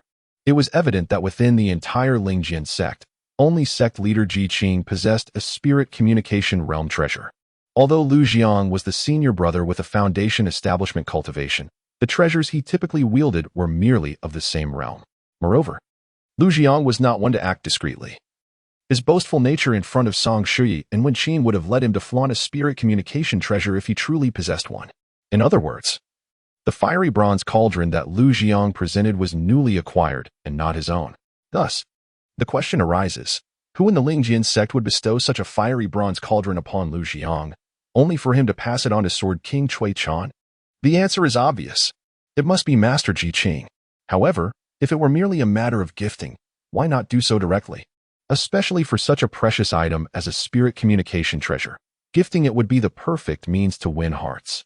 Was it to ensure Lu Jiang's successful apprenticeship with Sword King Cui Chan and subsequently leverage Lu Jiang to glean insights into Cui Chan's techniques? It surely goes beyond that. Firstly, Ji Qing could not hold Lu Jiang in such high regard, and secondly, the cumulative value of these items does not equate to that of a single spirit communication treasure. There must be deeper intentions behind Master Ji Qing's actions, though Lin Jianzhi was unable to grasp them in that moment. Elder, Lu Jiang tentatively called out to Sword King Cui Chan, who sat before him, his face stern and lost in contemplation. He had presented the fiery bronze cauldron for some time, leaving the crowd in awe, yet the Sword King remained indifferent. Could it be that the esteemed Sword King held no regard for this fiery bronze cauldron? Or perhaps he simply lacked any need for a spirit communication treasure. After all, the Sword King was a formidable figure of the spirit communication realm and undoubtedly could not be compared to ordinary mortals. This spells trouble. Lin Jianzhi, realizing the gravity of the situation, hastily divided a portion of his consciousness to manipulate the lifeless figure of Sword King Cui Chan to speak, a spirit communication realm treasure. Indeed, quite impressive. Upon the conclusion of these words, Lu Jiang let out a profound sigh of relief. The Grand Elder. These esteemed disciples have already presented their formal greetings of apprenticeship. Ji Qing turned his gaze towards the Sword King, Cui Chan, whose body crackled with arcs of electricity, and spoke with a smile. Might the Grand Elder select one or two from among them to become disciples, imparting the art of swordsmanship? As soon as these words were uttered, all eyes were fixed eagerly upon the Sword King, Cui Chan, their faces alight with fervor. Lin Jianzhi and Zhao Yuyan appeared rather indifferent, but Song Shui, Wen Qing, and Chen Xiao were visibly anxious, particularly Chen Xiao, who fidgeted like an ant on a hot stove, exuding a comical air of hesitation and struggle. In terms of the value of their apprenticeship gifts, the disparity was evident. Lu Jiang presented the most precious item, the fire bronze cauldron of the spirit connection realm. Following him was Lin Jianzhi, who offered the shark-slaying sword from the essence-gathering realm. Song Shui and Chen Xiao shared the third position, with their combined treasures, including the exquisite mutton fat jade bracelet, valued at approximately 10,000 high-grade spirit stones. Wen Qing ranked fourth with a modest 2,000 high-grade spirit stones. Naturally, Zhao Yuyan found herself at the bottom, her 200 high-grade spirit stones appearing rather insincere in comparison. Unless something unforeseen occurred, it was evident that Zhao Yuyan had little chance. However, according to Sect Master Ji Qing's intentions, the Grand Elder would select one or two disciples from among them. Without a doubt, the first choice would be the eldest senior brother, Lu Jiang, but if two or even three were to be chosen, the competition would become fierce. Lin Jianzhi, without a doubt, is a man on the verge of death, with little time left. Yet, how shall Song Shui and Chen Xiao make their choice? Furthermore, although the gift from Wen Qing is not extravagant, she has been gazing at Cui Chan with tender affection from the very beginning. Chen Xiao genuinely fears that the Sword King may be unable to resist temptation. After all, he himself has faltered. Thus, I shall make an announcement. After a moment of contemplation, amidst the eager anticipation of the crowd, Sword King Cui Chan rose and approached Lu Jiang. Your name is Lu Jiang, the eldest disciple among them? Remarkable. At such a young age, you have already formed your elixir. Lu Jiang nodded fervently, his face flushed with excitement. Undoubtedly. The gift you presented as a token of apprenticeship is the most precious. From this day forth, you shall be my disciple, and shall learn the art of swordsmanship under my guidance. With a swift motion, Lu Jiang summoned the spiritual artifact, the fiery bronze cauldron, from before him into his sleeve. Thank you, esteemed master, Lu Jiang exclaimed, overwhelmed with emotion, and promptly knelt, paying his respects with 3 bows and 9 kowtows. The crowd was not surprised by Lu Jiang's acceptance as a disciple, given the immense value of the fiery bronze cauldron. However, the question remained whether Sword King Cui Chan would take on a second disciple. This was of utmost significance. Chen Xiao, Song Shui, and Wen Qing gazed at Cui Chan with fervent eyes, anxious that he might only accept one disciple, which would render their efforts in vain. Song Shudi's gaze, once characterized by icy aloofness, now brimmed with yearning and supplication. It appeared this snow lotus, blooming upon an icy mountain, was not always so frigid. Great Elder. As silence enveloped the room, Chen Xiao seemed to have made a momentous decision, suddenly speaking up, then raising his head to meet Sword King Cui Chan's gaze. In that moment, their eyes locked, and within Chen Xiao's pupils, two blazing orbs of light erupted. In the blink of an eye, before the crowd could comprehend, Chen Xiao's eyes returned to normal. Yet, Lin Jianzhi, who had separated his consciousness to monitor Sword King Cui Chan, perceived it vividly. His heart racing as he quickly transmitted a message to Master Ta. Master Ta, did you see that? I did. Came the voice of Master Ta in his mind. Ancient dual pupil. Ancient dual pupil. This lad is truly extraordinary. Dual pupil? What is that? Though Lin Jianzhi felt a flicker of curiosity within, the presence of so many onlookers necessitated his focus on the Sword King Cui Chan and the matter of accepting disciples, thus he refrained from probing further. With a decisive step, Cui Chan caused a palpable shift in the crowd's demeanor. They had anticipated that he would approach Lin Jianzhi, but to their astonishment, he bypassed him entirely, making a beeline for Song Shui without so much as a pause. As Chen Xiao gazed on with eager anticipation, Cui Chan came before Song Shui and, with a sweeping motion of his hand, collected the pile of spiritual stones before her. 10,000 superior-grade spiritual stones. This attests to your earnestness in seeking apprenticeship. From this day forth, you, Song Shui, shall be my disciple. A wave of elation washed over Song Shui, who immediately emulated Lu Jiang by kneeling and performing the ritual of 3 bows and 9 kowtows. Observing this, Lu Jiang's expression shifted subtly, yet he maintained his composure. After all, he had presented a transcendent artifact to gain his own discipleship, while Song Shui had merely offered 10,000 superior-grade spiritual stones. Ah! But who could blame him? Song Shui's beauty was undeniable. A graceful maiden, indeed, and even the venerable Sword King was not immune to such allure. Consequently, Lu Jiang cast a triumphant glance at Song Shui, feeling a swell of joy at the prospect of training alongside her, practicing swordplay, and perhaps sharing a life together. No longer would they be disturbed. If he persevered, he would surely warm the icy heart of Song Shui and ultimately win her affection. Yet, for Lin Jianzhi, the question lingered, why accept Song Shui as a disciple? How could he, Lin Jianzhi, possibly refuse 10,000 spiritual stones? This woman had concealed her wealth remarkably well. Having extorted over 20,000 superior-grade spiritual stones from her, she still managed to produce another 10,000. How could she possess such riches? Lin Jianzhi extended his crimson tongue to lick his lips, pondering the necessity of a thorough interrogation afterward. The abrupt acceptance of 2 disciples had plunged Chen Xiao and Wenqing's spirits into despair. Particularly for Chen Xiao, he felt utterly numb, repeatedly questioning himself. Why? Why? Why? The gifts he had prepared to present to Master Song Shui were of equal value, so why did the Sword King Cui Chan not choose him? In an attempt to capture the Sword King's attention, he had even revealed the secret of his heavy pupils, yet the Sword King still overlooked him. Was it that the esteemed Sword King failed to notice? Or was he unaware of the terrifying potential of his heavy pupils? Chen Zhao's frustration brought him to the brink of tears, but no one seemed to regard his plight, as the Sword King had already accepted 2 disciples. Ji Qing rose to his feet, having achieved his goal, and saw no further reason to linger and waste time. The second elder and others observed the sect leader's intention to depart and followed suit, preparing to leave. Wenqing is it? Just as the crowd was about to exit, Sword King Cui Chan unexpectedly approached Wenqing. Though your path may be unconventional, I witnessed your earnest desire for knowledge last night. As Wenqing's face turned a deep shade of crimson, her embarrassment palpable, Cui Chan waved his hand dismissively. Enough. I see you possess some talent. So I shall accept you as well. Thank you, master. Wenqing, flustered and indignant, knelt and bowed her head, regardless of her embarrassment. She had successfully become the Sword King's disciple. Concerns about dignity were irrelevant in this moment. Lu Jiang's expression darkened. Song Shui is one matter, after all. She presented 1,000 spirit stones, but Wenqing only offered 2,000. Why is it that the Sword King must have recognized Wenqing's alluring charm, seeing in her a kindred spirit, a fellow connoisseur of beauty? Alas, alas, he resigned himself to the reality of training alongside both Song Shui and Wenqing, sharing the sword and the journey together. Grand Elder, she offered merely. Chen Zhao's words faltered under Wenqing's piercing gaze, forcing him to regroup his thoughts. Grand Elder, My treasures combined are worth at least 10,000 high-grade spirit stones. Perhaps you could consider. At this statement, Lu Jiang's countenance shifted dramatically. Sharing training with both Song Shuyi and Wen Qing had already stretched his limits. What was Chun Zhao standing to warrant such an association? Amidst Chun Zhao's hopeful, yearning, and pleading expressions, Sword King Cui Chan bypassed him without a second glance and proceeded directly to Zhao Yuyan.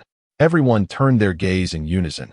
Even Zhao Yuyan appeared bewildered, raising her head with her large, blinking eyes, looking towards the few cold and stern Sword Kings before her, feeling a mix of anxiety and fear. She was utterly perplexed as to why the Sword King approached her.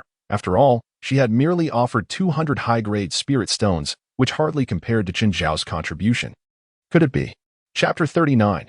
Utter humiliation, suppressing Qin Zhao's silence. The sword tower was exceptionally quiet. As Sword King Cui Chan approached Zhao Yuyan, everyone present held their breath, including the departing sect leader Ji Qing, who paused to observe with keen interest. In Ji Qing's eyes, this apprenticeship ceremony was merely a formality. Cui Chan's true intention was undoubtedly to take Lin Jianzhi as his disciple. Given the multitude of coincidences, it was difficult not to suspect some ulterior motive between the two. However, the outcome of Cui Chan's choices left Ji Qing astounded. Accepting Lu Jiang as a disciple was expected, while taking Song Shuyi as a disciple was surprising yet still within reason. As for Wen Qing, it was understandable. After all, cultivators are human, and humans possess emotions and desires. How many men could resist a beautiful woman with long legs, ample curves, and an alluring demeanor? Yet, why had Cui Chan never once regarded Qin Zhao and Lin Jianzhi? The apprenticeship ceremony for both was far from ordinary. Lin Jianzhi, while noteworthy, was nearing the end of his days. As for Qin Zhao, although his cultivation was lacking, his innate talent was remarkable, and most importantly, his ancient, extraordinary eyes. As the sect leader of the Spirit Sword Sect, Ji Qing was well aware of the secrets Qin Zhao harbored. Otherwise, he would not have taken him as a personal disciple. Surely, Cui Chan was not oblivious to this. That seemed implausible. Just moments ago, in a moment of desperation, Qin Zhao had already demonstrated his ancient eyes, even if only fleetingly. A strong presence in the spirit connection realm would undoubtedly have taken note. Intriguing. Ji Qing settled back down, watching Cui Chan with great interest. He was eager to uncover what schemes lay beneath this man's actions. What was his purpose in approaching Zhao Yuyan? Would he choose to accept Qin Zhao or not? Lin Jian's decision to accept or reject was uncertain. He bowed respectfully to the Grand Elder. Zhao Yuyan felt a wave of anxiety as Cui Chan's gaze fell upon her, her eyes darting away in trepidation. Blushing, she clasped her hands in greeting, caught between astonishment and fear. The reason was simple. Zhao Yuyan could hardly fathom that merely offering 200 high-grade spirit stones would suffice for the Sword King Cui Chan to take her as his disciple. Such an extraordinary stroke of fortune belonged solely in the realms of fiction. The Sword King had come directly to her, likely driven by immense humiliation and a desire to hold her accountable. After all, as a direct disciple of the Spirit Sword Sect, the offerings of others were exceedingly lavish.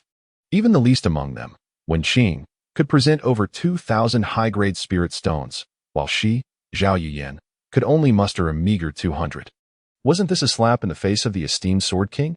What is your name? Just as expected, in the next moment, Cui Chan fixed his cold gaze upon Zhao Yuyan, leaning closer and speaking with icy indifference. Do you not wish to become my disciple? Startled, Zhao Yuyan stumbled back 2 steps, her face pale with fear as she clasped her hands again and stammered, to the Grand Elder. My name is Zhao Yuyan. I wish to become a disciple of the Sword King. If you wish to be my disciple, why then do you present only 200 high-grade spirit stones?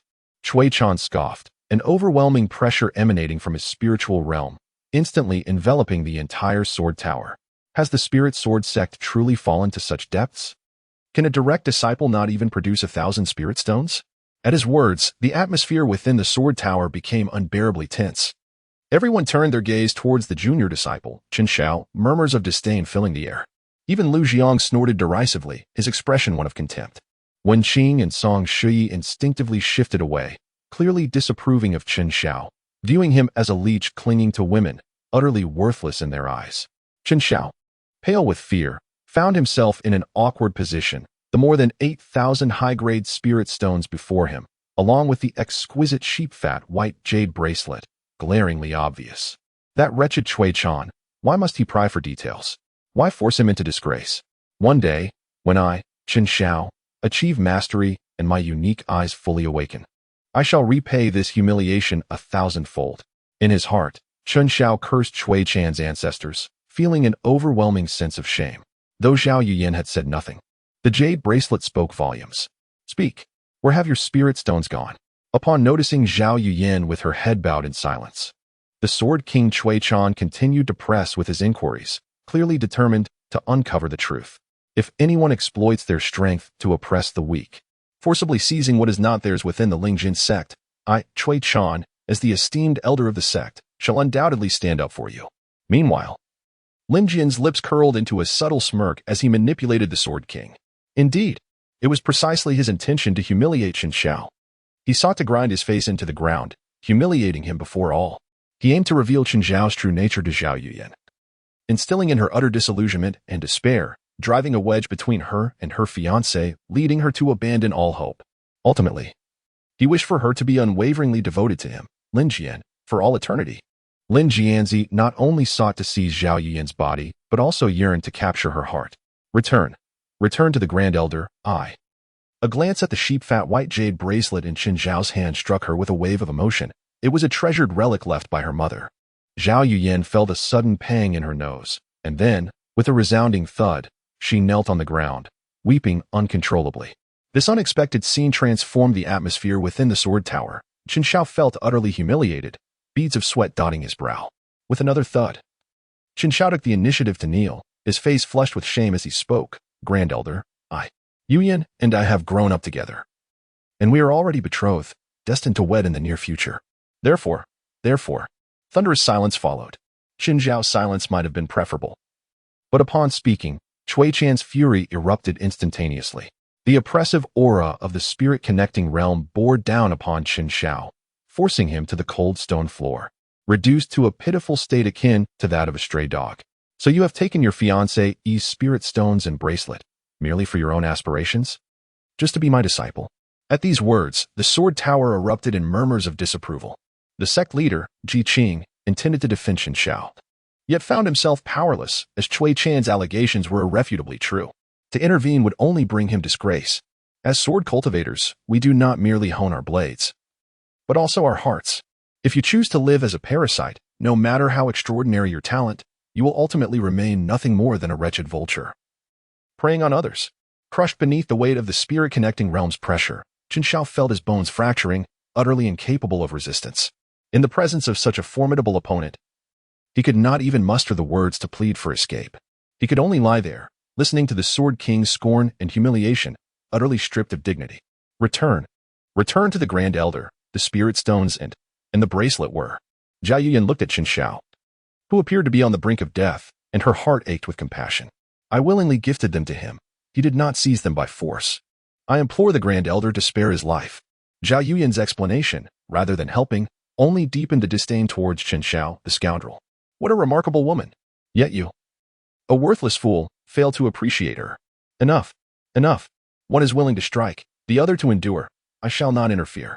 With a wave of his hand, the terrifying pressure of the spirit-connecting realm dissipated like snow under the sun, vanishing without a trace. Lying on the ground, having fractured 4 or 5 ribs, Chen Xiao gritted his teeth, kneeling as he clasped his hands in salute. Thank you, Grand Elder. Such an egregious humiliation left Chen Xiao with a heart full of murderous intent towards Cui Chan. Yet, he was compelled to kneel and express gratitude to the very person who had wronged him. This predicament mirrors the plight of a mute consuming bitter herbs, suffering in silence. Were it not for this torment, given Cui Chan's ruthless and merciless nature, Chen Xiao harbored no doubt that even a hint of discontent would swiftly result in his demise at the hands of the Sword King within the confines of the Sword Tower. Lin Jian's tightly clenched fists gradually relaxed, a profound sense of regret washing over him. He had indeed harbored intentions of murder towards Chen Xiao. Had Chen Xiao exhibited even the slightest hint of dissatisfaction, or uttered foolish phrases such as 30 years in the East, 30 years in the West.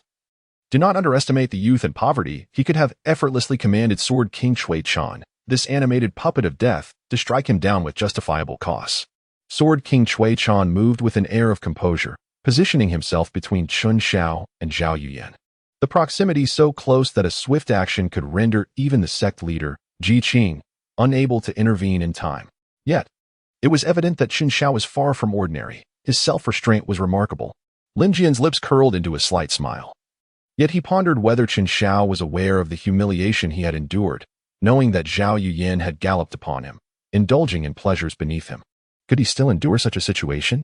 With this thought, Lin Jian turned to Zhao Yuyan standing beside him, recalling the hundreds of memory orbs nestled within his storage ring. Habitually, he extended his crimson tongue to lick his lips. Forget it, for now, spare Qin Xiao's life. Just as Lin Jian was preparing to orchestrate another captivating scene, the voice of Master Tower echoed within the depths of his mind. He possesses an ancient extraordinary eye. His potential is boundless. Upon hearing this, Lin Jian furrowed his brow, forcefully interrupting, "Then should I not kill him? If I spare him, he will ascend to Yunlan in 3 years, and then to the Spirit Sword Sect?" Master Tower fell into a brief silence, exasperated at the nonsensical nature of the conversation. "What are you talking about? Have you been reading too many novels? My point is, wait until his ancient extraordinary eye fully awakens, at which point you can extract his eye and transplant it into yourself. Then it would not be too late to kill him. Don't people on your blue star raise piglets until they are plump before slaughtering them? Who eats the piglets?" Without a moment's hesitation, Lin Jianzhi exclaimed, "Roast suckling pig." The elder is indeed correct. Observing the dark expression on Cui Chan's face, who remained silent, and seeing Qin Xiao kneeling on the ground, too fearful to rise, the sect leader, Ji Qing, broke the silence, saying, "However, since this is a mutual agreement, it is not a matter of great consequence. I believe we shall leave it at that." Lin Jianzhi withdrew his thoughts, casting a covetous glance into Qin Xiao's eyes.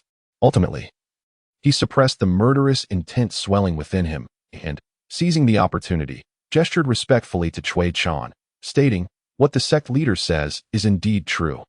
Ji Qing was taken aback. He had not anticipated that Cui Chan would show him such deference, which filled him with delight. "Zhao Yuyan, you are a person of deep affection and loyalty, and your path resonates profoundly with my swordsmanship." Amidst the astonished expressions of the crowd, the Sword King Cui Chan waved his hand, collecting the 200 superior spirit stones before Zhao Yuyan into his sleeve. He exclaimed, "You may become my disciple and cultivate the sword way with me." "Well, thank you, master." Upon hearing these words, Zhao Yuyan was both astonished and overjoyed. Immediately kneeling on the ground to perform the customary rite of apprenticeship, Lu Jiang could no longer contain his amusement. He was utterly bewildered. What on earth was happening with this esteemed Sword King? Why was he taking on another disciple? Alas, Zhao Yuyan, with her stunning beauty and enchanting presence, was a romantic at heart. Lu Jiang would have to endure cultivating alongside the 3 captivating beauties, Song Shili, Wen Qing, and Zhao Yuyan. Of course, it must be noted that sharing the training space with all 3 was already beyond Lu Jiang's limits. Just as Ji Qing stood up, believing the ceremony of apprenticeship had concluded, Cui Chan unexpectedly approached Qin Xiao. With a swift motion, he collected the spirit stones in the sheep-fat white jade bracelet before Qin Xiao into his sleeve, declaring, "For Zhao Yuyan's sake, I reluctantly accept you as well. But be aware, my acceptance of you as a disciple is not a reflection of your merits. It is solely for Zhao Yuyan's sake. In my heart, you will always remain worthless." At that moment, as the spirit stones were taken away, Qin Xiao was elated, immediately kneeling and preparing to flatter Cui Chan. However, the words that followed were so piercing that they struck him harder than consuming a mouthful of excrement. Qin Xiao was not the only one left in shock. Lu Jiang was equally astonished. He was entirely incapable of smiling now. Meanwhile, Lin Jianzhi, who had remained silent, suddenly took a step forward. It was time for him to arrange his own affairs. Chapter 40. Winning Big. Profiting immensely. As Lin Jian took a step forward, preparing to arrange matters for himself, he suddenly caught a glimpse of Lu Jian amidst the crowd. Lu Jian was trembling uncontrollably, his complexion rendered ghastly, as though he were desperately suppressing something. To the unknowing observer, one might have thought he was afflicted by epilepsy. Lin Jian's lips curled into a faint smile. Though he typically maintained a reserved demeanor and seldom laughed, yet, unless he truly could not contain himself, to divert his attention and prevent an audible laugh in the presence of others, Lin Jian began to reminisce about his past on Blue Star. Suddenly, he recalled a rather absurd interview from Blue Star that resonated remarkably with the current scenario. In the interview, a beautiful reporter, microphone in hand, roamed the streets in search of a subject. She unexpectedly approached an elderly man engaged in agricultural work and, with a broad smile, inquired, "Sir, are you happy?" The elderly gentleman, taken aback, merely responded, "My surname is Zing." The reporter, feeling awkward and unable to communicate effectively with him, turned her microphone to another elderly man and asked, "Sir, do you feel happy?" The man paused, waved his hoe a couple of times, and exclaimed, "Oh dear." If this were Blue Star, Lin Jian would undoubtedly snatch the microphone from the reporter and thrust it towards Lu Jiang, asking, "Senior brother, are you happy?" The expression on Lu Jiang's face would certainly be far more animated, captivating, and delightful than that of the two elderly gentlemen. When Lin Jian unveiled the shark-slaying sword, a remarkable flying sword artifact of the condensation realm, it astonished the entire audience. In response, Lu Jiang displayed a treasure of the spiritual connection realm, delivering a stunning counter that left Lin Jian overshadowed, eliciting cheers from the crowd and solidifying his identity as a disciple of the Sword King Cui Chan. If one were to ask Lu Jiang at that moment if he felt happy, he would undoubtedly beam with a broad grin, interrupting the question with a giddy, "I am so happy. I am so happy." However, after the Sword King Cui Chan accepted Song Shuyi and Wen Qing as his disciples, Lu Jiang could still muster a smile, albeit a considerably subdued one. After all, he had sacrificed a spiritual connection realm artifact to become the Sword King's disciple. Meanwhile, Song Shuyi had merely offered a mere 10,000 spirit stones. As for Wen Qing, her paltry 2,000 spirit stones couldn't even compare to Lu Jiang's contribution. Despite the dissatisfaction he felt, being aware of the exceptional beauty of both Song Shuyi and Wen Qing allowed him to accept the situation. For the collaboration of men and women in cultivation, like in labor, was undeniably advantageous. However, when the Sword King Cui Chan slyly took in Zhao Yuyan and Chun Shao as well, Lu Jiang could no longer muster a smile, his face contorted with frustration, his body trembling with indignation. Why? How could this be? How could one accept so many disciples? One or two would suffice, yet here he was, having gathered 4. What does it mean to be a teacher? To impart wisdom and resolve doubts. Can one-on-one instruction truly compare to a multitude? Even in private tutoring, the price difference is staggering. The more disciples one acquires, the more dispersed the master's attention becomes, leading to a diminished impartation of wisdom to each individual disciple. Primarily, consider the students of a single class. Lu Jiang invested countless spiritual stones to gain admission, while Song Shuyi spent merely 10,000, Wen Qing 2,000, and Zhao Yuyan a mere 200. Had he known this, Lu Jiang would have offered just a few thousand. At most 10,000 spiritual stones as a tribute to his master, reserving the transcendent artifacts for his own defense against adversaries. Who could he possibly appeal to for justice in this matter? Could Lu Jiang truly find joy in such a circumstance? In fact, the stark contrast only deepened his despair. If at that moment, someone were to thrust a microphone into his face and inquire about his happiness, Lu Jiang would unleash his secret techniques, igniting his soul, depleting his life force, shattering his resolve, and obliterating his aspirations, exerting every ounce of effort to deliver the strongest blow imaginable, extinguishing his opponent. "Happiness, my foot." Observing that Lu Jiang seemed poised to speak, Lin Jian, suppressing laughter, withdrew his foot that had just ventured forward. "Ah, the spectacle of it all. Master, I find this most unjust." Lu Jiang mustered his courage. Stepping forward and pointing at the kneeling junior disciple, Chun Shao, his face a mask of grievance. I offered a transcendent artifact to successfully become a disciple. Yet they, not to mention Song Shuyi and Zhao Yuyan, both stunning beauties. Wen Qing, although less exquisite than the other two, possessed her own allure. But what of you, Chun Shao? A scoundrel who feeds off the blood of his own women, daring to compete with Lu Jiang for the master's favor? For the affections of the ladies? Upon hearing Lu Jiang's words, Chun Shao's expression shifted dramatically. To become a disciple of the Sword King, Cui Chan, he had endured countless humiliations, his face ground into the earth. Even scorned by his own fiancée, after finally achieving his goal, how could Lu Jiang dare to oppose him? Death. You all deserve death. Once my ancient dual pupils awaken completely, neither Cui Chan, Ji Qing, nor Lu Jiang, Lin Jian, nor anyone else in the entire Lingjian Sect will be spared. Except for the beautiful disciples like Song Shuyi, Zhao Yuyan, Wen Qing, and those handsome, well-built male disciples with equally charming attributes. They all deserve to perish. Though Chun Shao mentally cursed Lu Jiang's ancestors to the 18th generation, he lacked the strength to express his fury. Instead, he buried his murderous intent deep within. Maintaining an outward appearance of innocent despair, his eyes wide with feigned innocence as he gazed upon Sword King Cui Chan and Sect Master Ji Qing. "Oh, are you implying that you have grievances against me, the esteemed elder?" Cui Chan furrowed his brow, and then turned to fix a piercing gaze upon Lu Jiang. showing no sign of tolerance. Disciple, I dare not. Lu Jiang was immediately rendered speechless, shrinking back in silence. Yet his stubborn eyes remained fixed on Chen Xiao, clearly brimming with discontent, unable to voice his frustration. I merely requested that you present your formal homage to your master, and with your intentions in mind, select your disciples. I have seen your intentions and have chosen my disciples accordingly. Is there an issue? Cui Chan's cold, indifferent eyes swept across the faces of the assembly before shifting to the sect leader, Ji Qing, as he spoke with a detached tone. Sect leader, is there a limitation on the number of disciples one can accept this time? Must I not take all 4 of them at once?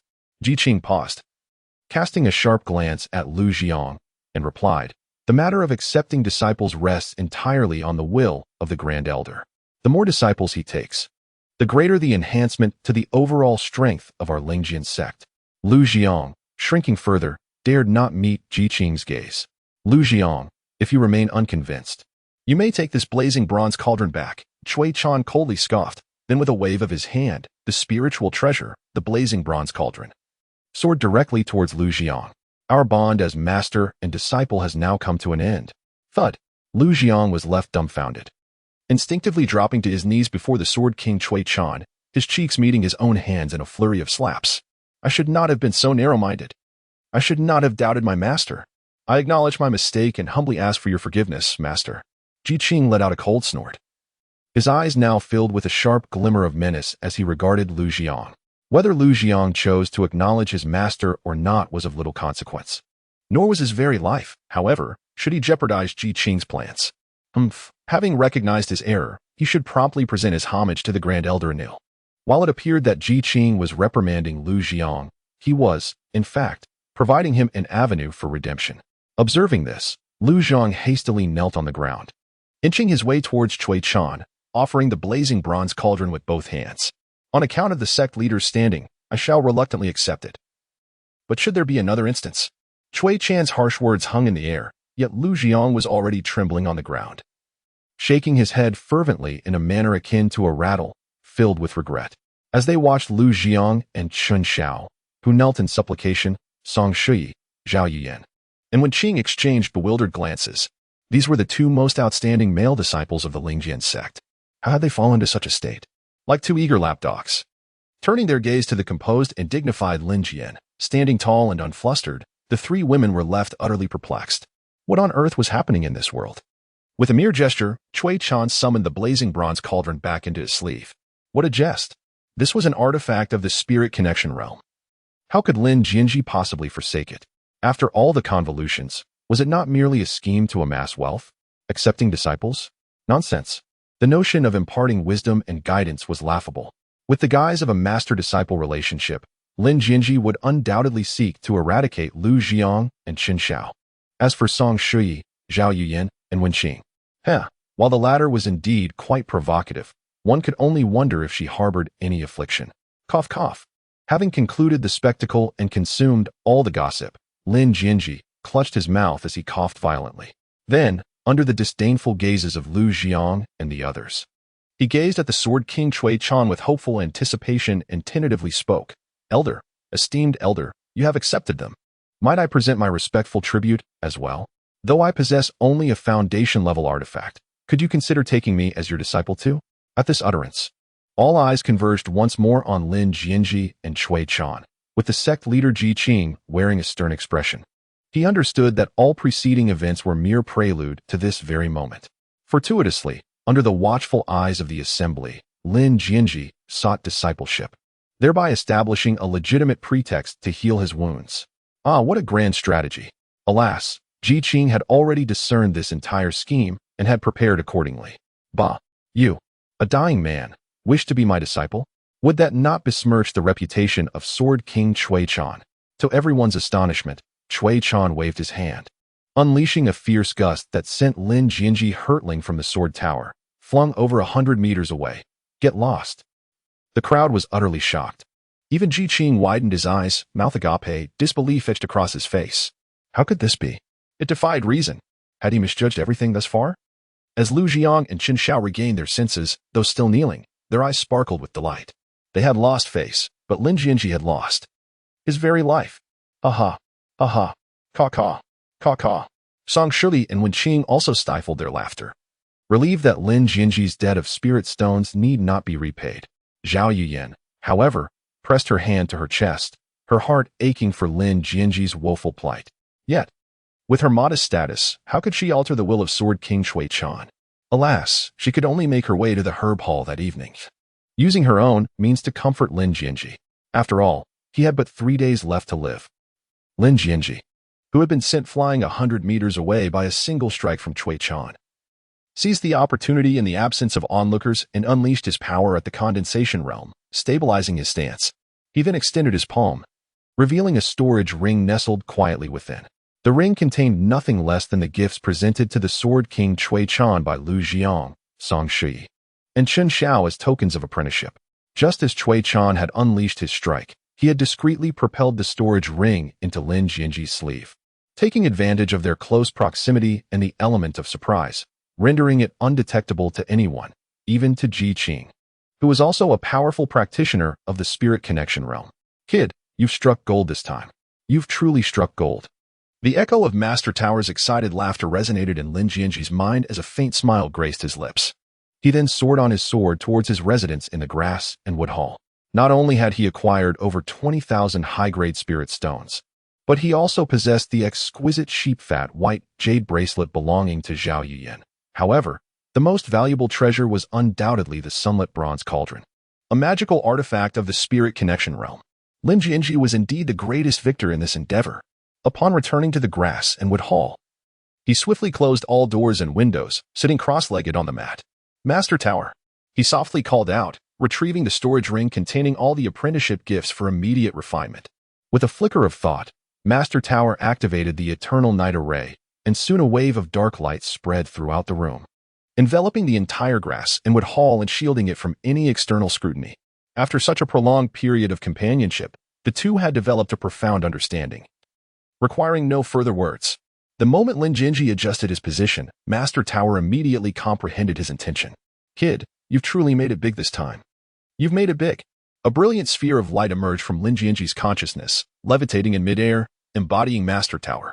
Who could have anticipated that Sword King Cui Chan was merely a pawn, and the so-called apprenticeship was merely a scheme devised by Lin Jianzhi? Ha ha ha.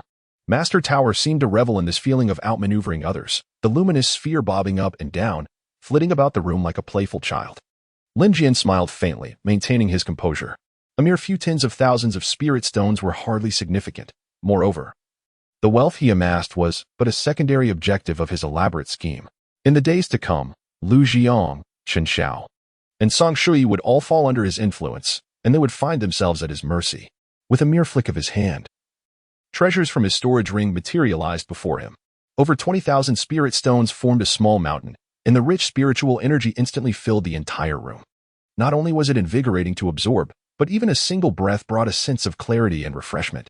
Song Shui contributed 10,000 high-grade spirit stones. Chen Xiao offered over 8,000, and Wenqing added 2,000, culminating in a total exceeding 20,000, along with the greeting gifts from Elder Tu and other elders. The sum approached 25,000 high-grade spirit stones. Lin Jianzhi extended his crimson tongue to moisten his lips, then, without hesitation, unleashed the great devouring technique. A formidable force of absorption erupted from his palm, beginning to consume the more than 25,000 spirit stones before him. Although the value of the blazing bronze cauldron and the jade bracelet surpassed that of the spirit stones, especially the former, a spiritual treasure of the communicating spirit realm, worth approximately 300,000 to 400,000 high-grade spirit stones, Lin Jianzhi could scarcely afford to ponder such matters. For him, spirit stones were the sustenance, the very foundation, and of paramount importance. While treasures should undoubtedly be refined and absorbed immediately, lest they attract covetous eyes, only what is consumed becomes one's own. Otherwise, no matter how beautifully articulated, it remains but a fleeting illusion. Crack, crack, boom. As the devouring power spread relentlessly, spirit stones erupted one after another, reduced to ash. The extraordinarily pure spiritual energy surged through his meridians, continuously flowing into Lin Jianzhi's body, filling his dantian. When around 6,000 to 7,000 spirit stones had been consumed, the opportunity for a breakthrough arrived. Boom. With a resounding roar, a colossal wave surged within Lin Jianzhi's sea of consciousness, causing the spiritual energy within him to surge dramatically, enhancing his prowess once more. He ascended to the second layer of the condensing yuan realm. Breakthrough achieved. As Lin Jianzhi prepared to continue devouring the remaining over 10,000 spirit stones, Tai suddenly floated over, interjecting, "Kid, stop consuming them. Save some. Save some. Oh dear. Your appetite is insatiable." Over 7,000 high-grade spirit stones vanished in the blink of an eye, and you only reached a minor level of breakthrough. My goodness. It pains me to see such wastage. Lin Jianzhi was momentarily speechless as he cast a glance at the luminous orb hovering before him.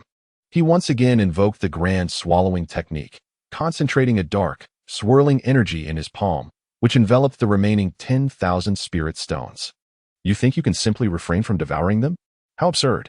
Cultivating and breaking through to a new realm, enhancing one's own strength, this is of utmost importance. Spirit stones can be acquired anew, but a life lost is truly the end of everything. Oh dear, you young rascal. As Lin Jianzhi frantically began consuming the spirit stones once more, Master Tower flew about in a panic, exclaiming, "Listen to me, you brat. These spirit stones are of great use. Tremendous use." Lin Jianzhi cast another disdainful glance at Master Tower, retorting, "Are you implying that consuming these spirit stones is futile?" As he spoke, Lin Jianzhi swallowed nearly 10,000 spirit stones, and the spiritual energy within him surged at a visibly rapid pace. Boom! With a thunderous sound. His spiritual power erupted once again. He ascended to the third level of the gathering yuan realm, breaking through. No, what I meant to say is, did you not acquire a treasure of the spirit communication realm? Master Tower, in a flurry, darted back and forth before Lin Jianzhi. Stumbling over his words, "Save some spirit stones for emergencies. At a crucial moment, you can use secret techniques to activate that spirit communication realm treasure with spirit stones. It will be your ultimate weapon." Just as Master Tower finished speaking, Lin Jianzhi immediately retracted his grand devouring technique and exclaimed, "What? You can actually use secret techniques to activate a spirit communication realm treasure with spirit stones? What kind of secret technique is that? Why didn't you mention it sooner?" Master Tower looked innocent, gazing at the mere 8,000 spirit stones remaining on the ground, his heart bleeding at the thought. "Who said I didn't mention it? You must also heed my advice." Master Tower sighed in resignation. As the spiritual entity of the Star Tower, he was bound to serve Lin Jianzhi, the Tower's master. Upon scrutiny, while Lin Jianzhi was free to disregard Master Tower's counsel, the reverse was not true. As for the secret technique, you have known it all along. The Ring character technique is the foremost among the myriad secret arts, brimming with infinite potential. As long as you have sufficient spirit stones with your gathering yuan realm cultivation, you can employ the Ring character technique to activate the spirit communication realm treasure, unleashing a strike akin to that of a powerful spirit communication realm cultivator. The Ring character technique, is that formidable? Lin Jianzhi mused, realizing that he would have to rely heavily on his junior sister in the future. Upon hearing this, Lin Jianzhi sprang up from the ground, meticulously counting the remaining spirit stones. Alas, in the blink of an eye, from over 25,000 high-grade spirit stones, only 8,537 remained. Nevertheless, these spirit stones were insufficient for Lin Jianzhi to advance to the fourth level of the gathering yuan realm. So it would be wise to heed Master Tower's suggestion and reserve them as a backup, a trump card of his own. After storing the spirit stones in his spatial ring, Lin Jianzhi gestured, and the blazing bronze cauldron flew to his side, enveloped in spiritual energy. He then pointed his finger like a sword, slicing into his fingertip to draw forth a drop of crimson blood, directing it toward the blazing bronze cauldron. Preparing to refine this spirit communication realm treasure. Wait, just as the blood was about to merge with the cauldron, Lin Jianzhi's brow furrowed, his countenance shifting dramatically. Cold sweat breaking out as he swiftly pulled back the droplet. "What is wrong, kid?" Master Tower, puzzled, looked at Lin Jianzhi with a furrowed brow. "What seems to be amiss?" Lin Jianzhi shook his head, his eyes fixed intently on the resplendent sun-bronze cauldron before him, his brow furrowed in deep contemplation. "I cannot pinpoint the exact discrepancy, yet it feels utterly irrational."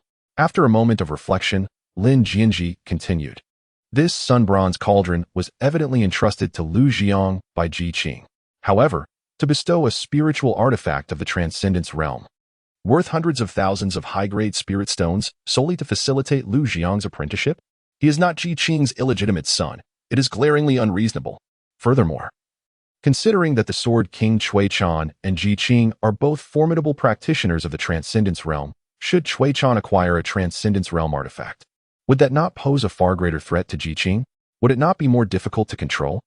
I am certain that this sun-bronze cauldron harbors some hidden peril. With that thought in mind, Lin Jianzhi addressed the luminous orb before him. Master Tower, please, assist me in examining this sun-bronze cauldron. We must scrutinize it meticulously. I am convinced that Ji Qing. Before Lin Jianzhi could finish his sentence, Master Tower chuckled and interjected, no need for inspection. I shall eliminate the hidden danger for you at once. In an instant, to Lin Jianzhi's astonishment, Master Tower sent forth a beam of light that forcefully penetrated the sun-bronze cauldron, swiftly purifying the realm within. Lin Jian's eyes widened in disbelief as he stared at the radiant orb before Master Ta. Master Ta, did you already discern the issues with this scorching bronze cauldron? Of course, Master Ta replied, his expression a mixture of disdain and pride. I am the legendary artifact of chaos. Even though I am now sealed and my power diminished to nothing, I am certainly not to be compared with mere treasures of the spirit communication realm. Then why did you not inform me? Lin Jianzhi was perplexed. To put it plainly, fearing that your impression may not be profound, certain matters must be experienced firsthand. Some pitfalls are ones you must leap into yourself. Enduring minor losses, falling for trivial tricks, shedding a little blood. Master Ta gestured dismissively. Speaking earnestly, it is all for the purpose of aiding your growth. Lin Jianzhi pressed his forehead, pondering the cunning nature of Master Ta. With such a multitude of schemes, could he truly be a mere spirit of a vessel? Now, I have discerned the crux of the matter. Might you enlighten me on what mischief Ji Qing has been orchestrating within this blazing bronze cauldron? Such petty tactics are hardly worth mentioning. With a mere wave of my hand, the conspiracies of that old bidung would unravel effortlessly. Yet, before Master Ta could finish his boast, he sensed an unusual glance from Lin Jianzhi and promptly altered his statement. That old bidung has left behind a restriction within the blazing bronze cauldron, capable of triggering a self-detonation at a critical moment. After a moment of trepidation, Lin Jian's spine chilled, although Master Ta was present. Ensuring that Ji Qing's devious schemes would not succeed, a sense of vigilance was imperative. Otherwise, should Master Ta depart, Lin Jian would find himself utterly defenseless. What a crafty old fox he was, full of tricks. Once the restrictions were lifted, a subtle smile graced Lin Jian's lips as he manipulated a drop of blood squeezed from his fingertip, merging it into the blazing sun-bronze cauldron, instantly refining the spiritual artifact of the enlightened realm. The presence of this hidden hand indicated that Ji Qing had never truly placed his trust in Cui Chan. In other words, he would inevitably turn against him. Therefore, this sun-bronze cauldron must be retained, ready to deliver a grand surprise to that old schemer. Initially, Lin Jian had contemplated selling this sun-bronze cauldron to the Lingjian Sect, hoping to exchange it for several tens of thousands of spirit stones to fuel his own cultivation. However, it now seemed, selling it was out of the question. It must be preserved. After all, Ji Qing's worth far exceeded that of mere tens of thousands of spirit stones. As for the sheep-fat jade bracelet, after refining the spirit stones in the sun-bronze cauldron, Lin Jian casually summoned the remaining apprentice gift, the sheep-fat jade bracelet, into his palm. Do not fret, young one. Master Tom has already assessed it for you. This sheep-fat jade bracelet is merely an ordinary trinket, devoid of any magical properties and holds little value. It can be discarded without a second thought. Lin Jian gently caressed the exquisite white jade bracelet in his hand, casting a dismissive glance at Tai Yi as he spoke. What do you understand? This white jade bracelet is far from ordinary. It embodies a person's longing. Longing? Tai Yi was momentarily taken aback, before exclaiming, Can it be eaten? Just then, a series of knocks echoed through the air, and from outside came the hesitant, conflicted, yet exceedingly bashful voice of Zhao Yuyan. Lin. Senior brother Lin, I know you are inside. Please, open the door. I am aware that you are heartbroken after being rejected by the Sword King. But you must try to see things in a lighter vein, after all. Oh dear, senior brother, please open the door. If any other disciples see me here, I will be utterly mortified. Lin Jian's expression momentarily froze as he gazed outside at the blazing sun. Feeling a flicker of astonishment, it was still broad daylight, and yet Zhao Yuyan had boldly rushed over to assist him in mastering the human character technique. He glanced at the jade bracelet in his hand, a subtle smile curling at the corners of his mouth. Chapter 42, Teaching Zhao Yuyan the Human Character Technique. Senior brother, I know you are in the grass and wood hall. Please open the door. Outside, Zhao Yuyan resembled a thief. Her cheeks flushed as she furtively scanned her surroundings while urging him in a hushed voice. If you don't open the door soon, I might just leave. Given that it was daytime, numerous disciples were bustling about. Although the grass and wood hall was relatively secluded, hence generally devoid of visitors. Lingjian had become somewhat of a pariah within the Spirit Sword sect, and few dared to associate with him. Nevertheless, there remained a lingering concern. What if someone saw Zhao Yuyan visiting him in broad daylight, lingering for an entire day, with sounds occasionally emanating from within? Even a fool could deduce what was transpiring inside. As Chun Zhao's fiancée, soon to be wed, how could Zhao Yuyan face the Spirit Sword sect after this? Rationality admonished her that this was not the time to seek Lingjian, and even if she wished to offer him comfort, it should have been deferred until nightfall. After all, Lingjian was a man on the brink of death, with little time remaining. It would be exceedingly unwise to jeopardize her reputation for someone who was destined to perish. Moreover, Lingjian was far from a commendable individual. His unscrupulous methods had led to her predicament. Yet, an image of Lingjian being flung from the sword tower by the Grand Elder, who had publicly scorned him with the words, "Bah, you, a dying man, still wish to take me as your master?" Would that not tarnish the name of Sword King Cui Chan? Get lost, stirred a pang of distress within Zhao Yuyan. She found herself harboring an inexplicable aversion towards Sword King Cui Chan.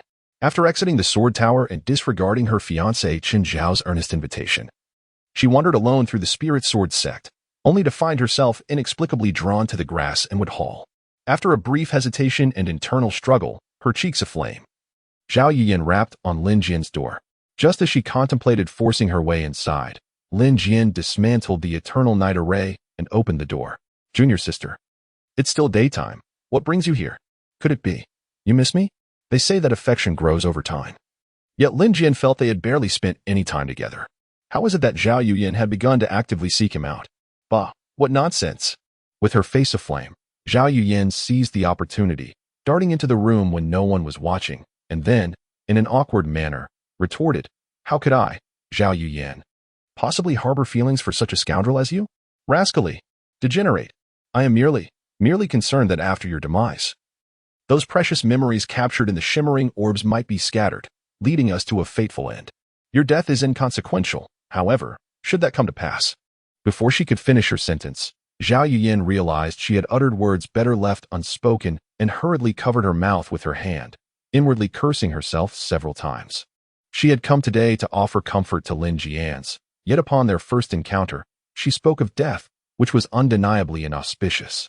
A discreet glance revealed that Lin Jianzhi was not offended, and she breathed a silent sigh of relief. "Rest assured, my dear junior sister," Lin Jianzhi reassured her. "Though I may be a rogue and a scoundrel, I am nonetheless a man of my word." Lin Jianzhi casually seated himself and brewed a pot of tea, pouring a cup for both himself and Zhao Yuyan, before leisurely savoring the fragrant brew. "Rest assured, 2 days hence, before my demise, I shall entrust all the remaining shadow pearls to you. I would never sever the bridge after crossing it. However, in these next 2 days, I must trouble you, dear junior sister." As he spoke, a mischievous smile danced upon his lips while he placed his large hand on Zhao Yuyan's thigh, relishing the silkiness of her ethereal gown. "Do not move. This is inappropriate. You are on the brink of death, yet you still indulge in such thoughts." Zhao Yuyan cast a disapproving glance at Lin Jianzhi, feeling somewhat speechless.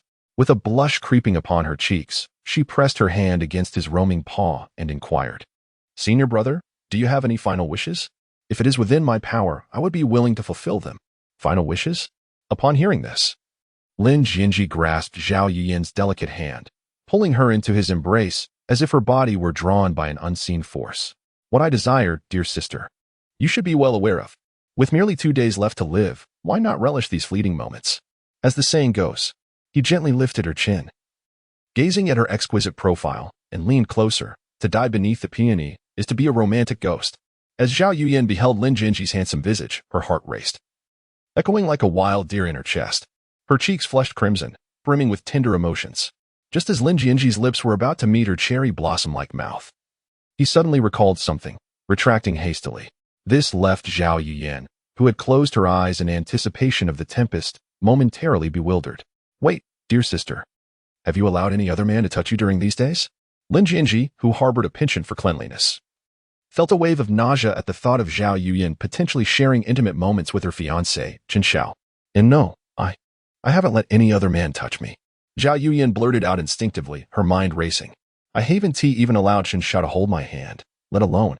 Realizing her words, she immediately turned her head away, her face aflame, silenced by embarrassment. She felt like a disloyal woman, already betrothed and on the cusp of marriage. Yet, here she was. Though part of her compliance stemmed from Lin Jianzhi's subtle coercion, she ultimately decided to surrender to the moment. After the death of Lin Jian, Zhao Yuyan found herself at a crossroads, having taken certain actions from which there was no turning back. However, there was no need to share these matters with Lin Jian. Zhao Yuyan would take full responsibility for her choices. The so-called Lingyiang pearl had long lost its significance in her heart. Very well, junior sister, remember this. Your body belongs solely to me, your elder brother. Do not even think about others, not even Qin Shao. Kissing is out of the question. Holding hands is forbidden. As for other aspects, they are utterly unacceptable. Lin Jian was never one to embody the ideals of a gentleman. He had no concept of sharing. Once he set his sights on someone, they were his. And his alone. Otherwise, even if faced with imminent death, he would ensure that the Lingyiang pearl was made public. As Zhao Yuyan stared in astonishment, Lin Jian forcefully tilted her chin upwards, and then, after a breathtaking kiss that left her gasping, Lin Jian released Zhao Yuyan. After all, in just 2 days, everything would come to an end. Master, at this rate, when will my special constitution awaken? Lin Jianzhi previously only worked the night shift with Zhao Yuyan. But now he has taken on both day and night shifts, effectively alternating between the two. It is likely that his unique constitution will awaken soon. For the entire Lingjian Sect is aware that he, Lin Jianzhi, is destined to perish in 2 days. Everyone has mentally prepared themselves, gathering an abundance of provisions, eagerly awaiting his demise to commence the feast. Should he survive beyond 2 days without a plausible explanation, would he not be branded as a man devoid of honor? Although he had left his integrity behind in Blue Star during his hasty journey, he at least comprehends the significance of the term. To fully awaken a special constitution, a period of no less than 5 or 6 days is typically required. As Elder Ta contemplated, he cast a beam of light over Lin Jianzhi's form, concluding that the pace of his awakening is already remarkably swift. Without the assistance of the human character technique, such an awakening could take months or even years. 5 or 6 days. That seems excessively long. Lin Jianzhi clicked his tongue and glanced at Zhao Yuyan, who was riding a horse. A faint smile graced his lips as he mentally communicated with Master Ta. Master, what if I were to impart the Rinzi formula to Zhao Yuyan? When we engage in intimate moments and simultaneously channel the Rinzi formula, then, before Lin Jianzhi could finish his thought, Master Ta interjected excitedly. Then the Rinzi formula would evolve into the Zongzi formula, allowing for immediate ascension.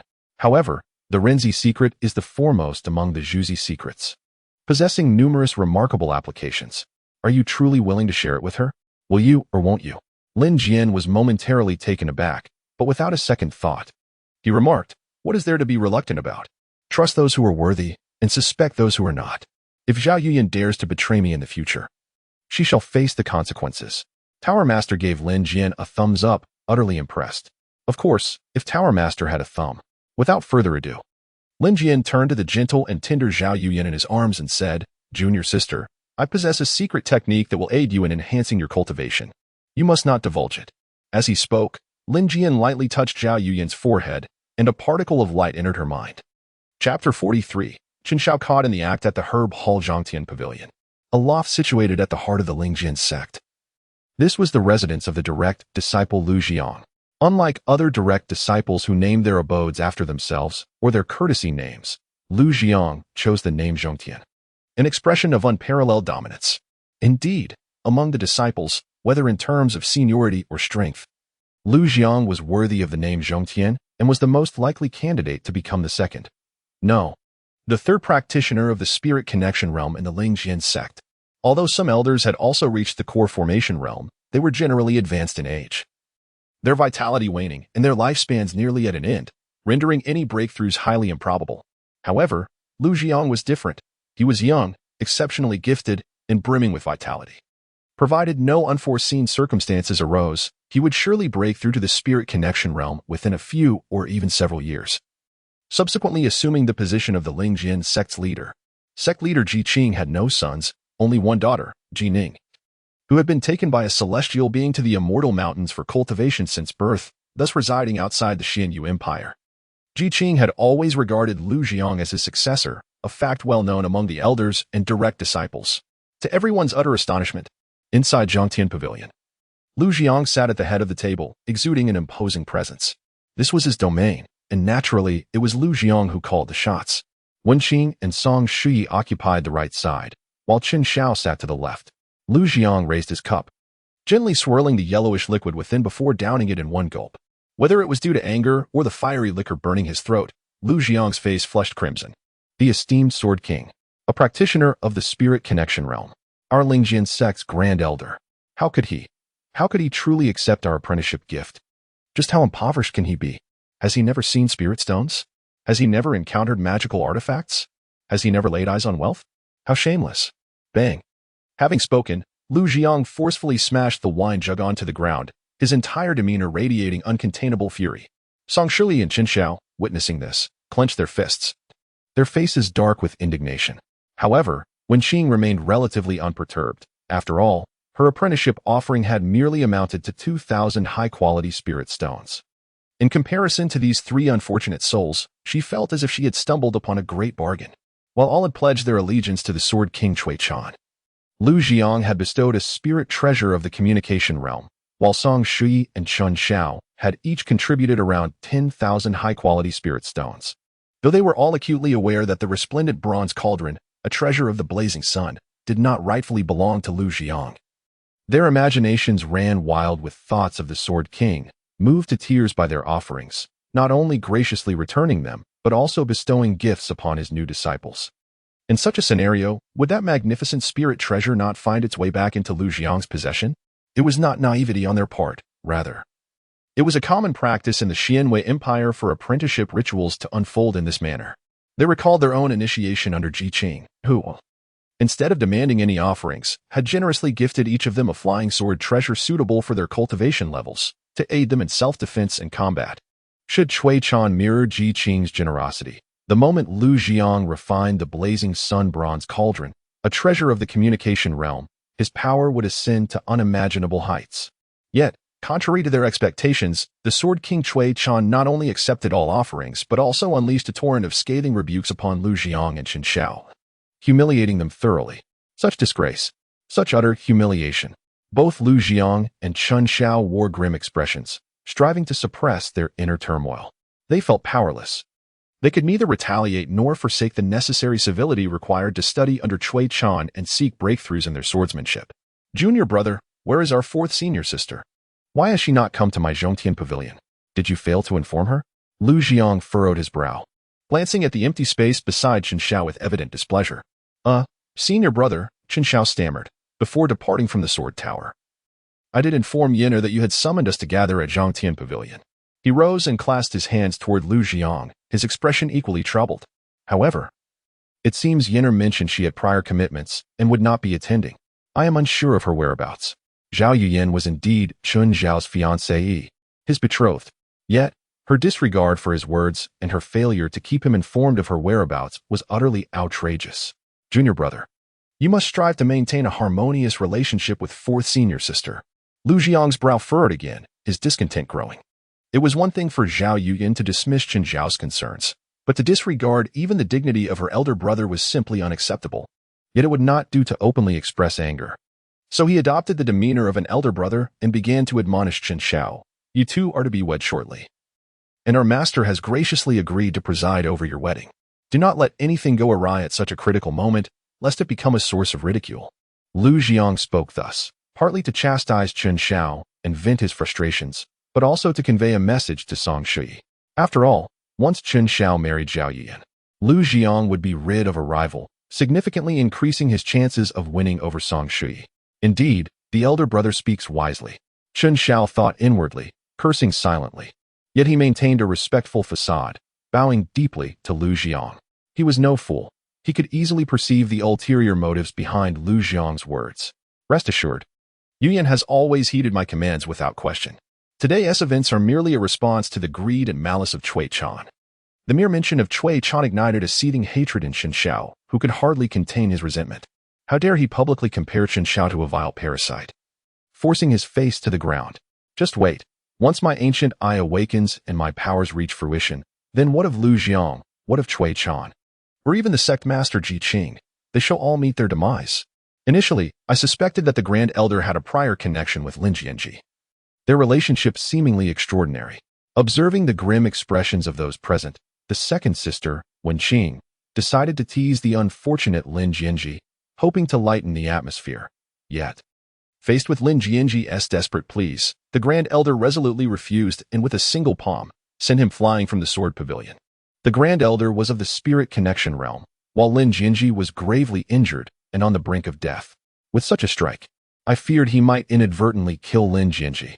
Upon hearing this, the anger on everyone's faces melted away like snow, and the atmosphere became considerably more jovial. Lin Jianzhi had brought this upon himself. A worthless individual who did not know his own limitations dared to dream of joining us in apprenticeship. Lu Jiang gestured, and a wine jar flew into his hands, pouring himself a fine drink before turning to the aloof Song Shuti, sister Song, with this.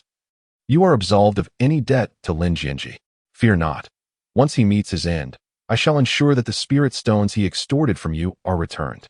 Song Shuti paused, then raised her cup in a toast to Lu Jiang, smiling gracefully. In that case, I thank you, elder brother. Whether Lin Jianzhi would perish in 2 or 3 days was inconsequential. Even if he survived, what could he do now? She, Song Shuti, had successfully become the apprentice of the Sword King, and Lin Jianzhi would no longer dare to pester her. If Lin Jianzhi truly feared nothing and continued to demand spirit stones from her, Song Shuti would promptly report the matter to the Grand Elder. Given the Grand Elder's notoriously ruthless nature, it is likely he would strike Lin Jianzhi down on the spot. Song Shuti had long since disowned the personalities of both individuals. The sect master, Ji Qing, valued his reputation and maintained an air of dignity, while Sword King Cui Chan was nothing short of a madman, quick to draw his sword at the slightest provocation. After finishing the fine wine in his cup, Lu Jiang let out a hearty laugh. For this marked the first time Song Shuti had toasted him. Enough of idle chatter, let us turn to the matter at hand. The purpose of gathering you all here today involves not only a small celebration but also a significant issue that requires our clear discussion. At this juncture, Lu Jiang suddenly paused, then, amidst the astonished expressions of the others, waved his hand to establish a protective array around the entire Zhongtian pavilion, shielding them from external scrutiny. This cautious and solemn demeanor left Chen Xiao, Wen Qing, and Song Shuti momentarily taken aback. I trust you three have already surmised that the blazing sun bronze cauldron was bestowed upon me by our master, specifically to facilitate my successful apprenticeship under the Sword King. Each master of the spirit communion realm possesses a unique understanding of the world's principles and has mastered exceptionally advanced techniques and swordsmanship. As the esteemed leader of our sect, our master could not bring himself to approach the Grand Elder directly, thus entrusting us. At this point, Lu Jiang glanced at Chen Xiao, Wen Qing, and Song Shuti, keenly observing their subtle expressions. Once assured that they were all in agreement, he continued, we are to meticulously transcribe all the sword arts and techniques learned from the Grand Elder and present them to our master. The relationship between our master and our teacher, as well as that of the sect master and the Grand Elder, is distinctly hierarchical. I urge my junior brothers and sisters to consider this carefully and choose your allegiances wisely. Upon hearing this, Chen Xiao, Wen Qing, and Song Shuti exchanged glances. It appeared that the sect master held little trust in the Grand Elder, harboring considerable apprehension.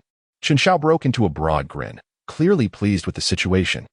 The three of them then simultaneously bowed in respect to Lu Jiang, each expressing their agreement. Naturally, it is only right. It should indeed be so. After departing from Zhongtian Pavilion, Chen Xiao bid farewell to Wen Qing and Song Shuti.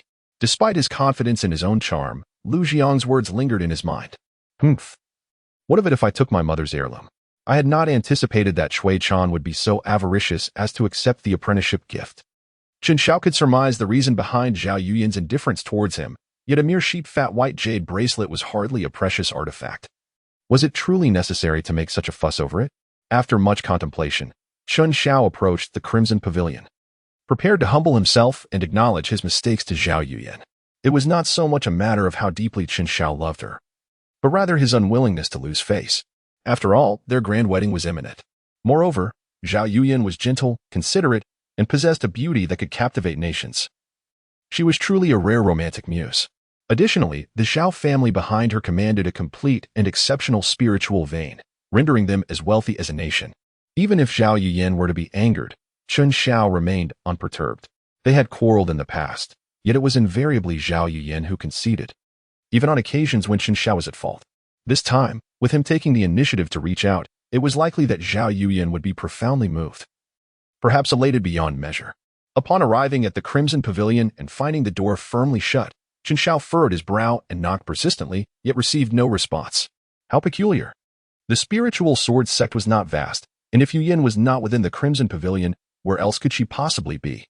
Chen Xiao felt a surge of frustration and an inexplicable sense of unease washed over him, guided by a man's intuition. He glanced in the direction of the herb hall and, after a moment's contemplation, soared there on his sword. Inside the herb hall, Lin Jianzhi was engaged in a secretive training session with Zhao Yuyan. The secret technique that he practiced alone was called the human character formula. In contrast, the technique they practiced together was known as the word character formula. Chapter 44. Chun Zhao's dual pupils can see through. Senior brother, what other secret techniques do you possess? Do not jest. Zhao Yuyan shot Lin Jianzhi a skeptical glance, entirely unconvinced that he could wield any secret techniques, let alone impart them to her. Secret techniques, also referred to as esoteric arts, transcended ordinary martial practices. It was unlikely that Lin Jianzhi possessed them. Even their sect leader might not have mastered such arts. Furthermore, given his current state of severe injury, if he truly had access to a powerful secret technique, he would not be in such dire straits. Upon hearing Lin Jianzhi's claim of passing on a secret technique to her, Zhao Yuyan assumed he was merely trying to cheer her up and dismissed the idea entirely. Such techniques were far too precious, especially the more formidable ones. It was doubtful that even within the entirety of the Xianyu continent could one find them beyond the confines of the spiritual sword sect. If Lin Jianzhi truly possessed a powerful secret technique, it would not be an exaggeration to say that offering it to a prominent sect would yield him immense benefits, far greater than what he could ever attain by remaining in the modest spiritual sword sect. Yet, in response to Zhao Yuyan's skepticism, Lin Jianzhi merely smiled faintly, offering no further explanation. Senior brother, why are you smiling? Boom. Soon, the radiant point that had flown into Zhao Yuyan's forehead completely dispersed, transforming into a myriad of characters and symbols that filled her entire mind. Zhao Yuyan clutched her head, rendered speechless, and began to passively accept the inheritance of the Ren character technique. As time gradually elapsed, once Zhao Yuyan had fully absorbed the essence of this technique, she was utterly astonished. Pouting her small lips and wide-eyed, she appeared irresistibly adorable. Could it truly be a secret method? And of such a high rank? How was this even possible? Zhao Yuyan gently covered her mouth, gazing incredulously at Lin Jianzhi, utterly bewildered. Although she had never practiced a secret method, she could discern that the Ren character technique imparted to her by Lin Jianzhi was far superior to earth-level martial arts. The two most powerful techniques of the Spirit Sword sect, the Great Sun Thunderstrike Sword technique and the Grand Luo Sword classic, paled in comparison to the Ren character technique, rendering them utterly insignificant. What is impossible? This Ren character technique was also a serendipitous acquisition of mine.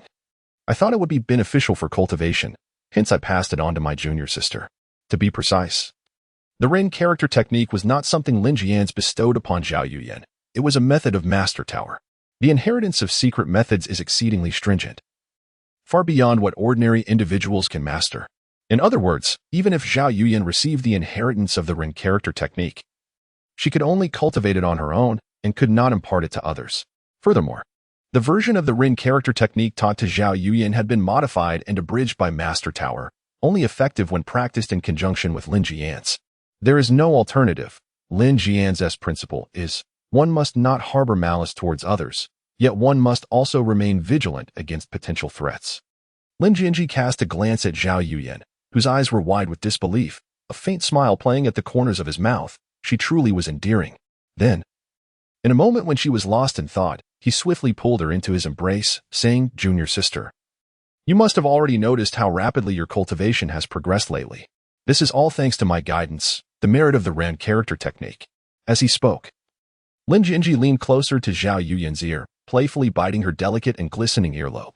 The suddenness of the assault rendered Zhao Yuyan momentarily blank, causing her to forget any notion of resistance, her entire body enveloped in a tingling weakness. The earlobe, this was hers. No wonder. I had clearly fallen into a bottleneck in my cultivation, yet I managed to break through to the 6th level of the condensation realm.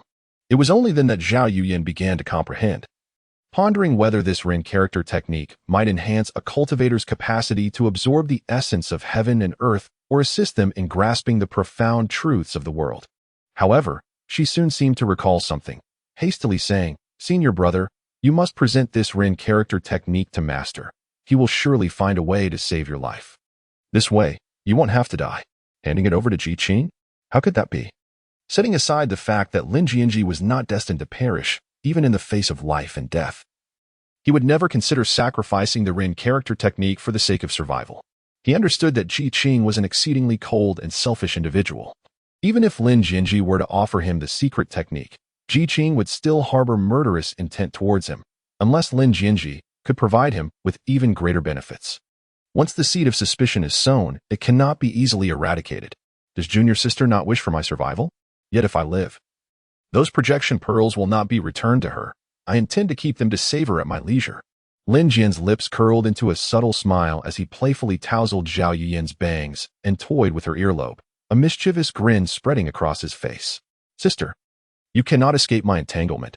How then can you possibly wed our junior disciple? Zhao Yuyan's cheeks flushed a deep crimson as she playfully chastised Lin Jian several times. Yet she stammered for what felt like an eternity without uttering a single coherent word. Sister, first observe how the character Farin is cultivated. This is hardly a legitimate technique. If I were to present it to our master, would it not tarnish his esteemed reputation? As soon as Lin Jian spoke, Zhao Yuyan calmed herself and began to gradually comprehend the secret technique known as the human character formula.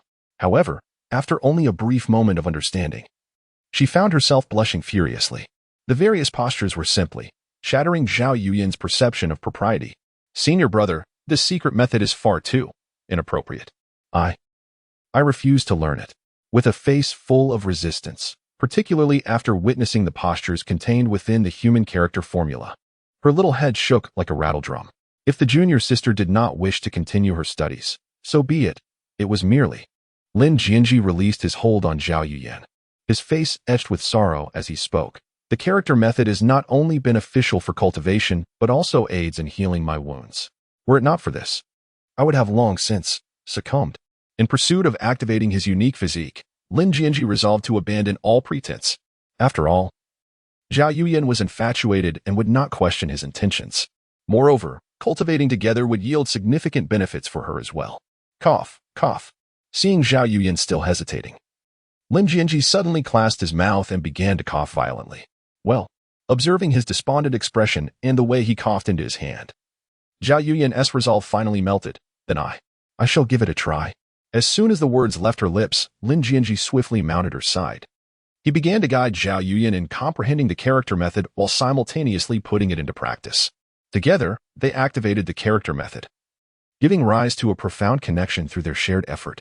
Lin Jian's and Zhao Yuyan each nurtured a luminous orb within themselves, which then traversed through their connection, ultimately merging into one, gathered in the dantian. As Lin Jian's commanded the complete essence of the Rin technique and maintained the lead throughout, the benefits he reaped far surpassed those of Zhao Yuyan. Nevertheless, the advantages gained from circulating a few minor cycles were equivalent to months of Zhao Yuyan's efforts. Amidst the fervent and urgent lullaby, Zhao Yuyan gradually relinquished her reserve, allowing herself to soar freely. No longer suppressing her emotions, she gasped an exclamation. Suddenly, an urgent series of knocks resounded at the door, abruptly interrupting the two within, forcing Lin Jian's, who was poised for ascension, to land abruptly. Who is it? Lin Jianzhi furrowed his brows, clearly displeased, a murderous intent surging within him. With a flick of his hand, his internal spiritual energy surged forth, remotely controlling the killing sword to soar into the air, hovering at the entrance. Should anyone outside attempt to force their way in, they would face instant annihilation without question. Lin Jianzhi, Chen Xiao, frowning, knocked persistently on the door, yet there was no sign of Lin Jianzhi coming to grant him entry. He felt an overwhelming sense of humiliation. I am Chen Xiao. I received a slap from the Grand Elder, and I have come in place of my master to see if you are alive or dead. Chen Xiao? Swish. Beneath him, Zhao Yuyan covered her mouth with one hand while using the other to push against Lin Jianzhi's body, eager to escape the situation. However, Lin Jianzhi firmly grasped her wrist, not only preventing her departure but intensifying his assault. It was as if the arrival of Chen Xiao stirred an even greater excitement within him. Zhao Yuyan was on the verge of tears. Realizing she could not escape Lin Jianzhi's grasp, she could only resort to desperate measures, hoping to bring this all to a swift conclusion. As she manipulated the human character formula to assist Lin Jianzhi in healing, she covered her mouth, fearing the repercussions. Is it you? Junior brother? What concern is it of yours whether I live or die? Aren't you, Chen Xiao, wishing for my demise? When did you become so charitable? Coming all the way to the herb hall to check on your elder brother? Lin Jian's lips curled into a faint smile. Through the door and window, he could discern Chen Xiao, who was pressing his ear against the gap of the door. Instantly, Lin Jian felt a surge of strength in his waist. What nonsense was his senior brother spouting? We are all disciples of the Lingjian Sect. How could I, Chen Xiao, ever contemplate harming you? Alas, the entire Lingjian Sect, be it the eldest senior brother or the second senior sister, or even our venerable master, all harbor thoughts of your demise. What can I do but comply? With the eternal night formation dismantled and endowed with the ancient, Chen Xiao could perceive what others could not. This was one of the powers of his X-ray vision. Coupled with the faint sounds of breath, Chen Xiao's curiosity about Lin Jian's actions intensified. He began to mock and belittle Lin Jian while channeling his spiritual energy into his eyes, employing the strength of his ancient to pierce through the thick door, revealing the scene within. To his astonishment, he found that the two individuals inside were engaged in a most scandalous act. Indeed, it was beyond his expectations. Chen Xiao felt a pang of envy as he witnessed the intimate encounter. Wasn't it said that Lin Jian was gravely injured and had only a few days left to live? He had just suffered a strike from the Grand Elder and should have long since succumbed. Yet, here he was, displaying vigor that surpassed even his own by tenfold. Moreover, the woman inside was stunning, her physique exceptional, and their compatibility remarkable, a true gem. When had the Lingjian Sect ever been graced with such beauty? How could Chen Xiao be unaware? It must be a newly initiated outer sect female disciple, recently arrived at the Lingjian Sect, seduced by Lin Jian's status as a direct disciple. Damn it! How could this dying man have gotten ahead of him? Regrettably, Chen Xiao's ancient had not fully awakened. Although his vision could penetrate the thick door, it only revealed vague shadows and outlines, leaving the details of their appearances obscured. Suddenly, a suffocating sound emanated from within. Wait. Chen Xiao felt an unsettling familiarity with the woman's voice. He felt as though he had heard it somewhere before. What the hell? His pupils constricted sharply. Could it be? A terrifying thought took root in Chen Xiao's mind. Instinctively, he reached out, pressing his palm against the door, ready to forcefully push it open and barge in. Chapter 45. Yenner, my dearest Yenner Yenner. Could the woman inside be my Yenner? Gazing at that graceful figure and listening to that familiar voice, Chen Xiao suddenly felt an overwhelming sense of familiarity. A terrifying thought arose in his heart, then erupted like a dormant volcano that had been suppressed for centuries, unleashing devastation that could not be contained. There was no way to escape. Everything seemed too coincidental. After leaving the Sword Tower to become a disciple, Zhao Yuyan had vanished without a trace. Lin Jianzhi was forcefully expelled from the Sword Tower by the Grand Elder. The Lingjian Sect has a total of 6 direct disciples, including Chen Xiao. 4 of them gathered at Lu Jiang's Dongtian Pavilion, while Lin Jianzhi and Zhao Yuyan were mysteriously absent. Prior to arriving at the Tsaomu Hall, Chen Xiao had visited the Yanhong Pavilion, only to find the door securely locked, indicating that Zhao Yuyan was evidently not inside. Could it be? Could it truly be? As this thought took root, Chen Xiao's eyes instantly filled with bloodshot veins. His heart raced, and his breath quickened. Lin Jianzhi? Lin Jianzhi, why do you remain silent? Chen Xiao furrowed his brows into a deep frown, probing with words while employing the power of his heavy pupils, fixating intently on the 2 figures within the room. If you refuse to speak, I shall force my way in, dear junior brother. Upon hearing Chen Xiao's intention to intrude, Zhao Yuyan turned pale with fright, her small fist relentlessly pounding against Lin Jianzhi's body as she struggled to escape. Yet, Lin Jianzhi stubbornly restrained her, refusing to allow her to flee. Zhao Yuyan was on the verge of tears, her beautiful eyes continuously darting toward Lin Jianzhi, pleading with him through her glances. She was showing vulnerability, softening her demeanor, and begging. Even if he would not let her go, at the very least, he could respond to Chen Xiao outside. Otherwise, if the latter truly burst in, what would they do? Nevertheless, thud. Seeing that Lin Jianzhi remained unresponsive and preoccupied, Chen Xiao instinctively stepped forward, pressing his palm firmly against the wooden door, his spiritual energy surging within, preparing to forcefully break through. He was determined to uncover the identity of the woman entwined with Lin Jianzhi. Inside the room, Lin Jianzhi was indeed startled. Yet his movements at the waist did not cease, though Lin Jianzhi lacked the ancient heavy pupil. The power of the Star Tower endowed him with a mental prowess far beyond that of ordinary individuals. With his mental force projected outward, he could penetrate the thick wooden door and discern Chen Xiao outside. Observing Chen Xiao's intention to push the door open, a cold smile crept upon Lin Jianzhi's lips. He felt no trace of panic or fear, but rather an exhilarating anticipation, with a murderous intent surging within him. Manipulating the shark-slaying sword, He gradually lifted it into the air, its sharp tip aimed directly at Qin Zhao's forehead. Should Qin Zhao dare to breach the door, Lin Jianzhi would execute him on the spot. Not even his status as a direct disciple could save him. Even if the sect leader, Ji Qing, were to discover it afterward and unveil the existence of the Star Tower, Lin Jianzhi would remain unfazed. Even if Qin Zhao's ancient heavy pupil had yet to fully awaken, his death would obliterate that power, and Lin Jianzhi remained indifferent. A true man must act decisively and resolutely. Sometimes, even if one is wrong, one must continue down that path. Hesitation and indecisiveness are not the traits of a man. No. Please, no. Zhao Yuyan also beheld the shark-slaying sword suspended in midair, poised to pierce Qin Zhao's brow, and immediately shook her small head fervently, resisting with all her might. She understood Lin Jianzhi's thoughts. She knew he wished to kill Qin Zhao. She was equally aware that should Lin Jianzhi indeed take Qin Zhao's life, he would undoubtedly face severe punishment from their master, Ji Qing, perhaps even execution on the spot. A direct disciple is not akin to an inner or outer sect disciple. There are only 6 direct disciples within the entire Spirit Sword sect, and the death of even one would be a monumental affair. No one could shield him from the punishment, which could very well lead to his immediate demise. Yet, how could Zhao Yuyan alter Lin Jianzhi's resolute decision? Lin Jianzhi firmly held down Zhao Yuyan, who was writhing in a frantic struggle, desperately trying to escape from this place. He channeled the power of the Starry Tower to seal off all the spiritual energy within Zhao Yuyan's body, then fixed his gaze intently on the wooden door, silently urging, "Come on, enter. What are you waiting for?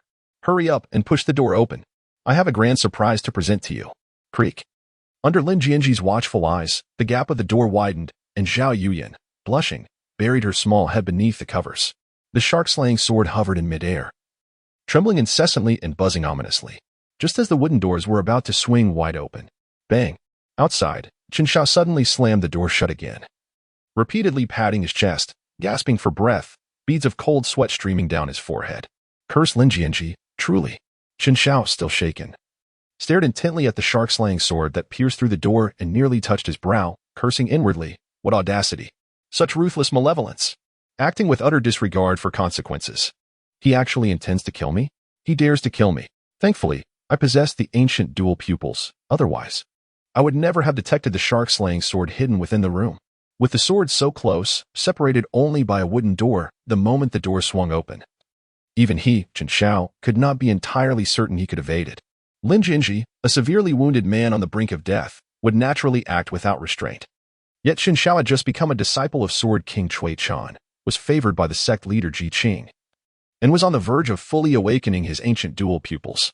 Soon, he would marry Zhao Yuyan. With such a promising future ahead, destined to become an unparalleled power stabilizing the pinnacle of the continent, how could he take such risks?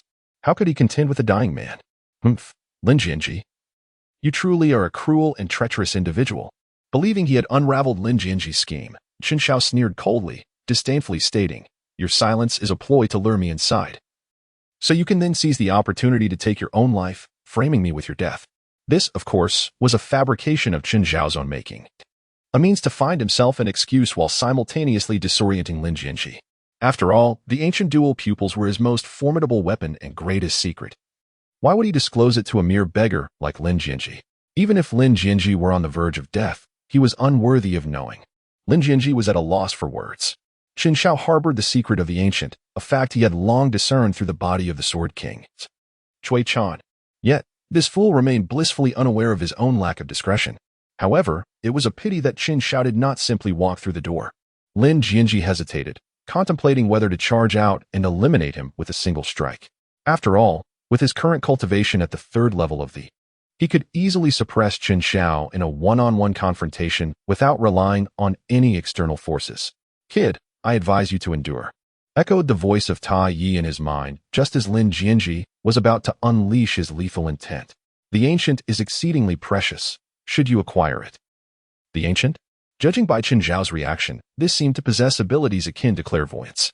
If it was already this formidable before its complete awakening, how powerful would it be once fully realized? If it were to fall into his hands? Taking a deep breath, Lin Jianzhi's murderous intent dissipated.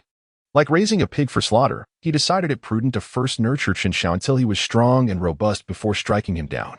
Meanwhile, Zhao Yuyan, sensing the fierce killing intent emanating from Lin Jianzhi, was instantly thrown into a state of panic. She understood that Lin Jianzhi would not heed her words, so she could only hastily circulate her inner energy while tightly clenching her fists, bracing herself. Lin Jianzhi inhaled sharply, the murderous aura dissipating without a trace. As he began to focus intently on the woman beneath him, Zhao Yuya. Lin Jianzhi, I ask you, have you seen my Yuya? Outside the room. Chen Xiao dared not recklessly intrude but was plagued by the suspicion that the woman pinned beneath Lin Jianzhi was indeed his own Yuya. In a moment of desperation, he felt compelled to seek confirmation. Upon hearing her name mentioned by Chen Xiao, Zhao Yuya was so flustered that she nearly fainted, her face flushing crimson as she struggled fiercely to escape. However, not only was she unable to overpower Lin Jianzhi, but she also feared that if she fled, a conflict would erupt between him and Chen Xiao once more. Thus, she could only squeeze her legs tightly together, blinking her large eyes and gazing pitifully at Lin Jianzhi. Yuya? Is that you, Zhao Yuya? Under the weight of Zhao Yuya's sorrowful gaze, Lin Jianzhi turned to respond to Chen Xiao. Zhao Yuya is not your fiancée. What business do you have bringing her here? Could it be that your fiancée is hiding in my humble abode, indulging in flirtations with me, Lin Jianzhi? Bah. Before Lin Jianzhong could finish his words, he was abruptly interrupted by Chen Zhao's furious rebuke from outside. Lin Jianzhong, why don't you take a look in the mirror and reflect on yourself? You, a man on the brink of death. Where do you find the audacity to harbor intentions towards my yener? Dream on. Upon hearing this, Lin Jianzhong remained unfazed. Glancing at Zhao Yuyan, whom he had pinned beneath him, he suddenly recalled a piece of cynical wisdom from the Blue Star and responded, Junior disciple, one must always have dreams. Who knows when they might come to fruition?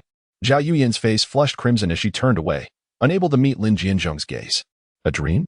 Could it be that she was merely an unattainable aspiration for him? Yet, for all these years, had he not only shown affection for Song Shui? How absurd. Chen Xiao scoffed. Then, with the power of his dual pupils, he observed Lin Jianzhong still laboring over the woman inside, a mischievous grin spreading across his face. Lin Jianzhong, what on earth are you doing in there? Why haven't you opened the door for me yet? What am I doing? Lin Jianzhong casually replied, casting a glance at Zhao Yuyan. What else could I be doing but diligently studying the classics? Bah. Chen Xiao nearly lost his composure at this remark and was tempted to kick the door open. Lin Jianzhong truly had no shame, clearly engaged in. If it weren't for his ancient dual pupils, he would have believed Lin Jianzhong's farcical words. Open the door for me, I have urgent matters to discuss. Chen Xiao stubbornly persisted, trying to entice Lin Jianzhong to let him in. He knew that if Lin Jianzhong opened the door, he could not use the shark-slashing sword to ambush him. In a direct confrontation, Chen Xiao had no fear of Lin Jianzhong, whom he deemed a mere trifler. Of course, this also served another purpose, to test whether Lin Jianzhong had the courage to let him in. If the woman inside was indeed Zhao Yuyan, Lin Jianzhong would naturally lack the audacity and would be terrified. If you want to come in, then come in yourself. I have no time to open the door for you. Lin Jianzhi let out a cold snort, and with a casual wave of his hand, he removed the bolt from the wooden door, leaving Zhao Yuyan with a look of sheer terror. Consequently, should Chen Xiao wish to do so, he could enter at any moment. Humph. Chen Xiao furrowed his brows, noticing the Zhansha sword still hovering behind the door, poised against his brow. And he couldn't help but smirk coldly. After much hesitation, he finally took to the skies, soaring away from the Tsamu Hall. Flying low, Chen Xiao wore a troubled expression as he frantically searched the entire Lingjian Sect. Yuan, my dear Yuan, where on earth are you? As soon as Chen Xiao departed, Lin Jianzhi was about to indulge in a moment of relaxation when Zhao Yuyan suddenly seized him, executing a complete 180-degree turn. Chapter 46. You have chosen your path to death in the Sanqing Hall. Sect Master Ji Qing sat at the head, flanked by the second elder Mo Qin Shan and several other elders. Ji Qing tightly closed his eyes, his expression darkening as arcs of electricity flickered ominously around him. The second elder and the others fell silent, their heads bowed, casting furtive glances toward the hall's entrance, afraid to speak. Is the grand elder not yet here? Ji Qing opened his eyes, his brows knitting together in displeasure. As the sect master of the Lingjian Sect, he was accustomed to being the one awaited. He had never been the one to wait for others. Yet today, he had been in Sanqing Hall, accompanied by the elders, for over half an hour, and the grand elder still had not arrived. Not yet. The second elder, visibly anxious, quickly clasped his hands and replied, Sect Master, should I send someone to the Sword Tower to inquire after the grand elder? At these words, Ji Qing's frown deepened. Inquire? Must he request 3 times over? The arrogance of this grand elder is astounding. He does not even regard me, the sect master, with respect. This is preposterous. In the past, When Grand Elder Ji Jiangro was present, he always stood by Ji Qing's side. With just a glance, Ji Jiangke would note a brew tea and present it to Ji Qing, even going so far as to blow on it gently, lest the temperature be too hot. His flattery was resounding, akin to a lowly servant. Yet with Sword King Cui Chan, his demeanor was even more imposing than that of the sect master himself. This man cannot be allowed to remain. Once the plan is completed, I shall eliminate Sword King Cui Chan otherwise, over time. Who will truly be the sect master of the Lingjian Sect? My authority will be utterly diminished, and I will struggle to command respect. There is no need to send someone to call. We shall all go to the sword tower together. Ji Qing frowned and rose, intending to leave the Sanqing Hall. Let us see what pressing matters occupy this newly appointed Grand Elder, that he is busier than I, the sect master. The elders exchanged glances. Clearly recognizing the discord between the sect master and the Grand Elder, each mentally weighing their allegiance, just as Ji Qing and the others were about to depart.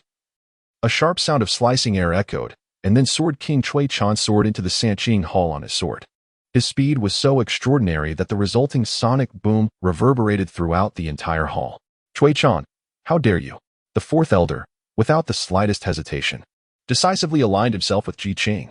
Upon witnessing Cui Chan's audacious entrance into the Sanqing Hall, he immediately rebuked, "The Sanqing Hall is a sacred ground of our Lingjian Sect. The place where the sect master often meditates in seclusion. How can you brazenly enter on your sword?" Having said that, he cast a few flattering glances at Ji Qing, demonstrating his loyalty. After all, Ji Qing had recently expressed discontent towards the Grand Elder, and it was the perfect moment to take advantage of the situation.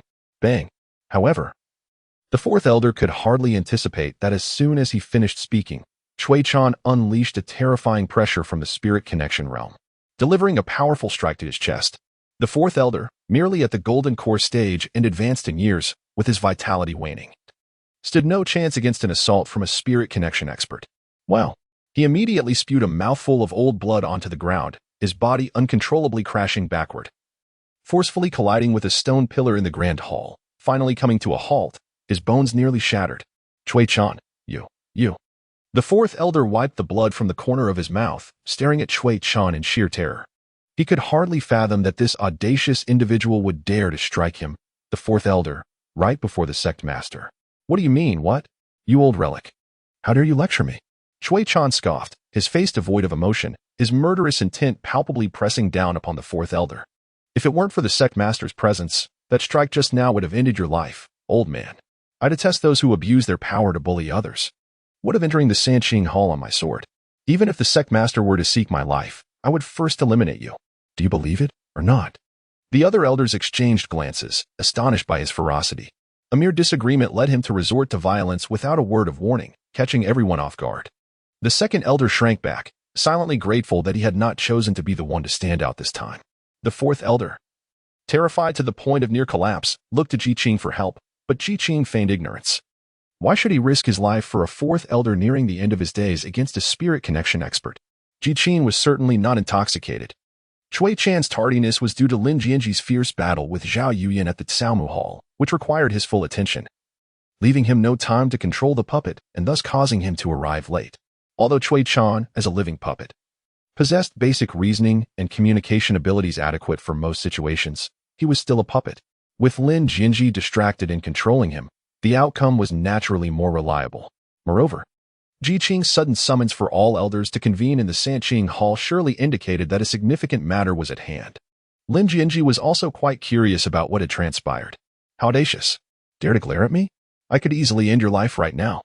Observing that the fourth elder still sought assistance from Ji Qing, Lin Jianzhi seized upon any pretext and commanded the Sword King, Cui Chan, to eliminate the old man without hesitation. Upon uttering these words, Cui Chan transformed his finger into a sword, condensing brilliant sword energy at its tip, poised to pierce the fourth elder's heart. Whoosh! The sharp sword energy sliced through the air, resonating with a piercing clang throughout the Sanqing Hall. The fourth elder, rendered utterly petrified, collapsed to the ground, clutching his head in terror, while the other elders scattered like frightened birds. In the presence of a formidable spirit realm expert, not only could they not save the fourth elder, but they also had no time to escape. As the lethal sword energy inched closer to the fourth elder's heart, Ji Qing, seated at the head, could no longer maintain his composure. With a frosty glare, he uttered a sharp command. Enough. Whoosh! The sound ceased with the sword. The sword energy was merely a finger's breadth away from the fourth elder's heart, causing him to tilt his head and faint from sheer fright. Undoubtedly, had Ji Qing delayed even a moment longer, the fourth elder would have met his demise without hope of salvation. Ha! Esteemed sect master, please do not take offense. I, Cui Chan, am a straightforward man who prefers action over idle chatter. With that, Cui Chan retracted his sword energy and turned to face Ji Qing, his demeanor unwavering, his expression cold. Of course, my tardiness was not intentional. It was primarily due to refining the newly acquired spirit realm treasure, the fiery sun bronze cauldron. Speaking of the cauldron, a rare smile flickered across Cui Chan's typically frosty visage. Ha! With this fiery sun bronze cauldron in my possession, my strength will surge by at least 2 or 3-fold. It seems I have indeed made the right choice. Your Lingjian Sect is indeed generous. Henceforth, I shall serve you well as the Grand Elder. Upon hearing this, Ji Qing, who had previously been somewhat irate, relaxed his furrowed brow and allowed a slight smile to grace his lips. The successful refinement of the fiery sun bronze cauldron meant that Ji Qing was now 90% assured of being able to eliminate any adversary at will. Ha! Grand Elder, you flatter yourself. You have always been a free-spirited individual, accustomed to a life of liberty without constraints. Given your relatively short time at our Lingjian Sect, it is only natural that you are unfamiliar with our rules and regulations. Ji Qing rose, extending a stream of spiritual energy into the fourth elder's body, awakening him gently. The Grand Elder and I are both experts of the spirit realm. You must show deference and respect in his presence. The previous prohibition against flying swords within the Sanqing Hall is hereby revoked. Anyone who disrespects the Grand Elder is also disrespecting me, your sect master. Is that clear to all of you? Upon the utterance of these words, the 4 elders widened their eyes in astonishment, mouths agape in sheer disbelief. The second elder, Mo Chi Shan, was the first to regain his composure, quickly bowing respectfully towards Cui Chan. That is indeed the case. We have always held the Grand Elder in high esteem. The corners of Cui Chan's mouth curled slightly, choosing not to puncture the moment. Very well, let us put this matter to rest. In a remarkably buoyant mood, Ji Qing waved his hand and then turned to Mo Chi Shan, stating, I have summoned you all today for a matter of great importance. Second elder, please recount the events for everyone. Upon hearing this, the second elder promptly bowed to Ji Qing and retrieved an ancient-looking token from his robes. The token was inscribed with a prominent character for secret on one side, while the reverse depicted a magnificent palace. Its mere appearance captivated the attention of everyone present, including Cui Chan. This token was unearthed by myself and numerous disciples of the Lingjian Sect during our explorations in the Hongduan Mountains, where we encountered a horde of soul-eating rats. Were it not for the intervention of the Sword King, Grand Elder, we would have long been devoured by those beasts, meeting an untimely demise. As he recounted this, the second elder cast a grateful glance towards Cui Chan, who remained impassive, offering no response. Feeling a touch awkward, the second elder cleared his throat and continued. Subsequently, we discovered that this token serves as the key to a hidden realm within the Hongduan Mountains, and there exists another key, which has unfortunately been seized by the Xianyuan sect. At the mention of the Xianyuan sect, the second elder's expression twisted with disdain, his teeth gritting in frustration. Had it not been for their interference, they would not have been besieged by the soul-eating rats, nor would they have suffered the needless loss of so many disciples. Observing the second elder's rising agitation, Ji Qing interjected, Today, the leader of the Xianyuan sect communicated with me, proposing a collaborative effort to unlock the hidden realm and jointly send disciples to seek treasures within. After deliberation, the two sects agreed to dispatch only disciples below the spirit connection realm into the hidden realm, with each sect permitted only 10 slots. With this, Ji Qing turned his gaze towards the elders, including Cui Chan, and posed the question. Who do you believe would be the most suitable 10 disciples for our Lingjian sect to send into the hidden realm for training? Cui Chan remained silent, embodying the persona of a recently appointed Grand Elder, still unfamiliar with the nuances of the situation. The hidden realm has always been a fortuitous opportunity, a rare chance for cultivators such as ourselves. If one seizes the moment and retrieves a powerful artifact, an invaluable technique, or top-tier medicinal elixirs from the hidden realm, it could propel one to unprecedented heights, dramatically altering their fate. The second elder stroked his sparse stubble, his murky old eyes brimming with hope. Were it not for the agreement between the Spirit Sword sect and the Xianyuan sect, which permitted only disciples below the spirit communication realm to enter, he would certainly strive for a spot. Thus, I believe our spirit sword sect has 10 slots, 6 of which are for direct disciples, 1 for each, leaving 4. At this juncture, the second elder's face flushed slightly, and after a moment's hesitation, he boldly suggested, "Let these be granted to us elders, ahem. Allow us to do a favor." Upon hearing this, the other elders nodded in agreement. Although they could not enter the secret realm themselves, their descendants, disciples, illegitimate children, and grandchildren could. This had been the norm. When Ji Qing inquired, it was merely a formality. "No, I dissent." Unexpectedly, the fourth elder immediately countered. As soon as he spoke, all eyes turned to him. The fourth elder wiped the fresh blood from the corner of his mouth, awkwardly beginning, "Ahem. I am not targeting the second elder, but rather stating that those present. Ahem. What I mean is that Lin Jianzhi is worthless, and he has but a few days left to live. Although he is a direct disciple, we cannot squander a slot on someone so unworthy." As soon as the words left his lips, a chill ran down the fourth elder's spine. He realized that the first elder, Cui Chan, was staring intently at him and immediately began to flatter. "It was all a misunderstanding, great elder. Please do not take offense. I do not have any objections towards you. What I meant was that Lin Jianzhi is a waste. He is a disgrace. Such a person does not deserve to enter the secret realm. He would only bring shame." Amidst the fourth elder's palpable fear, Cui Chan stepped forward, lightly patting his shoulder. And an unexpectedly warm smile broke through his typically icy countenance. "Old fool, you have sealed your own fate." Chapter 47. Yinner, who were you just with? Within the Sanqing Hall, the atmosphere was decidedly peculiar. Just moments ago, Cui Chan had beaten the fourth elder to the brink of collapse. Yet now he wore a smile directed at him. The face that resembled eternal ice, devoid of warmth, was now radiant with smiles, enveloping the room in a spring-like ambience. The fourth elder, taken aback, clearly did not realize he had sealed his own fate. Seeing Cui Chan smile at him, he mistakenly believed he had struck a chord, and thus grew bolder, exclaiming, "The overall strength of the Xianyuan sect surpasses that of our spirit sword sect. While it may be acceptable for other direct disciples to enter the secret realm, what difference does it make if Lin Jianzhi goes? It is akin to courting death. Not only would he bring disgrace to our spirit sword sect, but he would also distract other direct disciples from protecting him. This is like a single mouse dropping, spoiling the entire pot of soup." As the conversation unfolded, the fourth elder cast a self-satisfied glance at Cui Chan. Nodding and bowing with a face full of flattery, he proposed, "I suggest that not only should we revoke Lin Jianzhi's opportunity to enter the secret realm, but we should also strip him of his status as a personal disciple. After all, he is destined to perish. What value do such empty titles hold for him?" Upon hearing this, the other elders exchanged glances. Although they harbored no fondness for Lin Jianzhi, they found the suggestion excessively cruel.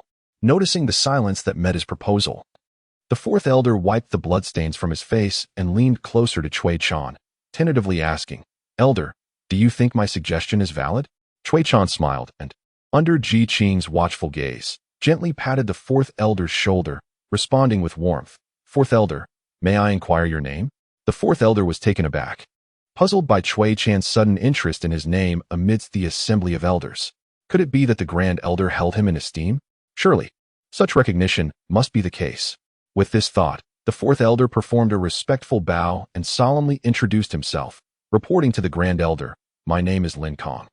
"Lin Song, is it? A fine name indeed," Cui Chan replied, nodding appreciatively while echoing the fourth elder's name. He then shifted the conversation, "If I am not mistaken, your grandson or granddaughter should be within our Lingjian Sect, correct? What is his name? What is his cultivation level?" Upon hearing this, the fourth elder was momentarily stunned, his expression one of disbelief as he gazed at Cui Chan. He exclaimed, "Grand elder, how do you know this?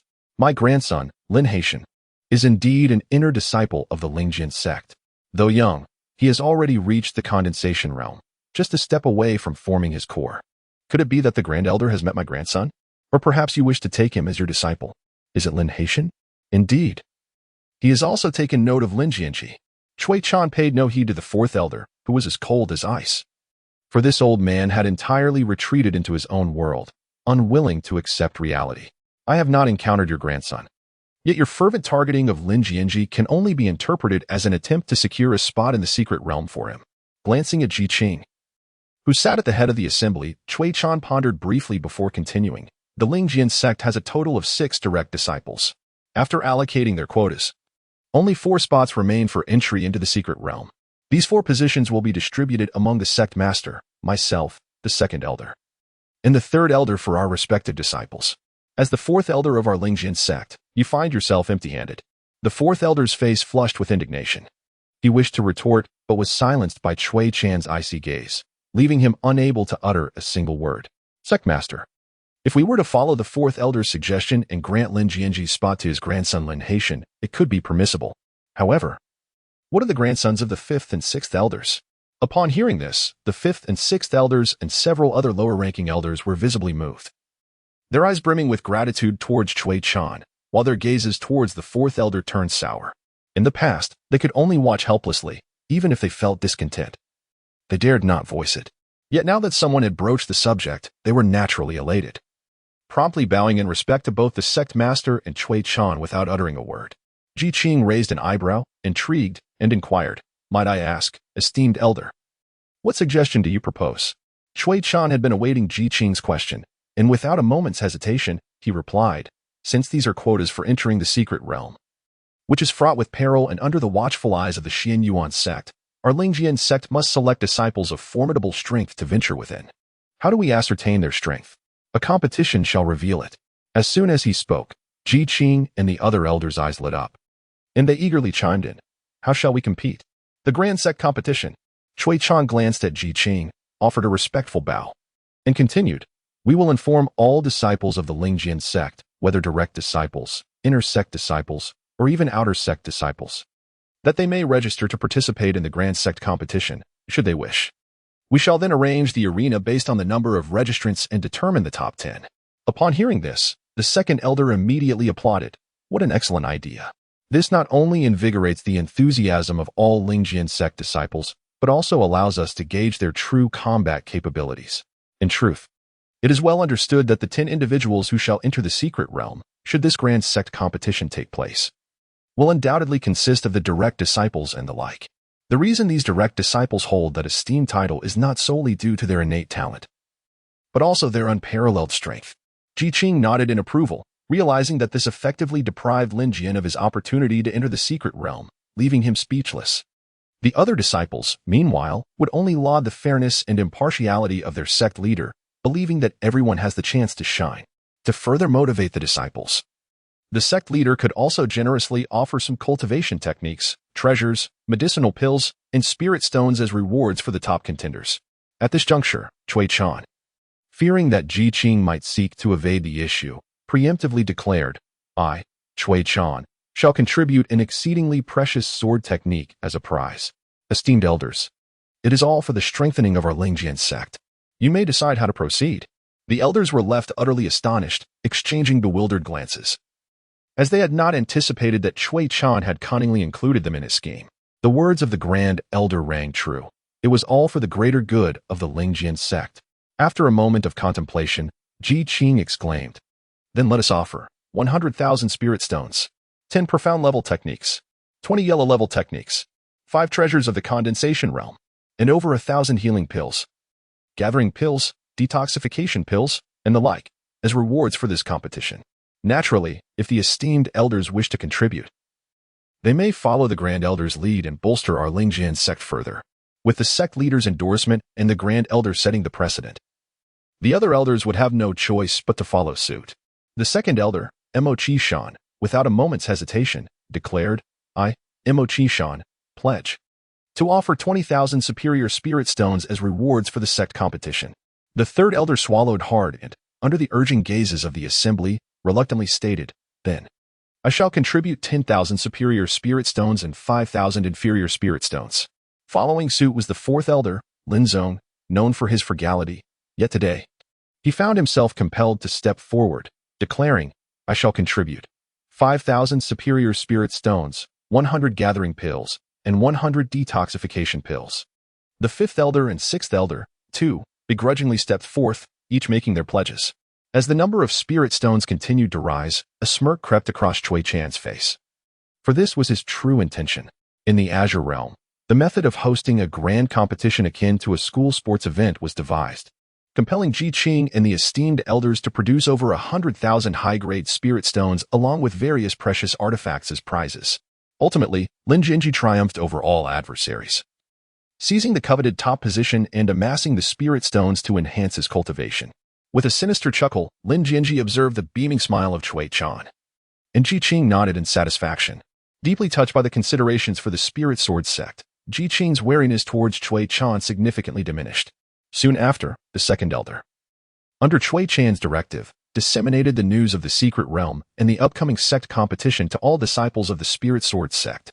The news spread like wildfire, igniting fervor among the thousands of disciples, resulting in an overwhelming number of applicants. At the grass and wood hall, Lin Jianzhi rubbed his waist, which had been pinched red by Zhao Yuyan, and was preparing to mount his horse once more to greet the lady when Zhao Yuyan suddenly erupted before him. With a swift motion, she summoned her flying sword, which emitted a piercing sound, while her internal spiritual energy surged forth, clearly indicating her intention to engage Lin Jianzhi in battle. Lin Jianzhi, you have gone too far, Zhao Yuyan exclaimed, her face flushed, nearly on the verge of tears.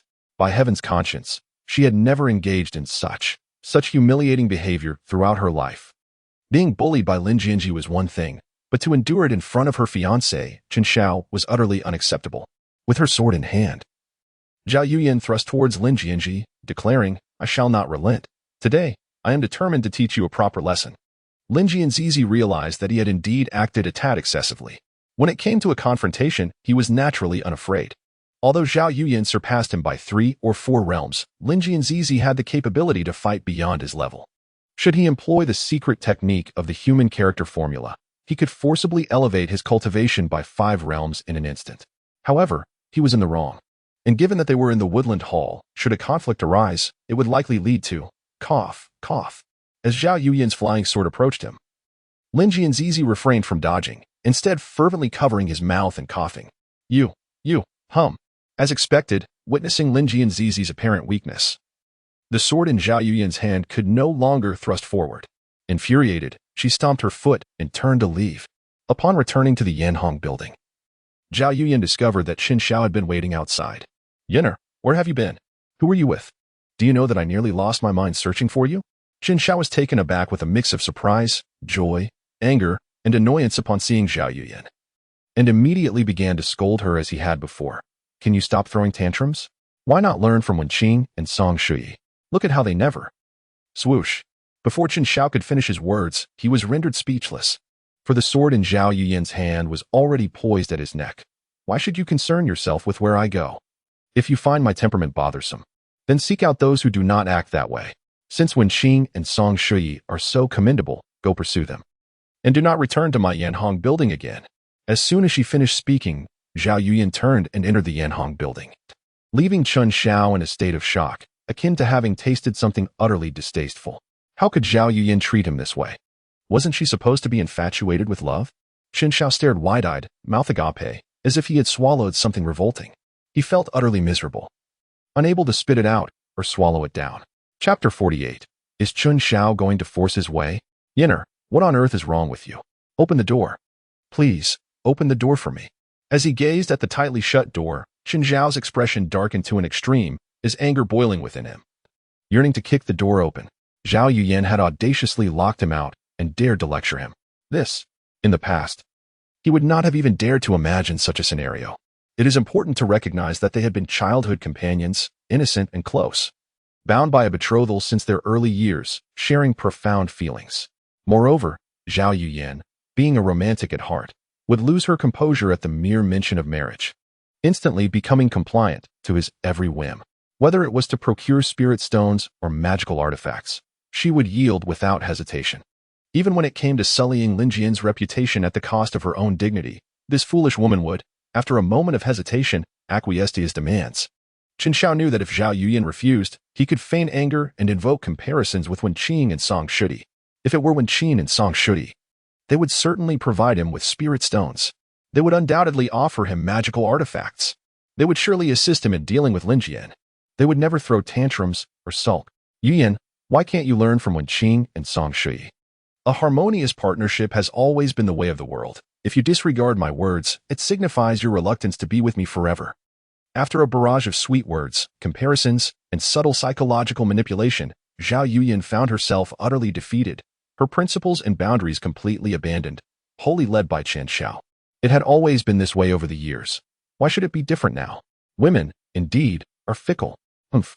Chen Xiao snorted coldly, his face dark as he stared at the closed door, his anger and disdain for Zhao Yuyan reaching unprecedented heights. Xiao, brother Xiao, just go. Zhao Yuyan leaned against the door, her gaze filled with complexity, her heart in turmoil. I want to be alone for a while. One was her childhood companion and betrothed fiancé, while the other, Lin Jian, whom she had wrongfully accused and cast into a predicament from which he had little time to escape, had resorted to despicable means to claim her body. Who to choose?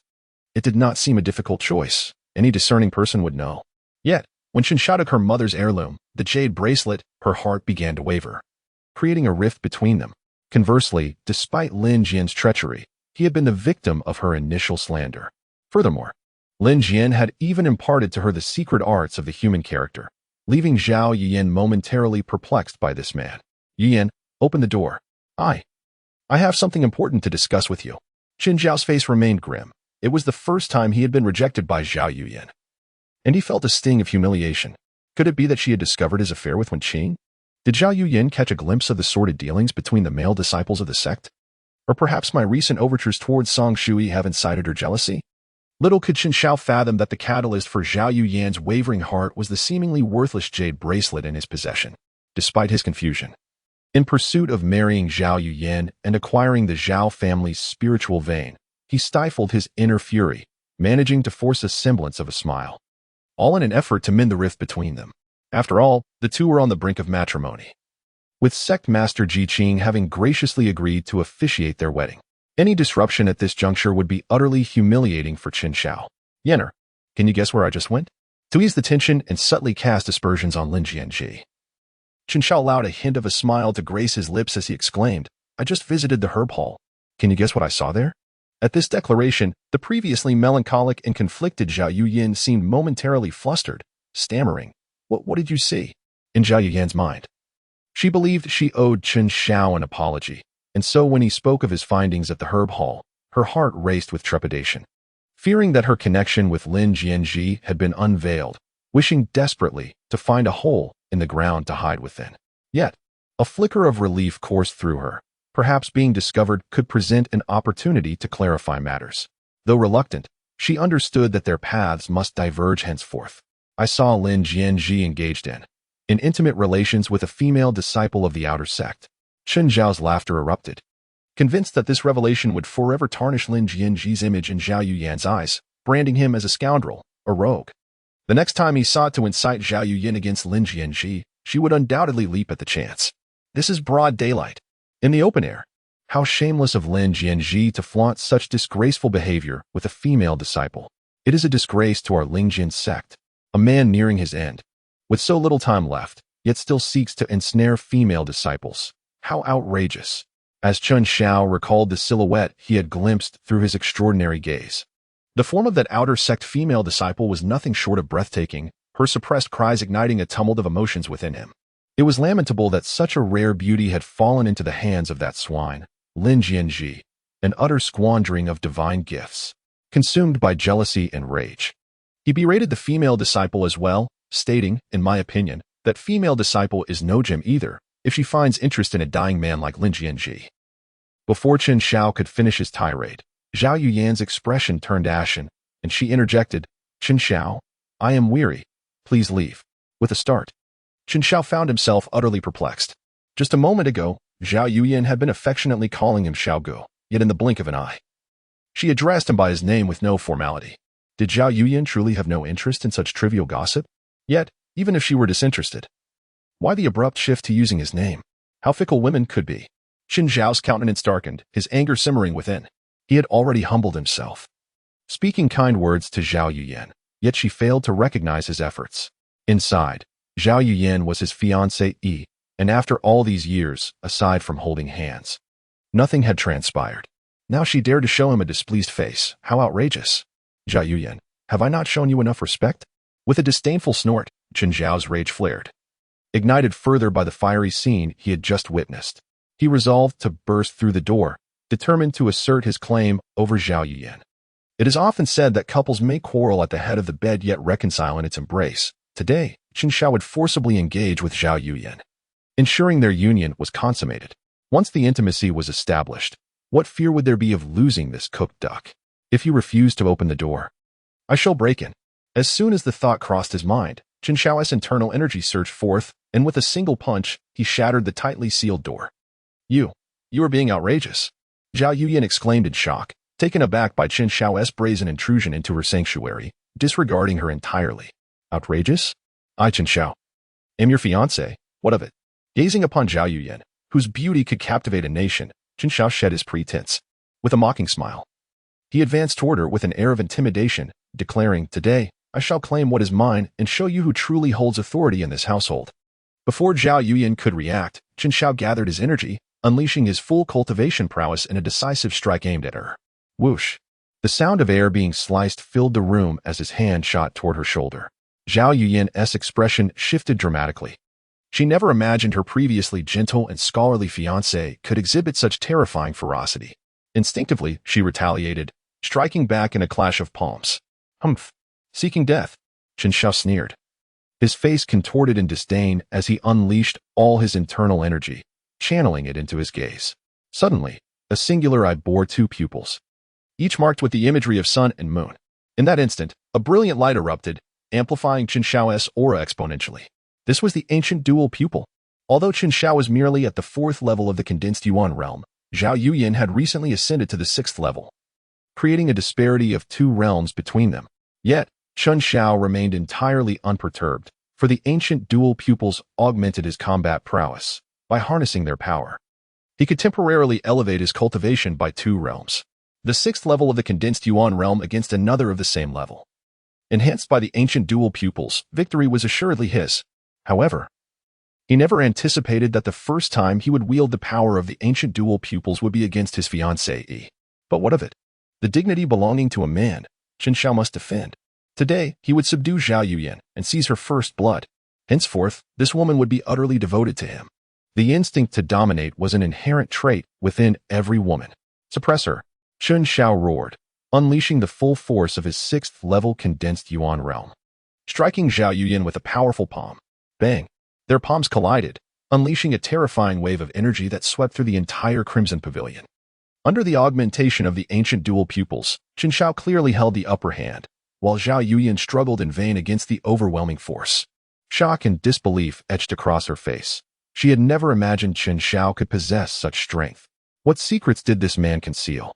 As defeat loomed, a trickle of crimson blood escaped Zhao Yuyan's lips, yet Chen Xiao showed no signs of mercy, intensifying his assault.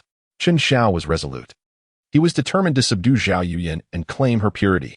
Despair filled Zhao Yuyan's eyes, bound by their engagement. Even if Chen Xiao were to force himself upon her today, no one would bat an eye if the matter reached their clan leader, Jiqing. Yet she, Zhao Yuyan, would rather die than succumb. Boom. Just as defeat seemed imminent, an instinctive warning surged within Zhao Yuyan, prompting her innate powers to activate.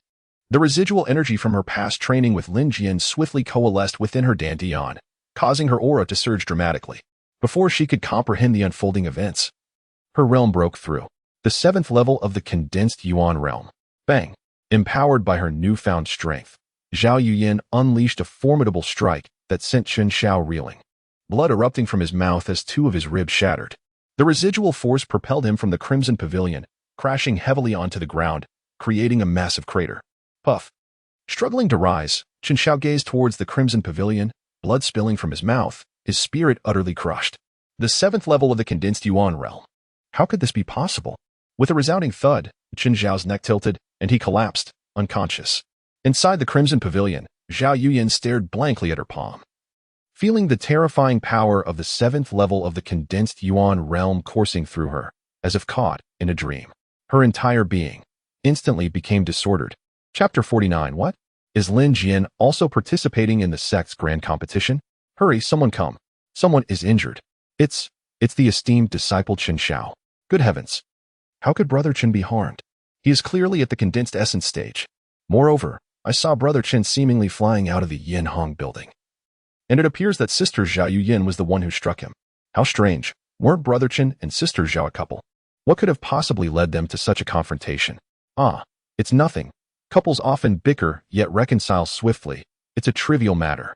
But what if they have never shared a bed? Chen Xiao was blasted out of the Yinhong building by Zhao Yuyan's palm, creating a sizable crater in the ground, a significant disturbance indeed, drawing the attention of many inner and outer disciples who began to whisper among themselves. Several male disciples, who had dealings with Chen Xiao, rushed over in panic, cradling the unconscious Chen Xiao in their arms, their eyes reddened with concern. If he were to be harmed, how would they proceed in the future? The heartache was almost unbearable. Some disciples glanced at Zhao Yuyan, standing at the entrance of the Yinhong building, pondering how this woman, who usually appeared gentle and amiable, could unleash such ferocity, breaking 2 or 3 of his ribs. Perhaps we should take Brother Chen back to the Yinhong building? I agree. We need to register for the sect's grand competition and do not have time to care for him. Indeed. Haven't you noticed that Sister Zhao is still waiting in the Yinhong building? She must be too embarrassed to face him, worrying about Brother Chen and feeling guilty for her excessive force. Junior brother, your perception is quite astute. You speak wisely.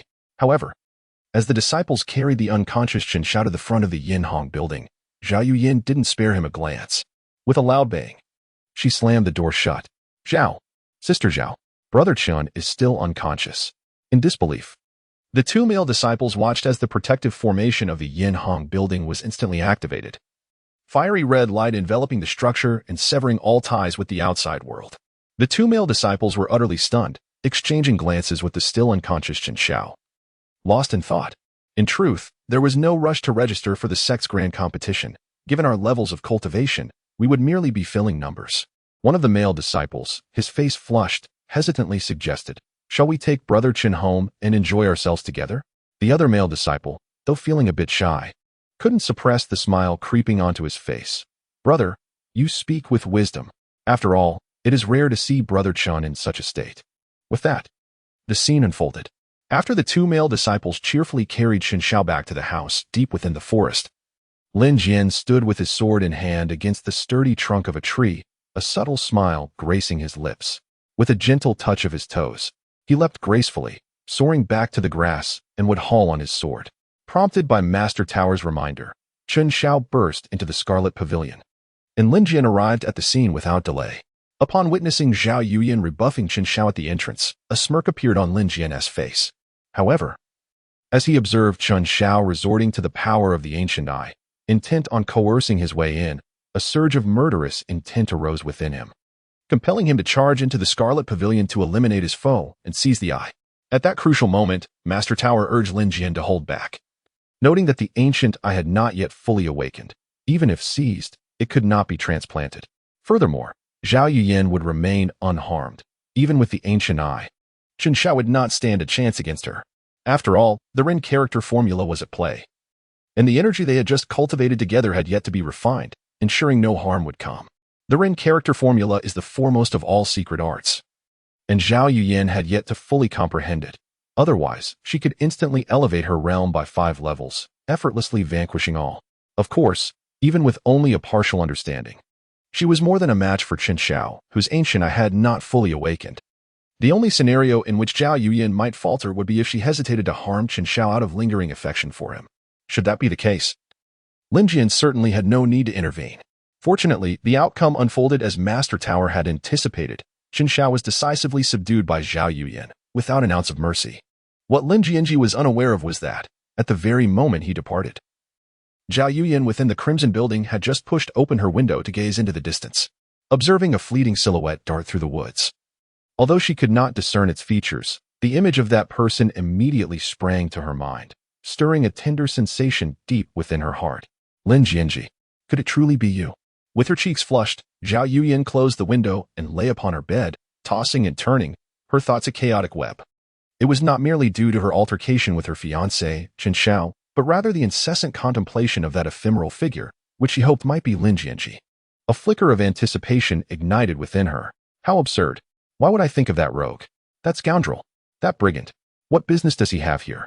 He himself is gravely injured, with little time left to live. How could he dare to come to the Crimson Building? Not to mention, Chen Xiao possesses the cultivation of the condensing essence realm. Yet, knowing he is on the brink of death and not a match for Chen Xiao, he still has the audacity to come to the Crimson Building to rescue me. Then, the more Zhao Yuyan pondered, the more tumultuous her thoughts became, ultimately burying her head beneath the covers, restless and sleepless. Her heart, it seemed, was truly in disarray. Was it truly necessary to complicate matters for the sect competition to determine the quota for the secret realm? Within the Zhangtian pavilion, Lu Jiang frowned upon hearing the second elder discuss the news of the sect competition, his displeasure evident. As the senior disciple of the Lingjian Sect, he had naturally been informed at the earliest opportunity regarding the discovery of the secret realm in the Hongduan Mountains, and he had been diligently preparing for entry into that realm. However, the sudden emergence of a sect competition disrupted his meticulously laid plans. What was even more vexing was that even he, as the senior disciple, was required to participate in the competition and secure a place among the top 10. Otherwise, he would forfeit the opportunity to enter the secret realm. The second elder, savoring a sip of tea, had hurried to the Zhongtian pavilion after leaving the Sanqing hall to relay this news to Lu Jiang. Of course, given the second elder's status and prowess, there was no need for him to ingratiate himself with Lu Jiang, yet he chose to do so regardless. What was the reason behind this? Because the second elder was betting on the future. Lu Jiang was the successor to the sect leader, Ji Qing. If he did not curry favor now, it would be too late once Lu Jiang ascended to power. Who conceived of this idea? As direct disciples, we should rightfully be granted direct entry into the secret realm without such convolutions. Lu Jiang furrowed his brow, setting down his cup, deep in thought. As the senior disciple of the Lingjian Sect, he had never regarded himself as merely a disciple, but rather as the de facto vice leader, deserving of privileges. Yet today, those privileges had been stripped away. Only the Grand Elder, Cui Chan, could devise such a scheme. The second elder refilled his cup, glancing at the displeased Lu Jiang, and offered words of comfort. In my view, this is ultimately a fortuitous development for you. With your prowess, you are certain to claim the top spot in this sect competition, and not only will you secure your place in the secret realm, but you will also reap considerable rewards. I neglected to mention that the rewards for this sect's grand competition are quite substantial. The second elder chuckled, deliberately teasing Lu Jiang's anticipation. Are there rewards? Lu Jiang was momentarily taken aback. Did he not already consider these prizes his own? One might inquire. Among the over 2,000 disciples of the Lingjian Sect, who could possibly rival him? Lu Jiang? Who? There was not a single contender. The sect leader presented 100,000 spirit stones, countless elixirs, and magical artifacts, while the Grand Elder Cui Chan unveiled an exceptionally rare swordsmanship technique. The rest of us elders have contributed significantly as well. Excellent. Truly excellent. Upon hearing this, Lu Jiang excitedly slammed his palm on the table, exclaiming, Grand Elder. No, my esteemed master truly understands me. He intends to bestow these treasures upon me, and should other direct disciples have objections, the entire sect competition will not only allow me to acquire these treasures, but also to shine in glory. Second Elder, spare no more words. Sign me up. Enroll me. Meanwhile, when Qing, Song Shuyi, Zhao Yuyan, and Chen Xiao, who had just emerged from a room while clutching their backsides, received news of the sect competition and were all elated, rushing to sign up without delay. The direct disciples, aside from their cultivation talents, possess considerable strength. Even participating normally in the competition would secure them a spot, and with rewards now at stake, their joy was palpable.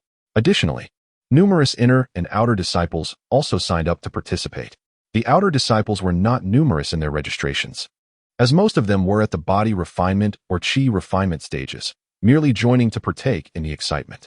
However, the inner disciples were a different story. Many among them were formidable practitioners at the 8th, 9th, or even 10th levels of the condensation realm, their prowess surpassing that of most direct disciples. The reason they had not attained the status of direct disciples was not due to insufficient connections. The Lingjian Sect was far less corrupt than Blue Star, but rather a lack of innate talent. Most of them were relatively older, having practiced in the Lingjian Sect for over a decade, only now reaching the peak of the condensation realm, with their vitality beginning to wane, thus limiting their growth potential. As the sect leader, Ji Qing naturally refrained from squandering resources on them, preferring instead to invest in the exceptionally gifted direct disciples with higher growth ceilings. This principle holds true everywhere. Yet, this situation left these powerful inner disciples with even fewer opportunities. In the past, the slots for entering secret realms had been monopolized by direct disciples, with the remainder allocated to certain well-connected individuals. However, this time was different. The sect competition would only consider strength, disregarding talent, qualifications, connections, and age. It promised a relatively fair and just opportunity. With the approval of the esteemed Master Ji Qing and the guidance of the Grand Elder Cui Chan, The speed at which the sect's grand competition was organized was remarkably swift. Within a mere hour, the influx of disciples registering had completely inundated the Elder Council. After careful tallying, it was confirmed that a total of 199 disciples had signed up for the competition. Subsequently, Cui Chan began to outline the rules of the contest, while the other elders busied themselves with the arrangement of the arenas. After a night of thorough preparation, everything was in place. On the following day, as the sun rose, the disciples of the Lingjian Sect gathered en masse before the high platform of the Sword Pavilion. In addition to the 199 registered participants, a multitude of onlookers filled the vicinity, making the scene a veritable sea of humanity. Senior brother. The position of champion is undoubtedly yours. Song Shui stepped forward, bowing respectfully to Lu Jiang. Upon hearing the icy beauty, Song Shui initiated conversation with him. Lu Jiang's excitement was palpable, though he feigned indifference as he waved his hand dismissively. Ahem, that may not be the case. Wen Qing is also at the core formation stage. Her strength is formidable. Moreover, I've heard that she has borrowed a magical artifact for this competition. So who knows? Before Lu Jiang could finish, he caught sight of Lin Jianzhi walking past him. His eyes widened in disbelief, and he exclaimed, Lin Jianzhi, what are you doing here? Lu Jiang's loud call drew the attention of numerous disciples who began to converge around them. Seizing the opportunity, Chen Xiao pointed at Lin Jianzhi with an air of mockery, declaring, Lin Jianzhi, today the Sword Pavilion is hosting the sect competition. You shouldn't come here to cause trouble. Don't disgrace our esteemed disciples. Song Shui crossed her arms, a subtle smirk playing on her lips as she contemptuously remarked, Lin, senior brother, you wouldn't be here to participate in the competition, would you? Wen Qing, overhearing, stifled a laugh. Haha, this is hilarious. He is a waste. And even if he has regained some cultivation, he is still severely injured and will likely perish in the next few days. If he dares to compete, we must be cautious if we cross paths. Are they all courting death? Just as Lin Jianzhi habitually licked his scarlet tongue in preparation to act, Zhao Yuyan, who had remained silent until now, unexpectedly stepped forward, loudly reprimanding Lu Zhang, Chen Xiao, and the others. Enough of this. Upon the lofty platform of Jin Pavilion, a single utterance from Zhao Yuyan rendered the atmosphere utterly silent. It was so quiet that the faintest sound of a falling needle could be distinctly heard. Lu Jiang, Chen Xiao, and the other direct disciples were momentarily taken aback. Hundreds of inner disciples stood in stunned silence. The entire high platform, surrounded by thousands of outer disciples, was enveloped in disbelief. It felt as though the world had been placed on pause, with every eye wide open, gazing incredulously at Zhao Yuyan in the center of the scene. What was happening? Why was Zhao Yuyan so incensed? In their memories, Zhao Yuyan was known for her gentle demeanor and polite disposition, having never displayed anger towards anyone throughout her many years in the Lingjian Sect. Unlike Song Shui, who kept others at arm's length like a block of ice, Zhao Yuyan enjoyed considerable popularity among both inner and outer disciples. Yet today Lin Jianzhi was momentarily taken aback. He had been poised to retaliate, to confront each individual one by one, or at the very least, to engage in a brawl. He was not one to shy away from conflict, nor was he a paragon of virtue. He would typically exact revenge on the spot when wronged. If he refrained from immediate retribution, it was likely due to a grander scheme, thereby warranting greater caution from his adversaries. In the face of mockery, ridicule, and insults, Lin Jianzhi remained unfazed. After years of toiling as a corporate drone on Blue Star, his resilience had thickened his skin to a degree surpassing that of a fortress. How else could he have thrived in sales? What harm was there in a few barbs? They posed no real threat to his existence. Soon enough, he would have the opportunity to strike back, and that would suffice to quell his grievances. However, Zhao Yuyan's unexpected defense of him was beyond his anticipation. Could it be that he had developed genuine feelings for Zhao Yuyan over time? Lin Jianzhi found himself in a state of bewilderment, and his disciples, Lu Jiang, Chen Xiao, and others, were even more perplexed. Wen Qing and Song Shui gazed in astonishment with their beautiful, wide eyes at Zhao Yuyan, who had boldly spoken up for Lin Jianzhi. The first to react, Wen Qing kindly tugged at Zhao Yuyan's sleeve, urging her to recognize her position. How can you defend someone like Lin Jianzhi? Do not forget that your betrothed, Chen Xiao, is present. What will become of his dignity? Yet Zhao Yuyan appeared oblivious to Wen Qing's admonition. Her face flushed as she stubbornly held her ground, addressing the crowd. How could she fail to recognize that standing up for Lin Jianzhi at this moment might lead to misunderstandings? However, the body sometimes acts independently of the mind. And what could Zhao Yuyan do? Yan Yan, what are you doing? How can you speak on behalf of Lin Jianzhi? Chen Xiao clutched his chest, taking deep breaths to calm himself, nearly gasping in disbelief as he felt the weight of indignation nearly overwhelm him. You are my fiancée. How can you advocate for another man? You are ruining my reputation. In the presence of so many disciples, Chen Xiao felt as if his face were being trampled beneath the feet of thousands, stripped of all dignity. He had initially intended to strike Zhao Yuyan in a bid to assert his manly pride and compel her to reflect on her actions. Yet, as his hand rose, he remembered that he was no match for Zhao Yuyan. I. Zhao Yuyan's face burned red as she defended Lin Jianzhi in front of all the disciples of Lingjian Sect, which felt somewhat inappropriate. I mean no ill intent. But Master and the elders are about to arrive. If we continue to argue, will we not provoke their anger and face their reproach?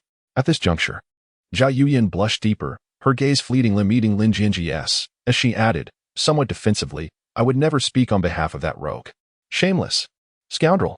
Had Zhao Yuyan not appended that last remark, it might have been acceptable. Yet, with it, her words sounded odd, almost as if she were playfully teasing Lin Jianzhi. Lu Jiang and the others exchanged glances, their eyes filled with sympathy, pity, and mockery as they regarded Chen Xiao. Acutely aware of Zhao Yuyan's unusual behavior, Chen Xiao's face turned a deep shade of crimson in response to the collective derision. Junior sister Zhao is correct. Master and the elders are indeed on their way. We must prioritize the greater good. We must uphold the image of the Lingjian Sect. Lu Jiang coughed lightly, patting Chen Xiao on the shoulder with a mischievous glint in his eye. What grievances we have can be settled in the arena. What use is there in mere words? As men, we should be esteemed for our strength. As those words were spoken, Chen Xiao's fury dissipated significantly, and he nodded heavily. When he turned his gaze back to Lin Jianzhi, it was filled with pity and mockery. Lin Jianzhi. You worthless fool dare to sign up for the sect competition? Very well. You had better pray not to encounter me on the arena, otherwise. Before Chen Xiao could finish his threatening words, Lin Jianzhi swiftly retaliated with a resounding slap across his face. Call me senior brother. How dare you be so disrespectful? The audience was rendered speechless, astonished by the unexpected turn of events.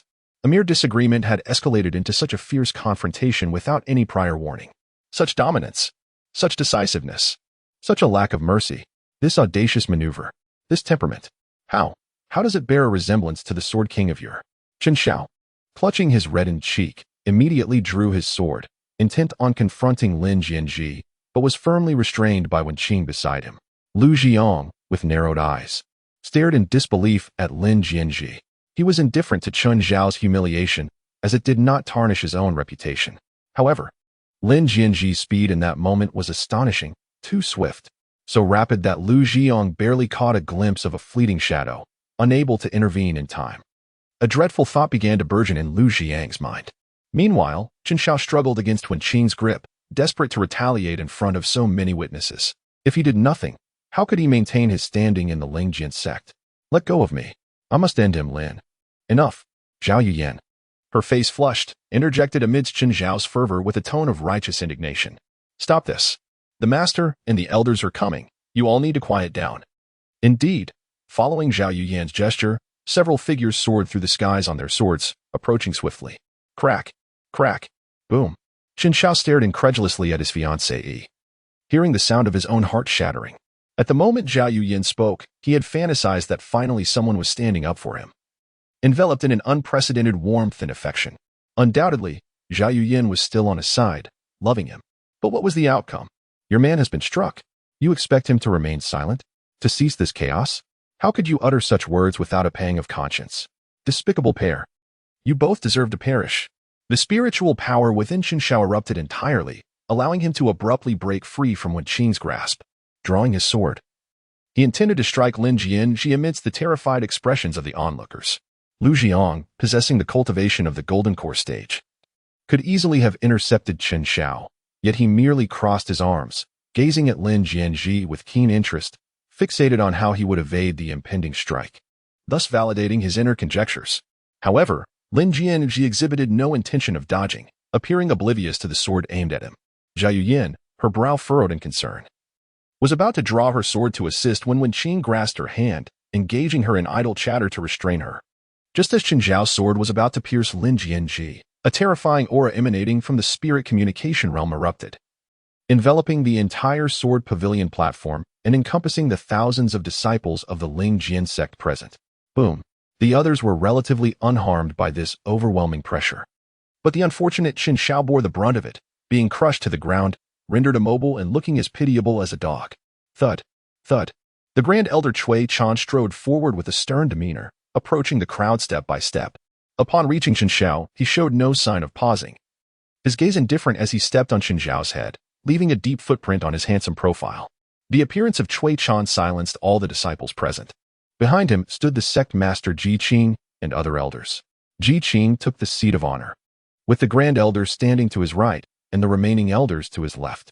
With a swift motion, Cui Chan dismissed the terrifying aura of the spirit communication realm, which dissipated like melting ice and snow. Master, teacher, Lin Jianzhi struck first. It was not the disciple who instigated trouble.